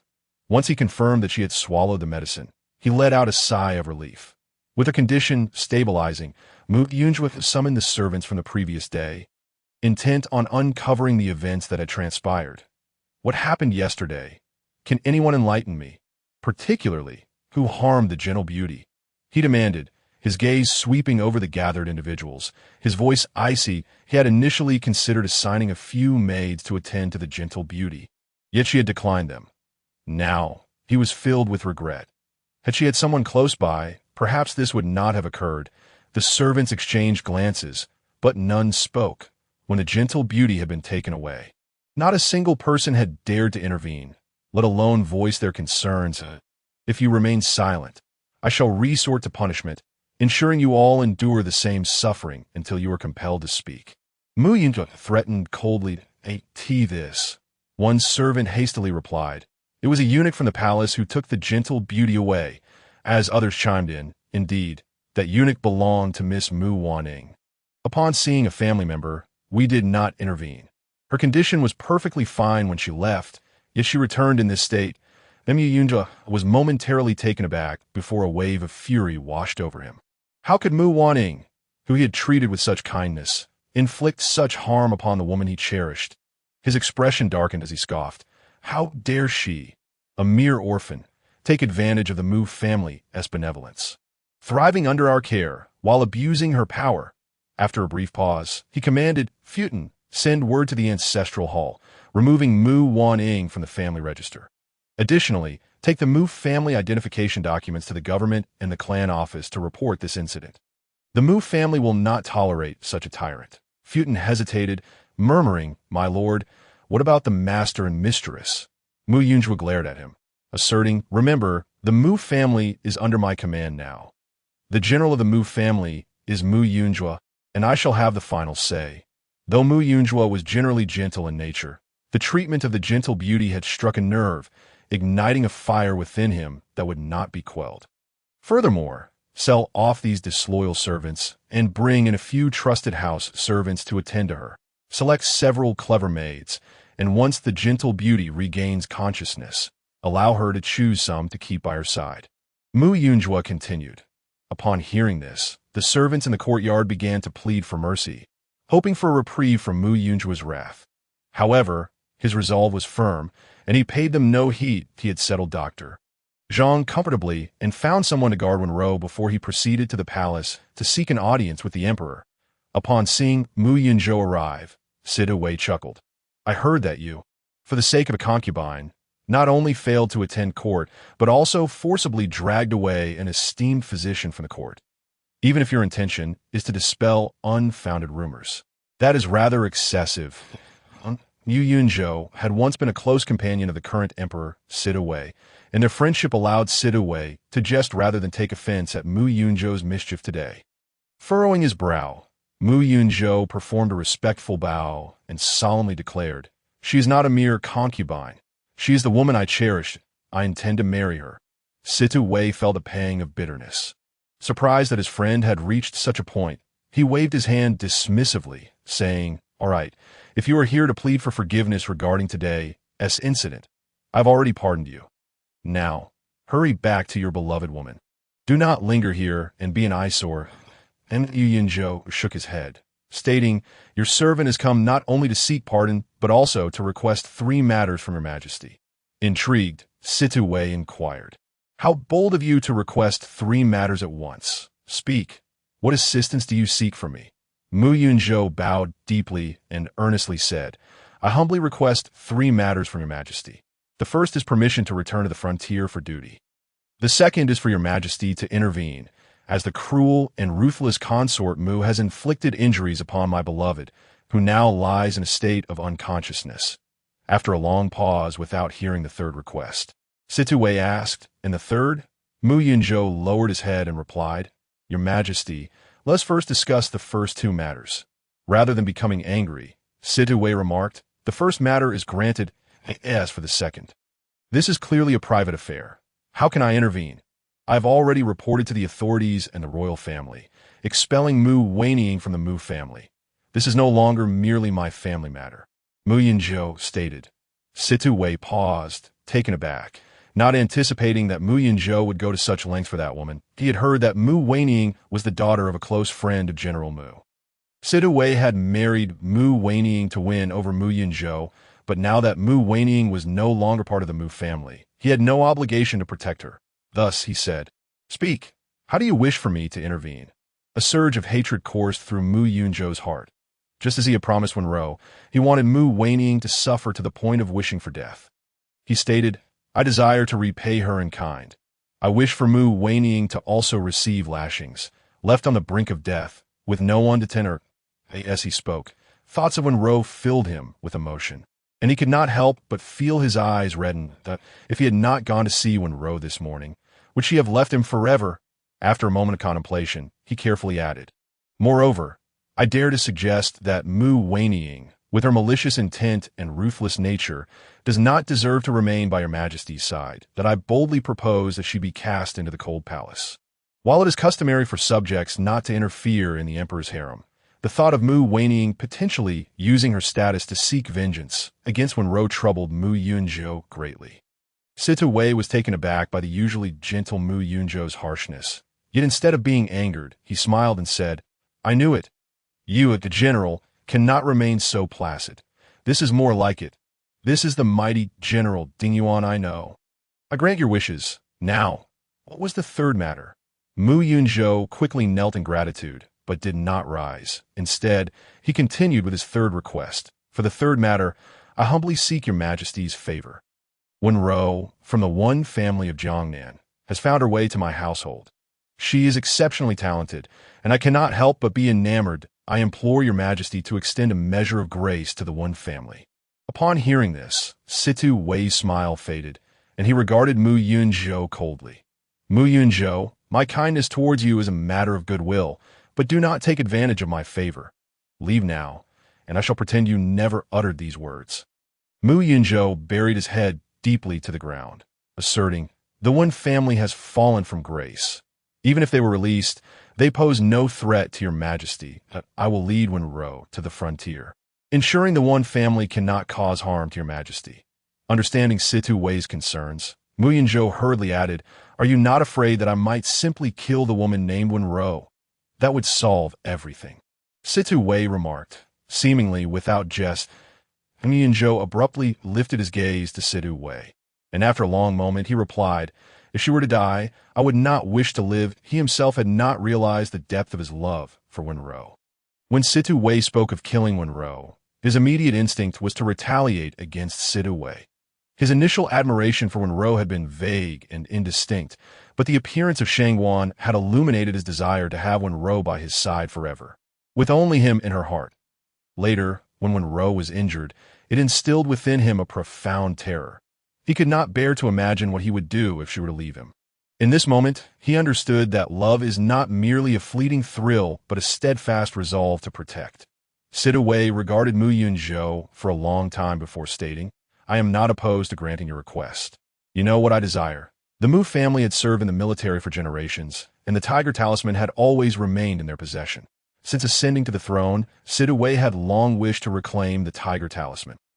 Mu Yunzhou considered for a long while before bowing and saying, "If your majesty is willing to extend grace to the one family, I am willing to offer the Tiger Talisman with both hands." The talisman would eventually need to be surrendered, so it might as well be exchanged for a favor, thereby saving Wenrou's family and granting her peace of mind. Situ Wei, upon hearing this, twirled the ring on his finger and said, "Very well, state clearly what favor you seek, and I shall write it down." Once the Tiger Talisman was in his possession, his reign would be more secure, and whatever Mu Yunzhou desired, Situ Wei would grant him. Upon hearing this, Mu Yunzhou sighed in relief, feeling that he had achieved his purpose for the day. "You see, I told you, no matter how I treat my concubine, even if I were to kill that Wenrou, Mu Yunzhou would not dare retaliate against me. She is merely a plaything. If she annoys me, I shall not let her have it easy." Mu Weiniang reclined on her favored couch, applying makeup with a servant's assistance, boasting with delight. Deep down, she was aware that Mu Yunzhou's affection for her was the foundation of her standing in the palace. She wanted everyone to know that her brother was the formidable General Ding Yuan, and that anyone who sought to provoke her would need to think twice. Just as she spoke, a senior eunuch hurriedly rushed in, panting, and exclaimed, "Your Highness, someone from the Emperor's side has arrived. It seems they are here to announce a decree. You must hurry." Upon hearing this, Mu Weiniang's eyes lit up with joy. "Oh, why, it must be that my brother feels guilty and has gone to the Emperor to seek a favor. Is he to promote my rank? My lady, you must hurry. The eunuch is waiting." The reporting eunuch, unaware of the decree's contents, hastily urged her on. Chapter 62. Wenrou's brother, male supporting role, cannon fodder, little concubine Mu Weiniang tidied her appearance, her face beaming as she rushed to the outer chamber, where she indeed found the Emperor's senior eunuch holding the decree, waiting there. With a bright smile, Mu Weiniang greeted, "What brings you here today?" The eunuch, fully aware of the decree's contents and knowing that Mu Weiniang's time was running out, wasted no time on pleasantries, saying, "Your Highness, you should hurry and accept the decree. The Emperor is waiting." Upon hearing this, Mu Weiniang quickly knelt with her attendants, her heart racing with excitement. She was already one of the 4 consorts. If she were to rise further, she could become a noble consort or even the Empress. By the grace of heaven, the Emperor decrees, since ancient times, both within and outside the palace, the path of benevolence and virtue should be followed, with harmony held dear and courtesy observed. However, it has recently come to my attention that Consort Mu, blinded by favor, has resorted to beating the wife of a subject. Such behavior is indeed outrageous, defying the natural order, exhibiting cruelty, and grossly undermining the dignity of our dynasty. I personally govern, deeply concerned for the well-being of the state and regarding my subjects as my children. I cannot allow such tyranny to persist. Therefore, I hereby decree that effective immediately, Consort Mu be relegated to the cold palace, confined to reflect upon her misdeeds, hoping she may regain her compassion. Furthermore, in accordance with the law, she shall receive 30 lashes as a warning to others, to awaken her conscience and differentiate right from wrong. Upon hearing the decree, Mu Weiniang collapsed to the ground, her face pale, as she screamed in madness. "Impossible! I am the sister of General Ding Yuan. The Emperor would not treat me this way. That woman is merely a plaything. Why? Why? I demand to see the general. I demand to see the Emperor. This cannot be happening." She felt as if she had plummeted from the heavens to the depths of hell, unable to contain her breakdown. However, the eunuch paid her no heed and signaled to the attendants, who quickly surrounded Mu Weiniang.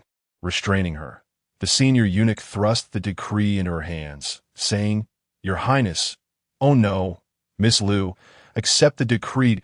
I heard that General Mu has expelled you from the Mu family.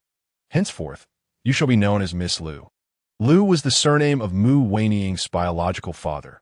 Hearing this, Mu Weiniang jerked her head up, disbelief written across her face as she gazed at the eunuch, shaking her head repeatedly, her voice cracking. "Impossible! This cannot be happening. I'm the second miss of the general's residence. I'm the second miss of the general's residence. Mu Yunzhou would not be so heartless." The senior eunuch looked at Mu Weiniang with disdain. He had long found this consort Mu intolerable, as she took advantage of her brother's status to act tyrannically in the palace, all the while pretending to be virtuous, having served closely beside the emperor and the general since childhood. He knew the general to be gentle and respectful, but all had been ruined by Mu Weiniang's actions.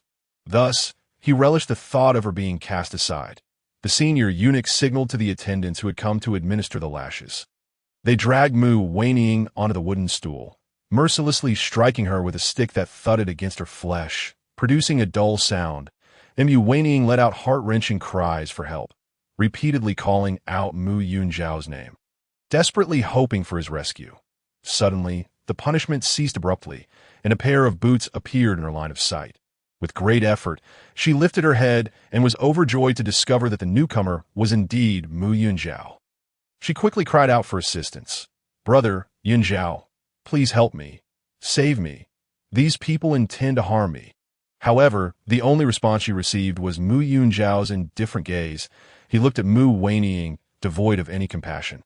Recalling her gentle demeanor, but now feeling only a sense of vindication, that he coldly replied, "I promised Wenrou that I would ensure you could neither live nor die." And Mu Weiniang froze, an overwhelming fear creeping into her heart. If this was all a scheme by Mu Yunzhao for that woman, then she was truly finished up. Until now, her reliance on the Mu family and Mu Yunzhao had been her lifeline. Even within the Mu family, her acceptance was solely due to Mu Yunzhao treating her as a sister. Realizing this, Mu Weiniang wept bitterly, disregarding everything else, repeatedly begging for forgiveness. "I was wrong, brother. I was wrong. I apologized to her. I truly had no idea you cared for her so deeply." Mu Yunzhao chose not to say more, but merely signaled to those administering the punishment, and they resumed their beating. Standing by, Mu Yunzhao watched Mu Weiniang suffer, vowing to himself to remember this moment, reminding himself that the benevolent love of a kind-hearted person is often exploited, and that a wise individual must protect oneself. From now on, he would no longer be overly kind-hearted. He only wished to safeguard those he cherished. Once Mu Weiniang was cast into the cold palace, Mu Yunzhao returned to the general's residence. Upon arrival, he was summoned by Madame Mu. Having heard of the tumultuous events, she was well aware of the situation, but knowing her son was enraged, she refrained from intervening. To Madame Mu Weiniang was merely a temporary indulgence, a whim that would have long since faded had it not been for her son's affection. "I heard you caused such a stir over that thin girl, even going to the palace?" Madame Mu inquired, her expression stern. Upon hearing Madame Mu still refer to Wenrou as the thin girl, Mu Yunzhao felt a surge of displeasure and replied earnestly, "Mother, she is not merely a thin girl. She is the daughter of Wan Yun, the wealthiest man in Jiangnan, possessing talents that surpass many officials in the court. Once Wenrou recovers, I will marry her. She will be the future lady of the dying distance general. I implore you to choose your words wisely." Madame Mu was incensed. The fact that her son had caused such a ruckus over a woman was already infuriating enough, but to learn that he intended to marry such a lowly woman sent her into a rage. She hurled her teacup at Mu Yunzhao's feet, exclaiming, "What one family? That family has been ruined. She was brought back from the pleasure quarters. As long as I am here, she shall never set foot inside this house." Mu Yunzhao remained unfazed. By the time he decided to marry Wenrou, he had already prepared himself to face the consequences. He resolutely stated, "If you do not wish for me to marry her, then I shall remain unmarried for life, keeping Wenrou by my side, and we will share a harmonious existence regardless." "You!" Madame Mu was utterly enraged by his words. She wanted to clutch her chest and feign illness. But knowing her robust health would betray her, she refrained. Unable to contain her resentment towards General Mu, who had returned to his hometown and abandoned the responsibilities of the general's residence to Mu Yunzhao and herself. She lamented, previously, Mu Yunzhao had been obedient, easily manipulated by his mother. However, now that he had grown rebellious, she found herself powerless, for the general's residence ultimately revolved around Mu Yunzhao's decisions. Mu Yunzhao knelt there, seemingly resolved not to rise until his mother acquiesced. Madame Mu, panting heavily, chose silence to IT was the nearby wet nurse who, witnessing the scene, gently urged, Madam, you are misunderstanding the situation. Were you not once worried that the eldest son would not marry and bear children? Now that he wishes to marry, is that not a good thing? As for status, I see no issue. Look at Mu Weining. She is merely the daughter of a minor official, yet due to her past with the elder, she is transformed into the general's daughter. The wet nurse's words stemmed not from a particular fondness for Wenrou, but rather a desire to bridge the gap between Madame Mu and her son. Having watched Mu Yunzhao grow, she had never seen him so infatuated with any girl before, indicating his genuine feelings for Wenrou. Despite Mu Yunzhao's gentle nature, he possessed a stubbornness and determination that the wet nurse aimed to convey to Madame Mu. Madame Mu exhaled deeply, recognizing that her son was indeed serious this time. Yet reluctant to relent easily, she replied, allow me to consider this. Mu Yunzhao understood that expecting his mother to accept Wenrou swiftly was impossible. Yet he believed that if she took the time to understand her, she would surely come to appreciate her. After leaving Madame Mu's quarters, he hastened back to Wenrou's side. Wenrou had fallen into a deep sleep after taking her morning medicine, and her fever had begun to subside. Mu Yunzhao held her hand, quietly watching over her. Although he had resolved the issues with the Wen family and the emperor, and felt confident in persuading his mother, he still had to win Wenrou's heart.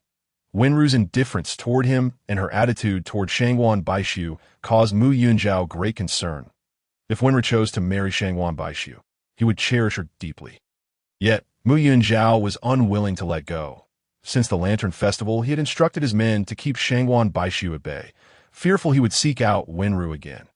Lost in thought, Mu Yunzhao was startled by a soft moan. He quickly leaned closer to Wenrou, seeing her slowly open her eyes. Wenrou appeared dazed for a moment before her gaze settled on Mu Yunzhao, weakly inquiring, General, what happened to me? Her memory lingered on the events of the previous night. Mu Yunzhao gently touched her forehead, confirming her fever had broken, and softly replied, you had a fever, that I'm sorry, Ro. It was my failure to protect you. Wenrou paused, recalling her ordeal, and wanted to assure him it was all right. But the truth remained that it was Mu Yunzhao's sister who had inflicted the harm. She had been terrified and in pain, wishing to forsake her thoughts of family and depart from this world. Seeing the expression on Wenrou's face, Mu Yunzhao felt a deep ache in his heart. He struck his own face with his hand, saying, I am truly sorry that I know words mean little now. The one who struck you has been punished. I had her beaten as well, and she shall remain in the cold palace from now on. Observing Wenrou's expression soften, he continued, I know I am at fault too. Once you recover, I will take you to the frontier. I have already sought the Emperor's permission. I will accompany you there. Will that be all right? Wenrou regarded Mu Yunzhao, unable to suppress her gratitude. General, if you can take me to the frontier to reunite with my family, I would be immensely thankful. She paused, then stated more directly, if you feel apologetic, sending me back to the frontier is sufficient. You need not stay there for my sake. Mu Yunzhao looked at Wenrou with sorrow. Realizing that his affection for her had come to him too late, he should have recognized his feelings long before. During their poetry recitals, their harmonious melodies, and the times he laughed and wept because of her. He had long since fallen for this kind, beautiful, and talented girl. Mu Yunzhao opened his mouth, but no words escaped. Finally, he simply murmured, I only wish to be by your side. At the very least, let me accompany you to the frontier. With that, Wenrou ceased to speak further. Her body had yet to fully recover, and after a few words, she grew weary, nodding helplessly before closing her eyes once more. Mu Yunzhao's actions, exiling his sister for a woman and petitioning for her punishment in the cold palace, soon spread throughout the capital. Some claim Mu Yunzhao was devoted to his beloved, while others accused him of being heartless towards his kin. Regardless, the incident became a popular topic among the citizens of the capital. Shangwan Baishu had not seen Wenrou for some time.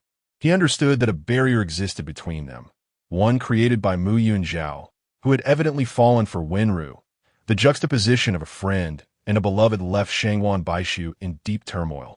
He had been hiding away in taverns, attempting to drown his sorrows in drink that on this particular day, as he drank and recited poetry, he recalled the spring ode Wenrou had composed at the tavern. I once thought General Mu was a man of delicate preferences, yet I was mistaken.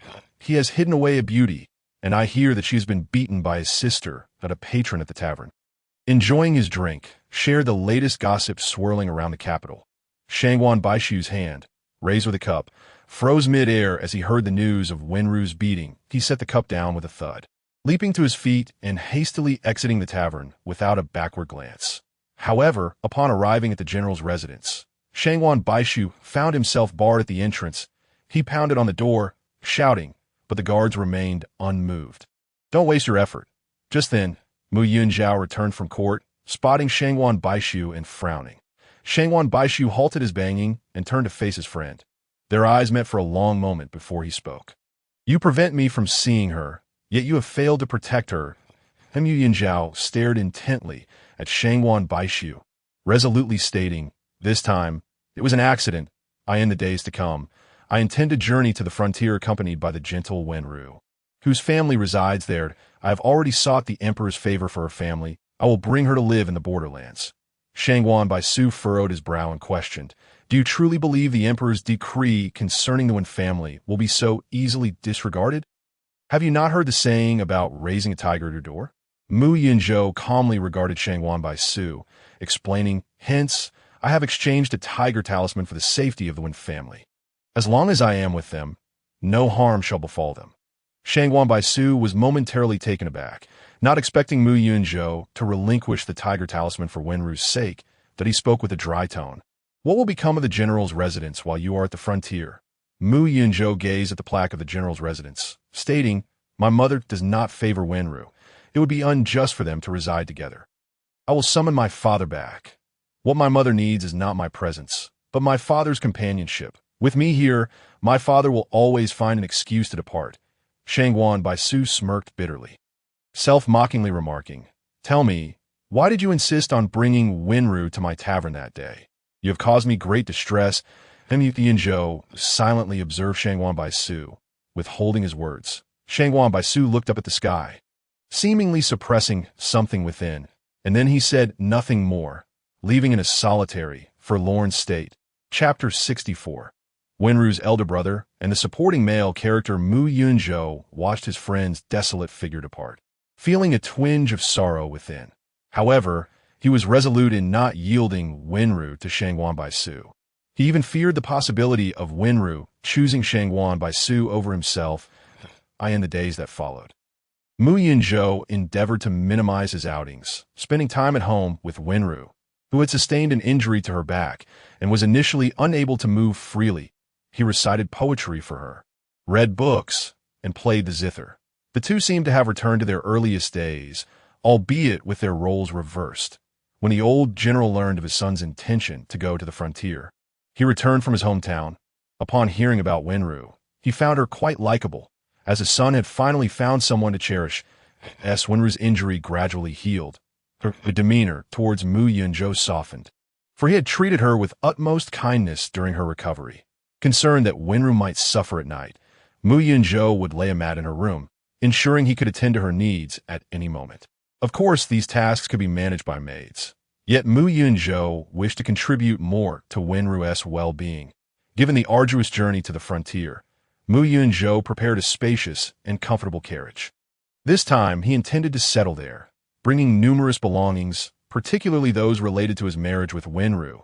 As supplies were scarce in the borderlands, that he meticulously gathered everything in the capital without Wenrou's knowledge, for she had yet to fully accept him. Thus, Mu Yunzhou bid farewell to his family and set forth with Wenrou and a grand entourage on their journey to the frontier. Shangwan Baishu stood atop the city tower, gazing at the exquisite carriage, sipping a drink that tasted of bitterness. unsure whether it was the wine or the tears he felt. The procession moved steadily and finally arrived at the gates of the border town. Wenrou lifted the curtain of the carriage window, her eyes sparkling with anticipation as she beheld the grayish city. Despite the swirling sands, it filled her with a sense of familiarity from the moment Mu Yunzhou departed from the capital. He had arranged for someone to ride ahead to notify Wenrou's family, especially her parents, who awaited eagerly at the city gates. As they approached, Wenrou instantly spotted her parents, like a child finally reunited with her family. She leapt from the carriage without waiting for it to come to a complete stop and rushed towards them. Mu Yunzhou, startled, hurried over to catch her as she jumped. Yet, Wenrou paid him no mind. Sprinting straight into her parents' embrace, the couple, filled with tears of joy at the long-awaited reunion, rushed towards their daughter. When their child had gone missing, they had been beside themselves with worry, going out multiple times to search for her, only to be captured each time. That it was only later that Mu Yunzhou had sent word that Wenrou was with the general, assuring them that she would be returned. Their hearts had finally eased, and they had waited eagerly for this moment. "She is back, she is back," Wen Yun murmured, stroking his daughter's hair, lamenting how the Wen family had suffered and how the loss of their daughter had turned his hair white overnight. Now, the Wen family no longer needed to serve as serfs in the frontier, and their daughter had returned to them. Everything seemed to be moving in a positive direction. Reflecting on this, Wen Yun turned to the young general, sincerely clasping his hands in gratitude. "General Mu, your deeds for the Wen family will forever remain in my heart. In this lifetime, I shall repay your kindness with my utmost efforts." Mu Yunzhou quickly halted Wen Yun's gesture, responding courteously, "You are too kind. My bond with Wenrou is fated. It is enough for me to be of assistance. There is no need for thanks." Hearing this, Wen Yun glanced at Wenrou, still not fully understanding the nature of her relationship with Mu Yunzhou. He chose not to press further, intending to inquire privately with his daughter. Even if Mu Yunzhou had done the Wen family a great service, if Wenrou did not harbor feelings for him, he would not approve of the match. Not only had Mu Yunzhou helped the Wen family escape servitude, but he had also persuaded the emperor to return a portion of their wealth, essentially trading money for the tiger talisman. Although it was only a small fraction, it still constituted a significant amount, considering the Wen family had once been the wealthiest. With this sum, the Wen family purchased a home in the borderlands, deciding against leaving, as they had become a thorn in the emperor's side. Even though Mu Yunzhou had secured them a favor, the Wen family collectively believed they must act with caution. The frontier, situated at the crossroads of several nations, was indeed an excellent location for trade, and the Wen family thrived there. As for the emperor, the Wen family held no desire for revenge, for their wealth had been built upon numerous transgressions.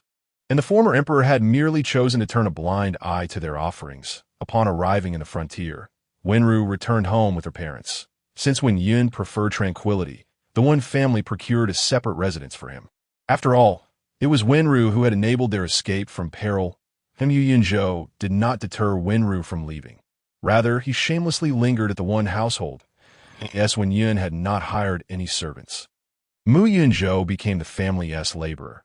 Observing Mu Yunzhou chopping firewood in the courtyard, Wen Yun frowned and asked his daughter, "Did you not say you had no relations with General Mu?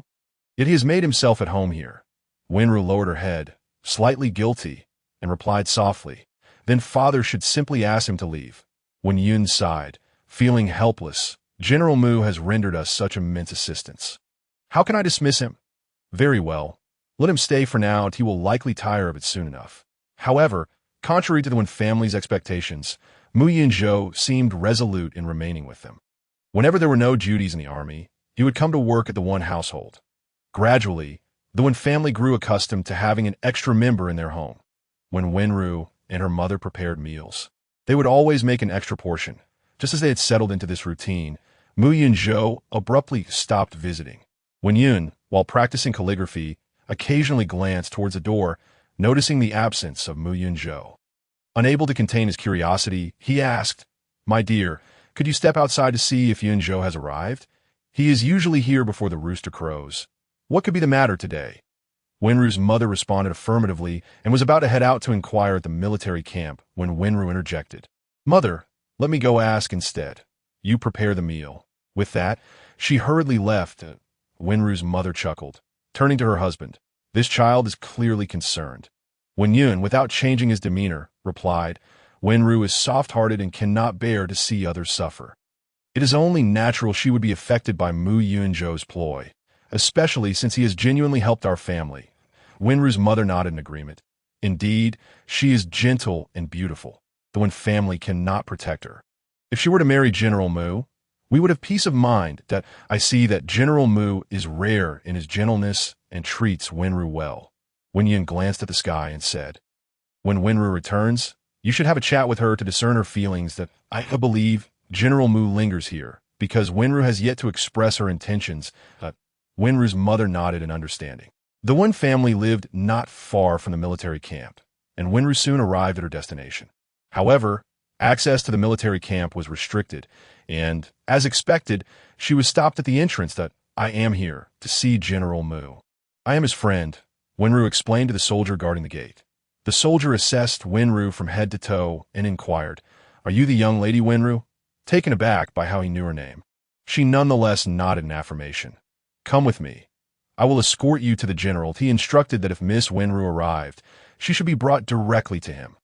The soldier paused, glancing at Wenrou hesitantly before adding, However, be prepared. There was an assassination attempt last night, and the general sustained some injuries. Upon hearing this, Wenrou's heart sank with worry. Just yesterday, Mu Yunzhou had been perfectly fine. How could he be injured today? She was led to the general's tent, where the soldier handed her over to the general's personal guard before departing. Taking a deep breath, Wenrou lifted the tent flap and stepped inside. Mu Yunzhou had sustained an injury to his abdomen and was currently lying in bed. Last night, a few assassins had attacked, possessing formidable martial skills. He found it difficult to fend off 4 opponents with just one punch.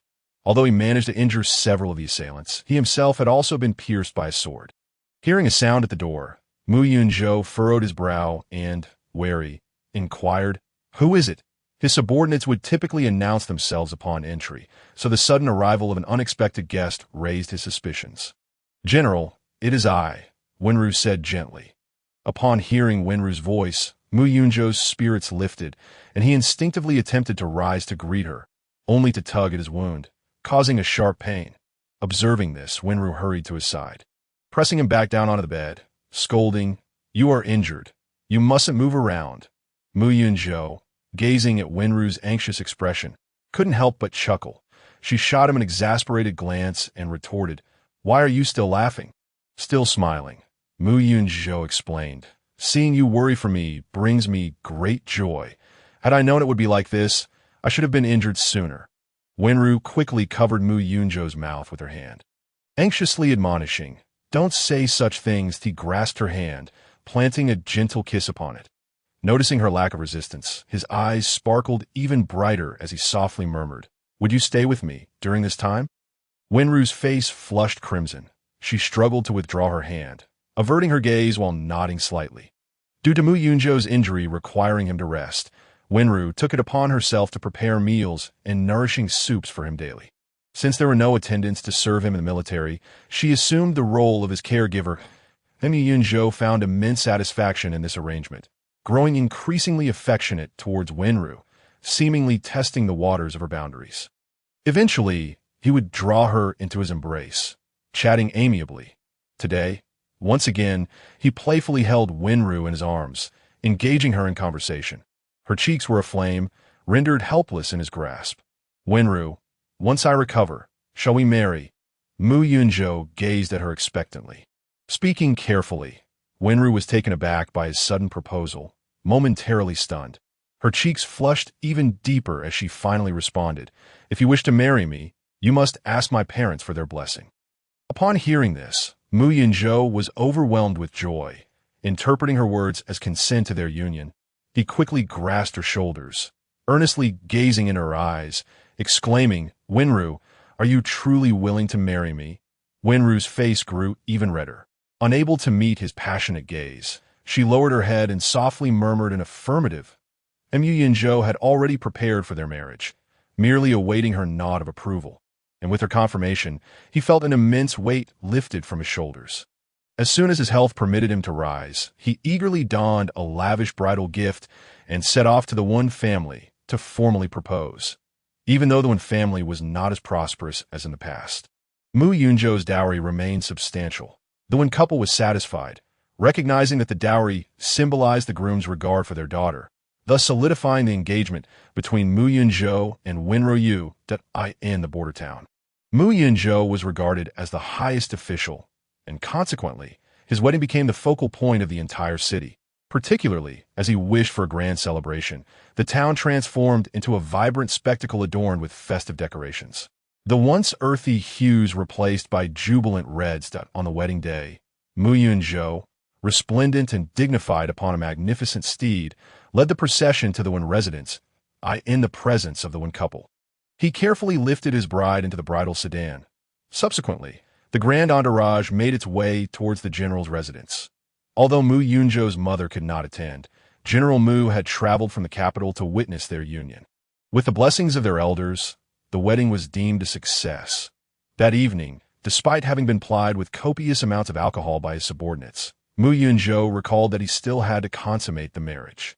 Entering the crimson-draped bridal chamber, he gazed at Wenrou, veiled beneath her red canopy, his heart racing with excitement. Instead of hastily lifting the veil, he knelt beside her, holding her hand tenderly as he whispered, "Wenrou, thank you for agreeing to marry me." Wenrou said nothing, instead gently stroking Mu Yunzhou's hair. Her feelings towards him were a mix of gratitude and affection.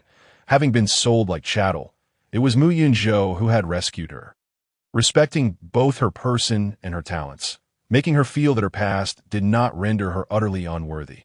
Especially since he had restored her to her family, her gratitude gradually blossomed into deep affection.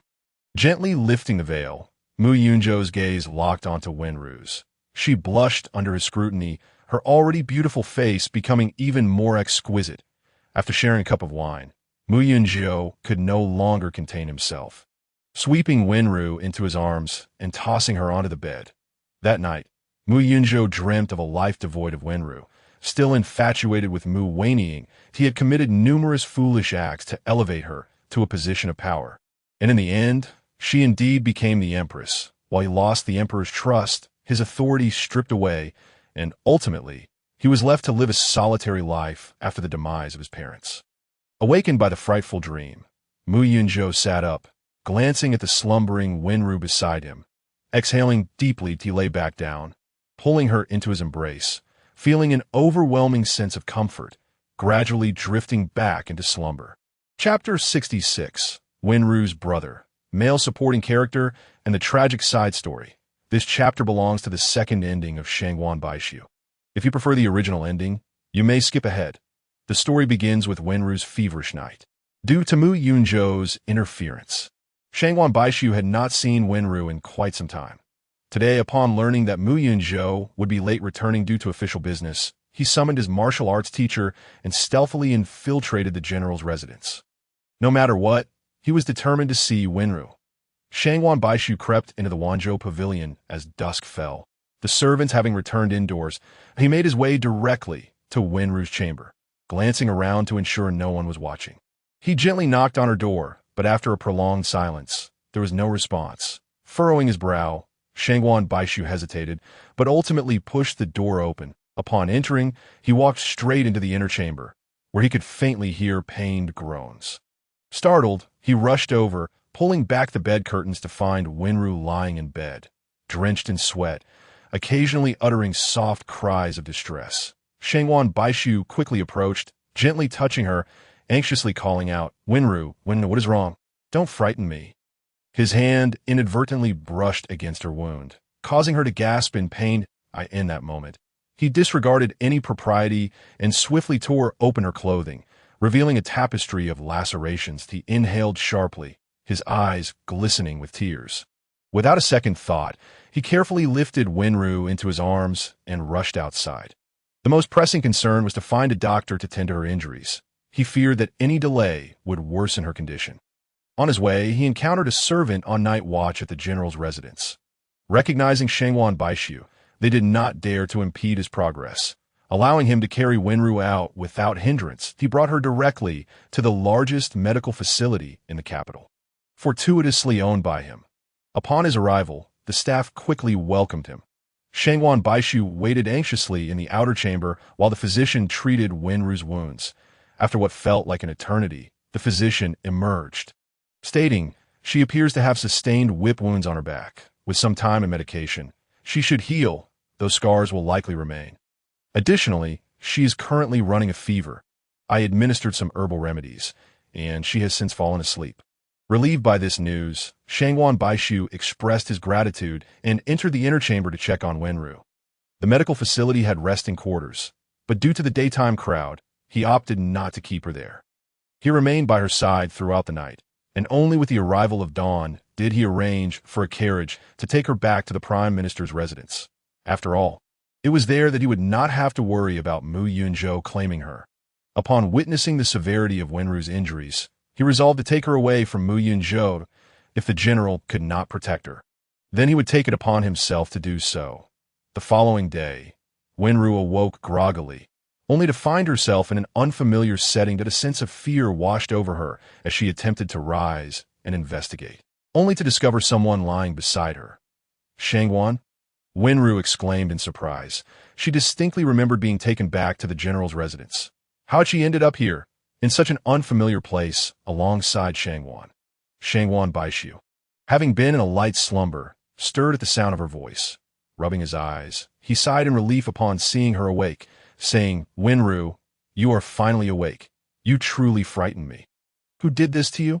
Where is this place?" With a gentle demeanor, she refrained from answering directly and instead posed a question in return. "This is my home. Yesterday, I intended to stealthily seek you out, only to discover you lying alone in bed, covered in wounds. Thus, I brought you back." As he spoke, Shangwan Baishu's voice grew increasingly subdued, fearful that Wenrou might be reluctant to leave the general's residence. Fortunately, Wenrou did not voice any objections. Instead, she responded to Shangwan's initial inquiry. "I'm the sister of General Mu. I am uncertain where I went awry, but I was summoned to the palace for punishment." Upon hearing this, Shangwan Baishu abruptly stood, his anger palpable as he exclaimed, "How could you, in the general's residence, possibly offend anyone? They are truly overstepping their bounds. I shall confront them." Wenrou hastily grasped Shangwan Baishu's arm, gently advising, "It was General Mu who saved me back then. Now we are even." Hearing Wenrou's assertion that she and Mu Yunzhou were even, Shangwan Baishu's eyes sparkled with delight. He returned to his seat, resembling an eager dog wagging its tail, and cheerfully proclaimed, "Wenrou, you need not return to the general's residence. Did you not express a desire to travel to the border to find your family? Once you have healed, I shall accompany you." Wenrou's eyes lit up at the prospect, but she bashfully replied, "Would not be too burdensome for you? Not at all. I've always enjoyed wandering about it, and my family pays me no mind. Accompanying you to the border would pose no issue." Shangwan spoke truthfully. He had 2 older brothers, and, being fond of adventure, his family seldom constrained him. With the anticipation of returning to the border, Wenrou diligently tended to her recovery. Shangwan remained by her side day after day, their bond growing ever closer. Meanwhile, Mu Yunzhou was in a state of near despair. The following day, upon discovering Wenrou's absence, he inquired among all the servants in the courtyard, but none could illuminate her whereabouts. Eventually, he expanded his search and learned from a night watchman that Shangwan Baishu had taken a woman from the residence. Enraged by this revelation, Mu Yunzhou rushed to the Prime Minister's residence. Intent on retrieving her, he disregarded all else, pounding furiously on the doors of the Prime Minister's abode. When did General Mu become so uncouth? Shangwan, holding the newly prepared medicine for Wenrou, observed Mu Yunzhou at the entrance and remarked. Mu Yunzhou glared at Shangwan, demanding, "Enough of your prattle. Hand Wenrou over to me." Shangwan regarded this former friend with calm resolve, stating, "That is out of the question. Your sister has inflicted such harm upon Wenrou. How could I possibly return her to you? If you cannot protect her, then allow me to do so." Mu Yunzhou furrowed his brow, perplexed, and inquired, "What injuries? Is Wenrou hurt?" Shangwan scoffed, saying, "If you are unaware of her injuries, it is evident how little you pay attention to her. I advise you to ascertain the facts before making further inquiries. With that, Shangwan Baishu strode into the Prime Minister's residence, slamming the door shut behind him. Leaving Mu Yunzhou standing at the threshold with a frown, he had initially assumed that Shangwan had secretly taken Wenrou, unaware of the deeper circumstances. If someone had indeed harmed Wenrou, perhaps it would be best for her to recuperate at the Prime Minister's residence for the time being. Upon returning to the general's residence, Mu Yunzhou summoned the servants for a rigorous interrogation. After much persistence, one finally divulged that Wenrou had been taken by Mu Weining. Confounded, Mu Yunzhou struggled to comprehend why Mu Weining would act thus. With no success in confronting Shangwan, he decided to seek Mu Weining in the palace for clarification. Upon seeing Mu Yunzhou approach, Mu Weining was elated. However, before she could greet him, Mu Yunzhou bluntly inquired, "What have you done to Wenrou?" Instantly, Mu Weining's demeanor soured. She was incensed that Mu Yunzhou would question her over a lowly woman. With fury blazing in her eyes, she retorted, "What have I done to her? She is merely a plaything. What I choose to do with her is my prerogative." I whipped her to remind her who is the master. Mu Yunzhou's gaze hardened as he stared at Mu Weining. He had presumed Wenrou had only sustained minor injuries, yet it was evident now that she had suffered significantly, perhaps even to the brink of death. Mu Weining, feeling the weight of his stare, instinctively took a step back, yet stubbornly protested, "What is the matter? I am the esteemed young lady of the general's residence. Brother, are you truly going to make things difficult for me over a mere plaything?" Mu Yunzhou shot her a cold glance, but chose not to respond further. Turning on his heel to leave, he feared that if he lingered, he might lose control and strike Mu Weining. However, since she had harmed Wenrou, she deserved to face punishment. Mu Yunzhou resolved to seek an audience with the emperor, knowing that as Mu Weining was now a consort of his majesty, he would need the emperor's permission to impose any consequences upon her. "Are you truly severing ties with Mu Weining?" Sidu Wei asked, astonished. Although he understood that Mu Weining was not Mu Yunzhou's biological sister, he had always witnessed the latter's kindness towards her, hence his surprise. "Indeed, the Mu family has extended all possible kindness to Mu Weining, yet she repays us with enmity, freely abusing those close to me," Mu Yunzhou replied earnestly. This incident led Mu Yunzhou to reflect deeply. He realized that Mu Weining had always sought to exploit him. Now, she had directly harmed those dear to him, and just as he had begun to understand his feelings for Wenrou, the burgeoning relationship was jeopardized by Mu Weining's actions. Sidu Wei had married Mu Weining to win Mu Yunzhou's favor. If Mu Weining were to be severed from the Mu family, she would become a mere pawn, prompting Sidu Wei to persist. "You must consider this carefully. If Mu Weining no longer bears the Mu surname, she holds no value to me and may well be cast aside into the cold palace. She will merely remain as His Majesty's consort. How she is treated is at His Majesty's discretion," Mu Yunzhou maintained steadfastly. Seeing Mu Yunzhou's resolve, Situ Wei ceased his protests, gesturing for Mu Yunzhou to withdraw, tacitly agreeing to the course of action. Yet Mu Yunzhou did not depart. He continued, "I seek one more favor from His Majesty." Upon exiting the palace, Mu Yunzhou hurried to the Prime Minister's residence.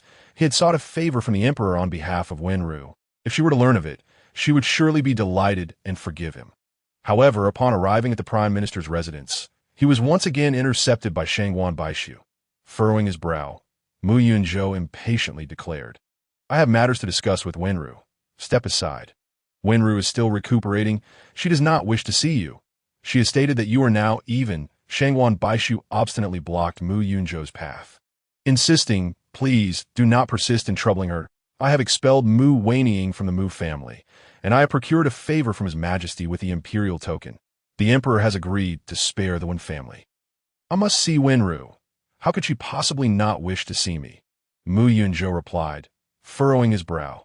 Shangwan Baishu hesitated, taken aback by Mu Yunzhou's extensive efforts on Wenrou's behalf. However, he remained resolute in not relinquishing Wenrou. "You seek only to possess her, yet have you considered her feelings? She left her family to enter that place, only to be purchased by your mother as a concubine. Your sister treats her as a mere object to be abused. And you, too, have taken it for granted that she belongs to you. Now, you wish to bind her to you with your so-called favor. Have you considered that she merely desires to return to her family? Mu Yunzhou stood frozen, unable to respond. Every word Shangwan Baishu uttered struck true. He had selfishly refrained from sending Wenrou to the border, solely desiring her to remain by his side. His request for a favor was equally motivated by a wish to keep Wenrou close. Mu Yunzhou opened his mouth but found himself at a loss for words. Shangwan Baishu paid him no further heed, preparing to take Wenrou to the border and evade Mu Yunzhou. Thus, when Mu Yunzhou finally comprehended the situation and returned to the Prime Minister's residence, he discovered that Shangwan Baishu had already departed the capital with Wenrou. Mu Yunzhou longed to pursue them immediately, yet Shangwan Baishu had seemingly anticipated this, having deliberately arranged for his father to detain Mu Yunzhou with official matters, rendering him unable to set off at once. Shangwan Baishu hurriedly transported Wenrou to the border, delivering her safely to her parents. Subsequently, he ingratiated himself with the One family, presenting himself as Wenrou's fiancé. Day by day, he either took Wenrou on excursions or assisted her parents with chores, embodying the ideal son-in-law. Under Shangwan Baishu's affectionate advances, Wenrou gradually began to accept him. Even Wen Yun and his wife grew fond of this prospective son-in-law. When Mu Yunzhou finally arrived at the border, he was greeted by a sea of red silk. Frowning, he inquired about the location of the Wen family, but upon arrival, he found the entrance adorned with auspicious red characters, indicating that a wedding had recently taken place. Mu Yunzhou stood at the door, dazed, seemingly unable to believe his eyes. Soon, he thought he heard Wenrou's voice and instinctively concealed himself nearby. He then witnessed Shangwan Baishu holding Wenrou's hand as they strolled towards him, appearing to have just returned from an outing. Observing Wenrou closely, he noted the unmistakable affection in her gaze directed at Shangwan Baishu as the two engaged in intimate conversation, oblivious to their surroundings. "All right, I've taken you out for a day of fun. Tomorrow you must stay at home," Shangwan Baishu said, a note of concern in his voice. "The doctor has advised that you are newly pregnant and need to rest at home." Shangwan Baishu chattered on. Upon hearing this, Mu Yunzhou suddenly turned his gaze towards Wenrou's gentle abdomen, and indeed he saw her softly caressing it while obediently nodding her head. Mu Yunzhou could not help but take a step back. His eyes filled with sorrow as he looked at the two, feeling an overwhelming ache in his heart. He could hardly believe that he had missed the chance with Wenrou just like that. Mu Yunzhou, Shangwan Baishu had long noticed Mu Yunzhou's presence. After escorting Wenrou home, he specifically came out to confront him. He looked at Mu Yunzhou with a warning, saying, "Wenrou and I are doing well now. I hope you will not selfishly disturb her." Mu Yunzhou pressed his lips together, remaining silent as he left, his expression one of despair. Often, once certain people miss their chance, it becomes a lifetime regret. Not every turn can lead to another reunion. Chapter 68. The Impoverished School Tyrant and the Supporting Character S. Little Stepsister 01 Wenrou. Congratulations on completing your task. You have suffered this time. For the next mission, I have found you a modern world that will be much better. The system's cheerful voice resonated in Wenrou's ears. Wenrou paused for a moment, then regained her senses. The previous world had indeed been quite unique. Mu Yunzhou and Mu Weining had grown up together, and his feelings for her were deeper than what other male supporting characters felt for the female leads in different worlds. However, Wenrou remained indifferent to this, as she was merely a task executor, and encountering challenges was inevitable. Fortunately, the skill she had purchased in the last world proved to be immensely beneficial, so she decided to continue investing in the next world. Thus, Wenrou inquired, "What will my identity be in the next world?"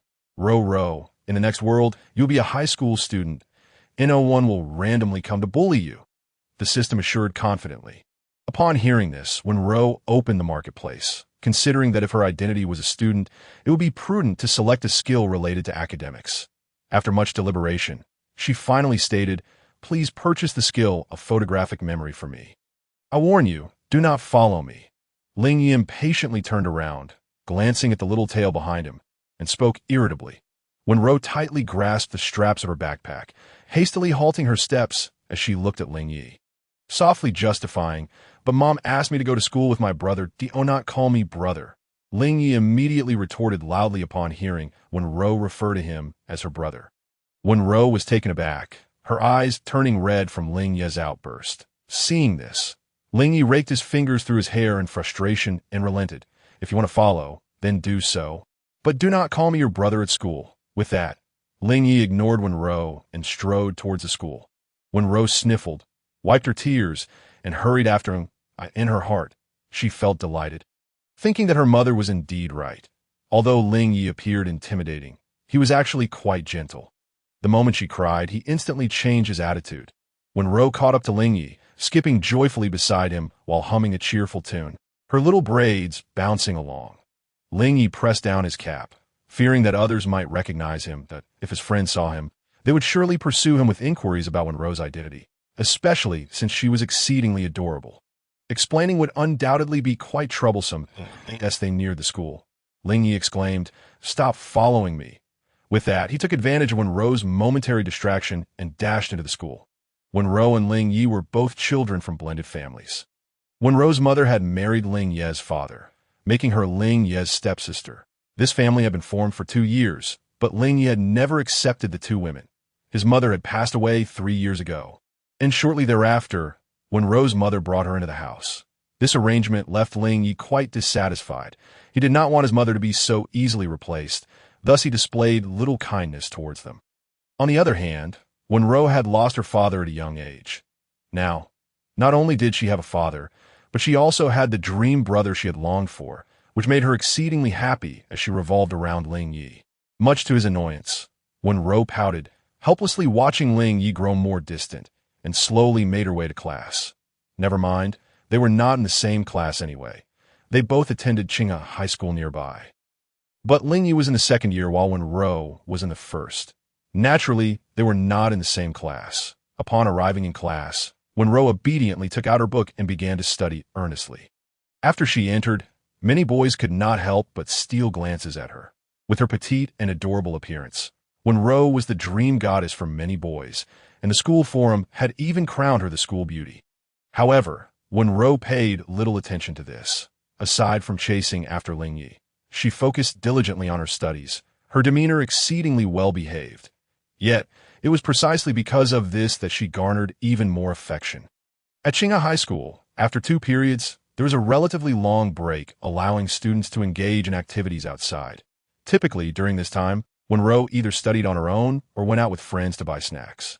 Today, as she and her good friend Lu Tian reached the classroom door, they heard someone shout, "The school tyrant and the school prince from the second year are fighting. It's getting bloody." Everyone hurried to see. Wenrou was startled. Anyone familiar with the school tyrant knew it was Ling Yi from class 3 of the second year. Thus, upon hearing about the fight, she immediately sprinted towards class 3. "Hey, Wenrou, where are you going? What's wrong?" Lu Tian called out, confused as she chased after a friend at "My brother, my brother's fighting." Wenrou gasped, explaining as she ran toward class 3 that Lu Tian was one of the only 2 people in the school who knew about Wenrou and Ling Ye's relationship. Out of breath, she replied, "Him fighting is pointless. You can't help him, and he won't listen to your advice." While they were speaking, the 2 arrived at class 3, where they found desks and chairs overturned. And Ling Yi was in a fierce struggle with Jiang Chun, throwing punches and kicks at each other, neither willing to back down. Beside them stood a girl, anxiously shouting, "Stop fighting, you two, please stop." It was none other than Lin Yuqing. Wenrou stood at the door, pouting in displeasure. Lin Yuqing was a neighbor of Ling Ye's family and had a close relationship with them, since Lin Yuqing had lost her parents at a young age and was raised by her grandparents. Ling Ye's mother had always taken care of her, and thus Ling Yi was expected to look after her at school. Even though Ling Ye's mother had passed away, he continued this habit of care. If it were merely looking after a neighbor, it would not be an issue, but the problem lay in Lin Yuqing's tendency to attract trouble, which often led to Ling Yi taking the blame. Just like today, it was evident that Ling Yi was fighting because of Lin Yuqing. Sure enough, after observing for a while, Wenrou soon grasped the situation that it turned out that Jiang Chun and Lin Yuqing were desk mates. But Jiang Chun was rather aloof. During the break, when Lin Yuqing asked him a math question, he ignored her. Feeling slighted, Lin Yuqing confronted Jiang Chun, and their discussion escalated into a heated argument, growing louder by the moment. Ling Yi, who happened to be sitting right behind them, had been trying to sleep, but Lin Yuqing insisted on waking him to mediate, perhaps irritated by the noise or for some other reason. Ling Yi said nothing and suddenly stood up, throwing a punch at Jiang Chun. Thus, the fight commenced between Jiang Chun and Ling Yi. Chapter 69. The impoverished school tyrant and the supporting character S little stepsister Zero to your brother is truly frightening. Why did he suddenly start hitting people? Lu Tian remarked, astonished. Wenrou observed the two still battling fiercely and pouted, explaining, it must be for Lin Yuqing. He always does that, if one didn't know better. They might think Lin Yuqing was his sister. They're fighting so fiercely. Shouldn't we just leave? Lu Tian, trembling with fear, suggested while watching the chaotic scene. Before she could finish her sentence, she saw her friend dash into the fray, standing directly in front of Ling Yi, causing Lu Tian to break out in a cold sweat. Jiang Chun was taken aback by the unexpected appearance of a young girl. His punch, already in motion, could not be retracted in time and was about to strike her face. Jiang Chun bit his lip, struggling to control himself, but it seemed futile. Damn. Ling Yi was equally surprised by Wenrou's sudden intervention. He cursed loudly and without a second thought, pulled Wenrou into his embrace to shield her, turning his back towards Jiang Chun, and took a punch right in the gut, letting out a muffled grunt from the pain. Wenrou had intended to protect Ling Yi, but unexpectedly, she had caused him to get hurt, prompting tears to well up in her eyes as she called out, "Brother, brother, are you all right?" Ling Yi, ignoring his own injury, quickly covered her mouth upon hearing her call him brother. Jiang Chun also paused, as he had never intended to fight. This altercation had been entirely nonsensical. With Ling Yi ceasing his attack, Jiang Chun naturally followed suit. Meanwhile, Lin Yuqing frowned, looking at Wenrou and Ling Ye's embrace. Reproaching her, "Wenrou, why did you suddenly rush in? You made Ling Yi get hit." Wenrou, upon hearing this, widened her eyes in indignation. She attempted to pry Ling Ye's hand away to speak. But his grip was too strong. With no other option, she bit him, and only then did he relinquish his hold. Freed from his grasp, Wenrou glared at Lin Yuqing with her round cat-like eyes, declaring, "And you dare blame me? Who was it that caused them to fight in the first place? Your peculiar demeanor is quite perplexing. Must others not experience moments of discontent or reluctance to engage in conversation? Is it necessary that everyone must cater to your whims?" Upon hearing this, Lin Yuqing fixed a fierce glare upon Wenrou, expressing her displeasure. "Did I incite them to brawl? Are you envious that they fight on my behalf?" As a neighbor of the Ling family, Lin Yuqing was well aware of the relationship between the two, and she knew that Wenrou was persistently attached to Ling Yi. This knowledge only deepened her disdain for Wenrou, as Lin Yuqing had previously enjoyed a favored status within the Ling household before Wenrou and her mother arrived. Consequently, she harbored animosity towards both Wenrou and her mother, frequently speaking ill of them in Ling Ye's presence. Wenrou was about to retort when someone shouted that the teacher was coming. The homeroom teacher of Class 3 arrived late and was incensed at the sight of the disarray in the classroom, promptly escorting the 4 individuals at the epicenter of the chaos back to the office. This was the first time Wenrou had been summoned to the office for such an incident, leaving her momentarily flustered as she clutched the hem of Ling Ye's shirt. Surprisingly, Ling Yi did not distance himself from her this time, allowing her to follow him like a small shadow into the office. "Speak up. What is the reason for the altercation?" the homeroom teacher inquired, fixing a frown on Ling Yi. Before he could respond, Wenrou interjected, indignantly questioning, "Teacher, you haven't even ascertained the facts. How can you presume that Ling Yi is at fault?" The teacher, taken aback by the presence of this unfamiliar girl, asked, "Who are you? Why are you in our class?" "I am a first-year student, a friend of Ling Yi." Wenrou intended to say she was Ling Ye's sister, but quickly altered her words, recalling that he preferred to keep that a secret. The teacher's expression turned even more disdainful upon hearing this. "So, Ling Yi, not only are you fighting, but you are also involved in a romantic relationship." Ling Yi frowned at this, impatiently retorting, "She is not my girlfriend. Just tell me how you plan to punish me. Don't waste my time. How dare you speak to a teacher in such a manner? Such a lack of upbringing. I will call your parents to discuss how they are raising you." The teacher seethed with anger. "Punish me however you wish, but this matter does not concern my family. They have no time to come." Ling Ye's tone grew even more caustic at the mention of his parents. His father ran a small eatery, and after Wenrou's mother married in, she had also quit her job to help. Both working tirelessly to support their 2 children, that a brief closure of the eatery would mean a loss of income. "Very well, I shall expel you." the teacher declared, exasperated by Ling Ye's defiance. Hearing this, Wenrou quickly interjected, "Teacher, it was clearly Lin Yuqing and Jiang Chun who instigated the argument.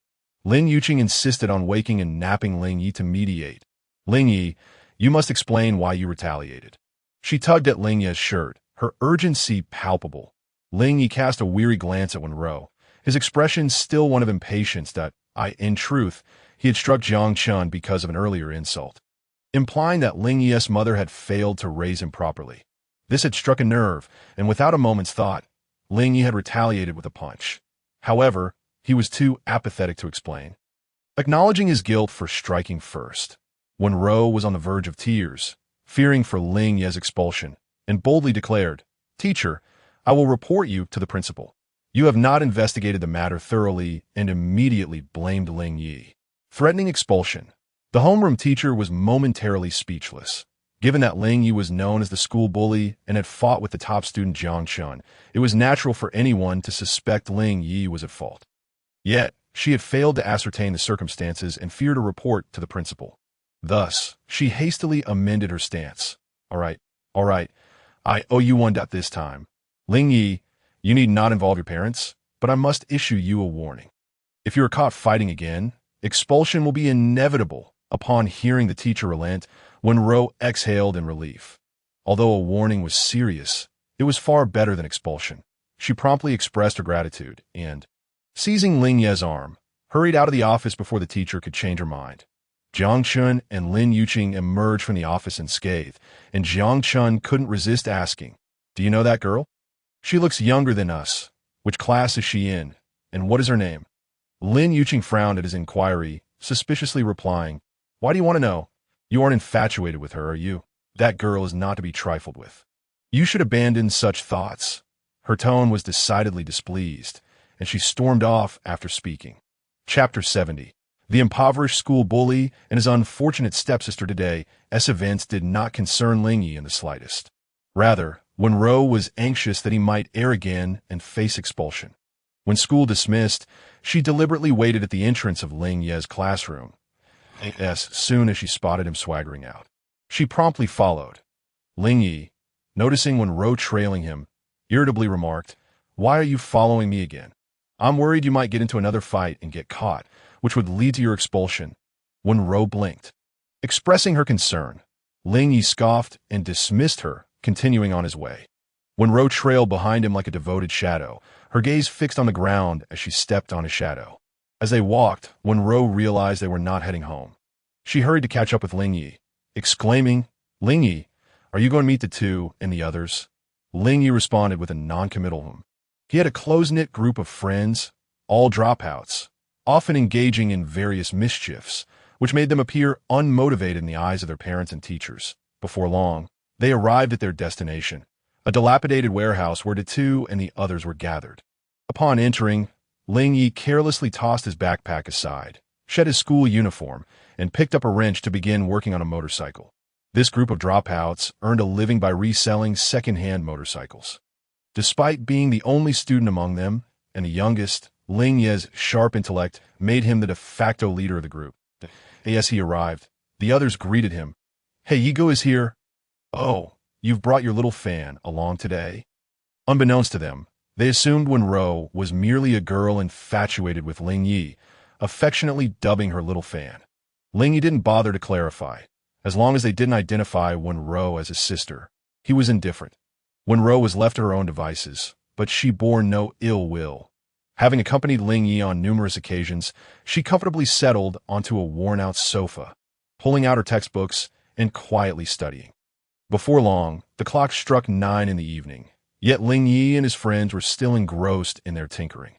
Wenrou's stomach, having not been filled properly during lunch due to the earlier incident, began to grumble audibly. The motorcycle they were working on was a newly acquired second-hand model, and they were eager to repair it for a good profit. Suddenly, Ling Yi tossed aside the wrench, declaring enough, "Let's go eat." The two, taken aback, scratched his head in confusion. "Huh, Yiga, we were almost done." Typically, Ling Yi was the most dedicated worker, so it was unusual for him to call a night at only 9 o'clock. "Let's go eat," Ling Yi replied tersely. The others ceased their protests and began packing up to head out for dinner. Seeing this, Wenrou quickly sprang up, trailing behind Ling Yi, anxious that he might leave her behind. Due to their limited finances, they usually dined at nearby street stalls, and tonight was no exception. They each ordered a bowl of noodles and slurped them down together. The group of boys, enjoying their camaraderie, engaged in playful banter, often laced with innuendo.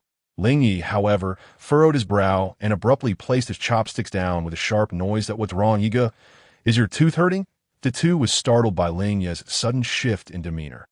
"My dad might come home early today. I'm taking my food back," Ling Yi sighed, explaining as he began packing his noodles into a takeout container. Wenrou, her cheeks stuffed with noodles, mumbled, "But Dad isn't coming home early today." Seeing Ling Yi resolutely leaving, Wenrou had no choice but to hastily swallow her mouthful of noodles, pack her own meal, and chase after him. Upon arriving home, their parents were still out, as the eatery needed to make money from late-night customers, typically returning near dawn. Perhaps this was why Ling Yi resorted to reselling second-hand motorcycles. After all, children from impoverished families mature quickly. Once inside, Wenrou felt compelled to discuss the earlier altercation, so she began to chatter away at Ling Yi. "Brother, did you fight again today because of Lin Yuqing? Can you please refrain from doing that? Otherwise, you really might not be able to continue your studies in the comfort of their home," Wenrou unabashedly called him brother. Her relentless pursuit of Ling Yi stemmed from two motivations. On one hand, she sought to ease her mother's burdens, believing that if she maintained a good relationship with Ling Yi, he would inevitably accept her mother, thereby alleviating her mother's discomfort within the household. On the other hand, Wenrou had long harbored a desire for a formidable brother figure. Despite Ling Yi's foul temper, she sensed that he was not inherently malevolent. After finishing his shower, Ling Yi reclined on the sofa bed in the living room, cocooned in blankets, unwilling to entertain Wenrou's inquiries. Wenrou tugged insistently at the covers, determined to extract an explanation. Ling Yi abruptly sat up, ruffling his hair in frustration, and grumbled, Fine, enough already. Just let me sleep." Upon hearing his words, Wenrou felt a pang of injustice, biting her lip, her eyes glistening with unshed tears as she fixed him with a penetrating gaze. After a moment, she lamented, "I treat you so well, yet you don't regard me as your sister. Today, the teacher almost expelled you, and you defend that Lin Yuqing without a word." Growing increasingly agitated, Wenrou flung the blanket aside and stormed back to her room, slamming the door shut. "An oh cool breeze for you." Moments later, her indignant voice echoed from the bedroom. Ling Yi's family resided in a dilapidated old building, where the cramped quarters comprised only two bedrooms, one once belonging to his parents and the other to him. Now, with Wenrou's arrival, he was relegated to sleeping on the sofa bed in the living room. The living room lacked air conditioning or a fan, so the only respite from the heat came from leaving Wenrou's bedroom door ajar, allowing the cool breeze from the fan to waft into the living space. Ling Yi exhaled deeply, changed into a tank top as makeshift sleepwear, and lay back on the bed, wide awake, his thoughts a swirling tempest. The following morning, he sat at the dining table, leisurely eating breakfast while glancing at the closed bedroom door. It was then that Wenrou's mother, curious, inquired, "Ling Yi, why haven't you gone to school yet? Are you feeling unwell?" Wenrou left quite early. Upon hearing that Wenrou had already departed, Ling Yi paused momentarily before responding sullenly, "I'll be leaving shortly." Chapter 71. The Impoverished School Bully and the Supporting Character. "My little stepsister 04, with a stern expression." Ling Yi entered the classroom, his mood visibly sour, yet he still drew the attention of many admirers. Though he was the school bully, his striking looks captivated numerous young girls who were drawn to his rebellious charm. Seated at his desk, his hair appeared somewhat disheveled, yet stylish, strands casually falling across his forehead, enhancing his carefree aura. His chiseled features were accentuated by his displeasure, lips pressed tightly together, while his sharp gaze bore intensity. Jiang Chan arrived in the classroom, a bandage still affixed to his face. Spotting Ling Yi at the back, his eyes turned icy, recalling the girl who had accompanied Ling Yi the previous day. Jiang Chun couldn't resist asking, "Is that girl, Wenrou, your girlfriend?" Ling Yi lifted his gaze to Jiang Chun, a smirk tugging at the corners of his mouth as he coldly replied, "Mind your own business, or I won't hesitate to teach you another lesson." Jiang Chun frowned, scoffing, "What? Do you want to be expelled? With your type, you don't stand a chance with her. Just wait, I'll have her in no time." Beside them, Lin Yuqing rolled her eyes, unwilling to be overlooked, and chimed in, Jiang Chun, that's incredibly disrespectful to girls. Besides, high school students shouldn't be dating. Jiang Chun's attention was successfully diverted by Lin Yuqing, and he shrugged, engaging her in a playful argument. Oh, how enviable Lin Yuqing is, sitting between two handsome boys. But why does she bicker with Jiang Chun every day? A girl whispered to her deskmate. You just don't get it. She is trying to assert her presence. Don't you see how Jiang Chun is cold to everyone else, but treats Lin Yuqing differently? Her classmate replied knowingly. Oh, I see. It's just like those love-hate relationships in campus novels. The girl exclaimed in realization. Not quite so idyllic that you've never gotten close to Lin Yuqing. So you and Tino, did you hear her righteous speech earlier? She defended that girl because she doesn't want Jiang Chun to date anyone else. Just wait and see if she ends up in a romance with Jiang Chun, her deskmate scoffed. Meanwhile, Wenrou remained oblivious to the debate occurring in class 23, she was still fuming and had resolved to engage in a cold war with Ling Yi. After school, she chose not to return home with Ling Yi, instead opting to study alone at the library. Wenrou had always possessed an exceptional memory, easily recalling the knowledge from her textbooks after a single read, and she had already self-studied up to the third-year curriculum. However, memorization alone didn't guarantee success. Practice was essential to achieve high scores on exams. Seated by the window in the library, she diligently tackled her exercises. When Jiang Chun arrived, he was immediately captivated by her presence. Sunlight streamed through the window, softly illuminating Wenrou as she sat quietly, engrossed in her work, her school uniform highlighting her innocence and beauty. Her long hair cascaded down her back like a waterfall, her fair skin appearing almost translucent in the sunlight, and her delicate features were exquisitely charming. Her eyes sparkled with clarity, and her lips curled into a faint smile as a gentle breeze stirred outside. Lifting her skirt slightly, the sight of Wenrou blended seamlessly with the cherry blossoms outside, leaving Jiang Chun's heart racing uncontrollably. He pressed a hand to his rapidly beating heart, transfixed by her. Feeling this exhilarating sensation for the very first time, despite the attention he received from many girls at school, he strode confidently to Wenrou's study desk, leaning down to meet her gaze, and softly said, We meet again. You're Wenrou, right? He had already inquired about her background, knowing she ranked first in her grade and had been voted the school beauty. Wenrou, hearing someone address her, slowly looked up and, upon seeing Jiang Chun, paused momentarily before politely greeting him. Hello. Jiang Chun, unfazed, took a seat opposite her, glancing at the test papers before her and lowering his voice to strike up a conversation. Have you started working on the second-year exam questions? Impressive. Wenrou nodded in acknowledgement, but her thoughts were clouded by the recent altercation between Jiang Chun and Ling Yi. She was reluctant to engage with him. Despite knowing that Ling Yi had instigated the fight, Jiang Chun, undeterred, pointed to a question on her test paper marked with a question mark and asked, Is there a problem with this question?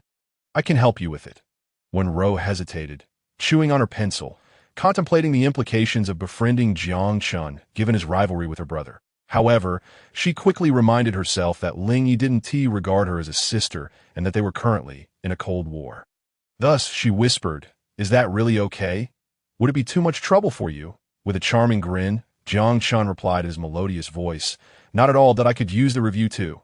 Consequently, Jiang Chun picked up a pen and leaned closer to Wenrou, earnestly explaining the problems. Jiang Chun was exceptionally bright, and his explanations were both insightful and approachable, captivating Wenrou's full attention as she eagerly posed questions about the topics she struggled with. Unbeknownst to them, the two remained in the library until after 8 o'clock that evening. Oh dear, I'm so sorry. I lost track of time and kept you for so long, Wenrou said, noticing the darkness outside. Not a problem at all. Will you be back tomorrow? I'd love to study with you, Jiang Chun proposed, gazing at Wenrou with anticipation. Wenrou hesitated, yet, seeing the eager expression on Jiang Chun's face and feeling guilty for having taken up so much of his time, she nodded, sure. Upon returning home, Wenrou was surprised to find Ling Yi already there. However, she chose to ignore him, merely huffing as she headed to the kitchen in search of food. Ling Yi cast a sidelong glance at Wenrou, feeling inexplicably unsettled by her indifference. Thus, he rose and entered the kitchen, feigning a search for something to eat. Despite this, Wenrou continued to disregard him. Ling Yi took a sip from a drink he retrieved from the refrigerator and, unable to hold back, inquired, "I'm making egg fried rice. Would you like some?" Wenrou pulled out a packet of instant noodles, poured it into a bowl, and curtly replied, "No, thank you," before leaving the kitchen. Ling Yi rubbed his nose, feeling somewhat at a loss, resembling a bewildered child standing in place. The Cold War between Wenrou and Ling Yi persisted for quite some time, leaving Ling Yi in a foul mood. His expression perpetually sullen, but on the other hand, Wenrou's spirits remained high, buoyed by Jiang Chan's assistance with her studies. She often returned home late, occasionally even sharing dinner with him. Chapter 72. The Impoverished School Bully and the Supporting Character. My little stepsister drove 5 during this period. Jiang Chan would hum a tune as he left school, piquing Lin Yuqing's curiosity. Typically, he would saunter away, but recently he seemed to be in a hurry. One day, Lin Yuqing decided to follow Jiang Chan, eager to discover his post-school destination. When she saw him arrive at the library, she was about to marvel at the diligence of such a talented student when she spotted Wenrou jogging to meet him. Lin Yuqing's eyes widened in disbelief. Her jaw clenched as she glared at the pair, biting her lip in frustration, her heart seething with jealousy. "Oh wonder Jiang Chan has been acting so strangely lately. It turns out he's been entangled with Wenrou." Lin Yuqing refrained from taking hasty action. Instead, she waited until the two parted ways after studying at the library before intercepting Wenrou. With a furrowed brow, she inquired, "Wenrou, are you and Jiang Chan in a relationship?" Wenrou glanced at Lin Yuqing and immediately recalled her own conflict with Ling Yi, which only intensified her dislike for Lin Yuqing. Thus, she retorted with disdain, "What business is it of yours?" Lin Yuqing was incensed by Wenrou's attitude and, with a warning tone, retorted, "I caution you. I am Jiang Chan's desk mate, and I liked him first. He has feelings for me as well, so you better not interfere as a third party."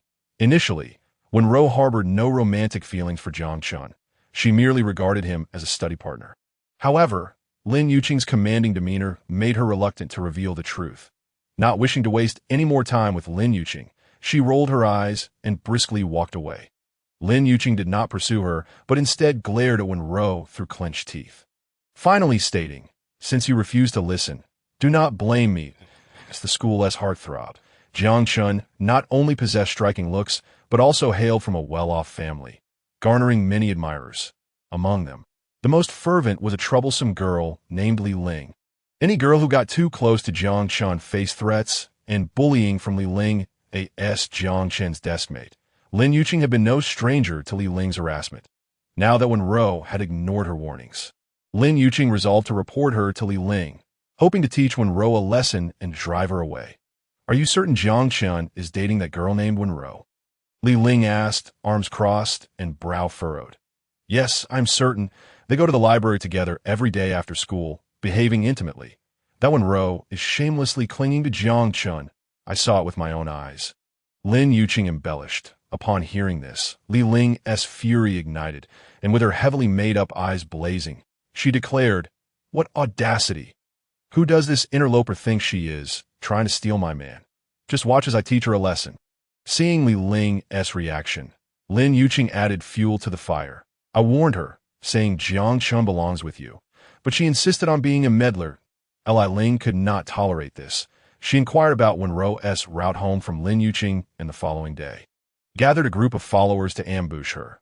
Wenrou, confronted by this colorful assembly of girls resembling societal delinquents, took a cautious step back and shouted, "What do you want? If it's robbery, I assure you there's nothing of value on me." Li Ling scoffed and viciously retorted, "You wretched girl, what do you have worth stealing? I heard you've been getting too close to Jiang Chan, clinging to him like a leech.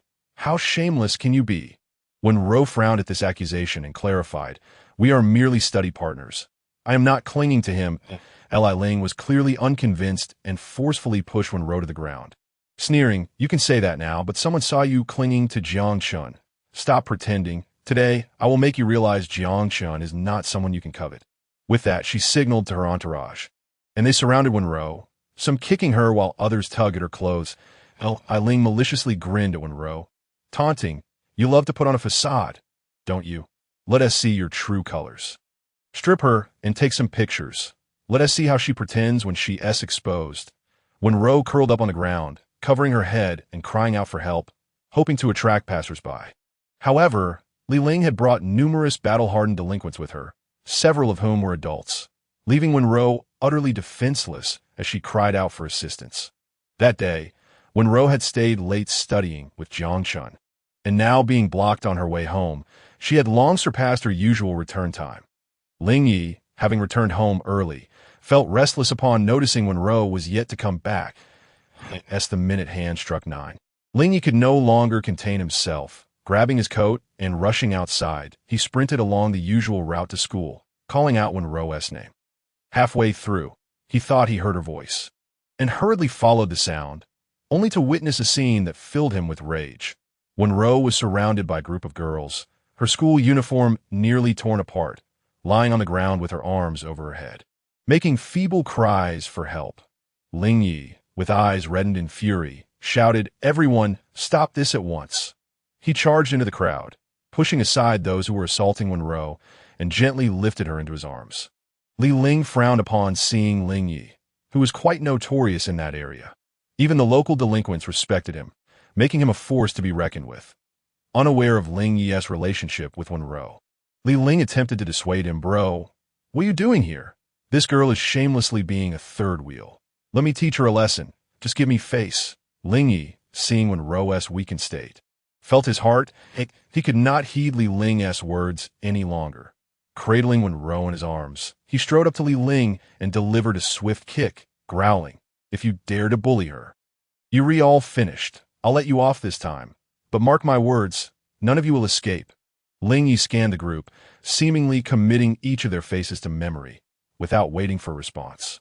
He hurriedly carried Wenrou toward the hospital, relieved to find one nearby. He rushed to the emergency room, but with few doctors on duty, it took a considerable amount of time before anyone attended to Wenrou. Ling Yi, carrying Wenrou, searched the hospital for a doctor. Finally, he found one and grasped the doctor's arm tightly, pleading, "Doctor, please help her. She is unconscious. I beg you." His voice trembled with barely contained tears, seeing his distress. The doctor quickly led Ling Yi to an examination room to assess Wenrou's injuries. Ling Yi should have waited outside, as the female doctor needed to undress Wenrou to examine her wounds. But Wenrou held on to Ling Yi tightly, leaving him no choice but to turn his back while the doctor conducted her examination. Wenrou's fainting spell was primarily due to extreme shock. The doctor treated her injuries, prescribed some topical ointments, and advised Ling Yi to take her home to rest. When they arrived home, their parents had yet to return. Ling Yi carefully placed Wenrou on her bed and fetched her a change of clothes, saying, "Would you like to change into something else?" Wenrou curled up on the bed, remaining silent. Ling Yi, noticing her demeanor, furrowed his brow and sat by her bedside, gazing at her as he softly murmured, "I am sorry. It's all my fault. I shouldn't have upset you. The fight I got in wasn't because of Lin Yuqing. It was because Jiang Chun said I didn't have a mother to teach me. I felt troubled and didn't explain myself. That I'm truly sorry." Ling Yi lowered his head, his eyes reddening. He couldn't help but think that if he hadn't angered Wenrou, she would still accompany him to and from school, and none of this would have transpired. He repeatedly apologized, unable to fathom what might have happened had he arrived a moment too late. Those girls had clearly intended to strip Wenrou, with some already raising their phones. As he contemplated this, Ling Yi resolved to confront each of those girls the following day, ensuring they hadn't taken any compromising photos of Wenrou. Though Ling Yi often treated Wenrou with impatience, he knew deep down that since his mother's passing, only Wenrou sincerely cared about whether he had eaten or attended school. Even Ling Yi's father, preoccupied with work, barely paid attention to his son. The reason for Ling Yi's harsh demeanor toward Wenrou stemmed from his internal struggle. She was the child of his new mother. Moreover, Wenrou's mother filled the void left by Ling Yi's own mother. Even though Ling Yi understood that Wenrou's mother was not an intruder, he still found it hard to accept Wenrou and her mother easily. This struggle made Ling Yi feel as though he was betraying his mother. He did not want to see his mother easily replaced. Ling Yi sat helplessly by Wenrou's bedside, akin to a child who had made a mistake. Suddenly, he recalled how long Wenrou had been calling for help and realized she must be thirsty. He decided to go to the living room to fetch her a glass of water. Just as he stood up, he felt a soft hand grasp his and heard Wenrou's weak voice plead, "Brother, Don't go. Ling Yi tightened his grip on Wenrou's hand and softened his tone to comfort her. I want tea leave. Your mouth must be dry, so I'll get you some water. Tea is words. Wenrou released his hand, her gaze fixed intently on Ling. He hurried back with a glass of water, supporting her as he helped her drink. Brother, can you stay with me tonight? Wenrou asked softly, looking at Ling Yi. Sure, I'll stay with you. Just don't close the door when you sleep. Ling Yi replied hesitantly, gently ruffling Wenrou's hair. Wenrou shook her head, tightly clutching Ling Yi's shirt. Stay in the room with me. I'm afraid to be alone. The memories of the earlier scene haunted her, causing her body to tremble even now. Only Ling Yi's presence could soothe her. Ling Yi hesitated, instinctively wanting to refuse, but when he saw the pitiful look on Wenrou's face, he finally relented, saying, All right, I'll stay with you in the room. Ling Yi carefully placed a pillow on the outdoor sofa, feigning sleep, and then laid out a makeshift bed in the gentle bedroom, preparing to vigil by the side of the tender bed that night. Wenyuan, nestled in bed, blinked her eyes softly, silently observing Ling Yi as he busied himself. Once Ling Yi lay down on the makeshift bed, Wenyuan finally spoke in a soft, sweet voice. Thank you, brother. Ling Yi turned on his side to face Wenyuan and asked, Are you still giving me the cold shoulder?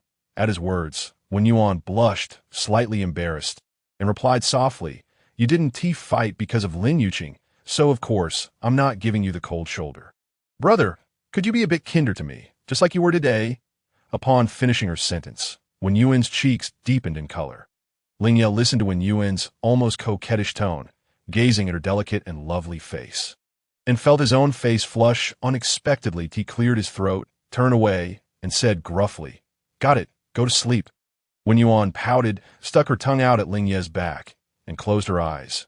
Ling Yi, facing away from Wenyuan, covered his wildly beating heart. Chiding himself for his lack of composure, he reassured himself that with Wenyuan's striking beauty and the many boys at school who admired her, any boy would likely feel their heart race if Wenyuan spoke to them in such a way. Ling Yi closed his eyes, repeatedly reminding himself, She is my sister, she is my sister, and slowly drifted off to sleep. The next morning, while their parents were still asleep, Ling Yi stealthily tidied up the makeshift bed and quietly returned to the sofa bed to avoid being discovered.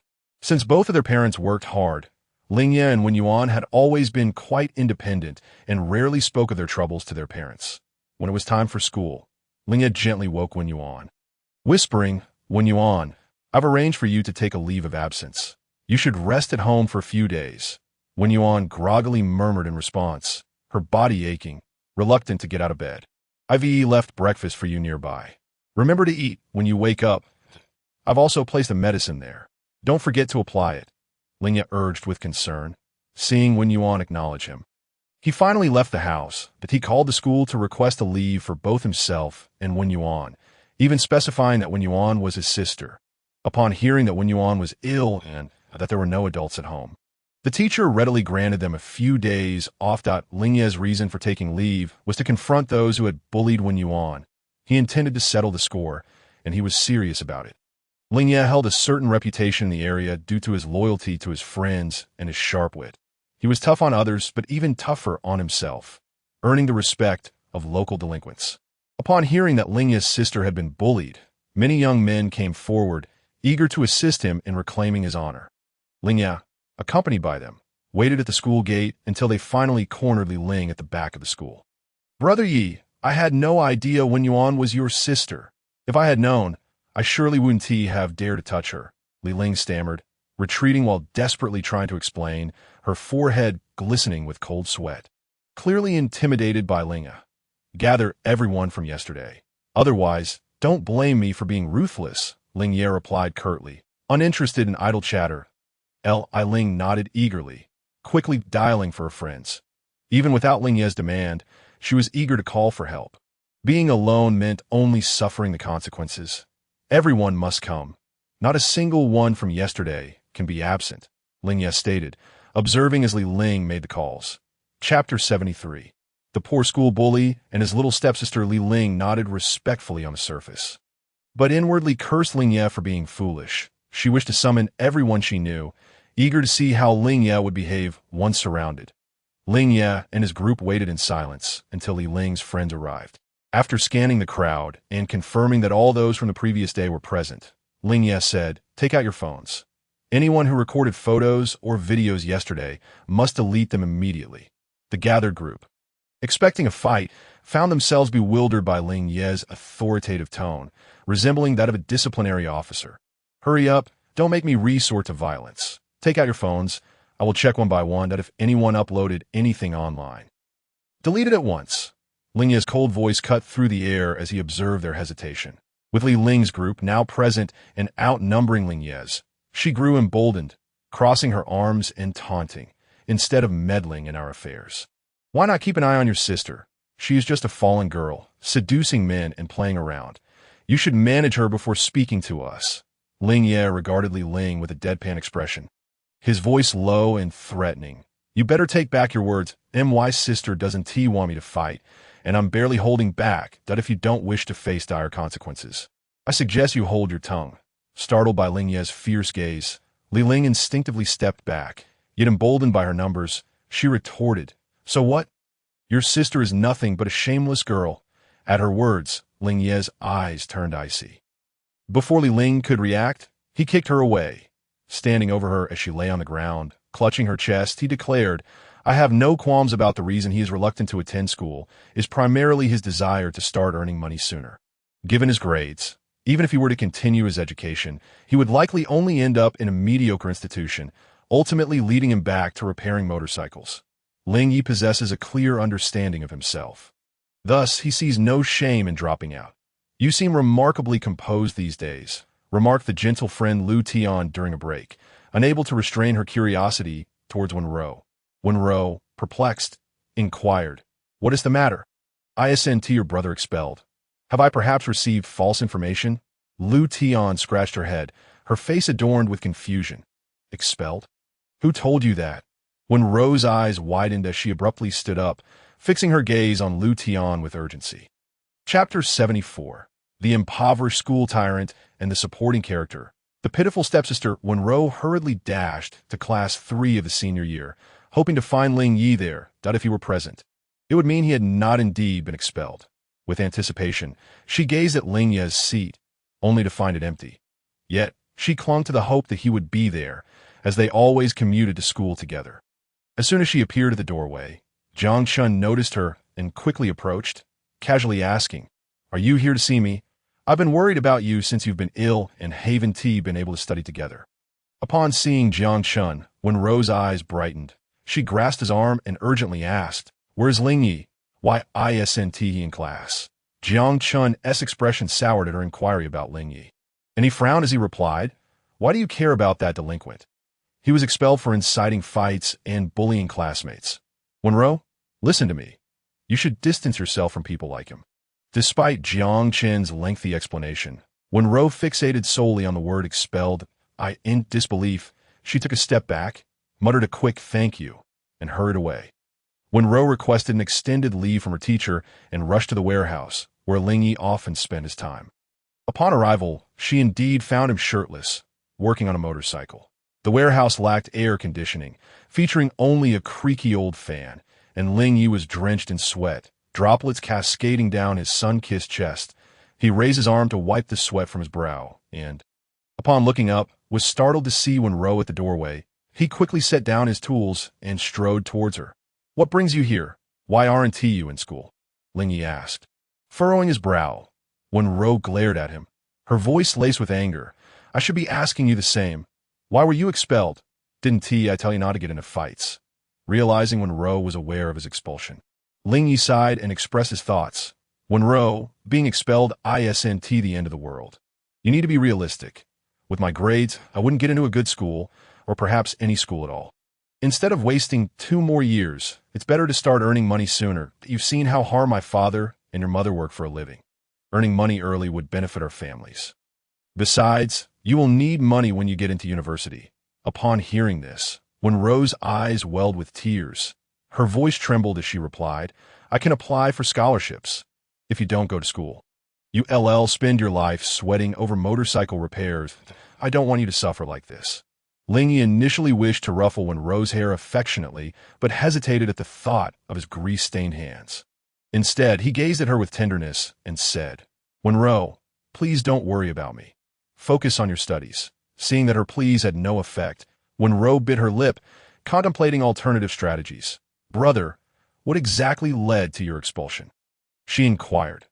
Lingyi looked at her, hesitating as he considered whether to confess that he had defended her against those individuals. However, he was concerned that revealing his motives would only burden Wenrou with guilt and draw her into the conflict. Noticing Lingyi's expression, Wenrou furrowed her brows and asked, Brother, you didn't get into a fight for me, did you?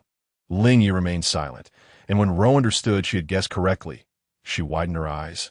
And just as Lingyi anticipated she would scold him, she took a long pause before saying, I'm sorry. Wenrou never expected that by trying to prevent Lingyi from fighting for Lin Yuqing, he would end up being expelled for defending her. Seeing Wenrou cry left Lingyi feeling helpless, and he quickly reassured her, it's not your fault. It's those people who are to blame for bullying. Wenrou, feeling wronged, responded, I don't even know them. They just came up and attacked me. Overwhelmed with emotions, she burst into tears. Anyone would feel aggrieved if they were inexplicably assaulted, only to have their brother expelled because of it. Lingyi, hearing her distress, felt puzzled and recalled Li Ling's words, asking, Have you had any boys pursuing you lately? It seemed like their actions were triggered by a boy. Wenrou paused, immediately thinking of Jiang Chun, the boy she had been spending the most time with recently. She looked at Lingyi, hesitated, then said, Recently, Jiang Chun and I have been studying together. Lin Yuqing saw us, and even warned me about it. It seems that was when Li Ling approached me. The more she spoke, the more suspicious she found Lin Yuqing. Lingyi, upon hearing that Wenrou was with Jiang Chun, pressed his lips together, striving to keep his tone calm. That Jiang Chun is full of malice. Don't let him deceive you. Stay away from him in the future. You don't need to concern yourself with this matter. I'll get to the bottom of it. Just focus on your classes. Wenrou quickly replied, Brother, there is nothing between us. We're just studying together. I got beaten up because of him. I definitely want to get involved with him again. Brother, please don't worry about me. I'll ask the principal. There must be a way to get you reinstated. Despite her assurances, the following day, Lingyi confronted Jiang Chun directly, recognizing that since this situation stemmed from Jiang Chun, he should start there. You, a street thug, dare to come to school. Aren't you afraid of being arrested? Jiang Chun remarked sarcastically as he observed Lingyi standing before him.